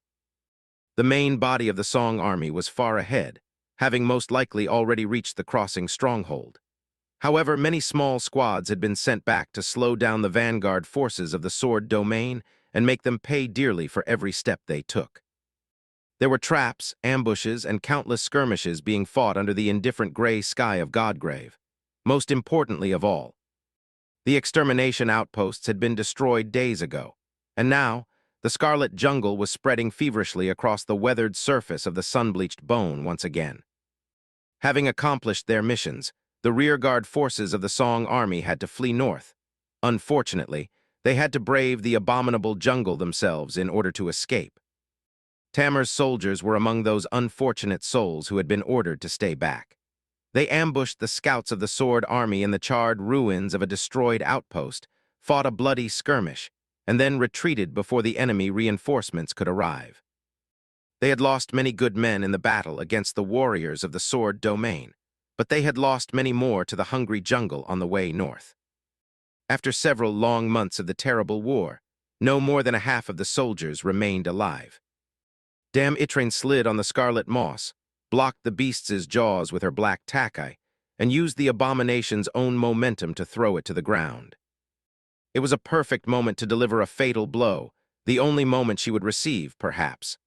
The black takai was positioned perfectly to fall down and end the creature's life. But although Rain's muscles remembered the motions of thrusting the takai into the beast's neck with painful clarity, and her mind willed it, her hands did not move. The moment had come and passed. Rain's eyes widened.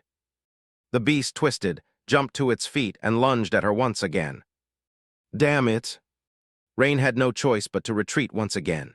This time, the claws of the abomination brushed against her side, failing to cut the black, lusterless leather of her light armor, but still sending a sharp jolt of pain through her body. There would be angry black bruises covering her ivory skin come morning. She was in a terrible position. The abomination was in a murderous frenzy, lusting to kill Rain, but Rain could not do the same. Even if there was an opportunity, her limbs simply refused to move. She was still trying to get used to her flaw, but as things were going currently, there was a high possibility that Rain would never get the chance to come to terms with it. Because she was going to die right now, today. She had already done all she could to debilitate and immobilize the nightmare creature, but subduing a powerful enemy was much harder than simply killing them.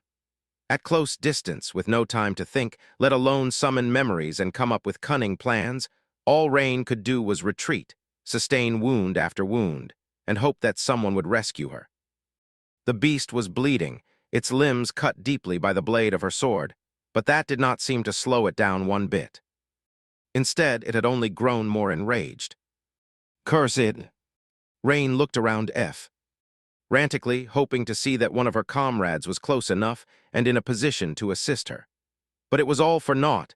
Everyone had their own deadly threats to deal with, having walked into the breeding ground of an especially nasty kind of abominations. Actually, in a different situation, she would have been full of curiosity. Where were all these nightmare creatures coming from? Every time the scarlet jungle returned to the surface after being burned to ash, it was flooded with all kinds of abominable fauna in a matter of hours. The beasts would then proceed to devour each other and rapidly grow stronger. But how did they come to be? What gave birth to them? Were they like the moss, the vines, and the trees, growing from seeds? Were they born from the scarlet pollen or clouds of deadly spores? Were they the offspring of the ancient nightmare creatures that dwelled in the hollows, perhaps, brought to the surface by the slithering vines? Did they simply materialize out of thin air or crawl out of the ash? Rain did not know, and nobody else knew either. Godgrave still held countless mysteries, and this was one of them. More importantly, she had to find a way to survive. Dashing back, she avoided another of the beast's attacks, gritted her teeth, and then allowed her black takai to turn back into a snake tattoo. Then Rain faced the lumbering abominations with bare hands. Tearing the scarlet moss with its claws, the nightmare creature lunged forward, its maw opening wide, as if to bite her in two. For a moment, everything seemed to grow still except for Rain's shadow, which stirred slightly on the ground. Then, at the last moment, she sidestepped to avoid the maw of the frenzied beast. At the same time, her hands moved, untying the black sash from her waist. Rain dodged the enraged abomination like a graceful toreador and looped the beautiful silk sash around its neck. Then, allowing the momentum of the abomination's charge to carry her forward, she poured her essence into the in case of emergency and activated its single enchantment. Originally, that enchantment had been meant to save her from turning to ash in case the Cloudville broke unexpectedly, flooding Godgrave with incinerating white light. It was supposed to fix the wearer of the black sash in space, making them completely still. But currently, it wasn't Rain who was wearing the sash. Since it was wrapped around the abomination, for all intents and purposes, it was the abominations who was wearing it. So, when the enchantment of the in case of emergency activated, it was the abomination that was frozen in place, coming to a sudden halt. Rain staggered and hung on the beast's neck, still gripping the black sash tightly. The enchantment had been calibrated to work on an awakened being of approximately her weight. However, currently, she was forcefully immobilizing a much heavier creature of a higher rank. Therefore, her soul essence was dwindling with terrible speed. Tamar. She had maybe half a dozen seconds left. Luckily, just a few moments later, a swift figure leaped from somewhere above and landed near Rain in a whirlwind of steel. The brutish Zweihander fell, biting into the neck of the abomination. It did not quite manage to behead it in one strike, but the wound was deep enough to reveal the white spine of the frozen creature. Tamar balanced herself in one fluid motion, then delivered a second strike, cleanly cutting the abomination's head off. Glancing at Rain, she let out a hoarse breath, lingered for a moment, and then asked neutrally, "You called?" Chapter 2065, Fragments of War 2. Eventually, the battle was over. The nightmare creatures had been eliminated, and the tired soldiers sprawled on the ground, breathing heavily. Rain was sitting on the scarlet moss, as well, cradling her bruised side with a somber expression. The sweltering heat of Godgrave was felt especially suffocating today, so she summoned the green canteen and poured cool water over her head. "I won't survive like that." She had thought that dealing with her flaw was possible, and it was, most likely. However, learning how to deal with required time, which was hard to come by during a war, and tools that she lacked. Rain had managed so far with Tamar's help, but how long could it last? Shifting her gaze, she looked at her shadow. Her brother was right there. His offer still stood. If she so wished, she could desert the Song army at any moment and be whisked away to safety, leaving her comrades and her principals behind. Looking away from the shadow, Rain studied her fellow soldiers. 41. There were 42 of them left. Less than half of the initial number. Some had perished during the conquest of the Collarbone Citadel, some while subjugating the wild reaches of the Breastbone Reach. Many fell during the Battle of Godheart, and finally, many more died during the retreat north. Most of the 42 awakened had suffered minor wounds. Some were wounded severely. There had been 2 healers in the Centuria before, but now there was only Fleur. Her essence, sadly, wasn't endless. Mercifully, or perhaps cruelly, there were relatively few people who were wounded heavily enough to require her immediate treatment. That was because the nightmare creatures dwelling in the jungle were too powerful, and most people who became their prey simply died. It was a terrible thing, but also somewhat fortunate for these tired soldiers. After all, they were pursued by the members of the Sword Army. Each person who could not march on their own would slow the rest down. Just as Rain considered this matter, Tamar's voice resounded across the recent battlefield. "All right, you have 10 minutes to rest. We will continue north after that." Her order was not unexpected. It was unwise to remain in the vicinity of the battlefield, where the scent of blood could attract swarms of abominable scavengers.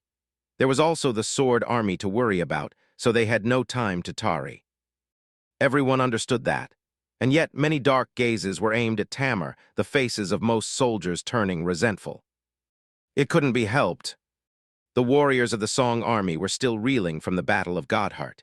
Even before that, their morale had been harmed grievously by the ghastly horrors of Godgrave, a literal death zone where no human was supposed to exist. And things were only turning harder now. They were tired, rattled, and afraid. How could they not feel resentful when the empty space left by their fallen comrades was so obvious as to almost be palpable? Therefore, the soldiers had little warmth left in their hearts for the leadership of the Song army at the moment. And since Tamar was the only officer here, she had to receive the brunt of these negative emotions. Her situation was even worse than that of other officers, most likely, because she was a young awakened doing the job meant for a seasoned master. It did not matter how competent she was or how deadly of a fighter. All that mattered was that soldiers were dying, and she was a convenient target to place blame.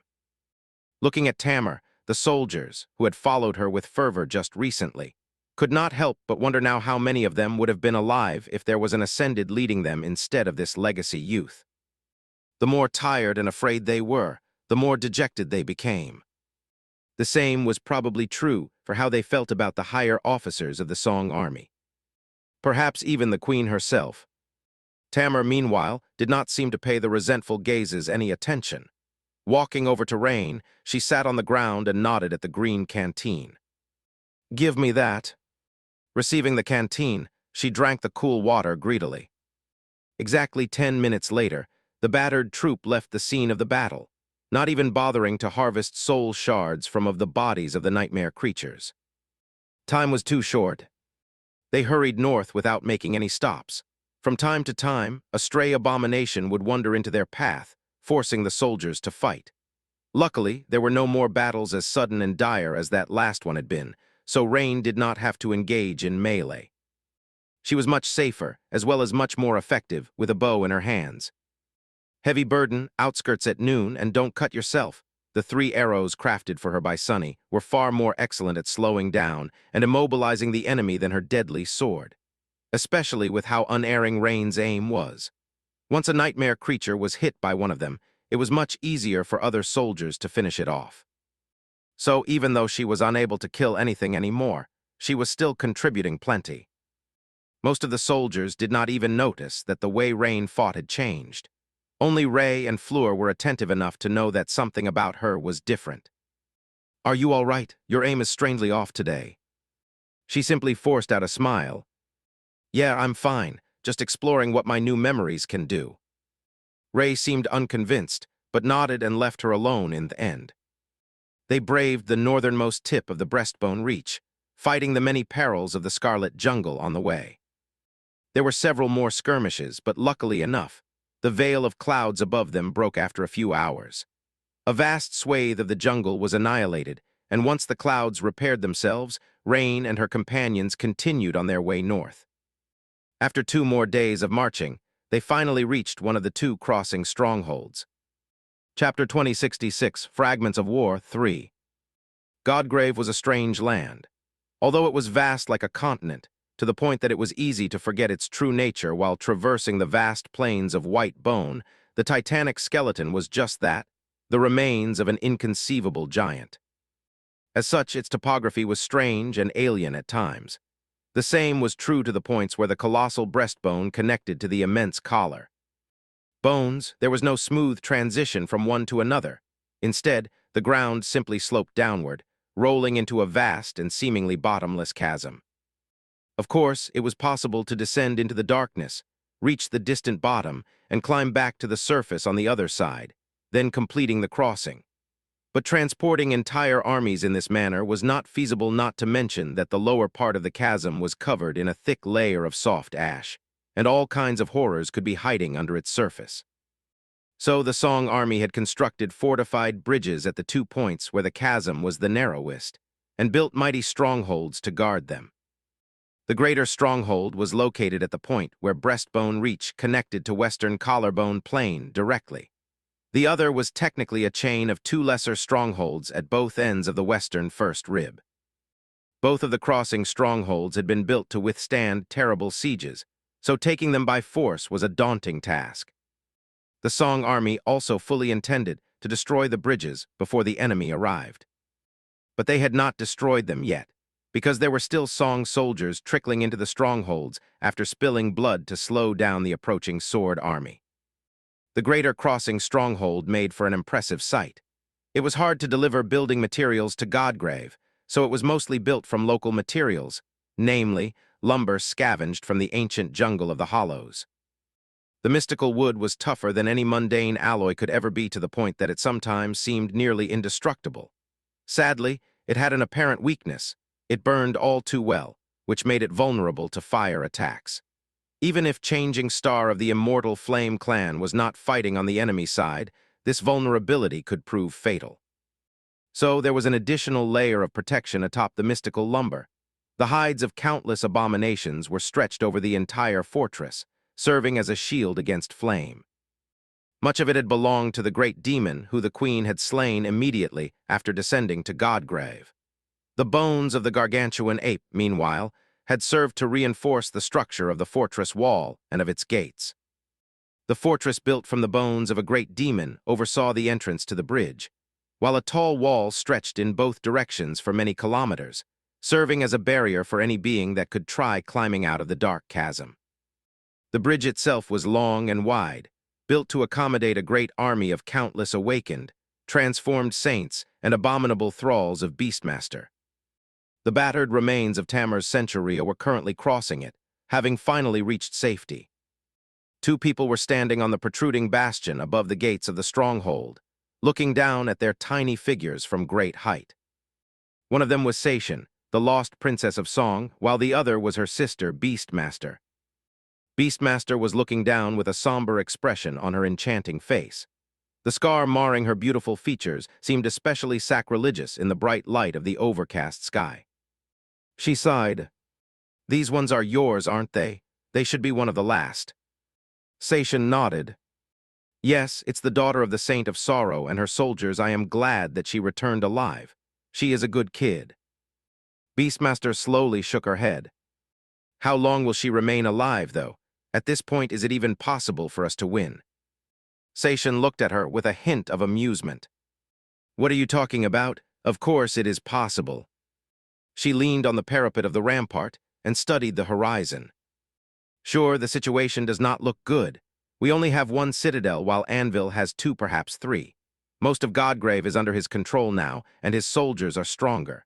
No one seems to be able to deal with Changing Star or the Lord of Shadows, either, which makes our superior number of saints pointless." Beastmaster smiled crookedly. "You really know how to lighten the mood, Shan." Seishin smiled as well. "But war is unpredictable. It can turn on a dime." She pointed to the dark chasm and the mighty wall of the fortress. "And this is our dime." Beastmaster grimaced. "You think we can break the Sword Army with this fortress?" Seishin shook her head. "No, but we can make the Sword Army break itself against this fortress." Then a sudden smile illuminated her graceful face. "I know a thing or two about castles, you know." Beastmaster chuckled. Seishin remained silent for a few moments and then added calmly, "A direct siege can be disastrous for the attacking side if things go wrong. And that is what the King of Swords will do. He will throw his soldiers at the walls of this fortress without holding anything back. Because time is not on his side. If he waits for too long, he will lose Bastion, and his power will be severely diminished." She shook her head. "After all, the outcome of this war will not be decided by the battles of mortals. It will be decided by the battle between the King of Swords and our mother. Everything we do is ultimately to give our Supreme a better chance at victory." Beastmaster did not respond for a while. Eventually, though, she said quietly, "I'm not sure if you are overconfident or simply being a contrarian, but things are way worse than that. Look behind you, the soldiers are tired and terrified. The morale is low, and it will continue to plummet as the siege drags on. Whatever loyalty they have will dwindle until in the end the Song Army will break instead. No matter how great our fortress is, you can't win a siege with a broken army, sister. So, time isn't on our side either." Seishin remained silent. Some time passed, and a few more battered groups of soldiers crossed the bridge. She looked at Beastmaster somberly. "It's not like we have a choice, though, do we?" Her words hung in the air, full of many meanings. Then Seishin turned away and sighed. "That should be the last of them. We must blow up the bridge now." Soon there was a thunderous explosion, and the great bridge connecting Collarbone Plain to Breastbone Reach shuddered. With a groaning sound, its central section collapsed into the darkness. Wreathed in a cloud of dust, debris rained down, and wisps of ash rose from below. The Greater Crossing stronghold was ready for battle. Chapter 2067, Fragments of War 4. Far to the south, the winds howled in the deep canyons that broke the surface of a sloping plain. Here on the femur of the dead deity, the ancient bone was covered in cracks, as if something had shattered it countless years ago. However, there were no scarlet vines protruding from the cracks, and no jungle covering the slopes of the titanic femur. The entire place was dead and silent, bathed in the scorching radiance of the cloudy sky. The femur stretched all the way down to the surface of the sea of ash, where even the Lord of Shadows did not dare step foot. It was unclear whether the tibia and fibula of the dead god were missing or simply buried in ash. No human had ever made it to the ground before, and no one was mad enough to try and find out the truth. Currently, a battered troop of warriors was making its way across the desolate expanse of white bone, suffering in the unbearable heat. There were 3 saints among them, commanding a force comprised of ascended knights, those who were still alive, of course.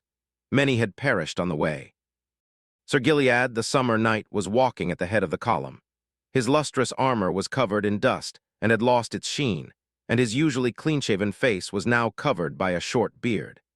His skin had turned darker with tan, and his fiercely blue eyes were squinting against the merciless radiance of the gray sky. Raising a hand, he wiped the sweat off his brow and lingered for a moment, listening to the howling wind. His expression darkened. The wind had grown stronger, bringing with it a refreshing coolness. The tired knights seemed invigorated by its touch, their movements becoming livelier. However, the saints looked at each other somberly. One of them, a man wearing a suit of heavy armor and a closed helmet despite the terrible heat, spoke in a hoarse voice, "The wind is rising." The other, a woman carrying an ornate parasol, pulled up the scarf to cover her face and sighed heavily. Gilead lingered for a few moments, then nodded. "It is." He took a few more steps, then stopped and looked at the distant sky. After considering something for a few moments, Gilead continued walking. "We will try to get to the nearest fissure in time. We might get lucky." By then, the knights had noticed that the wind was growing stronger as well. Their faces paled, and a hint of subdued terror appeared in their eyes. "Move, there is no time waste." After giving the command, Gilead switched from measured steps to a jog and led the conquest expedition south. The rest of them followed. The men in the heavy armor fell back to guard the rear of the troop, while the woman carrying a parasol caught up with him. As the wind pushed them forward with ferocious force, she said quietly, "How many of us do you think will make it to the citadel, Sir Gilead?" Gilead glanced at her briefly, but did not respond. The woman laughed bitterly. "Is that supposed to mean that you don't know, or that none of us will?" He looked at her again, this time with disapproval. "We will prevail." She shook her head. "You said the same when our soldiers were being slaughtered while traversing the surface of the spine, and when we lost 3 cohorts on the girdle as well. Even when we were being eaten alive in the jungle on the northern edge of the femur, you kept telling us these words. And yes, sure, maybe we will prevail. But who will we be? A dozen survivors, a handful." She shook her head again. "Sir Gilead, it is not too late to give up. We can still retreat to the waking world, carrying the knights across one at a time." Gilead frowned and remained silent for a few moments. "We can, but our orders were to conquer the citadel, so we won't." The woman moved the parasol lower, hiding her face behind it, and sighed heavily. "Ever so loyal." Gilead smiled wistfully and raised a hand, shielding his face from the wind. The members of the expedition rushed south, hoping to find shelter before it was too late, precarious as it might have been. However, luck was not on their side. Before too long, the woman cursed and closed her parasol, afraid that its fragile frame would be broken by the powerful gale. Soon, the wind blowing from the depths of Godgrave had turned so powerful that even masters were struggling to keep their balance, roaring as it blew across the sloping vastness of the dead god's femur. Worse still, dark flakes were raining from the sky, having been brought by the wind from the distant sea of ash. Knowing that there was no time anymore, Gilead stopped and gritted his teeth. Then he commanded his soldiers in a sober tone, "Halt, form a circle, defend your brothers." The knights moved with the flawless precision of seasoned veterans. Whatever fear they might have felt had no effect on their readiness and coordination. Just a few moments later, the expedition force formed a tight circular formation, the sharp blades of their swords pointing outward like a steel palisade. The ash continued raining from the sky, and soon the entire world was enveloped by a gray veil. The radiance of the overcast sky dimmed, and the suffocating heat had grown even more oppressive, battering the trembling humans like a celestial hammer. The visibility had been reduced almost to zero. In the twilight of the ashen storm, a brilliant light suddenly shone, chasing the darkness away. Gilead, who was standing shoulder to shoulder with his knights, had assumed his transcendent form, turning into an ethereal figure that seemed to be woven out of pure, warm sunlight. On the other side of the circle, the man wearing a heavy suit of armor raised his mace. In the next moment, his body seemed to expand, turning into an enormous steel warrior. The woman was standing in the center of the circle, leaning lightly on her parasol. Her scarf was fluttering in the wind, and although her face was hidden by the fabric, her green eyes were glowing in the ashen twilight like two emerald flames. For a while, there was nothing in the gray world but the billowing clouds of swirling ash. There was no sound surrounding them but the howling of the wind. And yet the Knights of Valor seemed terrified, staring into the gray void with fear, despair, and wary anticipation. Chapter 2068, Fragments of War 5. It came unseen, without sound, and without warning. Or maybe it had not come at all. The warriors of the Sword Army were still aiming their swords into the gray void, fearing, hoping, to see vague silhouettes of abominable creatures rushing at them from the ash. But just like before, there was no sign of the enemy. Instead, a knight standing by Gilead's side had been there a moment before, but a moment later, he was gone. Gilead had not even noticed when the man disappeared. He simply became aware of an empty space to his left and saw that no one was standing there after turning his head. By the time he turned his head back, the knight who had been standing to his right was gone, too. A stifled scream echoed in the gray void, being carried away by the wind. It was not the scream of one of the missing masters. Instead, it was the scream of one of their comrades who had noticed the missing people and could not contain his terror. Gilead could not blame him. Even he, who had braved the third nightmare and countless battles since, felt disturbed and uneasy, utterly powerless in this gray hell. This was the peril of getting too close to ground in Godgrave. When the wind rose, it carried clouds of ash from the sea below, and when the ash covered the world like a veil, beings who dwelled below rose to the surface as well. He would have hoped to face them in battle, no matter how dire such a battle would be. But from the day they reached the edges of the scarlet jungle till today, no one had even glimpsed what the harrowing enemy looked like. They had been happy to escape the jungle at first. It was only later that Gilead realized that there was a reason why the scarlet infestation kept away from the lower reaches of the titanic femur. Because it was too close to the Sea of Ash, and they were too now. Feeling angry and resentful, Gilead did the only thing he could do, continue to study the ash and remain as vigilant as he could. By the time the winds died down and the clouds of ash dissipated, revealing the vast expanse of sun-bleached bone once more, only half of his soldiers remained.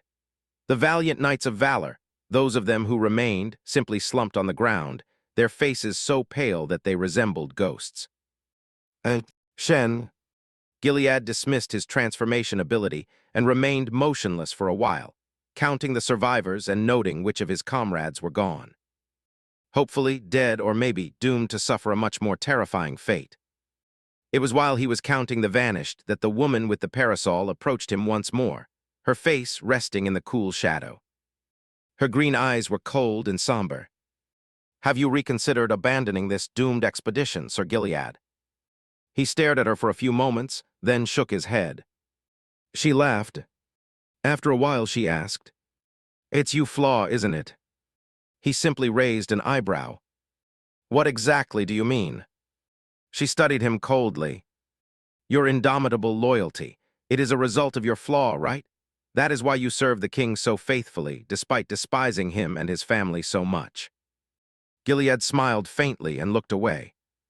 After a while he sighed. "You people are all the same."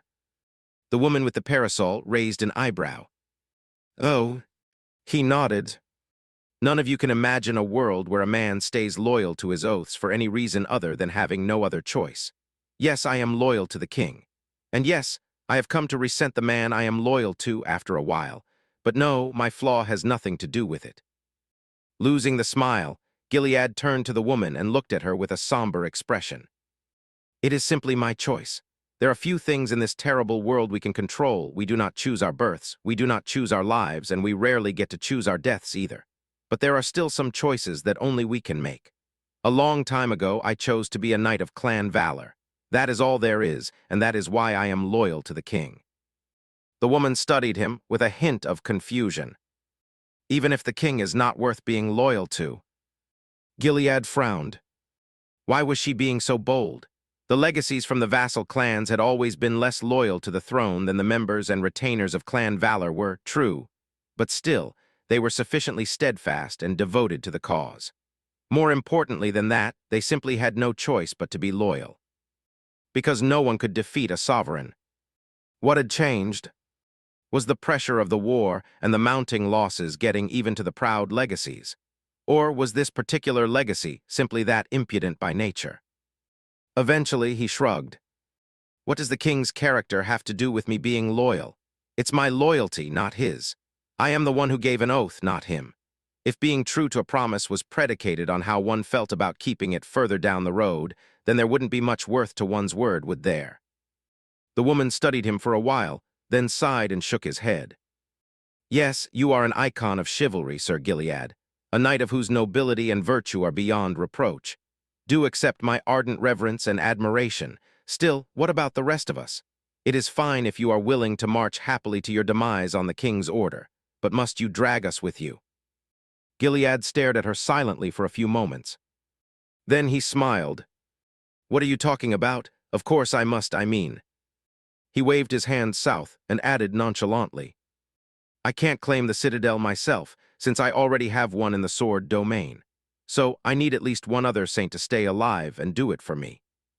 She looked at him, not amused. Surely you jest. Gillen chuckled and turned away. Old jest would do, considering that Rivergate was destroyed. Sadly, he is not here, but we are, so let's get moving before the wind pick up again. The woman sighed and hid under her parasol, mumbling something under her breath. The rattled knights rose from the ground. A minute later, the remains of the conquest force continued on their way south. Chapter 2069, Fragments of War 6. In a world submerged in eternal darkness, a pale light was shining on the vast expanse of flowing water. However, it was unable to penetrate the dreadful depths of the subterranean ocean, reflecting from its surface like the map of a night sky. The gentle light was emanating from a beautiful woman who was sitting lonesomely on the rough surface of a stone cliff, looking at the dark water with a distant expression. She was delicate and lovely, with a slender build and a soft, enchanting face. Her hair was white, and her eyes seemed to glimmer with the afterglow of pale moonlight. The corpses of the drowned lay scattered around the radiant beauty, staring into the darkness with empty eyes. She was Moonville, one of the 7 transcendent princesses of song. Looking into the distance, Moonville sighed and turned her head slightly, listening to the darkness.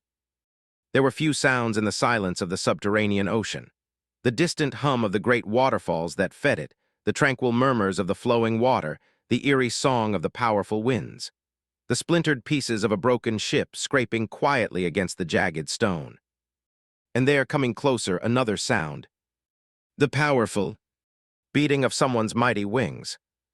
Before too long, another figure landed on the cliff, wreathed in darkness. It was a beautiful demoness with flawless alabaster skin and tenebrous eyes, her silken hair falling down like glossy obsidian. 2 horns crowned her head, and her black wings folded to wrap themselves around her shoulders, hanging down like a leathery cloak. Revel was effortlessly carrying a human corpse, drops of water falling from it to the wet stone. Considering her towering height, it looked like a toy in her pale hand. She placed the dead man gently on the ground and straightened, looking at him with a somber expression. Moonville sighed. No survivors. Revel lingered for a few moments, then slowly shook her head. No, and I don't think that I'll find any more bodies. Either whoever is missing was probably swallowed by whatever it is that dwells in these cursed waters. The expedition the two of them led had departed from the hollows of Breastbone Reach during a rainstorm. Overcoming countless perils, they navigated the treacherous network of rivers permeating the flooded jungle on an enchanted ship. Both Revel and Moonlight had to test the limits of their power, not holding anything back even then. It was barely enough to survive. Then they crossed into the hollows of the second rib and followed the powerful currents across its dark length, eventually plummeting down toward the Spine Ocean. The journey had been long and difficult. Simply keeping the ship from being torn apart or crushed by the current was a tall task, and then there were all the abominable monsters populating the hollow expanse of the titanic rib. There was the jungle itself, too, the vast fields of mane-eating seaweed, the slithering vines hanging from the darkness above, the island-sized water lilies that enchanted the sailors and then swallowed the enthralled humans with terrible maws. The closer to the spine they traveled, the worse it became. They lost many good men and women before even reaching the subterranean ocean. But they did reach it in the end. It was just that the ship had been shattered during the tumultuous crossing, and the crew had been drowned in the dark waters or killed by the creatures dwelling in the depths. Now the two of them were all who remained. They stayed silent for a while, looking at the drowned corpses. Eventually, Moonville sighed. "It's of no use. Mother's authority does not reach here, so they won't rise." Revel lowered her head somberly. The ship was destroyed, the crew was dead, and worse than that, they could not even retreat. That was because the call of nightmare was assaulting their minds like a demented litany of ghostly cries, indicating that there were seeds blooming somewhere beneath the surface. The Spine Ocean was a deadly trap, preventing them from retreating back into the waking world. There was no way out. Moonville smiled. "So what, are we going to die here?" Revel glackned at her sister, who looked like a delicate doll in front of her towering transcendent form, and shrugged. "We might." Moonville chuckled. "Is it strange that I feel relieved to know that I'll die beyond the reach of our mother's authority?" Revel frowned. "Yes, of course, it does. You are her daughter. She would not have turned your body into a puppet." Her sister sighed. "I guess you are right." With that, she looked around and asked in a curious tone, "Do you think we can escape?" Revel considered the answer for a few moments. Eventually, she nodded her horned head. "I doubt we can climb back into the second rib. Even if we do, we won't survive the journey back to the breastbone hollows. The rainstorm has long passed, so the rivers would have dried out. It's a fool's errand." She looked south. "No, our only chance is to find the citadel, conquer it, and use its gateway to return to the waking world safely. So that is what we must attempt to do." Her expression darkened. "However, there is a complication." Moonville titled her head a little. "Our pursuers, have you seen them?" Revel smiled darkly. "Yes, they are a few dozen kilometers away. Their ships were destroyed while crossing into the spine as well, but many more of them have survived. They have plenty of monstrous aquatic echoes, some natural, some artificial. It's an entire fleet." The Sword Army had sent an expedition into the Spine Ocean as well. However, while Revel had been sent to conquer the citadel, it was merely a secondary goal for them. Their main goal was to kill Revel, and they were equipped well to achieve it. There were 7 sword saints and a small army of masters pursuing the daughters of the queen, including a member of one of Valor's branch families. The forged echoes brought by them into the subterranean ocean were both well-suited for braving its dark expanse and fearsome. Now the members of the pursuing expedition were trapped in the spine of the dead deity, just like Revel and Moonville were. Revel looked at her sister for a while and then smiled. "Vale, I suddenly had a thought." Moonville raised an eyebrow. "Is it perhaps a sane and benign thought of forgetting all our grudges and differences to form a pact of camaraderie with the saints of the Sword Army?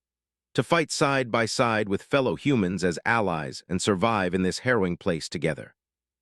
Not receiving an answer immediately, she sighed. "You hunt." Revel looked in the direction where the enemy was gathering their forces, hidden by darkness, and said evenly, "It strikes me that, while the Song domain can grow stronger by conquering the Spine Citadel, the Sword domain can grow weaker by losing these 7 saints, and the citadels controlled by them."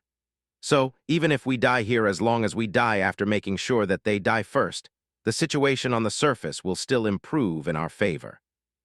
Moonville closed her radiant eyes for a moment. I see, as expected. She rose from the cold stone and looked where Revel was looking as well. After a while, she said, "But why can't we do both? Kill the saints and conquer the citadel, wouldn't that be better?" Revel smiled darkly. "Yes, let's do both. Brave this dark ocean, survive the pursuers, and take the citadel. Why settle for anything less?" Spreading her wings, she lifted her sister off the ground gently and then leaped into the air. Chapter 2070, Fragments of War, 7. A shattered moon shone upon a shattered castle. The castle had always been a ruin, but now it was reduced to rubble. The rubble used to be surrounded by a deep lake, but now the lake was gone. Its bottom had been revealed in all its mystery and horror. Standing on the mound of debris that had once been a great rampart, Kai was looking down. Far below him, ancient ruins glistened in the pale moonlight.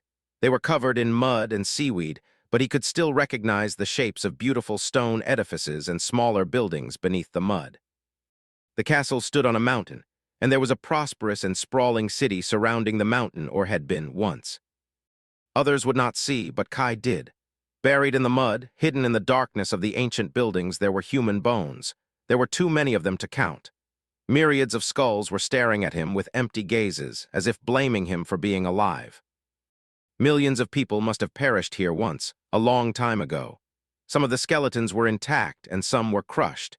He did not know what had killed the inhabitants of the ancient city, but whatever it was, their deaths had been sudden and brutal. Perhaps it was the great flood that had drowned the city, burying it under the mass of water for thousands of years. Perhaps the great flood had happened on the same day the moon had been shattered. Looking at the drowned city that sprawled across the entire basin of the lake, Kai wondered if there was a similar ruin at the bottom of the real Mirror Lake. No, this was the real Mirror Lake. The bastion he was familiar with was merely an illusion. It was still strange to think about that. Letting out a heavy sigh, he looked away from the ruins of the ancient city and turned his gaze to the sky. The shattered moon was always the same, and Kai knew better than to stare at it too much. It could not tell him anything about time, anyway, however. He knew that there was going to be a full moon in the illusory version of Bastion today. Which meant that, for a short time, reality and illusion would overlap a little, allowing for passage from one to another. Which meant that if Mordred wanted to infiltrate the capital of the Sword Domain, he had to do it today. There would be another battle, without a doubt, and a much more ferocious one than all the previous ones. If that was even possible. The ruin of the castle had not been turned to rubble without a reason, after all, and the bottom of the lake was not revealed by accident. For the past month, Kai and the other saints whom Morgan of Valor had recruited were battling the Prince of Nothing in this dreamlike land, slowly changing the very landscape of True Bastion. Even the ancient forest on the other side of the hollow lake was now charred and devastated, its outer edges burned to ash. The bitter clash between the children of the King of Swords had been like a cataclysm, eroding the very land that was supposed to be their birthright.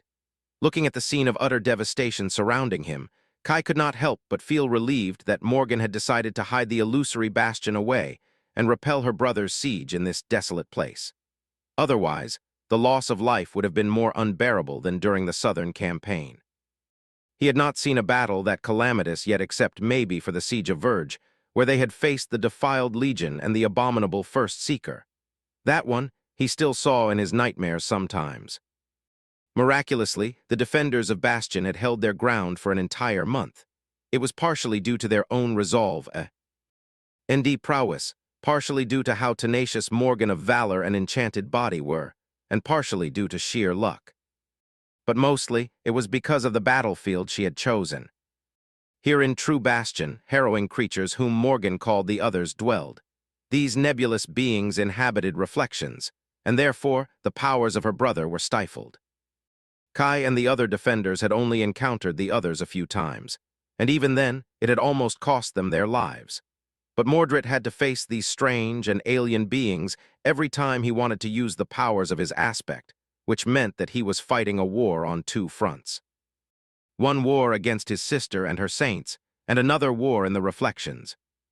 That was why he had not been able to crush the defenders of the ruined castle, yet despite his appalling power. Yet, and that was why Bastion had not already fallen into the hands of the Song domain. At least that was how it seemed on the surface. Kai, nevertheless, felt uneasy. He somewhat knew Mordred, after all, having conquered 2 nightmares and fought in Verge together. When did that man not have a scheme hidden up his sleeve? Something was not how it looked here, but Kai did not know what, and had no evidence to prove his suspicion. In any case, Bastion could not fall. The Sword domain was currently in a desperate situation, and they could not allow it to collapse just yet. Looking down, Kai rubbed his face tiredly and soared into the air, flying smoothly to where a fire was burning in the heart of the ruins, and the tantalizing aroma of food was rising above an alloy pan. As he landed gently on the ground and greeted the other saints, a strong gale of wind crashed into the remains of a crumbling wall protecting the fire, and a small pebble fell from it into the pan. Before it could plummet into the fragrant stew, however, Princess Morgan raised a hand and caught it without ever looking up. Her reaction was just as fast as one would expect from a saint, but it was her senses that amazed Kai. Did she catch the pebble simply by hearing it brush against air, or was there a memory she possessed that granted her complete awareness of her surroundings? It was a good catch regardless. Having a dirty pebble fall into their stew would have made the meal less enjoyable. Kai smiled and opened his mouth to say something. But before he could, Morgan spoke first. "Good catch, I know." He looked at her blankly. Letting out a sigh, the princess raised her head and looked at him with sunken eyes. "It will be ready in a few moments." Her usually sharp gaze seemed a little dulled, and she looked a little disheveled. Morgan of Valor had always been neat and collected, maintaining flawless decorum and cold composure even in the middle of most dreadful fights. Her tidiness was a bit compulsive even. But now her clothes were in disarray, and her beautiful raven hair was begging for a brush. She looked drained and exhausted, quite understandably so, considering that they all were. It was just that, when Kai had seen her several hours ago, Morgan seemed much more full of vitality. Looking at her now, he frowned. Something was wrong with Morgan of Valor. Chapter 2070, 1 Fragments of War 8. It was a silent kind of terror, and one Kai was unfamiliar with. Meeting a new fear was almost amusing, like finding a new friend. Truth be told, Kai was a fearful person. He had always been stifled by fear, first by fear of failure, shame, loneliness, and rejection, then by fear of death, agony, loss, and tragedy. And regret most of all. It was just that he had gotten better at ignoring his fears as time went by, to the point that people often mistook him for someone who was innately brave. But he wasn't, not at all like his friends and companions, who seemed naturally fearless to an almost reckless degree. Take Effie, for example. Noticing the strange state of Morgan, she did not even grow tense. Instead, she looked at the pot of stew with a wistful expression, seemingly only worried about it being overturned. Her hand, meanwhile, moved closer to the shaft of her spear, which lay nearby. Orjet, Soul Reaper, remained where she was, leaning comfortably on a boulder. That woman truly knew how to look comfortable anywhere. Her icy blue eyes were following Morgan intently, but her expression remained calm and relaxed, a little amused even. Etha and Bloodwave did not seem to notice the strangeness, but at least Neve seemed to be a normal human. He had grown still, throwing a cautious look at the princess. It was a relief. Kai, meanwhile, furtively looked around to see if there were any reflective surfaces around them. It was no surprise that the first thing his mind went to were the others. There had already been an incident where one of those beings assumed the form of a human, after all. That time, they had only avoided disaster because of Kai. The copy had spent several hours with them, pretending to be Etha, and although T. Hay did not know it then, the thing was growing stronger with every instance of someone witnessing it, addressing it, and otherwise acknowledging it as the real person in any way. It was just that, no matter what it said, its words were neither truth nor a lie. Kai sensed the strange and eerie discrepancy almost immediately after returning from his patrol. That was how they managed to destroy the other, while only losing torrents of blood instead of losing people. Etha himself had slept through the whole thing, only learning that someone out there had been walking around wearing his face when the battle was over. If Morgan had been replaced by the other. She was surrounded by 5 people, and had been for at least an hour. If this thing functioned in the same manner as the previous one, then its existence had already been acknowledged to a frightening degree. Kai felt his heart beating wildly, but then took a deep breath and calmed himself. No, that was not the case. Earlier, she said that she knew her catch was good. Those words were true, which was different from how the words of the previous other had felt. Then again, maybe the first one had simply not reached the point of mimicking human intent yet. Unlike this one, Morgan gave Kai a dubious look and shook her head. I'm not the other. Noticing his startled expression, she chuckled. It was written all over your face. The first statement was true, but the second was not. Kai hesitated for a few moments, then looked at his companions and gave them a small nod. Effie removed her hand from the spear and used it to cover a yawn. Is it? Morgan nodded. Yes, it's ready, help yourselves. The 7 of them shared the stew. Most of it went into Effie's bowl, of course, showing a voracious appetite. Battling the Prince of Nothing day after day for an entire month was a good way to work up an appetite. Effie was beyond herself. My oh my, the seasoning is just perfect, just like I prefer it. No, really, I couldn't have made it better myself. At least someone was feeling uplifted. Eventually, the pot grew empty. In the silence that followed, Kai spoke somberly. Today, the full moon will rise above the illusory bastion.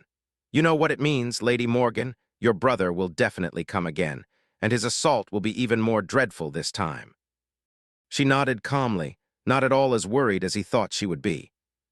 At this point, Morgan had to be all out of hidden aces, so Kai really did not know where her confidence was coming from. It was a bit infuriating. He studied the beautiful Princess of Valor silently for a while, baffled by her nonchalance. To be fair, Morgan did not quite look calm, more like too ragged and tired to care. How come she had changed so much in a few hours? He cleared his throat and glanced at Jet. This time, it was her who gave him a nod. Kai continued.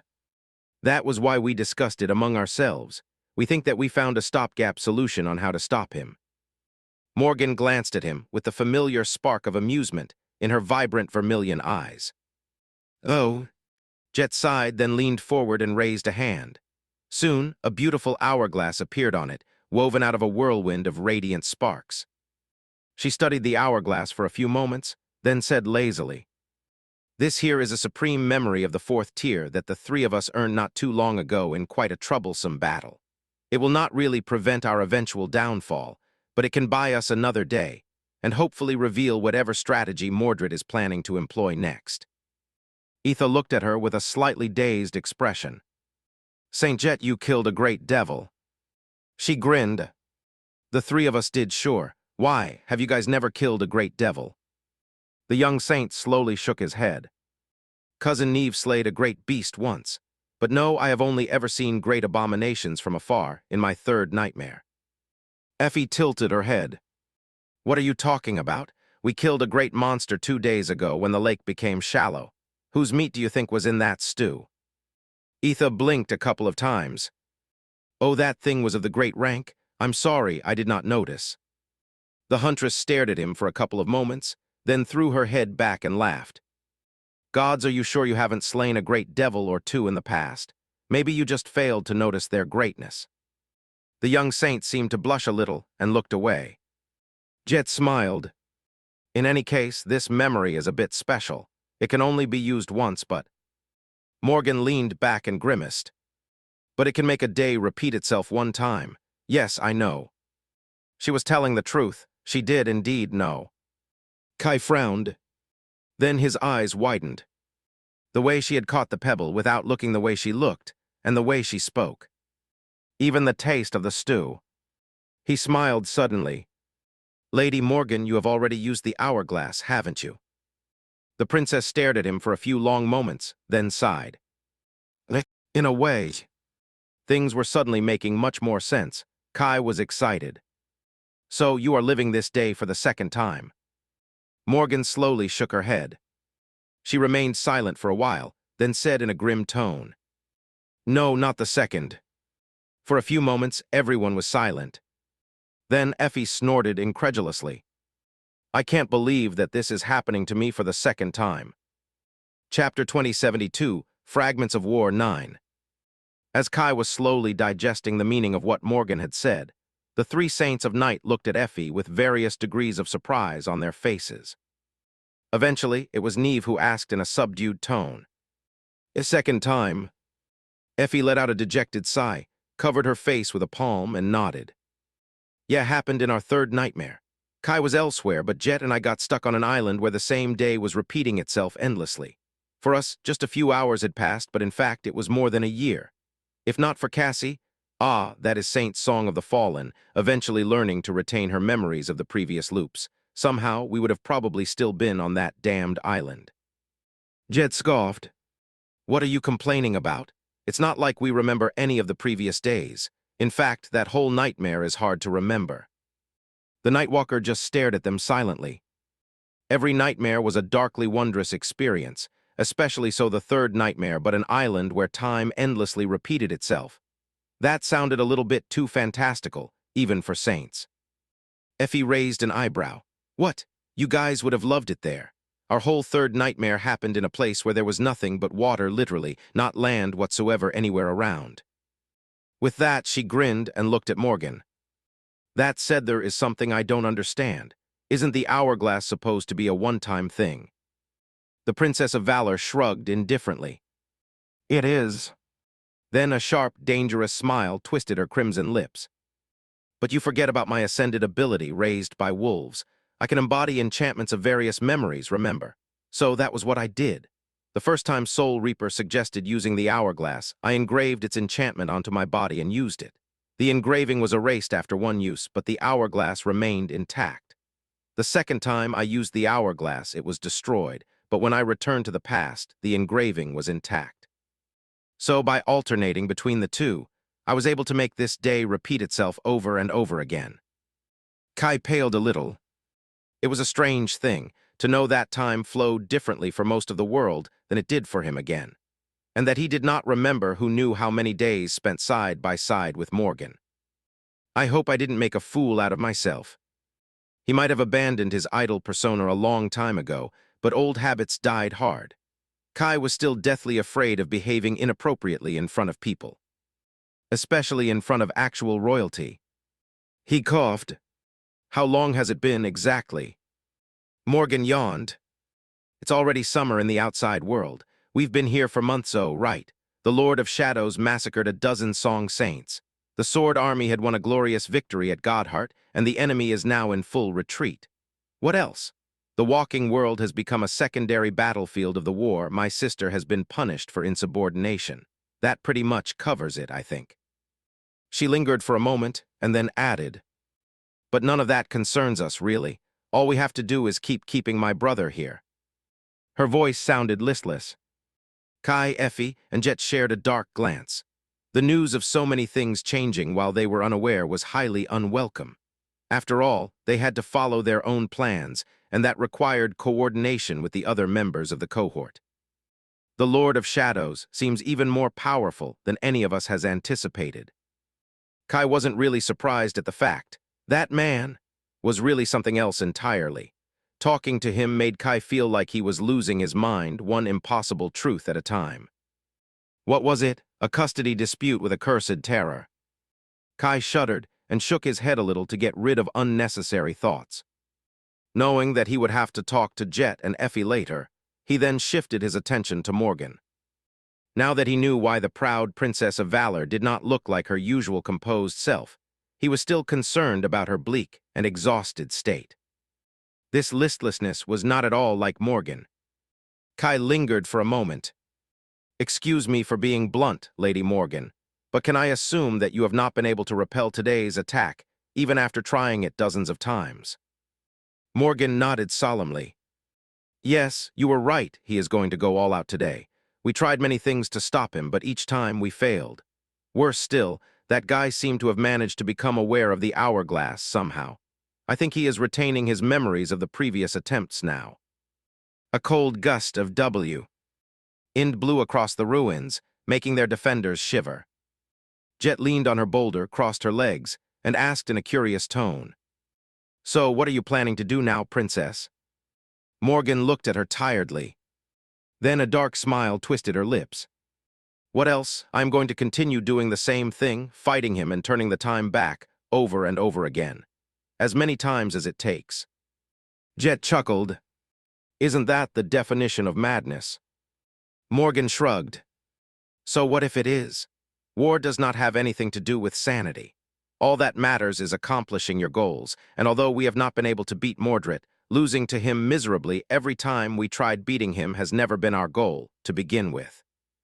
She looked at them and raised an eyebrow. You seem to have forgotten, but we were not sent here to defeat my brother. We were sent here to prevent him from taking control of Bastion until the sovereigns conclude the war in Godgrave. And that is what we have been doing successfully all this time. In fact, we performed quite remarkably, if I do say so myself. Her dark smile widened into an even darker grin. Sure, he has slaughtered us repeatedly, but he is still stuck on the other shore of the lake, is he not? The 6 saints glanced at each other, then nodded slowly. If seen that way, it did indeed make sense. Kai sighed. So what do we do today? Morgan lingered for a moment, then let out a bitter, joyless laugh. Her crimson eyes flashed with fury and resentment. And fatigue. She sneered coldly. What else? We go and get slaughtered one more time. Chapter 2073, Fragments of War 10. A strange and eerie scene was taking place under the radiant sky of Godgrave. A great battle was raging above a bottomless dark chasm, yet it was utterly still and unmoving, as if frozen in place. On the southern side of the chasm, swarms of soldiers were standing still like statues. Some stood straight, some were frozen mid-step. Sweat was pouring down their pale faces, and their eyes were full of dark resignation, but none of them moved. In front of them, the sun-bleached surface of the ancient bone was wet with blood. There had been a great bridge across the chasm once. That bridge was gone, and a new one was constructed on its ruins, looking like a marvel of military engineering. The new bridge was held up by steel cables that had been shot over the chasm by powerful siege engines and anchored in the bone, with hastily raised scaffolds and crossbeams supporting a wide wooden floor. That floor was now painted red, with countless bodies littering it like a macabre carpet. Many soldiers had perished while trying to hastily construct the bridge under an avalanche of arrows. The massive shields they had used to protect themselves lay there, as well, splintered and shattered by powerful enchantments and destructive aspect abilities of the defenders. Many soldiers had perished while trying to cross the bridge, too. There were plenty of those who still lived, though all of them were utterly motionless, some crouching behind shields, some standing tall. Even the wounded remained motionless, bleeding silently in the middle of a frozen battle. The blood fell from the bridge like a crimson rain, boiling and evaporating in the blinding sunlight. Across the bridge, a mighty fortress towered above the dark chasm. Bodies had piled under its tall walls, where the battle was the most ferocious. Despite the heavy losses, the attackers managed to raise siege ladders and attach grappling hooks to the top of the ramparts. Currently, countless warriors were climbing up, desperate to take over the wall. Or rather, they had been climbing. At the moment, they were like frozen statues, too. Soldiers were standing still on the rungs of the ladders, holding enchanted shields above their heads.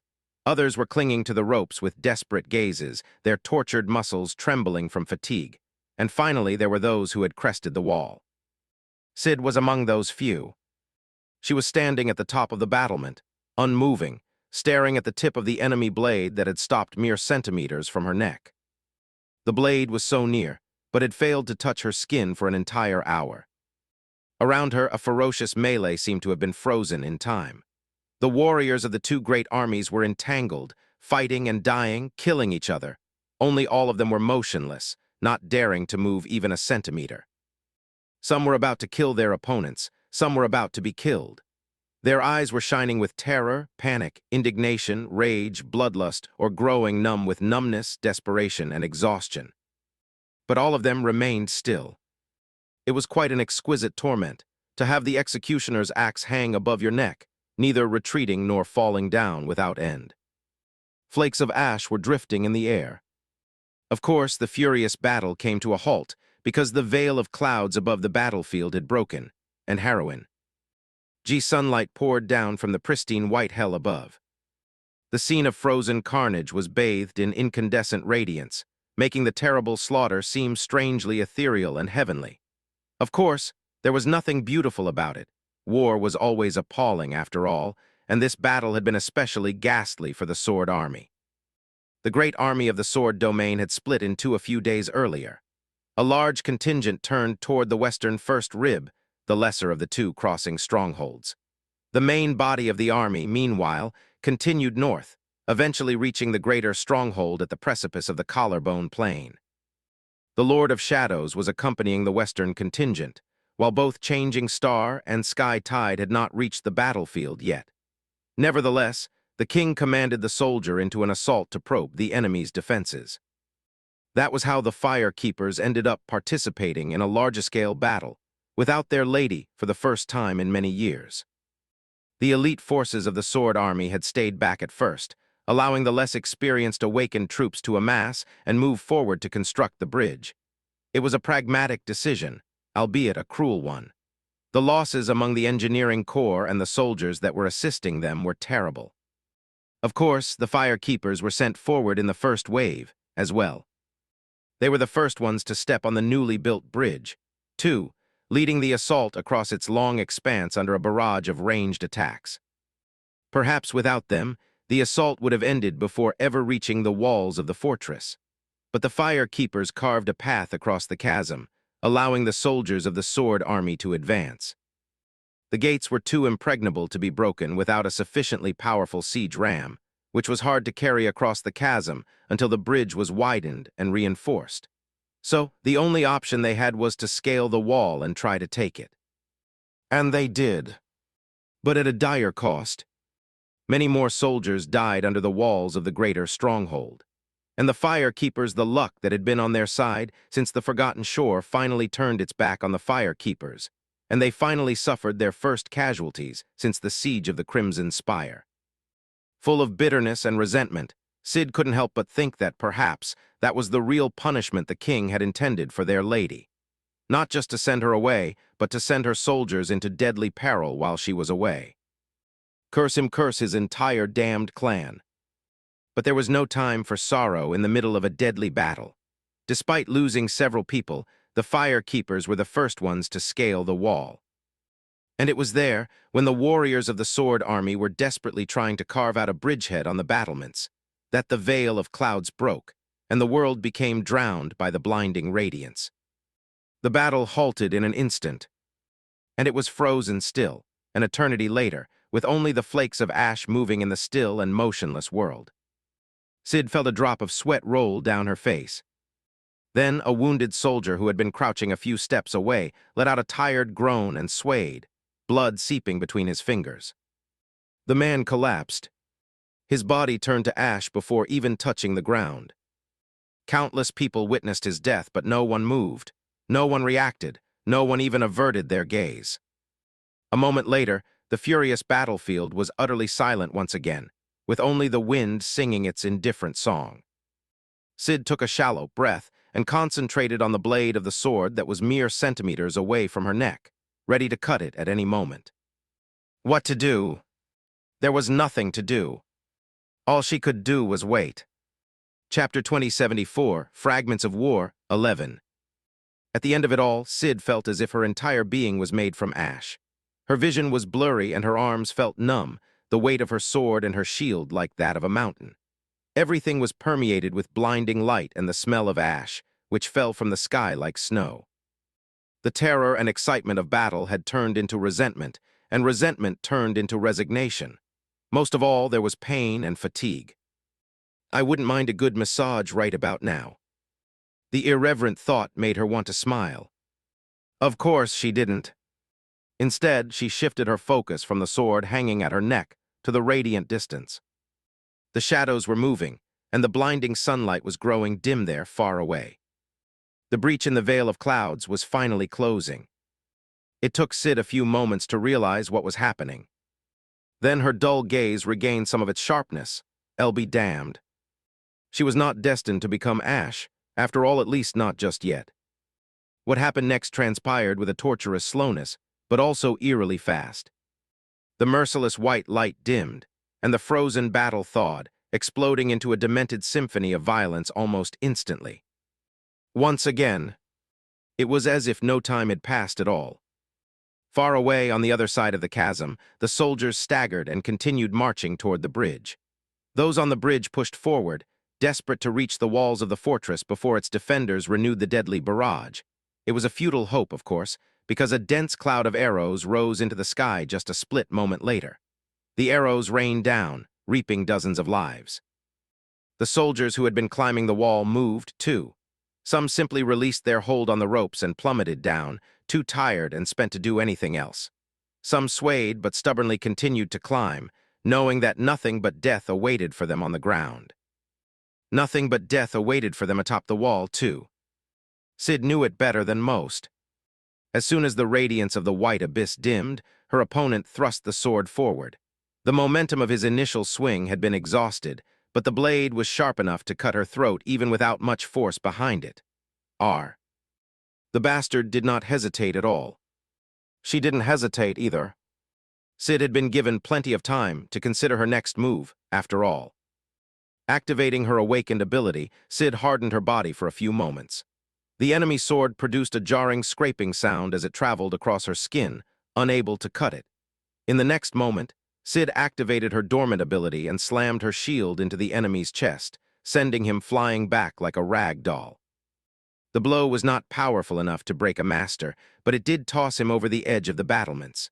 The man plummeted down with a shriek, disappearing from view. The walls of the fortress were tall, so it was unclear whether he would survive the fall or not. Sid did not care either way. She had other matters to worry about. There were plenty more enemies around her, all wishing to tear her apart. Too many, even the situation was quite desperate. Despite the fact that the fire keepers had managed to crest the wall and clear a path up for the soldiers of the Sword Army, their position was highly precarious. There were several hundred warriors of the Sword Domain on the battlements now, but there were tens of thousands of enemies they had to contend against. Their chances did not look too good. Blocking a barrage of blows and moving nimbly between the enemies, Sid slashed and pierced with her sword. A few moments later, she found herself side by side with Shim, the field leader of the fire keepers, and pressed her back against his. Both of them were breathing heavily, utterly exhausted after having stormed the bridge, scaled the wall, and endured the cloudbreak on top of that. Their armor was battered and painted red by blood, and their faces were deathly pale.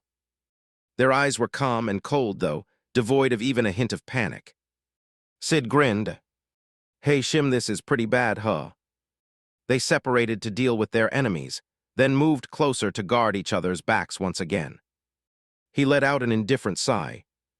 "It's less than ideal, true." At that moment, a master from one of the vassal legacy clans of Song lunged at the nonchalant healer from the mass of enemy soldiers. Shim became preoccupied, while Sid had to deal with a swarm of awakened soldiers aiming to bleed her to death. Soon enough, surrounded by the stench of blood, the two of them found each other once again. Sid was staring at her shoulder, which was pierced by an enemy arrow. Usually, she would have been able to dodge or deflect it, but this time, the archer had turned out to be unusually skilled. Not only did the arrow find a crack in her armor, but it had also been shot at the precise moment when she could not do anything to avoid being hit. More than that, the arrow seemed to possess a peculiar enchantment that made it weigh hundreds of kilograms. Sid was barely able to withstand the burden, and she had to drop her shield. If there was one mercy, it was that she was still alive. With how skilled the archer was, it would not have been hard for them to sink the arrow into her eye. "Lucky me." Sid grimaced, then gritted her teeth and grabbed the arrow, trying to pull it from her flesh. Of course, the arrowhead had turned out to be barbed, which made for some truly exquisite pain. She cursed quietly. "I can't tell if we're gaining ground or being pushed back." Shim scoffed.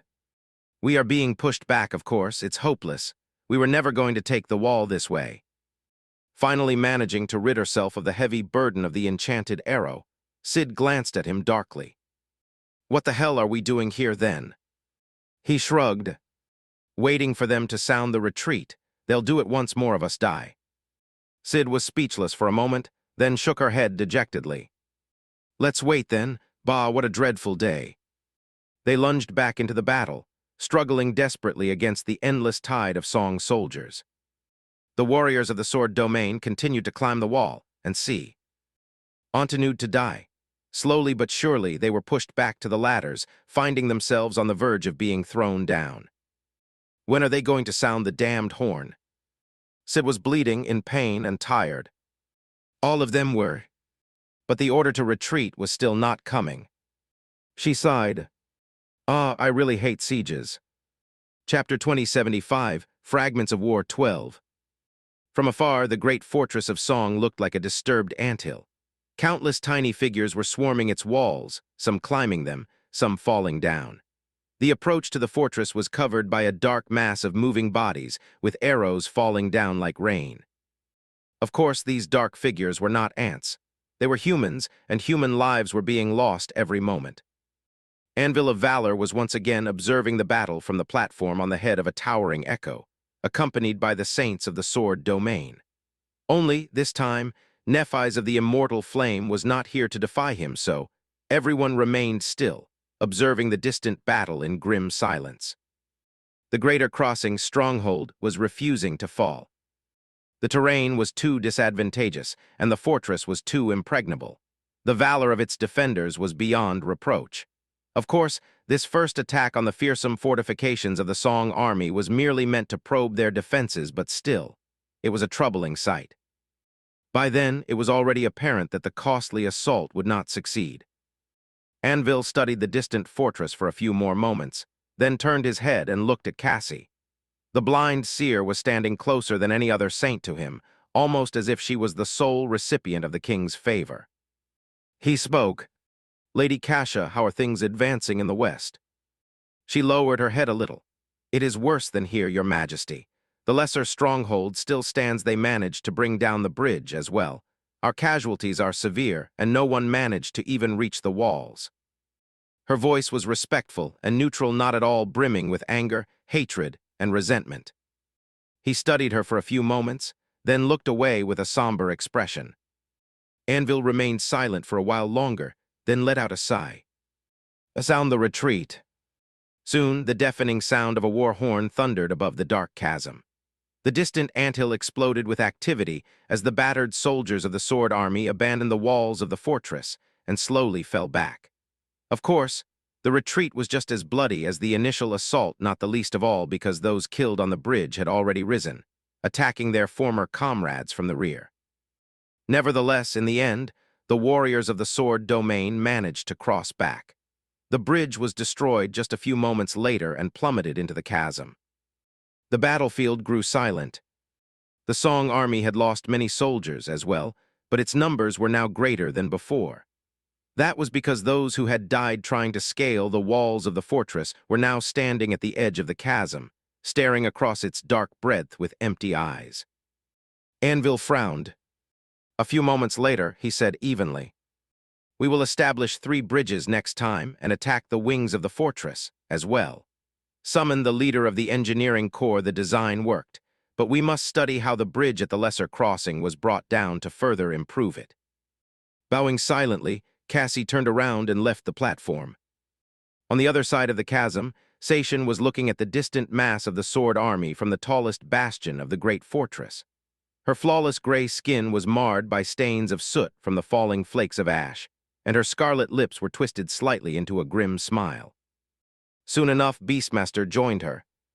"According to the initial report, our casualties are mild, unlike the Sword Army. They made it further than expected, but that just ended up costing them more men. Of course, the King of Valor was not serious this time. Still, it's a good indicator." Sation nodded slowly. "They'll probably launch several bridges at the same time next time. They'll send the Knights of Valor into the battle, to possibly assemble a squadron of elites trained at riding winged echoes. I hope your herd of flying thralls is ready." Beastmaster nodded. "Of course." Sation lingered for a few moments, then sighed. "They won't launch another assault before Sky Tide and Changing Star arrive, though. Those thralls will be necessary to repel the attack from the Ivory Island. Our forces will be spread thin. It might get difficult." The beautiful enchantress looked at the horizon, as if expecting to see the graceful silhouette of the ivory tower appearing over the horizon. Then she shook her head. That is only the lesser problem, isn't it? The main problem is changing Star herself. Before, both our mother and the King of Valor held us saints back out of fear that we would kill each other off.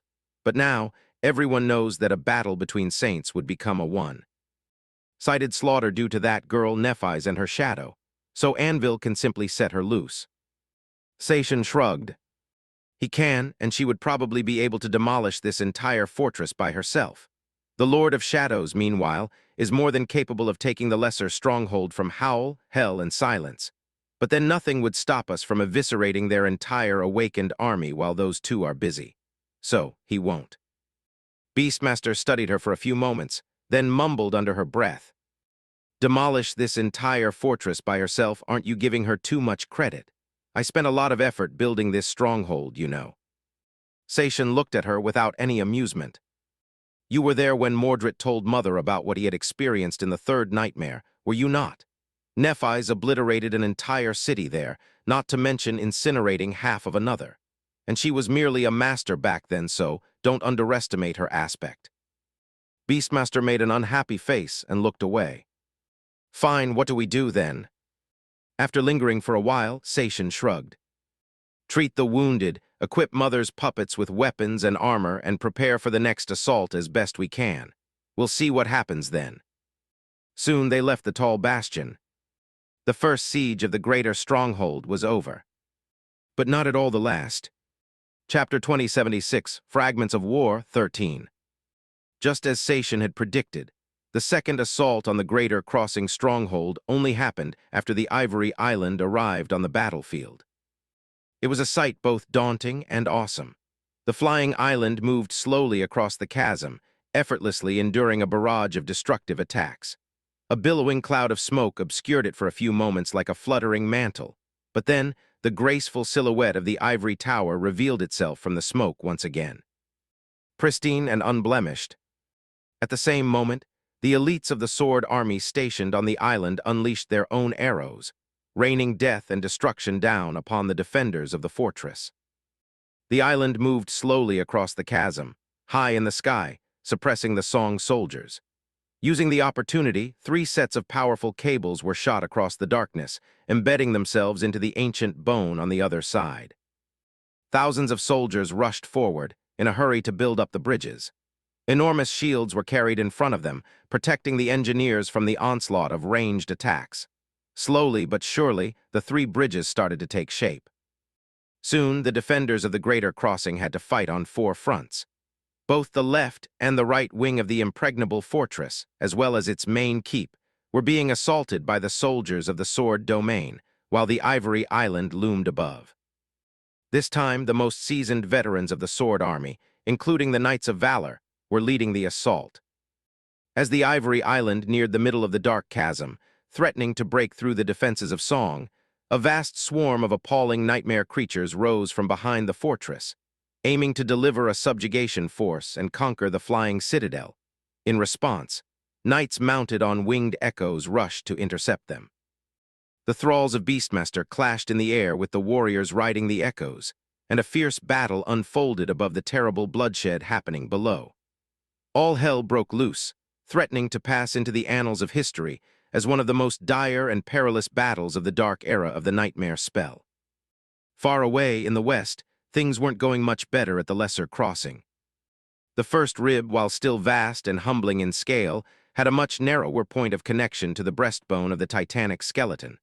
Therefore, the stronghold there was smaller, and the soldiers guarding it were fewer in number. Nevertheless, the bloodshed there was just as terrible. There was no flying island there to lead the assault, so the soldiers of the Sword Army could only rely on the engineered bridges.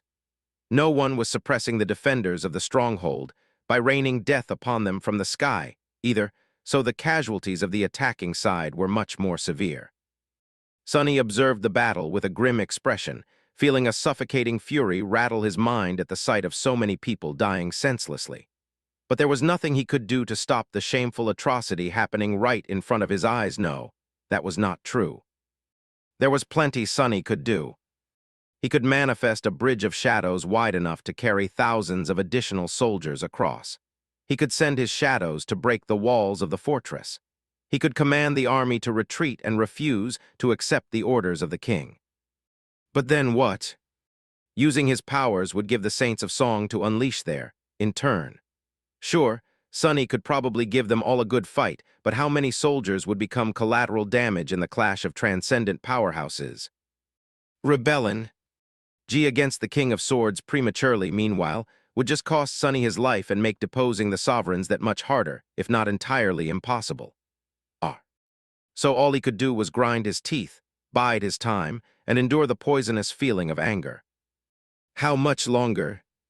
He knew that the King of Swords was observing the lesser crossing closely.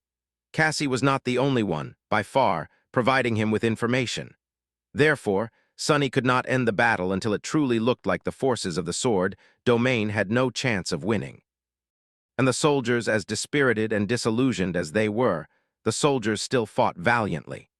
They strived to achieve victory with all their hearts, not the least of all because victory seemed like the only salvation to them. Damnation!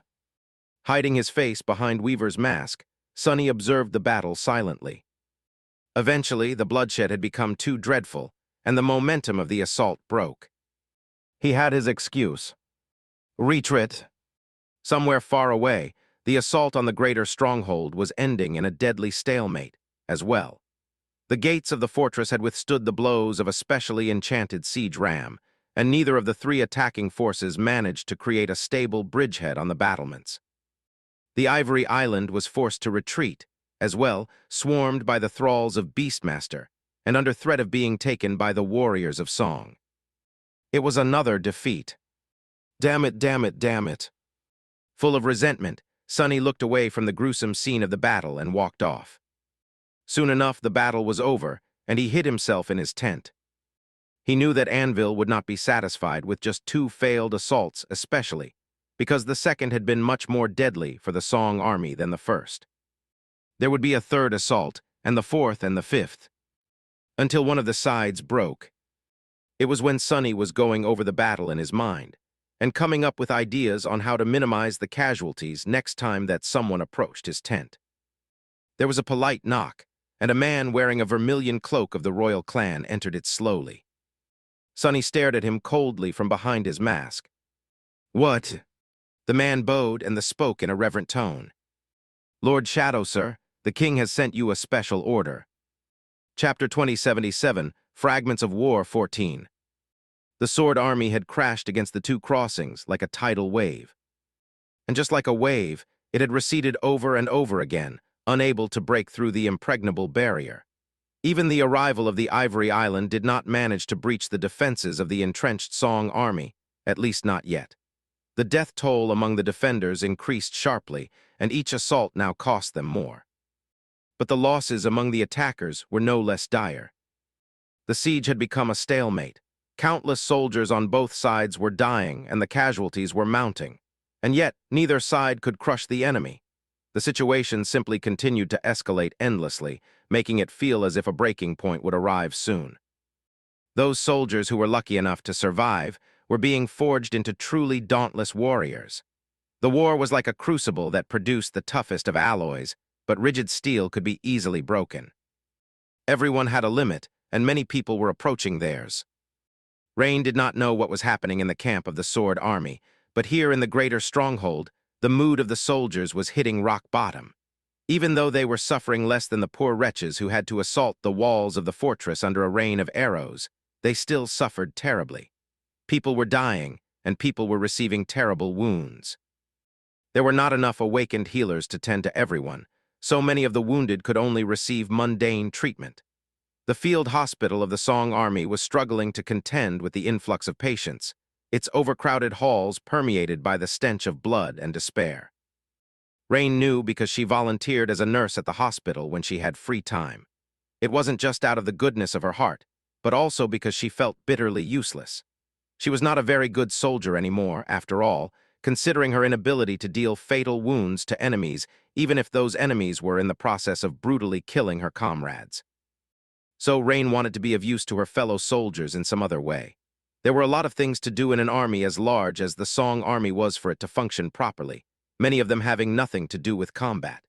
She was not ready to ask Tamar for an official transfer, which her friend would without a doubt arrange if need be, because she wasn't quite ready to abandon her cohort. But sparing a few hours doing menial jobs here and there was fine. The field hospital was like a pit of resignation and despair. It wasn't much better in other parts of the fortress either. Morale was low, and soldiers were exhausted, both mentally and physically. Equally, to their desperation, there did not seem to be an end to the dreadful siege anywhere in sight. It just continued day after day, while the enemy was learning from each failed assault and employing increasingly effective strategies the next time. Of course, the soldiers of the Song army were learning, too. They had gotten much better at damaging the makeshift bridges, preventing the soldiers of the Sword army from raising siege ladders, defending themselves against the shock troopers who dropped onto the battlefield from the Ivory Island, and so much more. Each lesson was paid for in blood. The remains of Tamer's Centuria had been merged with another company and assigned a wooden barrack. The soldiers rested there between the battles, which happened once every few days. The last one had been especially terrible, so everyone was slow to recover their vitality. As if they could recover it at all. Rain entered the barrack and looked around, studying her fellow soldiers. Some were huddled together in the corner, playing cards. The game was supposed to be boisterous and energetic, but looked mechanical and joyless instead. Some were tending to their equipment or bandaging minor scrapes. Their gazes were bleak and distant. Most were simply laying on their cots, though, unable to fall asleep, but also too drained to do anything else. They just stared at the ceiling with hollow eyes, indifferent to what was happening around them. At least their barrack was better off than most. Tamer had a cooling memory in her arsenal, so it was not as hot as it would have been otherwise. Rain should have been able to enjoy the reprieve from the sweltering heat, but she found herself indifferent to such minor comforts these days. Walking over to her bunk, she dismissed the leather elements of the puppeteer's shroud and fell on it heavily.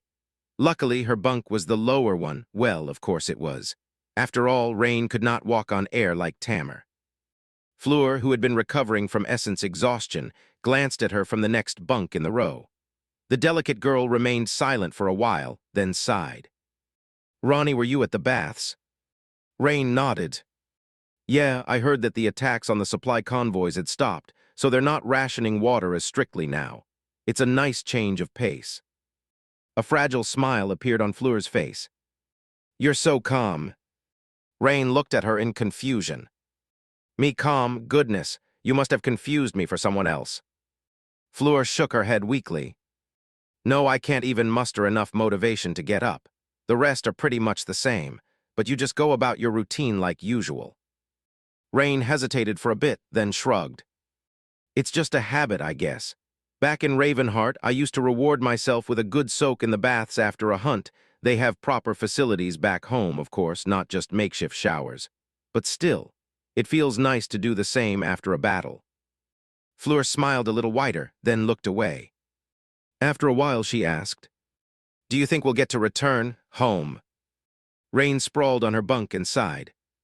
"Sure, when the war is over." Hearing that, a soldier laying a few meters away turned his head, stared at her, and then scoffed. "Fool, we will all be dead by the time this damn war is over." She stared at him coldly, not at all happy that her attempt to cheer Fleur up had been thwarted, but also not really knowing how to retort. That idiot. There was some merit to his words. Rain raised an eyebrow. "What are you?" But the soldier interrupted her mid-sentence. "What is even the point of the war? It doesn't make sense. That bastard, the King of Swords, claimed that it was on behalf of Changing Star, who had almost died at the hands of Song assassins. But Lady Nephis herself was against the war to begin with. She still is. It's just the royals who are thirsty for blood." Another soldier glared at him darkly. "What the hell are you even saying? There is no way that those assassins were from the Song domain. It was just an excuse Clan Valor used to start the war.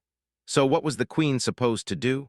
Roll over and allow those bastards to plunder our land? It's not like she wanted this to happen."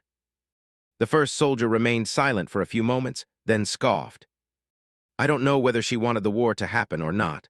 All I know is that the sovereigns started it, and yet it is us puny mortals who are dying in it. If they want to fight so badly, why don't they fight among themselves? What's the point of bleeding us dry instead?" Turning his head, he stared at Rain. "What do you think, Ronnie? Does any of this make any sense?" She lingered for a bit, then sighed. "Is that how the rest of you feel as well?" A few soldiers grumbled. The rest did not respond, simply looking at her with dark, tired expressions. Rain shook her head. "What I think is that you should keep your mouths shut. This is a royal legion. It's all right if Tamar hears you, but if one of the blood sisters happens to be near. By when you spout such things, there's gonna be trouble." Morale was that bad in one of the 7 royal legions. She didn't even want to imagine how other brigades were faring. Looking at the ceiling, Rain sighed heavily. What will become of the Song domain? It was hard to remain hopeful. Or sympathetic, really. Many people just wanted for the war to be over, secretly losing interest in which side won, or even if there was a winner at all. But the war showed no sign of slowing down. It only ever seemed to accelerate. Were they really going to all die here? The belligerent soldier cursed with dark resentment. "What, I can't even talk now. Great, that's great. They expect us to just die silently, I guess. How are we different from the pilgrims, then?" That was a good question. Were they any different, really? Letting out a dispirited sneer, the soldier turned away and covered himself with a blanket. Rain stared at his vague silhouette with pity. That fool, he's going to cook alive under that blanket. Tamar's cooling memory was great, but it wasn't that great. The rest of the soldiers listened to her advice and dropped the topic. She could see it in their eyes, though. Dejection. They were brave people, and they were ready to die in order to protect their home. But there was a difference between dying for a good cause and dying senselessly. And this war was making less and less sense with each day. Chapter 2078, Fragments of War 15. Standing in the rubble, Kai took a deep breath, then exhaled slowly. A powerful gust of wind rose from that one breath, sending a cloud of dust billowing into the air. When he looked up, the usual soft placidity of his welcoming green eyes was replaced by a cold, sharp gleam. The night suddenly seemed darker, the wind singing a haunting song as they blew across the ruins. "Are you ready?" He looked at Morgan and Valor and nodded curtly. A pale smile appeared on her scarlet lips. "No time to waste, then." Kai looked away. His gaze pierced the piles of stone rubble, the vast expanse of the empty lake, and the palisade of scorched trees standing on its distant shore. No obstacle could obscure his sight, and no distance was too great.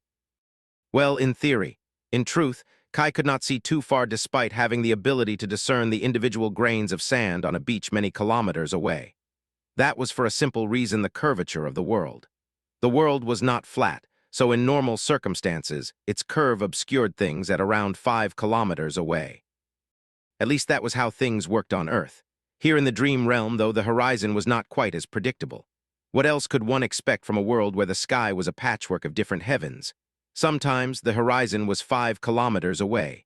In other places, it was much further or noticeably closer. In some places, there was no curve to the world at all. Those places were few and far between, though, so there was still a limit to how far Kai could usually see. He could try to pierce the very depths of Earth with his gaze, of course, thus ignoring the horizon. But his awakened ability was not omnipotent. Doing something like that was not impossible, but would cost too much essence. Especially when there was a much simpler way to see beyond the horizon. So simple, in fact, that it was accessible to all people, but especially so to Kai. It was looking at the horizon from elevation. The higher one was, the less important the curvature of the world became. Similarly, the taller the target was, the easier it was to see from a distance. It was such an obvious truth, but one that found new meaning in the battles of transcendent beings. Which was why what Kai was about to do was dangerous. After a month of furious battles, there were not a lot of elevated points left in the ancient ruins. Everything had been toppled and obliterated, turning into piles of rubble, but Kai did not need to climb a high tower. Instead, he simply soared into the air, ascending naturally into the night sky. Higher and higher and higher still, until the whole world was in front of him like a moonlit canvas. For a few moments, his graceful silhouette was outlined against the radiant fragments of the shattered moon. Then Kai took a deep breath and raised his bow. That bow of his was a transcendent memory of the fifth tier, which he had earned for slaying the corrupted tyrant, malignant grave root, in Antarctica. It was a sublime and deadly weapon, more than powerful enough to accomplish his goals. What mattered just as much were the arrows he would use. Kai had plenty of transcendent arrows, each suited for a different task. Most were meant to deliver untold death and destruction, of course. He even possessed one that was supreme. However, now was not the right time to use it yet. Hovering high above the ruins of True Bastion, bathed in moonlight and embraced by the winds, Kai turned his gaze to the dark expanse of the ancient forest. There, dozens of kilometers away, the enemy was moving under the cover of twisted branches. A vast swath of the forest was veiled by a thick shroud of flowing mist that Mordred had summoned to obscure his movements. But he could not hide from Kai, especially now that Morgan had pointed him in the right direction. There, the princess told them that the final assault would begin with a wave of nightmare creatures. These ones much more powerful than those Mordred had used as vessels before, and whom he had been collecting slowly and in secret throughout the month of dreadful battles. Kai had to make sure that the nightmare creatures were destroyed, or at least severely weakened, by the time they reached the ruins of the ancient castle. Knocking an arrow on the string of his enchanted bow, Kai strained his muscles and drew it to his ear. With his auburn hair dancing wildly in the wind and his green eyes shining in the pale moonlight, he looked upon the dark expanse of the abominable forest coldly. Then he spoke. "Strike true." His words were a command that brimmed with mystical authority, one aimed at himself, but also at the world itself. Feeling a sudden surge of dire power, Kai released the string. There was a deafening thunderclap when he did. The arrow surged forward with astonishing speed, tearing up the dark sky. It flew further and further away, easily crossing the empty lake and streaking above the ancient forest. Until, finally, dozens of kilometers away, it silently and unerringly pierced the eye of a swiftly moving nightmare creature. A moment later, a tremendous explosion shook the very foundations of the world. An enormous conflagration spread from the point of impact in a straight line, swallowing several square kilometers of the abominable forest. Countless trees were incinerated, and even more were shattered and toppled by a devastating shockwave. A towering plume of raging flame rose high into the sky, and then subsided, spreading in every direction. The darkness of the night was torn apart by the fierce glow of that hungry fire. Dozens of kilometers away, in the silent sky above the ruined castle, Kai observed the devastation calmly. He had already found several other vessels of the Prince of Nothing, and a second arrow was already manifesting in his hand. Of course, Mordred had to have noticed him too. After all this high above ground, Kai was not hidden from sight by the horizon. In fact, he was easily noticeable and utterly in the open, a perfect target. And he was not the only one who could send a projectile flying across the vastness of the empty lake. "I wonder how many times I died this way." He felt like it would be a shame to die during the first wave of the attack. These nightmare creatures were merely an appetizer. After all, the main course was yet to show itself. According to Morgan, today, Mordred would use both these scavenged vessels and the bodies of the Saints of Night in turns. Actually, Kai wasn't that keen on dying in the second wave, either. He would very much prefer to survive. There were too many things to enjoy in life, and there were also things that he still needed to do. Life was precious. Nevertheless, he did not dive to the ground in order to seek cover. Instead, he simply knocked the second arrow on the string and drew his bow again. His voice resounded from the dark sky like a beautiful, dreadful melody. "And destroy." The final battle for Bastion, the latest one in the long procession of prior final battles, had commenced once more. Chapter 2079, Fragments of War, 16. Morgan observed the battle with an impassive expression. Her gaze was cold, and her heart remained calm, untouched by the awe and terror of the calamitous confrontation. It was not as if she had not seen this battle transpire before. Everything that was happening had already happened, and even if there were minor divergences along the way, the ending was always the same. A crushing defeat. It was funny. Battles as great and destructive as this one had been unheard of in the past, but now, the dreadful sight of it all was so familiar as to almost seem boring. Similarly, Morgan had rarely tasted defeat before, but now its flavor never seemed to leave her. It was all a grand game, of course.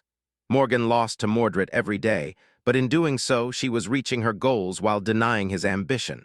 So victory was a question of perspective. The war in Godgrave had been raging for many months now, but Bastion was still held firmly by the great clan Valor. Who was being defeated? Who was winning? Perhaps Morgan and her brother were in a stalemate. She was tired, though. Her companions started these identical days anew, but Morgan remembered each and every one. For her, these past months had been one dire, devastating, never-ending battle, one that seemed hopeless at that. Its outcome was unclear, and after a while, even its cause was starting to seem vague. It was highly likely that not even people on the front line of Godgrave had experienced such intense warfare. There was a pace and cadence to a war, after all. Terrible battles were followed by long periods of relative peace while the battered armies regrouped and prepared for the next clash. But here in True Bastion, there was no lull to the violence. It was constant and incessant.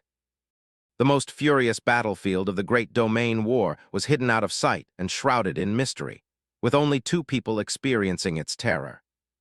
No wonder Morgan was tired. She wondered if her brother was tired, too. If he was, he did not show it.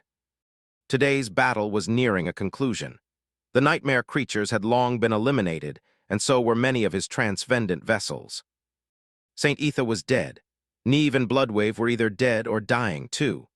Raised by wolves was almost done tearing Typhion apart, rivers of blood flowing from harrowing wounds on her flawless body.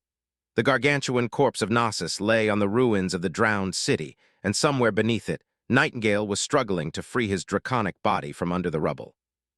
Soul Reaper was desperately trying to preserve her soul essence while fighting the few remaining Night Saints. The ruins of the castle were in a sorry state, the very mountains on which they stood practically split apart by a titanic blow. He'll snow himself soon. And just as Morgan expected, her brother finally revealed his original body, landing easily on a fragment of a crumbled wall a dozen meters away from her. Sparing Morgan a pleasant smile, he bowed politely. "Ah, dear sister, how wonderful it is to see you again." She just studied him somberly. No, that bastard was not tired at all. If anything, he seemed to be having the time of his life. Instead of answering, Morgan simply raised her sword. Mordred chuckled. "I am not going to lie, this is quite a predicament. I often dreamed about killing the members of my despicable family slowly, but this has been a bit too slow even for my taste." He raised his own sword and glanced at its sharp blade with a faint smile. "Not that carving you up day after day has not been enjoyable, dear sister." Morgan smiled darkly. Same here." Mordred laughed. "Still, aren't you a bit ashamed of yourself? It would have been all over for you a long time ago if not for the fact that Soul Reaper jet happened to possess that neat memory of hers, after all. Sheer luck does not exactly constitute merit, does it?" Morgan shrugged indifferently. "The memory is simply a convenient opportunity. Knowing how to grasp an opportunity is a merit, too. Knowing how to create opportunities is another. You talk as if it wasn't me who recruited Soul Reaper to begin with. In any case, I would have found another way if there was no memory." She had indeed harbored a few plans before Soul Reaper jet revealed the hourglass memory, albeit none would have been quite as effective. Mordred looked at her with a smile. "So what then? Are we going to continue this charade indefinitely, dear sister? I would really hate for something as wonderful as watching you bleed to grow old." Morgan smiled darkly. "You are always welcome to enter my soul and challenge me to a duel there. That is the only way you will be able to kill me before I can activate the enchantment." The best plan was to stall her brother long enough for the war to resolve itself. The second devious plan was to force him into challenging her to a soul duel. No matter which option he chose, she won. Every outcome seemed to be in her favor. Why was it, then, that Morgan felt uneasy? Mordred had to be weaving some kind of scheme. Was there something she was missing? He shook his head nonchalantly. "I'd rather not. I have plenty of time to waste here anyway." Morgan's dark smile dimmed, and she looked at him coldly. Then she said, "That's just it, though. I don't think you do." Mordred raised an eyebrow. Oh, are you hoping that our father can kill Kai Song swiftly? I am not convinced, so I am willing to risk it. She tilted her head a little and studied him for a few moments. Then another smile illuminated her pale face, this one faint but sincere. But what if Kai Song kills our father swiftly, while you are stuck here, unable to do it yourself? For the first time in a while, her brother's mask of benevolent decorum cracked briefly, revealing the hideous face of hateful madness beneath. His grin evaporated, replaced by inhuman coldness. Mordred took a step forward and raised his sword. You should not say such terrible things, sister. You sound unfilial. Morgan grinned. Go die, bastard. With that, she lunged forward.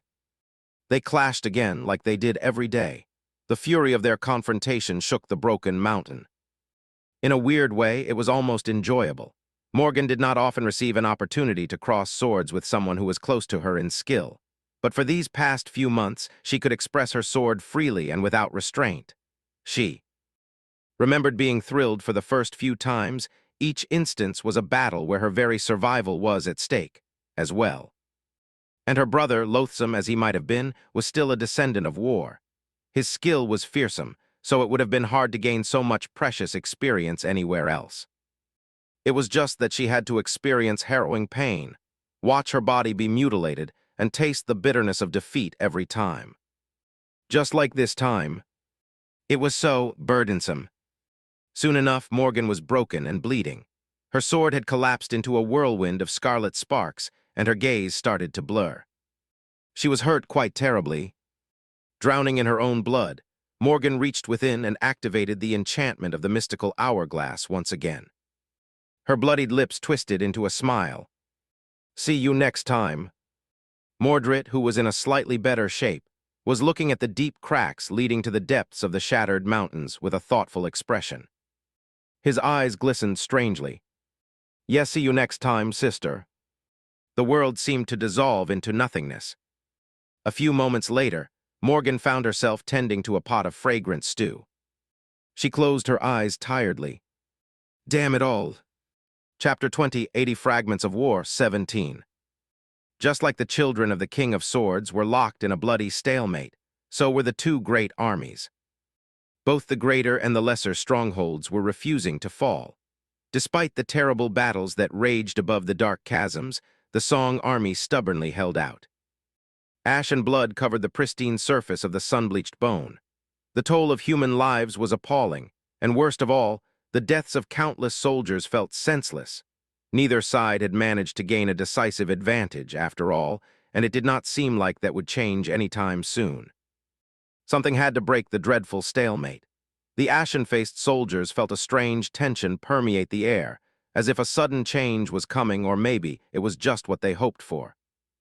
Most people believed that the two great armies would unleash their saints soon, changing the very nature of the siege and heralding in the final act of the harrowing war. Sunny expected that kind of escalation, too. After all, the King of Swords, callous as he was also not a madman who enjoyed wasting the lives of his soldiers. Each of the failed assaults on the two crossings had been an earnest attempt to conquer them. But now that these attempts were proving to be futile, he would have to employ a different strategy. That was why Sunny was not surprised to receive a special order. The order was summoning him to have an audience with the king. The other saints would probably be receiving the same summons as well. He believed that they would be sent into the fray as a result. If there was one strange thing about the summons, it was the location. Surprisingly, Sunny was not being called to the camp of the northern contingent of the Sword Army, where the King of Swords was supposed to be residing at the moment. It was not even the Ivory Island, which hovered above that camp. Instead, he was being summoned to Vanishing Lake, the citadel in the hollows that Sunny and Nephis had conquered. Leaving the camp of the eastern contingent of the Sword Army, Sunny traveled swiftly across the Breastbone Reach. The dire and untamed land he had once settled as the Lord of Shadows was now completely transformed. The abominable jungle still sprawled in the hollows, but here on the surface, the scarlet infestation was no more. There was no endless sea of monstrous trees in sight, no impenetrable tangle of the vermilion vines, no red moss covering the white bone. There were no nightmare creatures prowling to devour prey, and no swarms of malignant vermin buzzing in the air. Instead, the vast reaches of Godgrave was clear and pristine, with human outposts dotted here and there around the fissures in the ancient bone. There were established routes, soldiers patrolling the bone plain, and supply caravans moving across its expanse to deliver supplies. There were even specially constructed wooden shelters raised along the routes to help the travelers wait out potential cloudbreaks in safety. It almost seemed like civilization. Gliding across the vast expanse of pristine bone as a swift shadow, Sonny felt a strange sense of alienation from its unrecognizable expanse. It was a little eerie to see how drastically Godgrave had been changed by the passage of time, but also a little encouraging.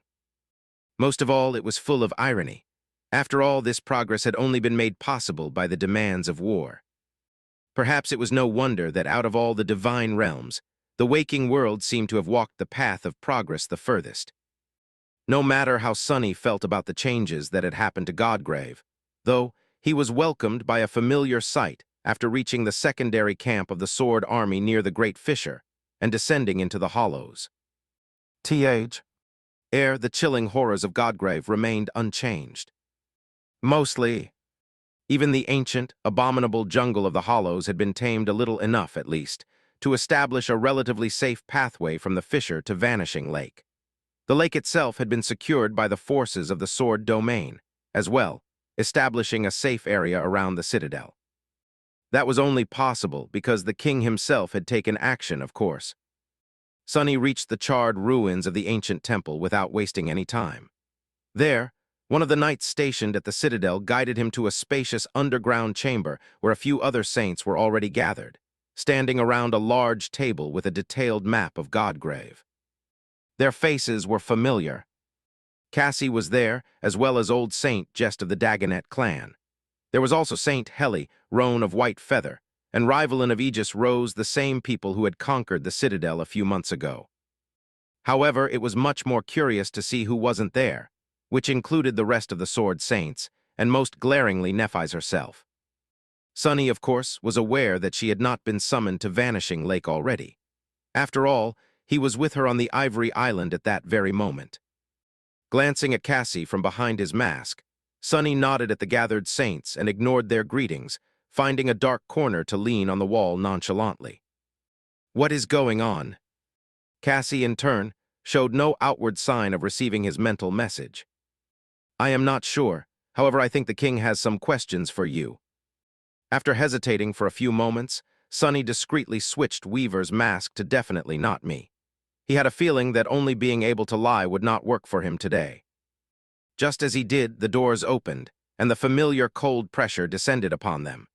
Anvil walked into the room, his vermilion cloak fluttering behind him like a stream of blood, and approached the table with measured steps. His heavy suit of black armor was crafted so finely that it made no noise at all. Glancing at the map, the King of Swords turned to the dark corner where Sonny was skulking and said in an indifferent tone, "Lord Shadow, I summoned you here because you possess the most knowledge about the hollows among us. Take a glance at the map." With a sigh, Sonny separated from the wall and approached the table. The map on the table depicted Godgrave. It was quite a splendid feat of cartography, in fact, considering that it showed both the surface of the titanic skeleton and the complicated terrain of the hollows, those parts of them that had been explored by the Sword Army, at least. Vanishing Lake was situated in the central part of the Great Hollow beneath the Breastbone Reach, closer to its eastern side. Anvil pointed to it, then moved his finger northwest. "I want you to draw the optimal path to the western first rib." Chapter 20, 81 Fragments of War, 18. Sonny hesitated for a few moments. Western First Rib was a place that held great significance to the war at the moment. That was, of course, because it was where the lesser of the two crossings was located. There were two paths to the West Collarbone Plain, the last bastion of the Song Army in Godgrave from the Breastbone Reach, which was now controlled entirely by the King of Swords.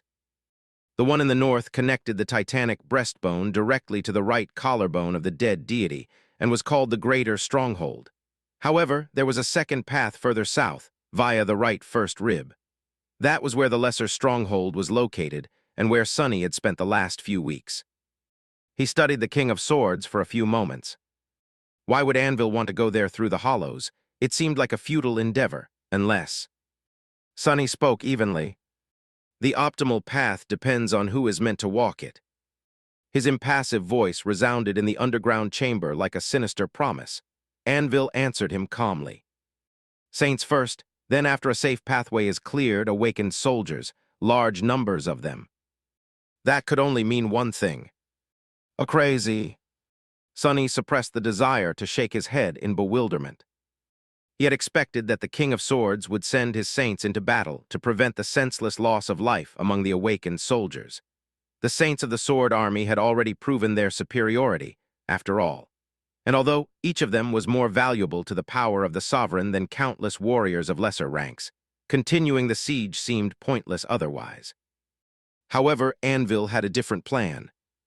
He seemed to want to march the awakened soldiers across the hollows, cross from the breastbone of the dead deity to the titanic first rib beneath the surface, and bypass the Less's stronghold entirely, perhaps to attack it from the rear, perhaps to invade West Collarbone Plain directly. It was a daring maneuver, and one that could work if not for the fact that marching awakened warriors through the hollows was similar to giving them a death sentence. The hollows were just too dangerous for anyone weaker than a saint to survive. No, even saints could easily die here. On the other hand, it was not entirely impossible.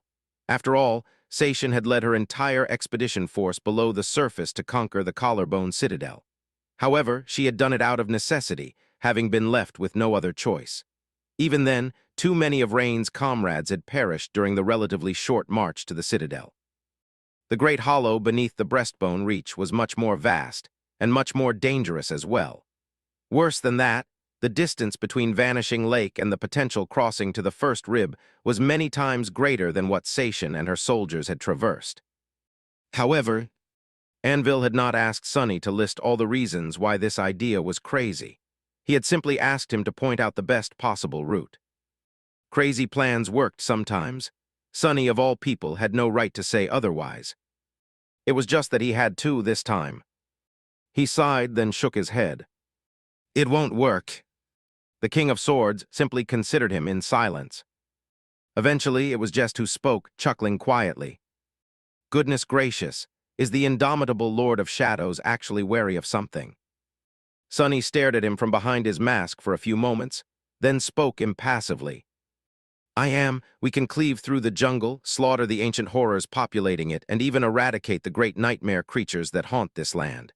However, the problem lies here. Letter 1E5F.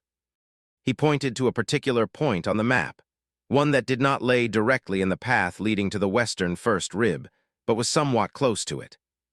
Here, the jungle hides the ruins of a sprawling city. I've been to these ruins once and had to escape. They are guarded by a swarm of especially lethal great abominations, not just solitary predators, but a small army of them. His words caused a heavy silence to settle in the chamber. Over the months of fighting in Godgrave, the saints of both armies had somewhat grown used to the idea of facing great nightmare creatures in battle. Rare as encounters with such terrifying beings had been in the past, they were not something that transcendent warriors of humanity could not win. But fighting a group of great nightmare creatures, let alone a large one, still seemed like outright suicide. Sonny took a deep breath. Much worse than that, they are able to exist as a group because these great abominations are not independent beings. Instead, they serve a cursed tyrant whose name is Condemnation.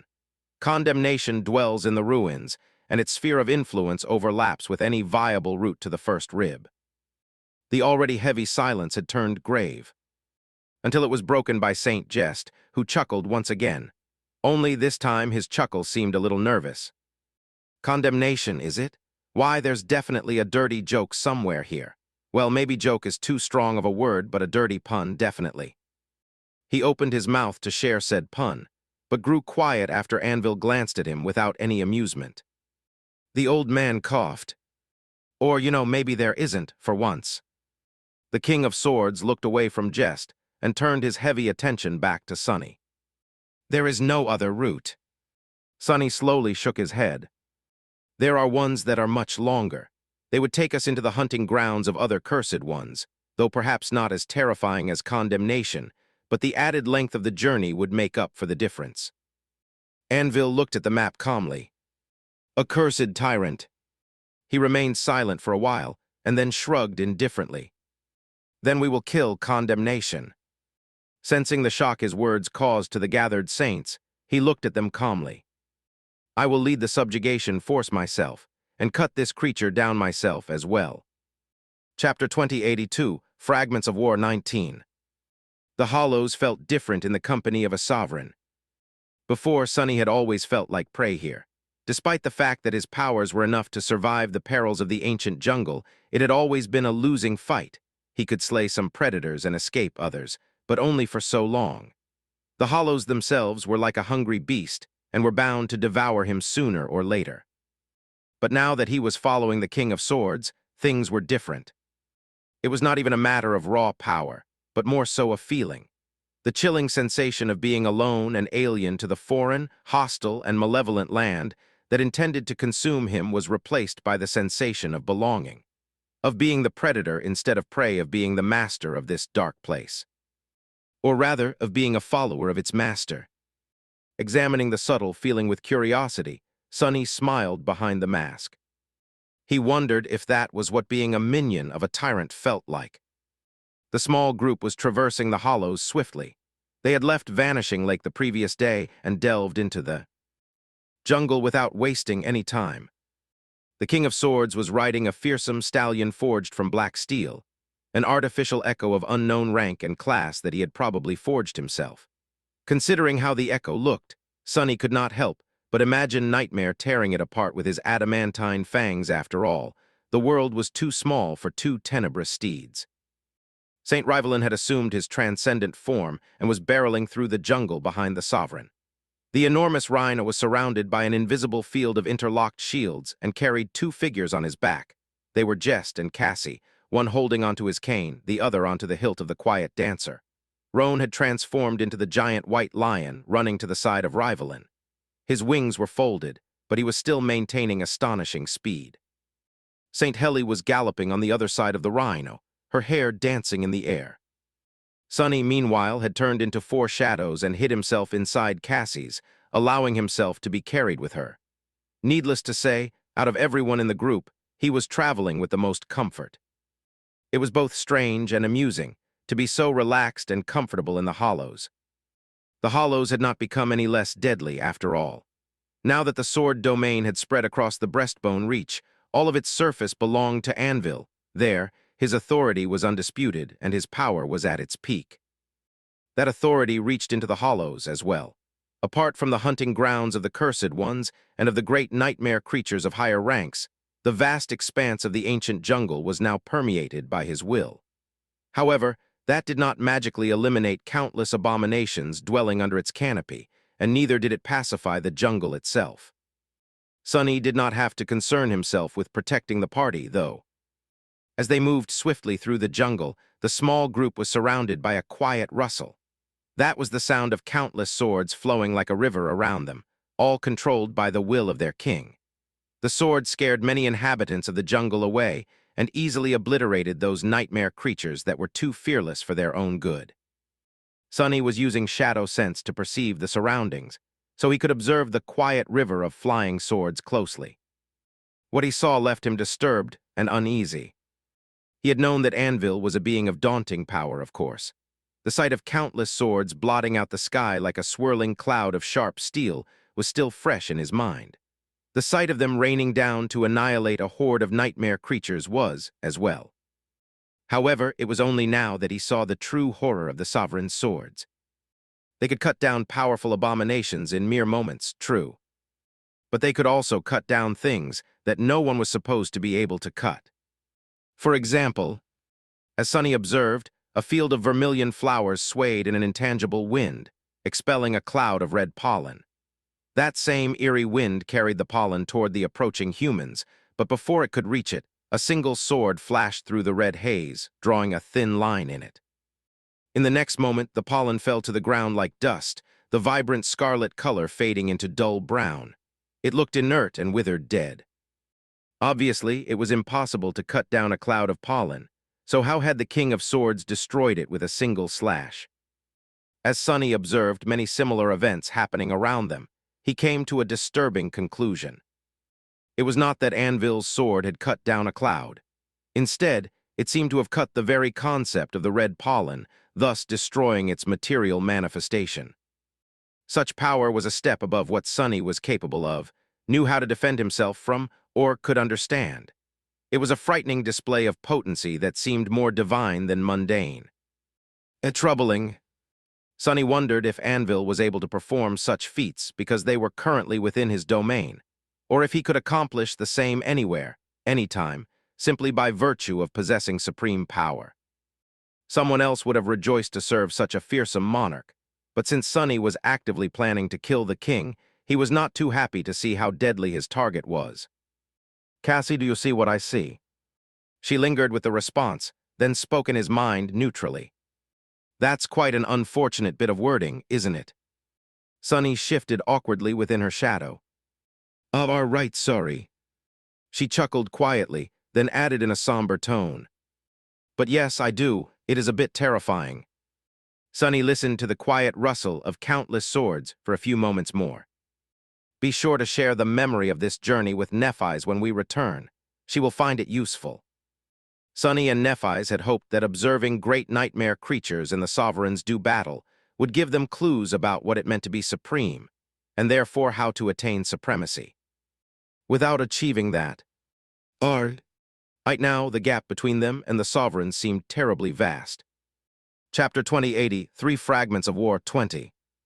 Sonny would have loved to think that the senseless slaughter at the two crossings had been put on hold, while Anvil was secretly realizing his daring plan to lead an army through the hollows.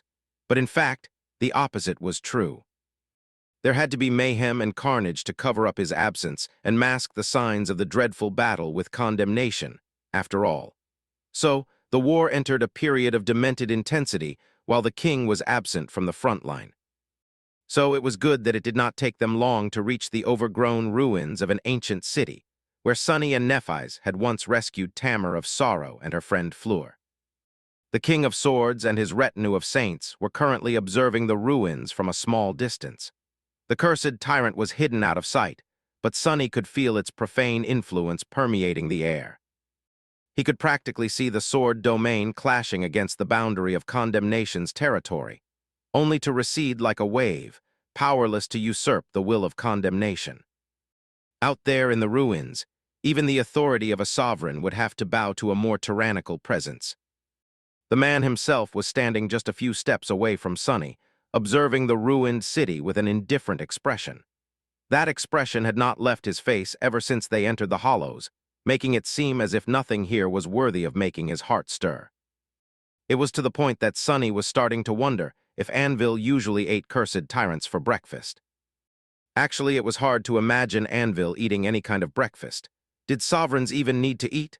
Their souls were far beyond the concept of mundane, and their bodies were not quite mortal either, so he was not sure. He was also painfully aware that it was his first time being so close to the King of Swords while surrounded by so few people. The small size of the subjugation party made Anvil seem almost approachable. Well, what the hell? You only live once. Sonny decided to just go ahead and ask. He turned his mask toward the King of Swords and spoke in a cold tone. "Have you slain a cursed tyrant before, your majesty?"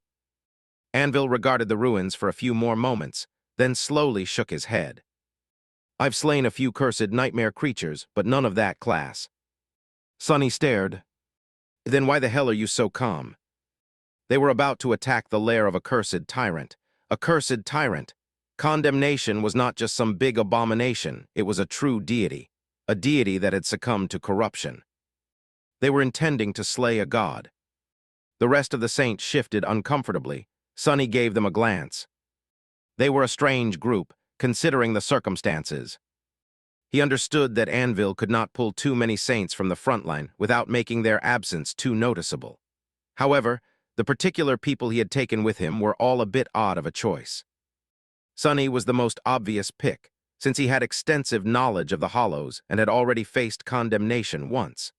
However, he was also known to be unusually partial to Changing Star of the Immortal Flame clan, who was currently in a strained relationship with the king. There was Cassie as well. She was a loyal follower of Nephis, too not that it prevented her from being in very good standing among the saints of valor. But it was still strange to see her here, since the blind seer was not exactly known as a powerful combatant. Bringing her to a battle with a cursed tyrant did not make a lot of sense. Saint Heli was with them. Too, she was a warrior of great renown and well-liked in the sword domain, so it was not too strange to see her here. However, the king had just executed her uncle, Oram, not too long ago. Was he really relying on Heli as a champion, or keeping her close to observe her? Then there was Roan of White Feather. Unlike the other three saints, there was nothing controversial about Roan at first glance. But he was married to Saint Tyrus, who was the cornerstone of the entire sword army here in Godgrave. Before that, their clan had not been looked upon with favor. One could almost imagine that Anvil was using Roan as a hostage to keep Sky Tide in check. Saint Jest, meanwhile, was one of the most loyal subjects of the royal clan. Even now that the citadel of the Dagonet clan had been destroyed, he was valued by the king greatly. However, his aspect mostly dealt with emotions and thoughts. Considering that they would be fighting mindless automatons in the ruins, the old man would find it hard to contribute to the battle in a meaningful manner. Finally, there was Rivalin of Aegis Rose. Actually, Sonny could not think of anything odd about Saint Rivalin. That guy was a perfectly fitting choice. His loyalty was stellar, and his aspect was uniquely useful in almost any situation. But wasn't it strange, to be the only one who was not strange when everyone else was? Perhaps Rivalin was the most suspicious. Sonny shook his head. I think my nerves are getting to me. He pointed to the ruins. In any case, as I explained before, the great nightmare creatures populating these ruins are called Usuras of Condemnation. They seem to be remnants of the human civilization that once thrived in Godgrave, powerful suits of enchanted armor parasitized by corruption. So don't try to behead them or damage the corpses trapped inside the golems. Go for the armor itself. Sonny lingered for a few moments, and then added tensely, as for Condemnation, I only know that it's huge. I ran away immediately after it appeared, and even then just barely. Anvil gave him a curt nod and headed toward the ruins calmly. Leave the tyrant to me. Today I will be the condemned. Chapter 20, 84 Fragments of War, 21. Sonny had once again entered the ruins of the nameless city. Last time he had come here with Nephis, both of them on guard and wary of the ancient ruins. This time he was in a more illustrious, or maybe more deplorable, company. Led by a sovereign, the sword saint strolled into the ruins with daring confidence. The source of that confidence was the King of Swords himself, whose bearing and expression remained calm and aloof despite the looming battle with a corrupted god. His brazen nonchalance was eerily infectious. Of course, the saints were still nervous. Sonny was nervous, too. Not only at the prospect of battling great nightmare creatures and witnessing a clash between a sovereign and a cursed tyrant, but also for a different reason. He threw a furtive glance south. The nameless temple was not that far from here, no more than 200 kilometers. Subsequently, the swath of the abominable jungle where his menagerie of great nightmare creatures were slumbering under the influence of the dream curse was not that far either. Their hideous bodies were shrouded in a veil of shadows, true, but even hiding them inside the darkness of the Shadow Realm fragment did not put Sonny at ease when a sovereign was so close. In fact, the fragment itself could attract unnecessary attention. Sonny did not know what senses Anvil possessed and how far they reached, so he was a bit on edge. I should probably focus. All great nightmare creatures were dire enemies, but the Usuras were especially fearsome due to their special nature. He had to throw distracting thoughts out of his mind and concentrate on the upcoming battle. The role of the saints was to pull the attention of the Usuras away from the king and carve him a path to condemnation. Then, they were supposed to keep the minions of the cursed tyrant at bay until it was destroyed. Of course, Sonny was meant to serve as the sledgehammer of the group, doing the lion's share of the work. The other 5 saints were here to support him. That was the price he had to pay for being too outstanding. As they entered the city, his companions grew apprehensive except for the king, who looked indifferent to the deadly danger of the overgrown ruins. Sonny commanded Serpent to assume the soul weapon form. This time, however, he did not go with the familiar Odachi. Considering the nature of the enemy, a blunt weapon would work much better. So the serpentine shadow took the shape of a great mace that seemed to be carved from black obsidian. It looked almost like the exact opposite of the diamond weapons the Usuras used. Hoisting the heavy mace on his shoulder, Sonny took the lead and headed toward the center of the ruined city. The others followed, spreading a little to form a loose battle formation. Each of the saints looked formidable and battle-ready well, except for Jest, who was wearing mundane clothes and leaning on his walking stick. The old man was looking around with curiosity. "This place reminds me of Europe." Sonny glanced at him with interest. "You've been to Europe, old man." That continent was lost to humanity, but unlike the Americas and Antarctica, it had not been lost to the nightmare spell. Instead, it had been rendered uninhabitable before it even descended. Jest grinned. "Sure, where have I not been? Anyway, there are many such cities in Europe. Ancient, beautiful, swallowed by nature, quite a sight, really, albeit one that will put you in a melancholic mood. Well, and those beautiful forests are no less deadly and vile as this damned jungle. Of course, that is because of the weapons used during the dark times, not just the nightmare spell." Sonny stared at him for a few moments, then looked away. "Still, I don't think there's a city quite like this one in Europe." Jest raised an eyebrow with a smile. "How so?" Taking a deep breath, Sonny grasped the handle of his great mace with both hands. "There's no friendly locals." At that moment, the mounds of vermilion moss around them exploded, revealing damp interiors of overgrown buildings, and the lumbering figures of the Usuras lunged at them with a dreadful speed. The appalling creatures look. Just like Sonny remembered them. They were twice as tall as humans, but shriveled and hunched. Their vaguely humanoid bodies were made from stone, with deep cracks covering its rough surface. Red moss covered the stone like tattered garments, with scarlet blossoms growing from it on black stalks. Below the moss, desiccated flesh could be seen through the cracks in the dark stone. That flesh belonged to the awakened warriors who had once worn the powerful suits of enchanted armor and were now entombed within them. The featureless faces of the Usuras gaped with round holes cut on their surface, all of them full of appalling darkness. The terrifying abominations descended upon them in an instant, their diamond weapons already falling to shatter the world into pieces. Sonny grimaced. His black mace slammed into the chest of the nearest Usura with enough force to collapse a mountain, producing a devastating shockwave and causing several of the overgrown buildings to crumble. At the same time, Rivalin staggered back on his four stubby legs, his barrier of shields collapsing under the terrible force of a great nightmare creature's blow. Luckily, the invisible barrier had stalled the abomination just long enough to allow Heli to send several arrows in quick succession, each striking the Usura's chest and exploding with thunderous roars. Roan simply used his mass to topple one of the golems, then bit down on the stone carapace. A moment later, powerful currents of electricity seemed to flow through the ancient suit of mystical armor, frying it from the inside. Cassie simply dodged the attack, gliding back with the help of the quiet dancer. The King of Swords, meanwhile, simply ignored the sudden attack, continuing to walk toward the center of the city with a cold and terrifying expression on his chiseled face. Chapter 20, 85 Fragments of War, 22. It was never easy to fight great nightmare creatures. They were faster, stronger, and more durable than even transcendent humans were, not to mention possessing abominable constitution. Worse than that, the world bent to their will and the humans did as well. Facing an abomination of the great rank was a treacherous ordeal at best, and a deadly mistake most of the time. The wounds dealt to the enemy would be more shallow than they were meant to be. A sharp blade would turn dull. A sturdy armor would succumb to blows easier than it had ever succumbed before. Similarly, one's own body and mind would betray them, making the difference in power feel even greater than it was. But it did not mean that human saints had no chance in a battle against great abominations.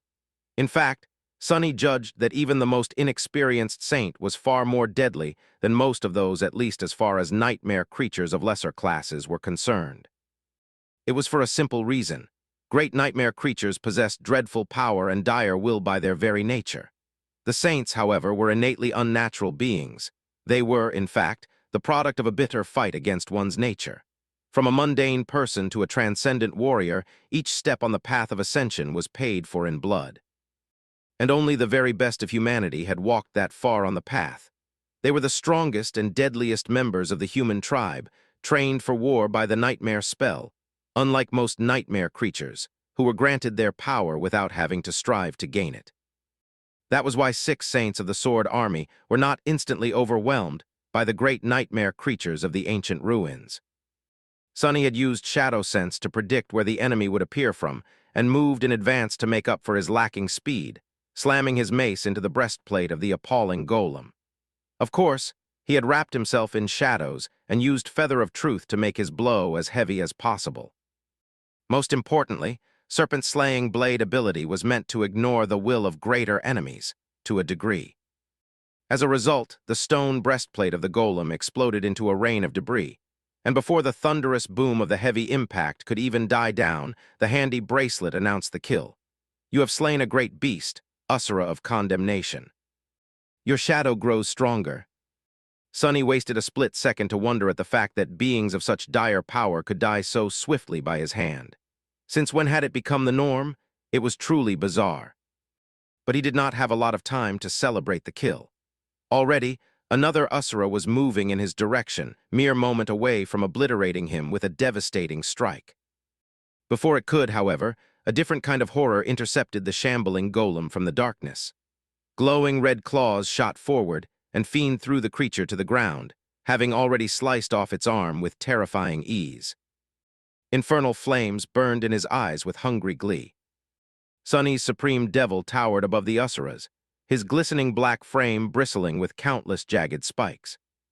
Unlike the 6 saints, Fiend did not look inferior to the Usuras in terms of sheer menace.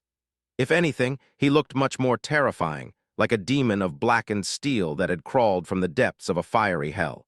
His hungry expression only made him seem more sinister. Without wasting any time, Fiend threw himself into battle. The other saints were holding their ground as well, albeit just barely. Cassie, Roan, Rivalin, and Heli coordinated their movements, facing the lumbering stone golems with a united front. Jest, meanwhile, seemed to have disappeared somewhere. Sonny felt a strange hint of concern about the old man, but he was also sure that the elder of Clan Dagonet could take care of himself. Sonny dashed forward and brought his mace down on the moss-covered mass of the Usura whom Fiend had thrown down moments earlier. There was a shockwave, and the ground beneath the creature split open. Around them, a few ancient buildings collapsed. The great beast grew still, not trying to rise anymore. A split second later, Sonny was gone, having used Shadow Step to jump a few dozen meters away. A diamond blade whistled through the space he had been occupying a heartbeat before, seemingly cutting the fabric of reality itself apart. He belatedly felt a cold chill running down his spine. That was close. The battle raged on, with the 6 saints attracting more and more Usuras from the depths of the ruins. But it was merely a distraction. The true confrontation was about to happen somewhere ahead of them, where the King of Swords was walking calmly with an aloof expression on his cold face. Out there in the heart of the nameless city, condemnation was rising slowly. Sonny felt the tyrant before he saw its towering figure. He felt its harrowing presence first, then shuddered as he sensed its shadow. It was vast and unfathomably deep, indescribably ancient, inescapable. Suddenly, he felt like a sleeper once again, shivering from fear in the shadow of the Crimson Spire. The rest of the saints had sensed the cursed tyrant, as well. They paled and stumbled, almost losing their lives in the middle of the battle. Condemnation's mere presence seemed to have changed the world, making the Usuras stronger while humans were suddenly weak and frightened. The only one who showed no sign of fear was Anvil of Valor. The king continued to walk forward with measured steps, his black armor making no sound, his vermilion cloak fluttering in the powerful wind that had been raised by the condemnation. The cursed tyrant was slowly rising at the heart of the ruins, making the world quake. That was where Anvil was headed, a sharp and ominous gleam igniting in the depths of his cold, gray eyes. Chapter 20, 86 Fragments of War, 23. Sonny had not gotten a good look at condemnation the last time he visited the ruins. Back then, he and Nephis were too preoccupied with surviving and rescuing the pair of sleepers. Now, however, even though he was embroiled in a furious fight against the Usuras, he could not help but study the ancient cursed one. Condemnation was definitely one of the most imposing nightmare creatures he had even encountered, if for no other reason than sheer, inconceivable size. Sonny had seen and fought many gargantuan abominations, had even slain many of them. Some were even the size of a mountain, like Goliath or the black turtle whose corpse had served him as an island ship in the third nightmare. However, even Goliath had conceivably proportions, towering above the ground by more than 100 meters, but less than 200. Condemnation dwarfed the fallen titan effortlessly. It was so gargantuan, in fact, that watching it rise felt like watching a natural disaster happening, not a living being moving. At its full height, the cursed tyrant was no less than several kilometers tall. It was so tall, in fact, that Sonny could only see its full form because of the distance if he was any closer. He would have had to lay down on the ground and look up to truly see the dreadful scale of condemnation. It was vaguely human-like in shape, possessing 2 legs, 2 arms, and a head. However, the semblance was rough and distant, as if created in the image of a human by a consciousness that either did not really know what humans looked like, or simply did not care. The dark behemoth was awesome and imposing, but most of all, the chaotic contours of its mountainous body were utterly dreadful. In fact, simply looking at it was maddening, as if Sonny's resilient mind was deeply wounded by the unfathomable sight. The first time Sonny had seen the cursed one, he assumed that, since it had risen from below the overgrown ruins, its body was covered by soil, roots, moss, pieces of rubble, and debris.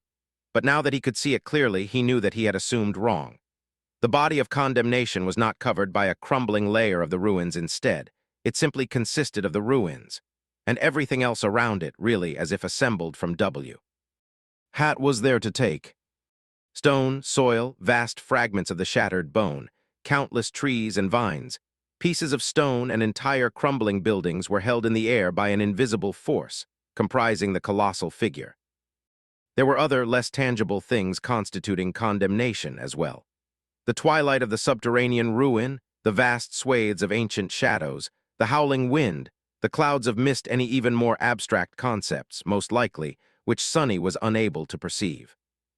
Truthfully, he was mostly certain that he could not perceive all of the cursed tyrant, instead witnessing only the surface of its harrowing being. It was as if a malevolent spirit had possessed the nameless city, and then built itself a body out of its remains. Entranced, Sonny stared at the slowly straightening colossal figure of condemnation for a moment or two. Then he shuddered and looked away hurriedly, just a heartbeat before the cursed one opened its eyes. It was suddenly hard to breathe. Sonny felt as if his mind was about to shatter, and his body was about to fester with a vile darkness, and he wasn't even whom the cursed tyrant was looking at. Towering at kilometers in height, condemnation was unmistakably looking down at the King of Swords, who was still approaching it with measured steps. This madman, without slowing down even a little or showing the smallest sign of fear, Anvil stepped forward easily and suddenly soared into the air. He did not possess the ability to fly, like Kai did, and neither was he using a memory to take flight. Instead, it seemed as if he simply willed himself to rise into the darkness, forcing gravity to release its hold on him. Of course, there was a simpler explanation. Sonny knew that Anvil's dormant ability gave him tremendous affinity to metal and the power to control it, which was how he was able to control the sea of flying swords, most likely. Meanwhile, his suit of intricate plate armor had also been forged from mystical steel, so he could have been simply exerting his power on it to fly. In any case, the King of Swords rose high into the air and hovered there like a black dot, his vermilion cloak billowing in the wind. He was positioned right across Condemnation's colossal, inhuman face. The two stared at each other for a few moments from afar. It was like watching an ant stare down a giant. But then the situation changed. That was because an enormous cyclone of scarlet light manifested itself into reality behind the King of Swords, drowning the ruins of the ancient city in a bright red radiance. The cloud of scarlet light cut the world in two like an enormous wall, flowing and swirling hypnotically. It was composed of myriads of radiant sparks, of course. The wall of scarlet radiance and the darkness surrounding Condemnation seemed to be at odds for a few moments, just like their masters were. Sonny was sure that there was also another, invisible confrontation going on.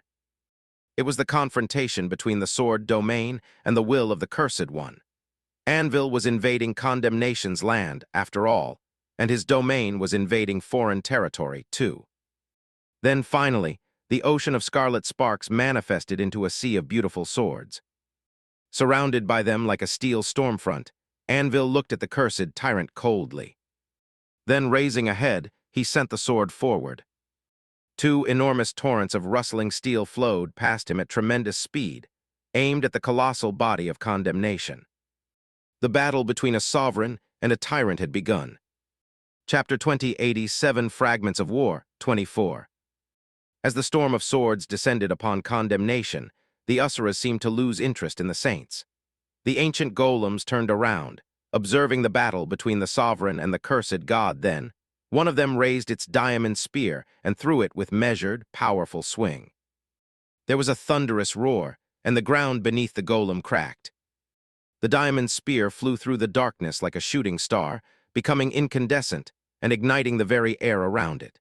Its fiery trail was like a wound left on the dim twilight of the hollows. It was aimed at the back of the King of Swords, who hovered high above the ground in the distance. Luckily, one of Heli's arrows struck the spear in the air, producing a fearsome explosion and knocking it off course. The stunning shot left the beautiful equine saint open for a split second, though, which almost cost her life. Sunny manifested his three incarnations and snarled as each of them attacked one of the Asuras. Keep them busy. He was not even entirely sure why he was trying to prevent the minions of the cursed tyrant from attacking Anvil.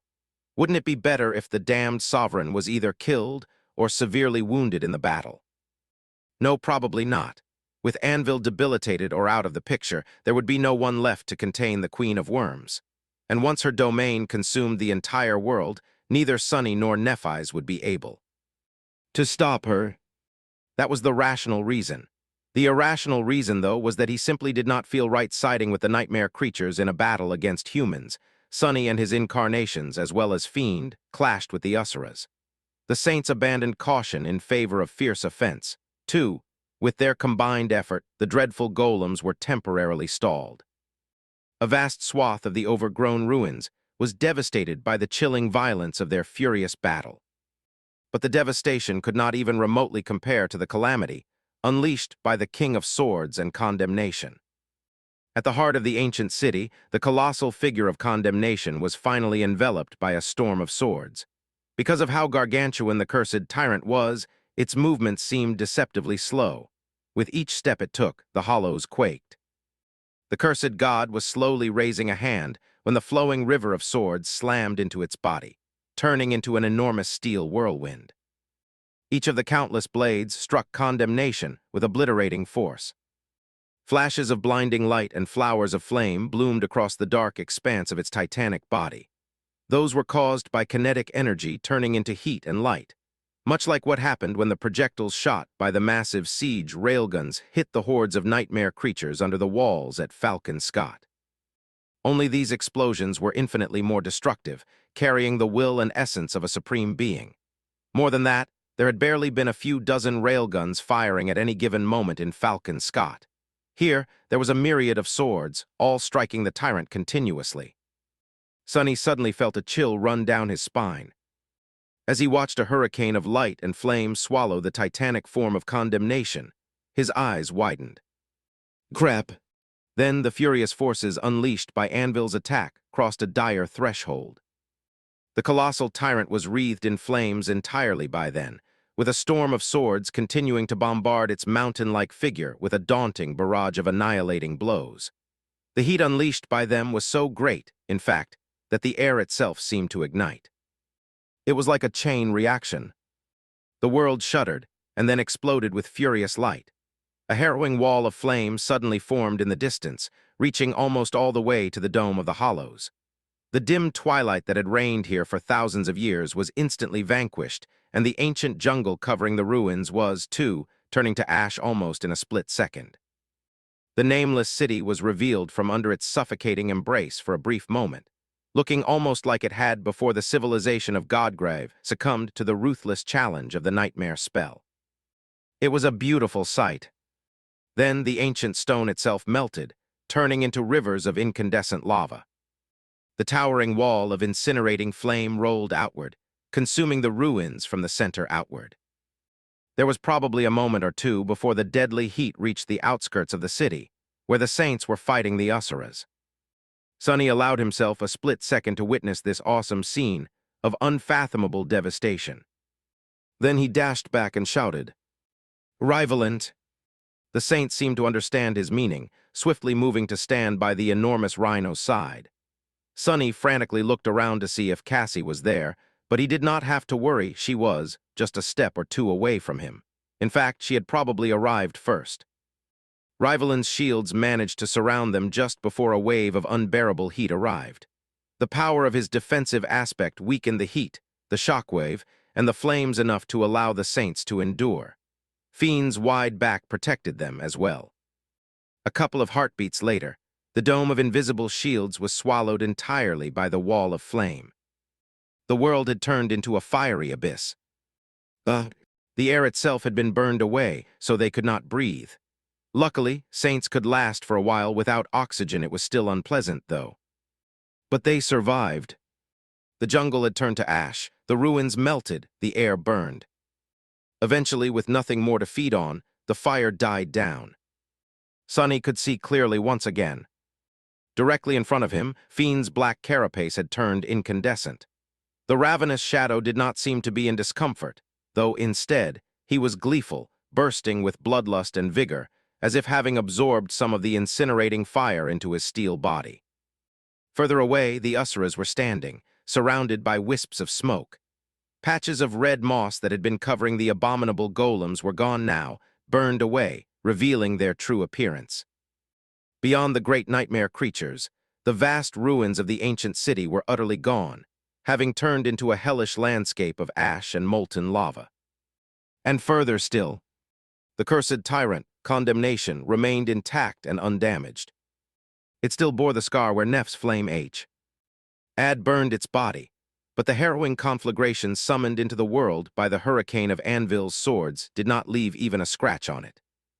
Condemnation's titanic hand was reaching forward from the billowing cloud of black smoke, as if to swat the King of Swords away like an annoying pest.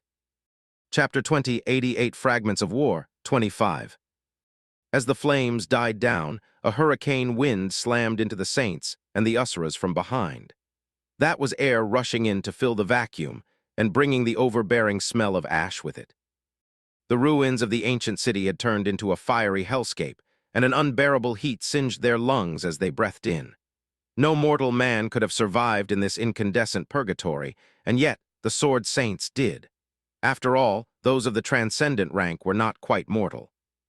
Ahead of them, the stone carapaces of the Usuras were glowing with angry red embers.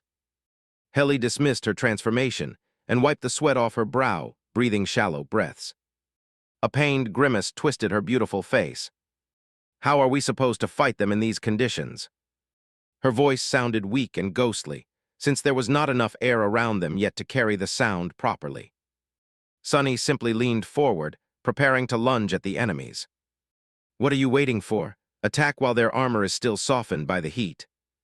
She stared at him for a split second, then gritted her teeth and knocked an arrow on the string of her bow, which had shrunk in size greatly now that she assumed the human form once more. The other Saints moved as well. Far away, past the dark figures of the Usuras, Condemnation's hand was moments away from reaching Anvil. Rivers of swords twisted in the glowing red darkness of the incinerated wasteland, converging right in front of him like a colossal steel flower. Its epicenter was supposed to serve as a shield for the sovereign and receive the tyrant's blow. 4 incarnations of Sonny descended upon the Usuras, unleashing hell upon them. However, even embroiled in the deadly battle, he could not help but keep an eye on the titanic confrontation happening in the distance. Condemnation's hand collided with the whirlwind of swords in an explosion of furious devastation. It seemed to move slowly from a distance, but there was a blinding flash when the collision happened, followed by a thunderous roar and a tremendous shockwave. This time, the shockwave spread vertically. A few moments later, it slammed into the floor of the hollows, as well as in their dome, the world quaked, and a net of shallow cracks appeared on the surface of the ancient bone above them. The swirling mass of flying swords had failed to stop the cursed god's hand. It barreled through them without ever slowing down, obliterating countless swords and sending many more flying into the distance. Shards of broken blades and streams of molten metal rained down. Sonny could not see the blow clearly. He only saw a whirlwind of scarlet sparks surrounding the King of Swords, and then saw him plummeting down like a meteor. He perceived what happened next with shadow sense. Anvil failed to damage the body of the enemy and was struck down instead. However, the sovereign seemed to have protected himself from the blow, after all. He crashed into a river of lava, sending a great fountain of it rising into the air. A few moments later, Anvil rose slowly to his feet, unscathed, and looked up with a dark expression. Drops of lava rolled down the black surface of his armor, not leaving even a trace on it, and he stood in the incandescent river of molten rock as if it was water. His eyes were cold and full of dark, suffocating determination. Outstretching a hand, he summoned another sword. This one, however, felt different. Its shadow was much more terrifying than the shadows of the countless blades, moving above the sovereign like a steel storm. What just happened? Sonny struggled to contend against the terrifying Asuras, while trying to comprehend the awesome exchange between the King of Swords and condemnation. On the surface, it had seemed simple enough, a straightforward competition of their ability to exert force and unleash devastation. However, Sonny was sure that there was more going on than what met the eye. Anvil had not just failed to cut condemnation because the colossal body of the cursed tyrant was too tough, and he had not failed to block condemnation's blow because its arm was too strong. Instead, the sword domain had failed to exert its dominance over the authority of the cursed god, and his will had failed to overpower the will of the enemy. Everything else was merely a result. Sonny's expression grew ugly behind the mask.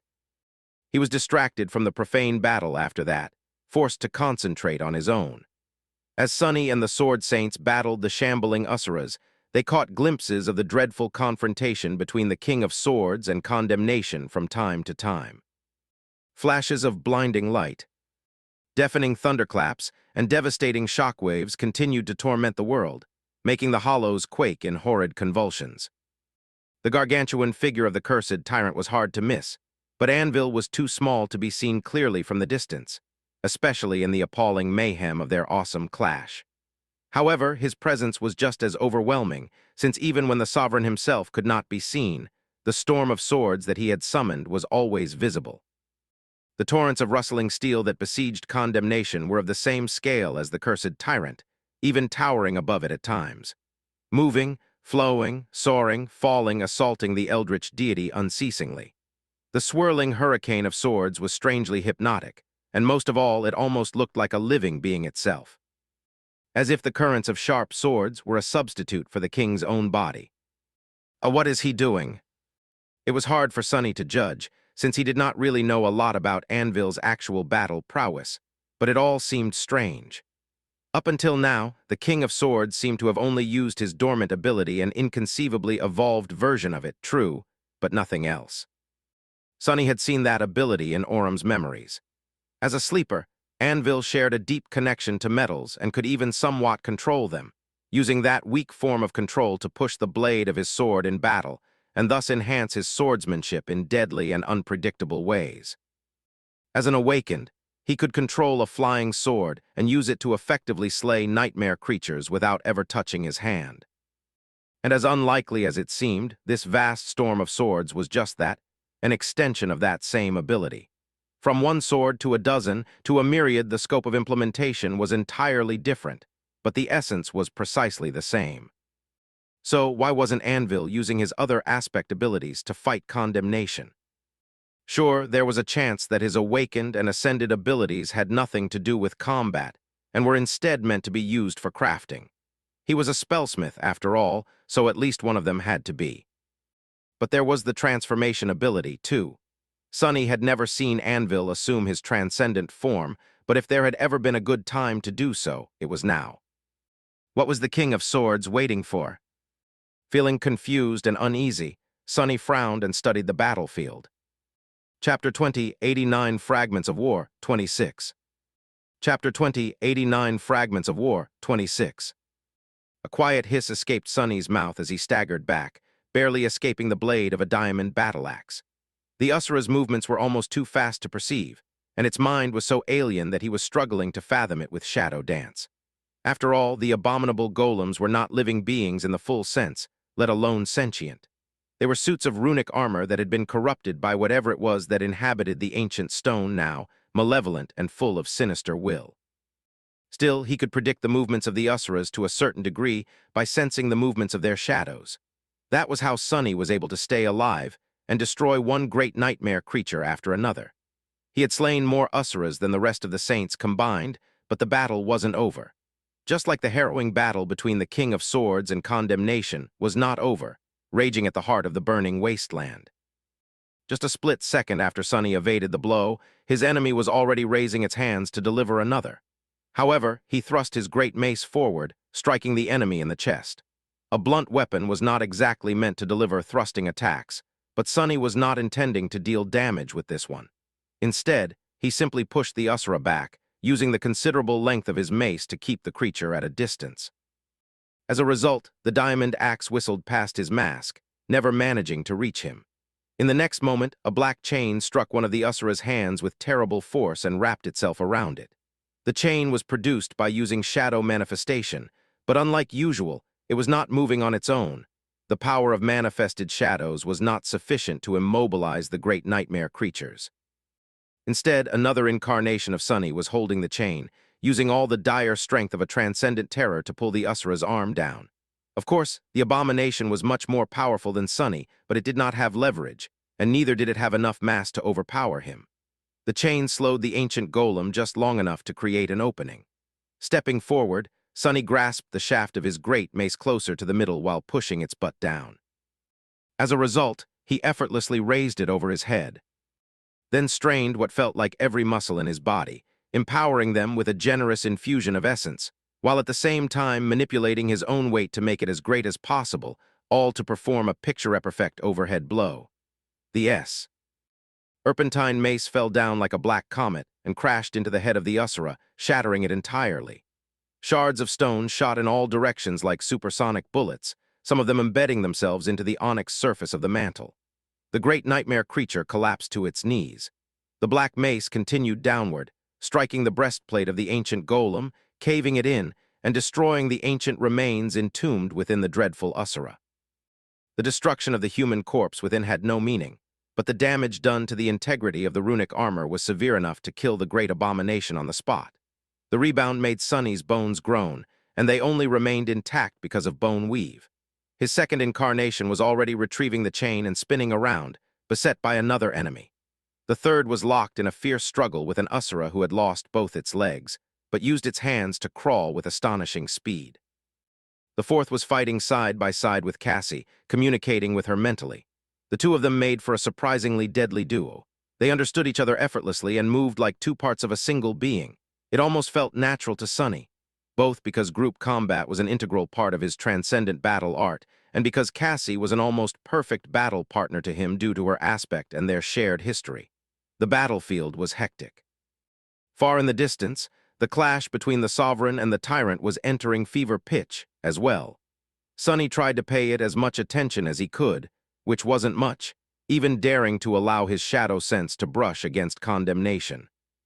The cursed god was too vast and terrifying for him to try peering deeply into its soul, but he observed Anvil closely. When the opportunity allowed, he looked at him directly, trying to fathom the essence of supremacy from how the sovereign fought. What Sonny saw was both astounding and incomprehensible, leaving him no time to try deciphering its deeper meaning just yet. The King of Swords was still only using his dormant aspect ability, slowly coming undone under the harrowing attacks of condemnation. The cursed tyrant used nothing but his prodigious body to obliterate the flying swords and pursue the king, moving like an unholy mountain made of soil, bone, twilight, and malignant will. As time went on, more pieces of the world seemed to assimilate into its titanic figure, which was now partially composed of lava, billowing clouds of ash, vacuum, and frozen flames as well. Condemnation was not using anything except its hands and tyrannic will to attack Anvil anything that Sonny could perceive, at least. However, he could sense that there was another layer to the battle between the king and the tyrant, one happening beyond the boundaries of the material world. The tyrant was relentless and inevitable. The sovereign remained calm and aloof despite being hopelessly outmatched by his foe. He's planning something. Sonny did not know why he thought that, but he was sure of it, perhaps because he would have had some sort of hidden plan ready himself. But what was it? He studied the distant carnage of the profane battle closer, trying to notice something that he had missed. The clash between the two terrifying beings was not easy to observe, let alone comprehend, and yet he was reasonably sure that he did not overlook anything important. It was just that. His 4 pairs of eyes widened slightly. That was because Sonny finally saw it, a subtle pattern to the currents of the storm of swords. Perhaps he had only noticed it because of how proficient he was in recognizing patterns as a weaver. What is he? The torrents of flying swords, which had been enveloping condemnation like a colossal whirlwind of steel, were now more spread out. Countless swords had already been destroyed, and many were flung away by the dire forces of the deific battle. Those swords were not drifting in the air aimlessly, however, and neither had they escaped the king's control. Instead, they remained static above the battlefield, not moving even a centimeter, almost as if placed in their positions deliberately, forming the anchors of a vast, intricate array. Chapter 20, 90 Fragments of War, 27. There was no mistaking it. Sonny had made it one of his life's great pursuits to learn how to see logic in the seemingly irrational, mind-boggling complexity of spellweaves. Therefore, his mind was trained to see purposeful patterns where seemingly only chaos existed. That was why he was able to recognize the subtle intent in the swirling currents of the storm of swords. The flying swords were slowly forming a vast array above the battlefield, hanging above condemnation like a net. But what exactly was that array meant to achieve, and how? Sonny studied it for a moment. It's a sorcery. His eyes widened. He had been wondering why Anvil was only using his dormant ability. Now, the answer seemed obvious. It was because he was intending to use sorcery to deliver the fatal blow, not the power of his aspect. The patterns created by the flying swords, each serving as a conduit of the sovereign's essence, were not random. Once Sonny understood the nature of the array, he was able to shift his perspective and recognize them for what they were. They were the half-assembled frames of enormous runes. These runes were not written with ink on paper, carved into the stone, and woven out of ethereal light. Instead, they were formed by countless rustling swords, written in the glowing red darkness by sharp steel. More than that, the runic array was not formed on a flat plane, but instead constructed in a 3-dimensional space. That, naturally, was very different from how humans usually wrote, and were therefore accustomed to reading. However, Sonny was a weaver, and he had already experienced the frustrating headache of teaching his mind to perceive intricate 3-dimensional constructs. After all, the tapestries of essence strings he usually dealt with were never flat either. Runic sorcery. Sonny was not proficient enough in that type of sorcery to understand the purpose of the array, but he could discern its existence, at least. Cassie, do you see it? Now that he was paying attention to the storm of swords, Cassie would have noticed where his focus was aimed at as well, and she was far more knowledgeable about runic sorcery than he was. There were a few moments of silence as both of them fought against the Usuras desperately. Then her mental response resounded in his mind, sounding out of breath. By the dead gods, what the hell is? It was a bit funny, really. She was speaking telepathically and her mind did not possess lungs. Why was she out of breath? Cassie paused for a moment and then added, I see it, I've never seen anything like it. It's some kind of magical prism, a prismatic confluence, a fulcrum, I'm not sure. That explanation did not tell Sonny much. He gathered that the runic array was meant to channel and focus something much like a prism would focus light. But what was it that the King of Swords was intending to channel? Sonny did not know. He was going to find out soon, though, because the runic array seemed to be almost finished. As condemnation stepped into a lake of lava, making it spill out of its shores, Anvil soared into the air in a whirlwind of scarlet sparks. More swords manifested themselves behind him, fanned like a steel halo. 1, 2, 3, 6 of them, all emanating a sense of dire power. Added with the terrifying sword he was holding in his hand, that was 7 of them. The 6 swords shot in different directions, while the 7th remained in his grasp. The cursed tyrant's titanic hand once again surged forward, and the torrents of swords once again tried to stall its obliterating blow, only to be effortlessly shattered and pierced. The cursed god was moving much faster than a creature of its immeasurable size was supposed to move, not because its speed was so great, but simply because space itself twisted around it, shrinking and extending to allow the dark deity to pass. There was another blinding flash, and another wave of incinerating heat. Another shockwave slammed into the dome of the hollows, sending jagged shards of bone plummeting from a great height. Anvil was once again struck down. He fell into the lake of lava, this time taking a little longer to stand up. His fearsome defenses finally seemed to reach their limit. The vermilion cloak that hung on his shoulders was scorched, and his black armor was dented. Most shockingly of all, 2 thin streams of blood were flowing out of his nostrils, crimson drops falling down and evaporating in the scorching heat. Nevertheless, the sovereign just smiled coldly, because just at that moment, the runic array was finally complete. The flying swords that formed the steel storm all happened to be just in the right place for a short, carefully chosen moment, outlining countless immense runes in the air around condemnation. The cursed tyrant finally seemed to sense the trap, but it was already too late since the array only assembled itself a split second prior. There was no time to react. The cursed god silently turned its head and looked up, a hint of a strange emotion appearing in its inhuman eyes. Then the flying swords ignited with a cold radiance, and far below them, Anvil grasped his sword with both hands to deliver an upward slash. That slash was both swift and deliberate, beautifully lethal, but it was futile and insignificant at the same time, having cut nothing but air. And yet, the runic array seemed to exist for that one slash only. Sunny did not know what Anvil had channeled with the help of sorcery, if it was merely his soul essence, the authority of his domain, or even his sheer will. All he knew was that the runic array was brought to life by something, somehow infusing the slash of the king's sword. Truly harrowing power. It was as if an endless invisible blade slashed the world following the path of his steel sword, cutting the world apart. The lake of lava was cut in half, and the invisible blade continued to travel upward, toward Condemnation's titanic body. However, Condemnation was a cursed tyrant after all, submitting to its will, space twisted once again and started to move the malevolent deity out of the path of Anvil's inconceivable cut, until space itself was cut as well.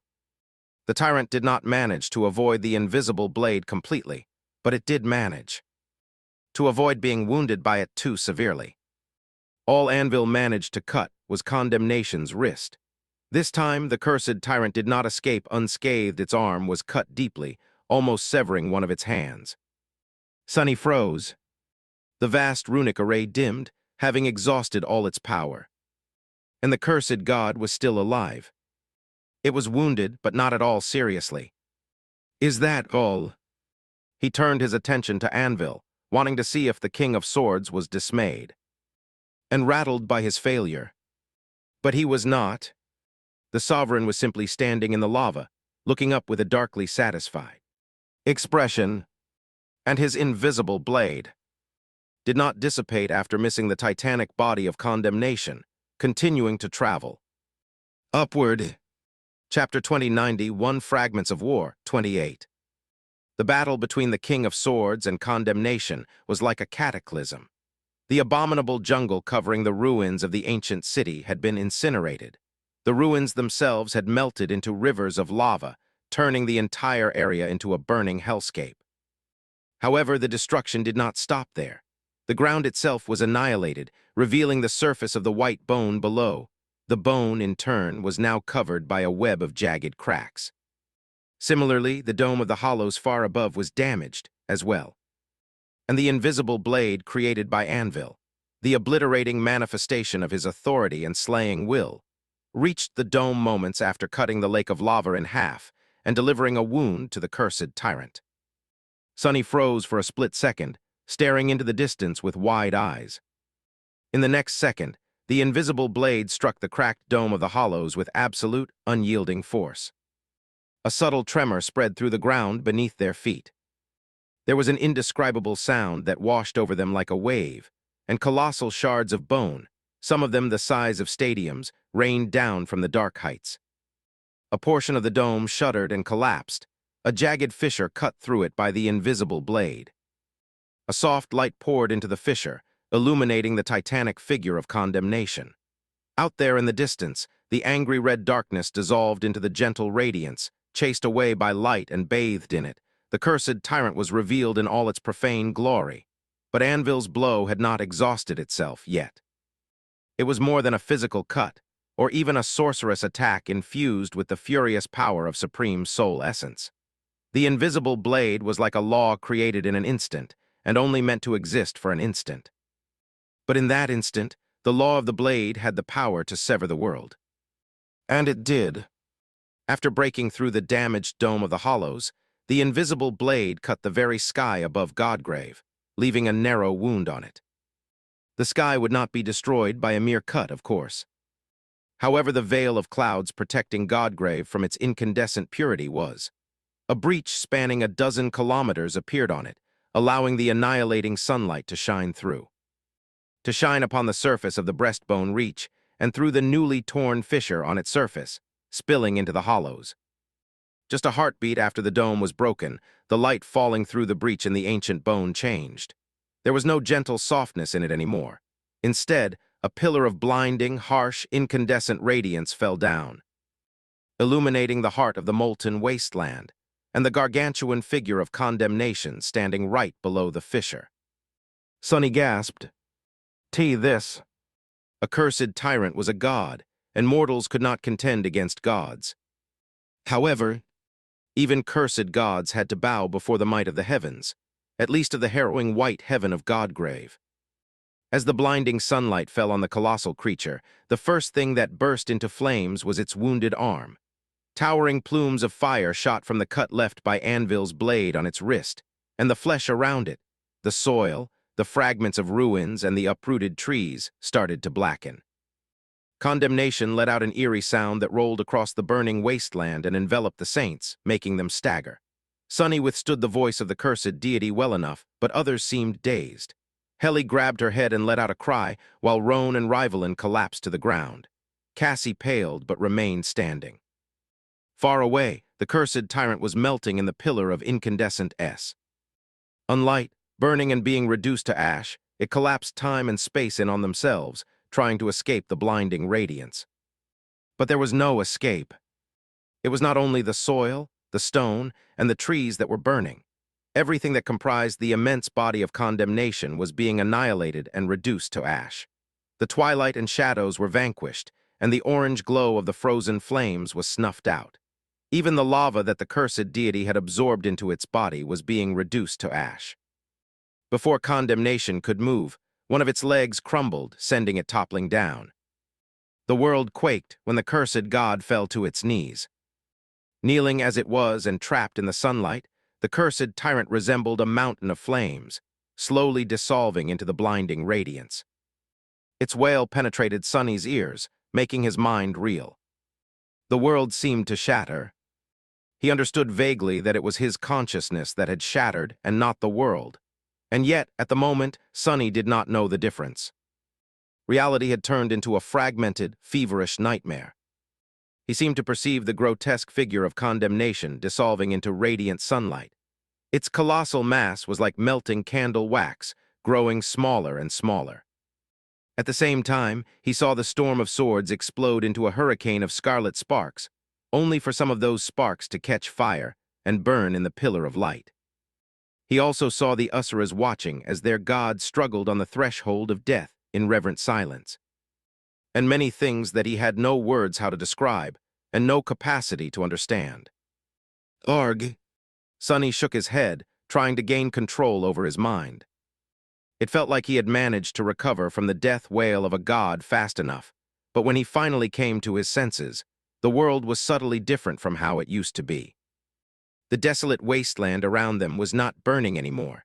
The rivers of lava had lost much of their glow, having cooled off. The blinding pillar of sunlight had disappeared, replaced by the soft shining pouring from the jagged fissure in the dome of the hollows.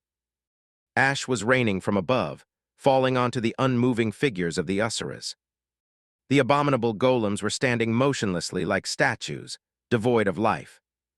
And out there in the distance, condemnation was gone.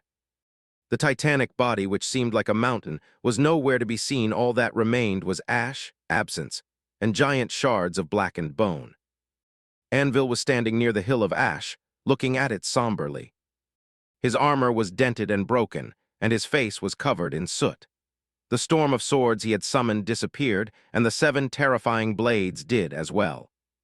However, the sovereign was holding a new sword in his hand, this one emanating an even more chilling aura.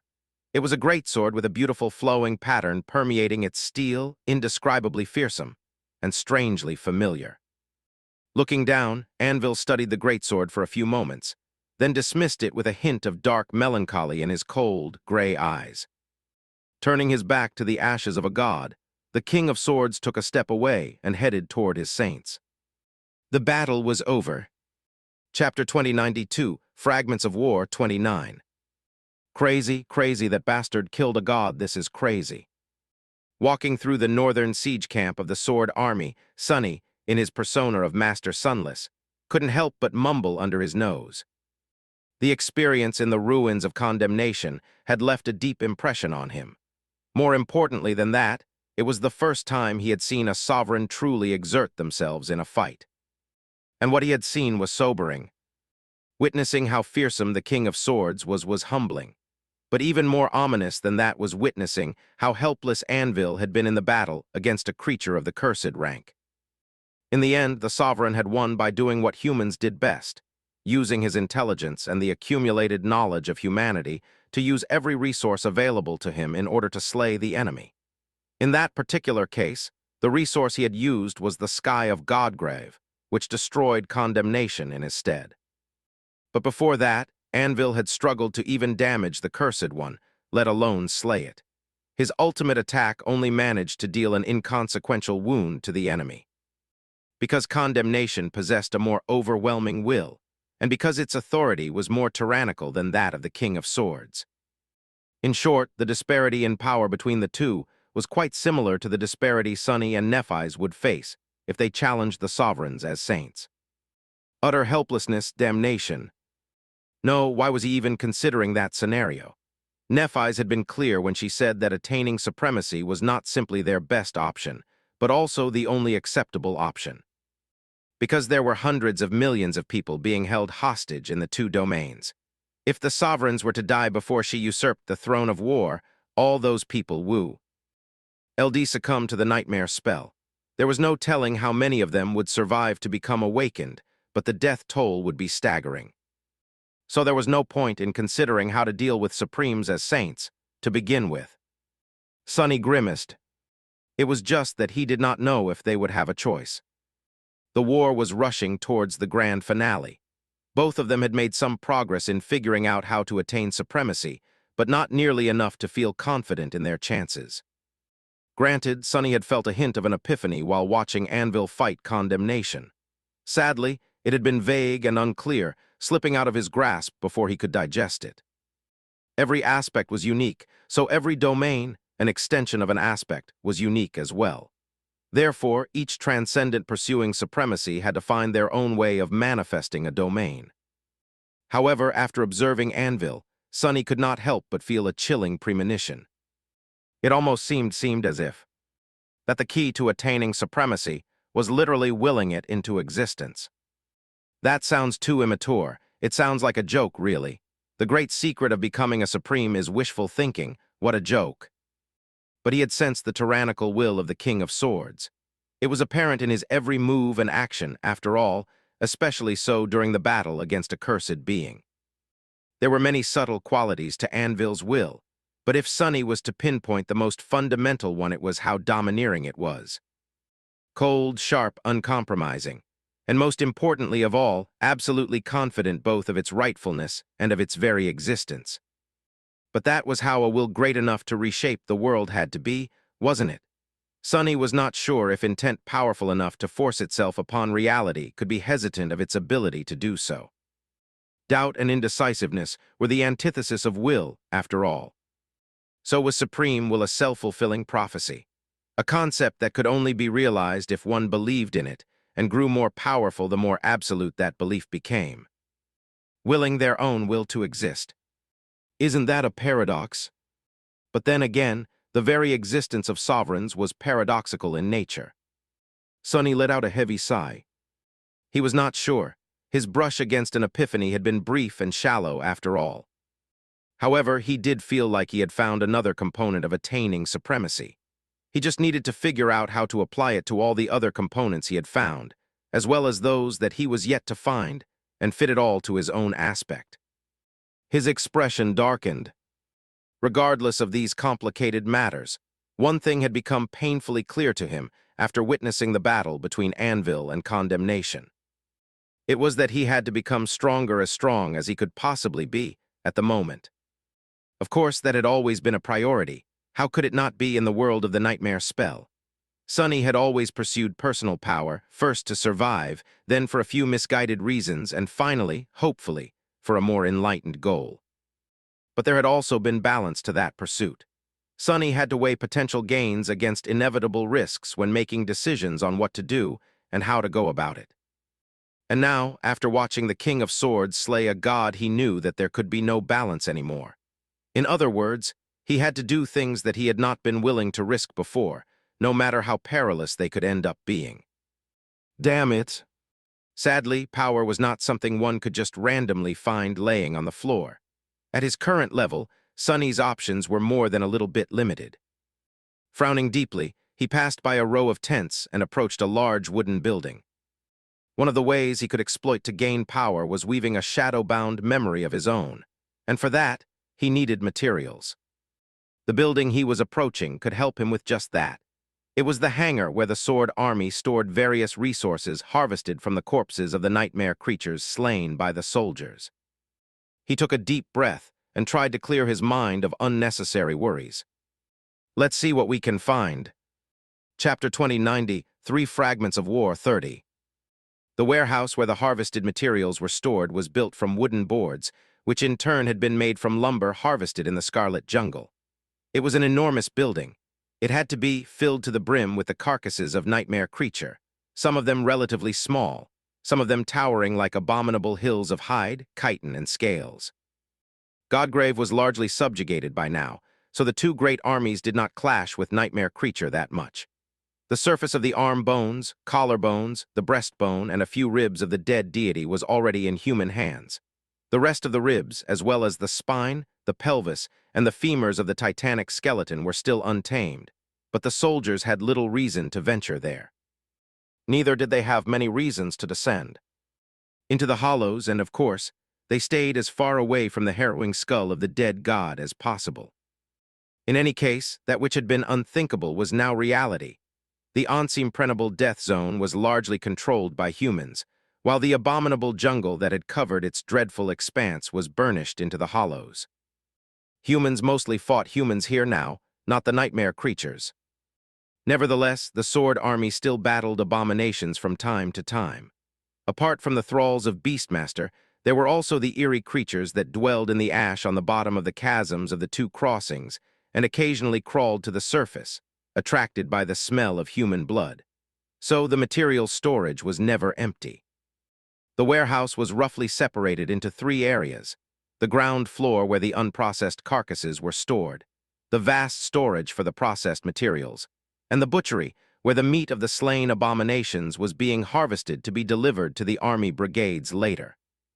Sonny inhaled deeply, thinking that there was a plus side to being a part of the Sword Army.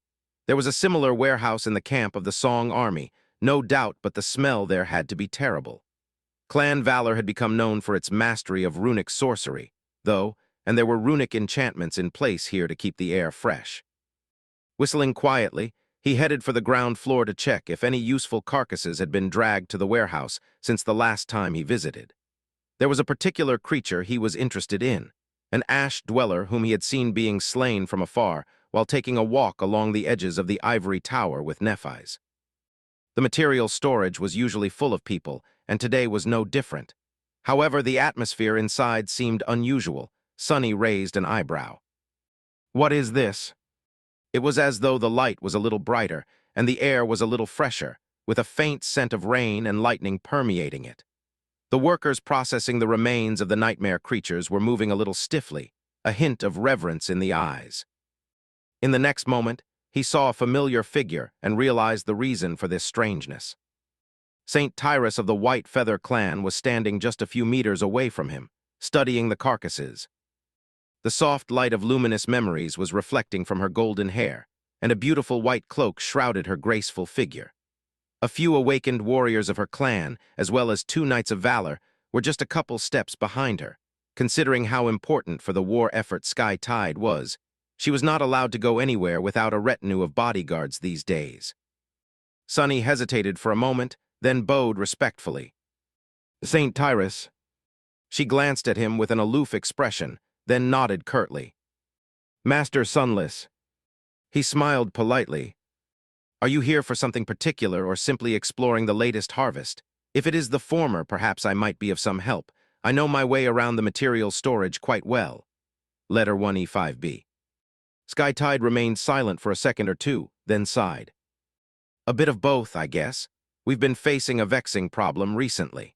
The aerial battles are growing more intense with each assault, and defending the Ivory Island is becoming more difficult due to attrition. The White Feather clan possessed many awakened warriors who specialized in aerial combat, so it was often leading the charge in the battle for the sky above the Greater Crossing. Its main task was to prevent the enemy from reaching the Ivory Island and the ranged specialists stationed there during the assaults." St. Tyrus shook her head. "We have slain countless winged thralls of Beastmaster, but it is hard to destroy them completely in the air, and once they fall to the ground, the Queen simply raises them again. Thus, they return to the battle as pilgrims. Our aerial echoes are destroyed irreversibly, though, so we are slowly losing ground. The Forgemasters of Valor are trying to counteract that by crafting artificial echoes, yet the speed with which they can create them is woefully insufficient for the task." Her impassive face turned grim. "So we are losing more and more soldiers instead. I've been coming here in hopes of finding something to armor the echoes, but it is hard. Aerial combat is demanding the material has to be sturdy enough to withstand its intensity, but also light enough as to not burden the flyers too much. Nothing here suits our needs."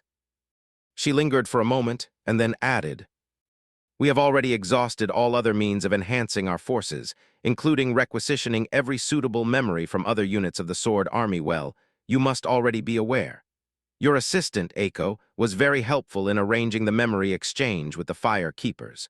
But it is not enough, and at this point, I am forced to grasp at straws." There was a hint of cold resentment in her beautiful amber eyes. Sunny studied the maws, 5 carcasses of slain nightmare creatures that surrounded them from all sides, considering her words in silence. As he did, his expression changed subtly. St. Tyrus was right. There was no material here suitable for crafting armor for flying echoes. That was not the problem, though. His smile grew a little forced. "If you allow me to be so presumptuous, Lady Tyrus, we have an extensive material warehouse on the Ivory Island as well. I've collected many exotic materials over the years, all over the Dream Realm, not only here in Godgrave. You might find something that suits your needs if you wish. I can escort you there right now." St. Tyrus turned to study him calmly. "Say yes, say yes." It was an unusual offer, but not that outlandish. There was no rule preventing various forces within the Sword Army from sharing resources. After all, in fact, they all did just that, even if most kept the best spoils for themselves. Simple courtesy was not what had motivated Sunny to invite Sky Tide to the Ivory Island, though, and neither was it his favor toward the White Feather clan. He had a far more urgent reason to want to get St. Tyrus out of the material storage. It was that while Sunny was studying the carcasses of the dead nightmare creatures, he had discovered that most of them were actually not that dead. Chapter 2090, 4 Fragments of War, 31. The motionless nightmare creatures around them were not dead. However, they weren't really alive either. There was no vile darkness permeating their souls anymore because the dead had no souls. But there was something.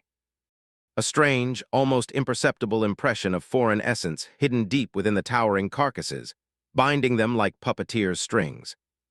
Sonny felt a cold chill run down his spine. These are Queen's pilgrims. The siege of the Greater Crossing was such a bloody and arduous endeavor for many reasons, and the fearsome fortifications built by the Song army on the other side of the chasm was merely one of them. Terrain was another, but just as importantly, it was the issue of domain boundaries. The Sword domain and the Song domain were clashing above the dark chasm, just like the two great armies were. Anvil controlled one side of the crossing, while Kai Song controlled the other. As a result, the attacking soldiers had to leave the support of their king behind and enter the hostile domain when assaulting the Song stronghold. The defenders, in turn, could not freely counterattack the camp of the Sword army, because they would have to leave the Song domain to do so. It was the reason why the soldiers of the Sword army could give their fallen comrades a proper burial here in the camp instead of having to destroy the bodies immediately, and why there were not that many guards watching over the field hospital. The Queen could not raise the dead outside the boundary of her domain. She could not even send her pilgrims across the chasm. Only, as it turned out, she could. Sonny looked at the carcasses of the nightmare creature while hiding his apprehension. How the hell? Some of these abominations had been slain in the hollows, while most were either Beastmaster's thralls or ash dwellers. Or so everyone had thought. But it was clear to Sonny now that it had all been a ploy. All nightmare creatures around him, except those from the hollows, had not been slain by the soldiers of the Sword army. Instead, they had been slain by the enemy, raised as puppets, sent across the chasm, and then commanded to play dead after sustaining enough damage to make their supposed deaths look believable. And now they were all here, in the heart of the Sword army camp, waiting for something, while no one was the wiser. Which bastards? For a moment, Sonny felt a searing anger. Sure, it was hard to distinguish a pilgrim from a dead body. They were genuinely dead, after all. But somebody, at least, had to note that the spell did not announce the kill after delivering a supposedly fatal blow to these creatures. Granted, the battlefield was a terrible and hectic place, so most soldiers did not pay a lot of attention to the whispers of the spell during the dreadful clashes with the enemy. What now, then? Trying to maintain a polite exterior, Sonny tensed inwardly. He felt more annoyed than troubled, but it was still an issue. Master Sunless was supposed to be weak and harmless, so he could at best raise the alarm and reveal the insidious infiltration. But then he would have to explain how he was able to detect something that so many other people had missed. And Sonny really did not wish to share the fact that his eyes had inherited wondrous abilities from Weaver, the demon of fate. That is not even the real problem. The real problem was the intention of the Queen. Sure, a bunch of powerful pilgrims could deal some damage if they went on a rampage in the depths of the enemy camp. But in the grand scheme of things, that damage would be insignificant. So why had she gone to such lengths to deliver her puppets to the material storage of the Sword army? The answer was right in front of Sonny. It was St. Tyrus. She said that she had been coming here regularly in search of suitable materials to armor the flying echoes. So her presence here was predictable and could be exploited. The pilgrims had not been sent here to sabotage the camp of the Sword army. They had been sent here to kill Sky Tide. Sonny had just stumbled into an assassination plot, which was why he had to get her out immediately, while preserving his facade of a harmless and unassuming Master Sunless. Wonderful. Noticing a hint of hesitation in Sky Tide's eyes, Sonny put on his most charming smile and said pleasantly, "I will be happy to give you a private tour of my collection, Lady Tyrus. I am sure we can discover something worthwhile together." He had no idea when the pilgrims were going to attack, so there was no time to waste. St. Tyrus already expressed that her search here in the material storage had been fruitless, so, hopefully, she would take him up on his offer. However, to Sonny's astonishment, the reaction to his highly pragmatic suggestion was not at all what he expected. One of the Knights of Valor standing behind St. Tyrus glared at him with contempt, and then uttered quietly through gritted teeth, "Despicable." Another shook his head. "Damn womanizer." Hearing those words, the warriors of the White Feather clan pierced him with furious gazes, and whispered among each other. So he wants to give Our Lady a private tour, huh? So the rumors are true, he really is that kind of scumbag. I told you I saw him bothering Lady Cassia while changing stars was away. I really want to erase that sleazy smile off his face. Sunny's eyes widened. Sky Tide's gaze, meanwhile, turned even colder than usual. He shuddered. And no, I did not mean. However, Sunny did not get the opportunity to finish the sentence. Because at that moment, the pilgrims moved. All he could do was send a mental cry to Cassie. Cassie, get Nephis to the material storage in the northern camp now. In the next moment, St. Tyrus shifted her gaze past him, her strange vertical pupils turning into two narrow stills. Then, reaching forward, she grabbed Sunny by the shoulder and pulled him back. Something crashed into the wooden floor behind him, sending splinters flying in all directions. Sky Tide shielded Sunny from the enemy and barked. Ascended Sunless, escape immediately. The rest of you prepare for battle. Her retinue was slow to react, still failing to understand what was happening. But the carcasses of powerful nightmare creatures all around them were already moving, rising from the ground to launch an attack. Sunny's eyes widened, and he grew pale as a ghost. As the pilgrims lunged at Sky Tide, and her bodyguards from all sides. He fumbled for a moment, then took off running. Sadly, in his panic, Sunny ran in the wrong direction.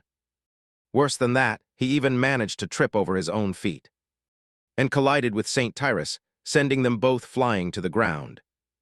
Just as they landed on the wooden floor, Sunny finding himself laying atop the dazed saint, something dark and incredibly sharp whistled above his head. Oh gods, sorry. He awkwardly tried to extricate himself from the matriarch of the White Feather clan, but was thrown back down when something crashed into his back. Arg! Luckily, the blow did not seem to be too powerful. The clumsy enchanter remained alive, at least. There was some blood flowing out of the wound, but not a lot of it. St. Tyrus caught Sunny before he could fall on her again and unceremoniously tossed him aside, in the direction of the butchery, where there were no moving nightmare creatures, and he therefore had the best chance to survive. Her sword had finally manifested itself into reality, so she instantly slashed at the giant claw flying at her and severed it from the chitinous limb. Her bodyguards were already holding their weapons, as well, throwing themselves into the fight. Sadly, they were hopelessly outnumbered and caught by surprise on top of that. But Sunny had finished summoning a memory too. To the surprise of those who could see him, it was not a sword, a spear, or a weapon of any kind. Instead, it was a beautiful silver bell. Laying on the floor, the enchanter raised a hand and rang the bell with a horrified expression on his handsome face. In the next moment, the roof of the material storage exploded, and a radiant figure plummeted into the mass of abominations like a star, surrounded by a whirlwind of white flames. Soon after that, Knights of Valor flooded through the gate of the warehouse, having followed the mysterious, melodious ringing. The battle was fierce but short. Before too long, the pilgrims of the Queen that had infiltrated the camp were completely obliterated. By the end of the day, a stunning rumor spread throughout the great army of the Sword Domain. The Queen of Worms had sent assassins to eliminate Sky Tide of White Feather, and they came dangerously close to succeeding in their vile task. Luckily, Changing Star arrived in the nick of time to rescue St. Tyrus. That was not the most astonishing part, though.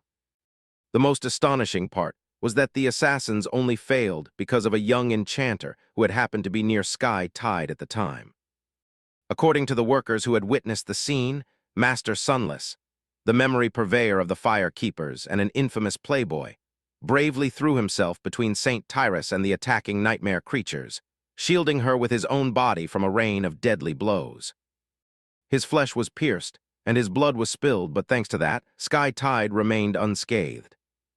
More than that, even while bleeding to death, the enchanter managed to raise the alarm, which was why everyone in the northern siege camp heard the melodious ringing of a bell, and why Lady Nephis managed to arrive on time. The soldiers shuddered at the thought of what would have happened if the brave enchanter had not been there. The loss of St. Tyrus would have been a devastating blow to the entire army. After all, It was only thanks to her that the soldiers could fight without fearing turning to ash under the merciless light of the incandescent white sky. Damn, I was wrong about that, Sir Sunless. You know, it takes a rare kind of man to shield a stranger from death with his own body. Anyone can die uselessly. You fool, it's the fact that he managed to call for help and saved everyone that is impressive. That's a knight commander for you. I hope that mongrel is all right. Well, of course he is. Lady Nephis was there after all. Oh yes, I heard she had healed him moments before he passed away, also that the enchanted bell was her gift to him, and that she comes running every time he rings it. Lucky bastard. The rumors continued to spread, growing more and more exaggerated with each retelling. And that was how Sonny became a hero of the Sword Army. Chapter 2095, King and Jester. Chapter 2095, King and Jester. Not long after the battle with Condemnation, the King of Swords was sitting on the vast stump of an ancient tree, surrounded by the dim twilight of the hollows. The trunk of the tree was laying nearby, splintered and shredded by countless cuts, vile juices seeping out of it onto the scarlet moss. The trunk was hollow on the inside, and half-digested remains of dead nightmare creatures could be seen through the gaping holes in the blood-red wood. Anvil was cleaning his sword with an aloof expression on his regal face. Soon enough, there was the sound of footsteps, and Jest of Dagonet approached him from the direction of the temporary camp established by the 6 saints. The dapper old man seemed undisturbed by the predatory rustle of the ancient jungle, leaning slightly on his cane. He had disappeared for most of the battle against the Condemnation, only returning after it was slain. The saints naturally had questions about where Jest had vanished to in the chaos, to which he simply produced several supreme soul shards and unleashed a barrage of questionable jokes. It seemed that he had been pulled into a buried structure by one of the Usuras, and was beset by several great nightmare creatures there, unable to escape and almost drowning in lava once the ruins were destroyed. Now, several hours later, the king and his retinue had left the desolate battlefield behind and entered the Scarlet Jungle once more, moving west for some time before making camp. The old man stopped a few steps away from the sovereign and looked at him with a curious expression. A new sword. Anvil nodded silently. It's Condemnation. Saint Jest clicked his tongue and studied the dreadful blade for a few moments. Then he shuddered and quickly shook his head. I presume the kids did not see.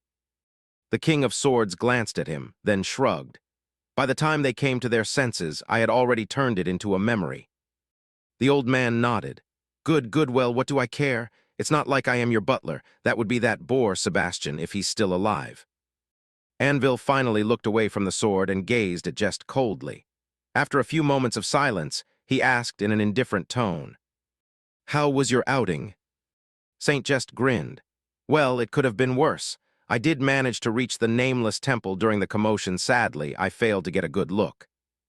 The King of Swords raised an eyebrow, prompting the old man to cough in embarrassment.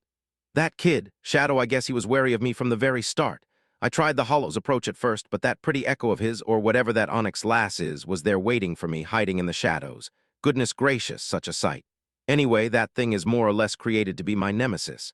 It's completely immune to mind attacks, so I did not attack and climbed to the surface instead. He sighed, but there was something guarding the nameless temple above ground as well. I could not see it and I could not sense it, but it was there. So I took a cursory glance and retreated. Anvil frowned, lingered for a few moments, and then continued to clean the dreadful sword. After a while, he asked evenly. And? Saint Just shrugged. He is definitely hiding something, but what? That I could not say. He hesitated for a heartbeat, and then grinned. I mean, that much was already obvious, I guess, you know, considering the creepy mask. Anvil glanced at him with no amusement in his steely gray eyes. That mask is a divine memory of the 7th tier, when one of them is, at least. Saint Jest shrugged. Good for him. Well, anyway, I am pretty sure that he is not working for that song girl. I'm also convinced that he has nothing to do with the 3rd one. Whatever he is hiding, it only has to do with Immortal Flame's grandkid. A hint of displeasure found its way into Anvil's eyes. He studied the sharp blade of the sword, remained silent for a while, and then asked in a distant tone, Who do you think is the more dangerous of them? The old man laughed. The most dangerous? Personally, I think the 3rd one is the most dangerous. The king looked at him with a hint of curiosity. Song of the Fallen? Why? Saint Jess smiled. It's the quiet ones that are always the problem, and our blind beauty, Kasha, is so quiet that it's often hard to remember that she's there. Creeps me out, to be honest. Anvil smiled faintly, then nodded. The old man's expression changed subtly. Why? What do you want to do? The King of Swords shrugged. Nothing. Who says that I want to do anything? Saint Jess chuckled nervously. Yes, well, good. Doing something while we are in the key stage of the war would be unwise. Anvil dismissed the dreadful sword and rose to his feet, looking west. There, the dome of the hollows was sloping down, falling toward the ground. It was the boundary of the breastbone hollow, with a great dark fissure opening a path into the first rib. He shook his head. You don't have to worry. With that, he turned around and headed toward the camp where the 6 saints were preparing food. Saint Jess looked at his back. A few moments later, he said quietly, I am not worried. It's just you're breaking my damn heart. Anvil smiled slightly and answered without ever turning his head. Stop pretending like you have a heart, old man. You're the one who taught me how to be heartless. Jess sighed, then shook his head and followed. Respect your elders, brat. I mean my king. In any case, I have the right to be sentimental in my advanced age, don't I? I won't be around for much longer, you know. So how about you cut me some slack? Anvil answered indifferently. You're a saint. Your lifespan is not even comparable to that of a mundane human, so stop pretending to be frail. Jess chuckled. That's true, too. No, but why are you calling me an old man, then? I'm basically in my prime. How dare you? The king did not respond. Chapter 2096, Island of Peace. Chapter 2096, Island of Peace. After condemnation was slain, and its city was reduced to a black wasteland, nothing stood in the way of the king's plan to pass below the lesser crossing and attack the impregnable stronghold of the Song army from the rear. Except for the ancient jungle itself. The biggest threat had been eliminated, but the hollows still remained a dark and deadly hell. The king and his saints still had to clear a safe path for the soldiers, and that was a task of a much greater scale. Various units of the Sword Army were secretly pulled back from both siege camps, starting to clear a subterranean pathway from Vanishing Lake to the entrance to the first Rib Hollow. No matter how fast they worked, it was still going to take them days, if not weeks, to ensure safe passage for the actual invasion force. They were protected by the flying swords of the king, which moved like rivers above the cleared path, sometimes diving to the ground to eliminate unseen threats. The saints, meanwhile, were taming the surrounding jungle, hunting down ancient predators that dwelled beneath the scarlet canopy, uprooting manating trees, and eradicating swarms of abominable vermin. Sunny had rarely spent such a prolonged period of time in the hollows before, and all of it, the appalling scarlet jungle, the dim twilight of the great bone cavern, the torrents of swords flowing like torrents of steel high above, was starting to feel like a feverish nightmare. But no matter how nightmarish the hollows were, what was happening on the surface seemed far more dreadful. There, the siege of the 2 crossings continued, with tired soldiers losing more of what little sanity they had left with each passing day. The fearsome strongholds of the Song army had already repelled countless assaults, stubbornly refusing to fall. No matter how the tactics of the besieging army evolved, the defenders never, entered the ramparts.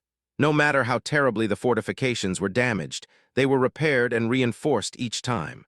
The white bone was painted rusted by blood, and the losses of both armies steadily continued to mount. The saints were forced to play a passive role in the slaughter, since neither of the supremes could afford to lose any more of them to the ravages of war unless there was no other choice, at least. Strangely enough, doing nothing was far more demoralizing than risking their lives in battle would have been. The 2 crossing had become a purgatory. On one of these ominous days, Nephis returned to the ivory tower after receiving the report on the casualties of the latest battle. Her expression was somber, and there were cold white flames burning in her beautiful eyes. Instead of returning to her chambers immediately, she went to a dark hall where dozens of luminous memories burned, surrounded by solemn shadows. These memories belonged to the Fire Keepers and had been left here to indicate that their masters were still alive. Once an awakened died, their memories were destroyed, so every time an enchanted lantern disappeared, it most likely signified the death of one of her warriors. There had been almost 50 luminous memories in the hall once, but now a handful of them were gone, extinguished forever. Nephis spent a long time looking at the levitating lanterns, her face motionless. That was where Sunny found her after a while.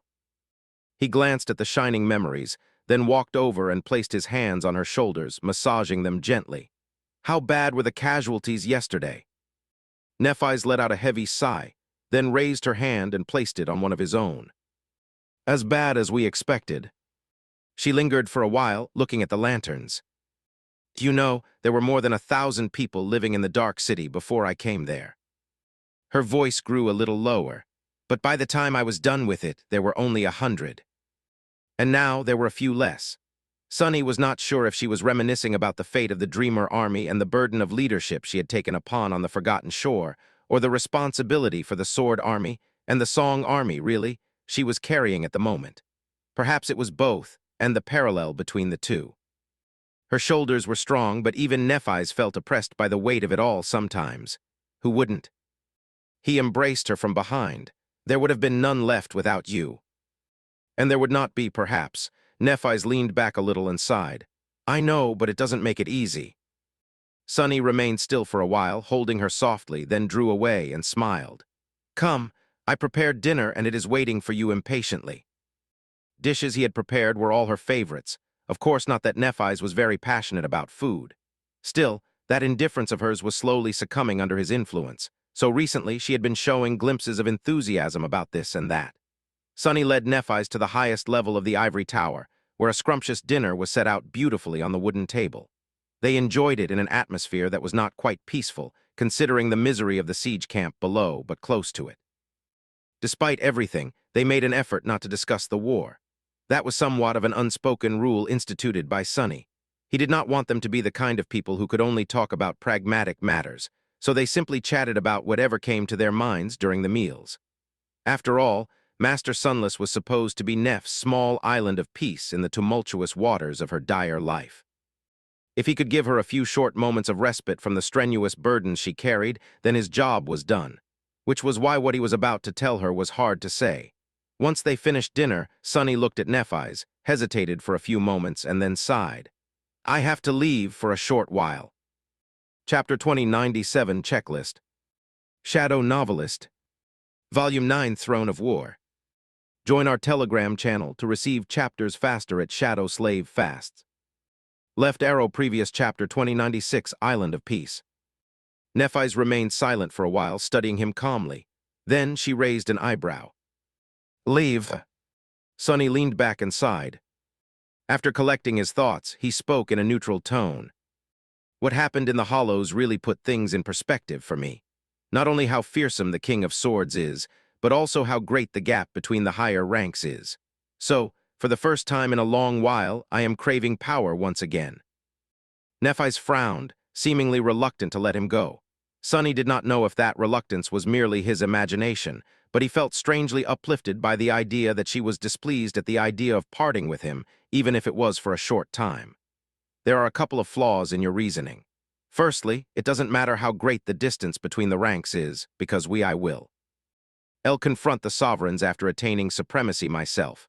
Secondly, you and I are different from the King of Swords, the Queen of Worms, and the other one, because we are divine. She meant their divine aspects, of course. Sunny had not made it secret that he, too, possessed one of those. In fact, he had not really needed to reveal it to Nephis. She had more or less figured it out on her own. The divine aspects bestowed far greater potential on an awakened, and both Sunny and Nephis had undergone countless ordeals and tribulations to realize that potential. They were also no mere beasts, while Anvil, despite being a supreme, still only possessed one soul core, that as well had contributed to the disparity between him and condemnation. There was some truth to her words. Sunny smiled faintly. Plans go awry all the time, so there is no guarantee that our desire to attain supremacy will be fulfilled in time. As for our divine powers, when has raw power ever been the deciding factor in anything? Both of us had made our living from slaying beings stronger than ourselves. I am reluctant to find myself on the opposite side of this equation. Nephis suddenly chuckled. And therefore you want to search for more power. He raised his hands and shrugged. What can I say? I'm a complicated man. At least I will be able to tell myself that I've done everything I could when I die. She remained silent for a few moments, then nodded. So where are you going to search for power? Sunny looked around the spacious, sunlit expanse of her chamber and lingered with the answer. Eventually, he said simply, "The Shadow Realm." Nephis seemed startled for a moment. "To the realm of Shadow God." He smiled. "Yes, where else would a shadow like me go to find something like that?" Then Sunny sighed. "To be honest, now that the final chapter of the war is approaching, I can't help but feel incomplete, because I've never managed to form my Titan core. It is not that significant in the greater scheme of things, true, but I am compelled to try." He did not mention that it would be extremely dangerous. There was no need to. Danger was a given. Nephis studied him for a while, then asked with a hint of hesitation in her voice, "Why you, I mean? You've never used Master Sunless for such tasks." Sunny smiled bitterly. If he could, he would have allowed the humble shopkeeper, who had somehow managed to become a widely renowned knight commander of the Sword Army in the meantime, to stay away from anything having to do with combat and bloodshed. But he had little choice. "What else can I do? The Lord of Shadow is in the Hollows, being watched closely by a sovereign. I don't dare pull any of my incarnations away from there. The incarnation in the camp of the Song Army can't leave its post. I, however, am both available and known for locking myself in the basement for days on end. So this is the best choice." Nephis looked down, displeased. Eventually, though, she sighed. "Makes sense." A few moments later, she looked at him again and asked, "When are you leaving, then?" Time was of the essence, so Sunny saw no reason to waste it. He shrugged. "Now." She studied him silently for a while. Then Nephis leaned forward and smiled a little. "How about leaving after breakfast?" Sunny frowned. "But we just had dinner." Then his expression changed. "Oh," and then changed some more. "Sure, that's a great idea as well." In the morning, Sunny gave a few instructions to Aiko and retreated into the basement of the brilliant Emporium. Once there, he made a few last preparations and steeled himself for battle. The memory of having his chest pierced by an arrow soured his expression, but he still resolutely dismissed the nebulous mantle, manifesting the onyx mantle instead. It felt strange to wear the fearsome black armor on his original body once again. Master Sunless had only existed briefly, but Sunny had grown used to his leisurely life. That persona of his was as much of a safe harbor for him as it, hopefully, was for Nephis. But that time had come to an end. Even if he did not delve into the Shadow Realm now, Sunny was not sure how much longer Master Sunless could continue to exist. The resolution of the war, whatever it would be, was going to change a lot of things, so his fate, or lack thereof, was unpredictable. After gathering his thoughts for a while, he manifested the gloomy shadow into an avatar and looked at him for a few moments. "This is going to hurt a lot, isn't it?" His other self grinned darkly and answered in the same voice. "Of course, have you forgotten the last time?" No, he had not forgotten.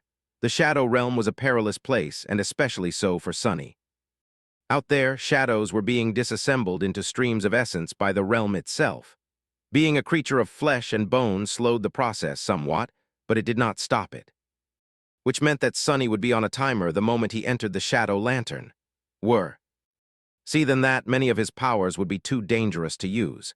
He would not be able to use Shadow Step, build truly effective shells, send his shadows to scout ahead, or even augment himself or his memories with their power.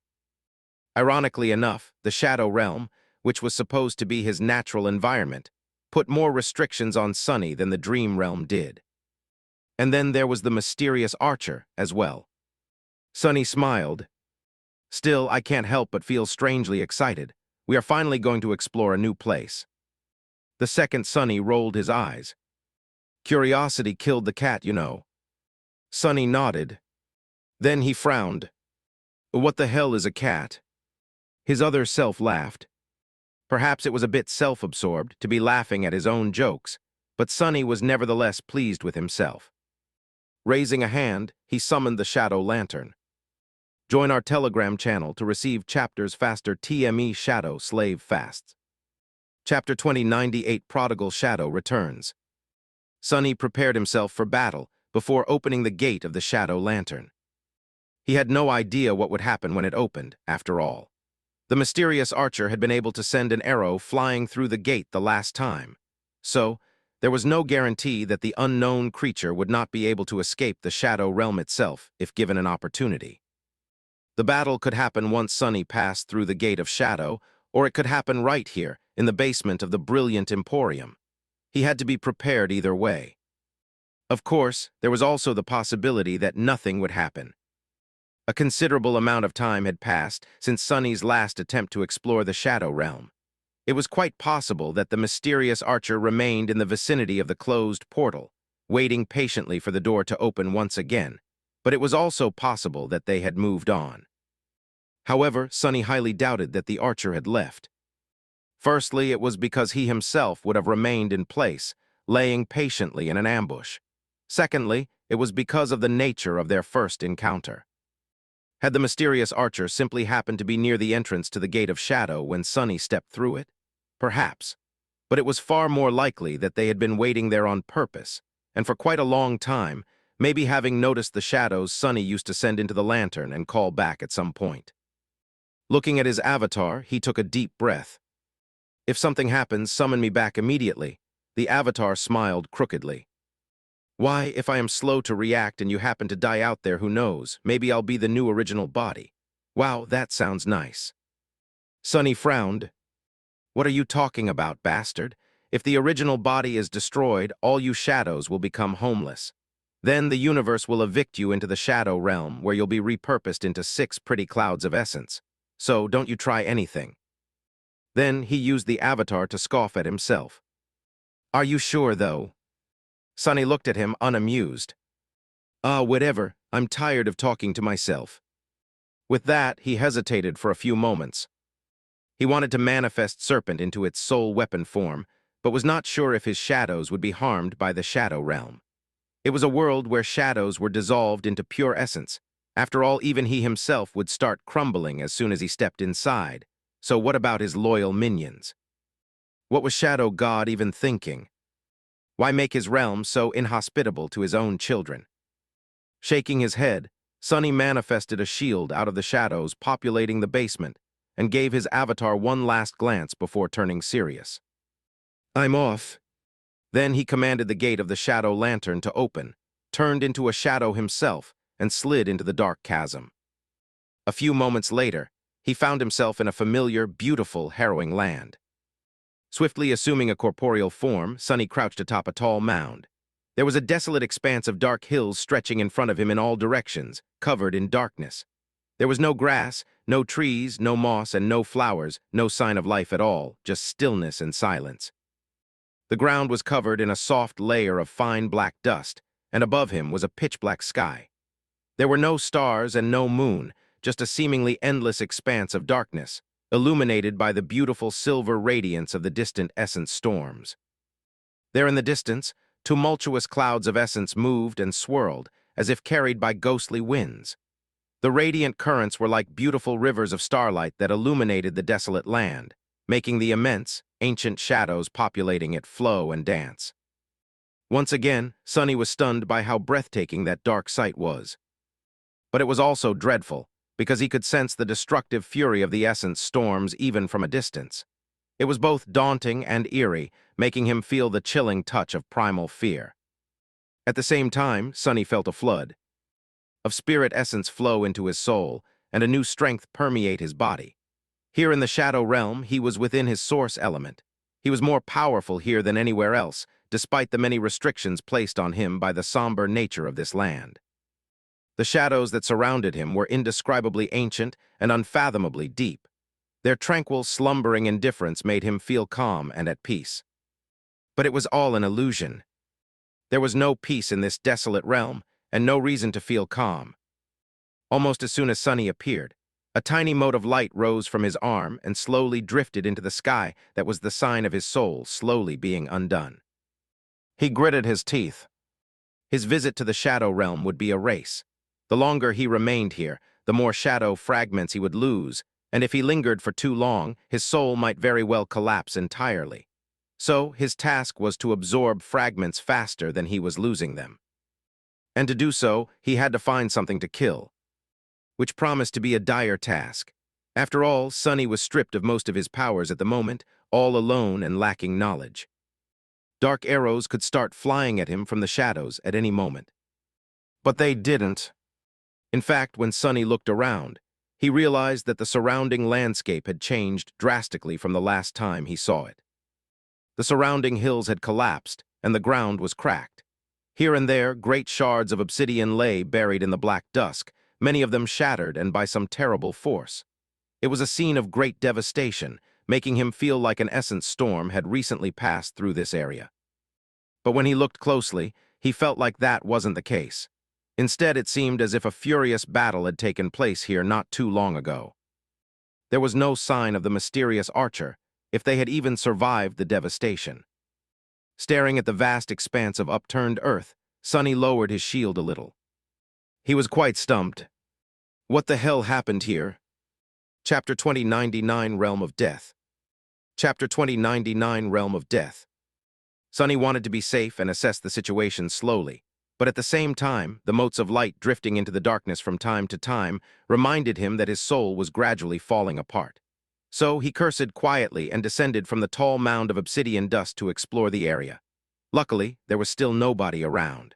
No one tried to pierce his heart with an arrow, either. Instead, Sonny was surrounded only by silence. After investigating the devastated swath of the dark land, he grew more convinced that a battle had happened here. The forces involved were truly fearsome, reshaping the entire landscape, but there were no bodies left laying on the ground, no sign of blood, and no traces that could tell him what exactly had transpired, except for one. Kneeling in the black dust, Sonny picked up something from the ground. A raven's feather, just like the fletching of the dark arrows he brought with him from the Shadow Realm the last time. After sifting through the dust for a few more minutes, he discovered a few more pieces of the arrow. The shaft was broken, and the obsidian arrowhead had shattered, seemingly failing to pierce the target. He studied the remains of the arrow with a somber expression. Another mote of light drifted into the black sky, its silver shine reflecting in the jagged obsidian for a short moment. Huh. It seemed that the mysterious archer had met something even more terrible. Sonny was not sure whether he was supposed to be happy or disturbed. By the fact not being ambushed the moment he appeared was certainly a nice surprise, but knowing that there were even deadlier beings nearby made him wary. On the other hand, that meant he had more things to kill, and these things were somewhere close. No time to waste. Standing up, Sonny studied the ground. The traces might not have told him how the battle had transpired exactly, but they did tell him one thing: the direction in which the unknown adversaries left. So Sonny followed in the same direction, running noiselessly through the darkness.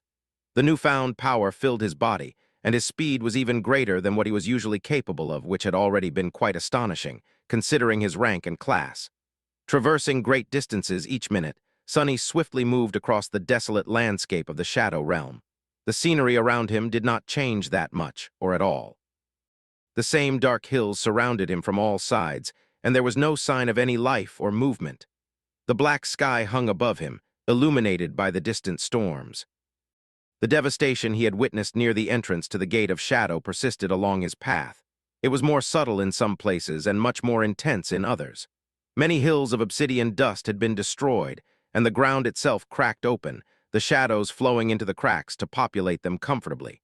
The longer Sonny observed the sign, as left behind by the unknown combatants, the more disturbed he became. The power they exhibited was truly terrifying, making him feel more and more apprehension about having to face them in battle. At some point, Sonny suddenly froze, sensing the shadows ahead of him move. He hesitated for a bit, then used some of the surrounding darkness to reform his crumbling shield and stealthily moved forward. Traveling a few kilometers, he approached the source of movement and came to an abrupt halt. His expression changed subtly. Out there in front of him, scattered across the desolate land, countless black figures were moving slowly. Their shapes were vague and unclear, but unmistakably human. They were shadows. The shadows were walking in a single direction, the same direction he had been heading with slow, unsteady steps. They belonged to living beings, or had belonged to living beings at least. However, there was no spark of life about them, no hint of intelligence, no intent. They seemed strangely peaceful, but also empty, like lost and muted echoes of what they had been once. If anything, what they resembled most were the silent shadows that populated Sonny's soul sea. These shadows, however, were emanating a soft shine. As they walked, trails of light particles were drifting behind them, rising into the sky. It was as if the black figures were wreathed in silver flames, dissolving slowly into the radiance. As Sunny watched, several shadows dissolved completely, turning into pure essence. The sparks of essence were then scattered by the wind, leaving only emptiness behind. A moment later, a few more shadows followed. Some disappeared swiftly, and some disappeared a little slower. But in both cases, it seemed that their time here was brief, and they were not destined to reach whatever destination they were seeking. Sunny studied the wandering shadows for a few more moments, then let out a sigh and looked away. It wasn't hard to recognize them for what they were. They were the shadows of the awakened soldiers who had perished in the recent battle, and were being reduced to streams of pure essence by the shadow realm. It's the realm of the dead. Just like Odysseus had once descended into the underworld and met the shadows of the dead, so did Sunny now descend into the realm of death. It was just that these shadows were not interested in living blood and would not regain their memories after drinking it. If anything, they seemed perfectly at peace in their slow annihilation, not paying it any attention. Sunny closed his eyes for a moment, then opened them again and continued on his journey. He passed between the wandering shadows, feeling eerily like one of them, and soon left them behind. Eventually, he noticed a strange anomaly just over the horizon. Out there, far ahead, a pale light seemed to illuminate the sky. Sunny leaped into the air, soaring dozens of meters high and landing on the crest of a hill. There, he remained motionless for a while, studying the distant light, then frowned and raced toward it. As he rushed stealthily across the sea of obsidian dust, the pale radiance seemed to move as well. Luckily, his speed was greater, so it slowly drew nearer. Soon enough, he managed to discern the source of the beautiful light. It was a great plume of shimmering soul essence rising into the black sky. However, the torrent of essence was much smaller than the storm clouds moving in the distance, and did not possess any of their chilling fury either. Increasing his speed, Sunny rushed forward like lightning and soon crested another tall hill. He finally saw the source of the pillar of essence. And flinched, taken aback. I'll be damned. There, in the distance, a colossal shadow was walking across the desolate expanse, towering above it at several kilometers in height. It was the shadows of condemnation. Chapter 20, 100 Wolves of Shadow Realm. Chapter 20, 100 Wolves of Shadow Realm. The shadow of condemnation looked different from before, but it was unmistakably the same being. The titanic figure moved across the desolate expanse of obsidian dunes with deceptively slow movements, each of its steps making the world quake. It was woven out of shadows, black dust, immense fragments of obsidian, and wind. Unlike the shadows of the awakened soldiers, which were vague and unclear, this one was almost perfectly intact. Myriads of essence spark were drifting into the black sky from its surface, trailing behind the shadow of the cursed tyrant like a billowing plume. The sight of it, the dark, desolate land, the gargantuan black figure walking across it, the radiant torrents of silver light swirling around it like flame, were awesome and eerily beautiful, but also terrifying. For a moment, Sunny wondered why he had been able to stumble upon both the shadows of the fallen soldiers of Godgrave and the shadow of condemnation. The shadow realm was vast, after all, so what were the chances? There were a couple possible answers. One was that the Gate of Shadow sent him to a location that correlated to Godgrave, and therefore, everything that died near him there naturally entered the same corner of the realm of death. Another answer was that the Gate of Shadow was simply located near the entrance to the Shadow Realm, and the shadows of all beings entered this dark land somewhere near. If so, then Sunny was currently on the outskirts of the Shadow Realm, and the direction in which the wandering shadows were walking was, perhaps, its heart. In any case, the shadow of condemnation was different from those tranquil, empty shadows he had seen before. Not only was it dissolving into essence at a much, much slower rate, so slow, in fact, that it would probably take it countless years to disappear completely, but it was also not as empty as they were. Death was a weapon that destroyed corruption, so the shadow of condemnation was not really a nightmare creature. However, it seemed to have retained much more of its former master than the shadows of awakened warriors. Sunny could sense a distant, subdued hint of the same harrowing will that he had felt in the hollows emanating from the titanic shadow. It seemed like the will of a deity transcended even death, having been inherited by its shadow at least partially. The shadow of condemnation seemed to possess some agency. However, Sunny suddenly paled and took a step back. That was not going to save it. What the hell is this? After witnessing the colossal shadow, Sonny guessed that the devastation he had witnessed was the result of the battle between the shadow of condemnation and the mysterious archer. After all, that archer had attacked Sonny on sight. Why would the shadow of a cursed tyrant would be different? But the truth was more complicated, because there were more participants in this battle than he had anticipated. The battle was still raging on. As the shadow of condemnation walked across the dark, desolate expanse, it was beset by eerie beings that made Sonny's blood run cold. These beings were quite immense themselves, each 100 meters across. They were formless and shapeless, woven entirely out of darkness, and moved across the black dunes as if carried by a ghostly wind. Catching up with the titanic shadow, they soared into the air like giant shrouds of impenetrable darkness, then fell onto its body while changing shape. Countless black tendrils shot forward to burrow into the titanic shadow, and the dark drifters attached themselves to its surface like leeches, biting out enormous pieces of condemnation's flesh. They were devouring it alive, or at least trying to. The shadow of the cursed tyrant was not idle. Continuing to walk in the same direction, it moved its hands slowly, trying to intercept and destroy the appalling beings. A few of them had already been destroyed, but a few more were continuing to cruelly rip into the titanic shadow, consuming it piece by piece. Like predators stalking prey, Sonny shuddered. A few things became apparent to him at the same time. The first was that the shadow realm was not as empty as he had thought. The shadow of condemnation, which had belonged to a cursed being, seemed to have retained some of its will. So there could be other conscious beings in this desolate land. And just like Sonny, they probably needed to consume fragments to prevent themselves from crumbling. He was not sure of a lot of things, but he was certain that cursed beings did not die often. Therefore, the appearance of the shadow of condemnation must have been like an irresistible lure to all the horrors dwelling in this corner of the shadow realm, calling them to one location to enjoy the rare feast. But what were they? Shadows of ancient beings, just like condemnation. Actual shadow creatures like nightmare or serpent, nightmare creatures. Or something else entirely. He did not know yet, but he was going to have to find out, for one simple reason. If these harrowing things were trying to devour the shadow of condemnation, it meant that Sonny could consume it, too. He had no chance whatsoever of defeating a cursed tyrant but the shadow of one. That was in the realm of possibility, at least, especially considering that the dark drifters had already weakened it, and would continue to do so. Sonny studied the colossal shadow, feeling an almost overwhelming greed. The shadow of a cursed tyrant, if he destroyed it, or at least landed the last hit on it, then how many shadow fragments would he receive? It would not be just a few dozen, how it would have happened with an ordinary being. Because Sonny received his fair share of fragments when killing things similar to himself, just like humans received a portion of all the accumulated soul fragments when killing other humans. So thousands, probably. His eyes glistened in the darkness. I must be the one to finish it off at all costs. Sonny almost readied himself to rush forward when he noticed a sudden shift in the cadence of the titanic battle far in the distance.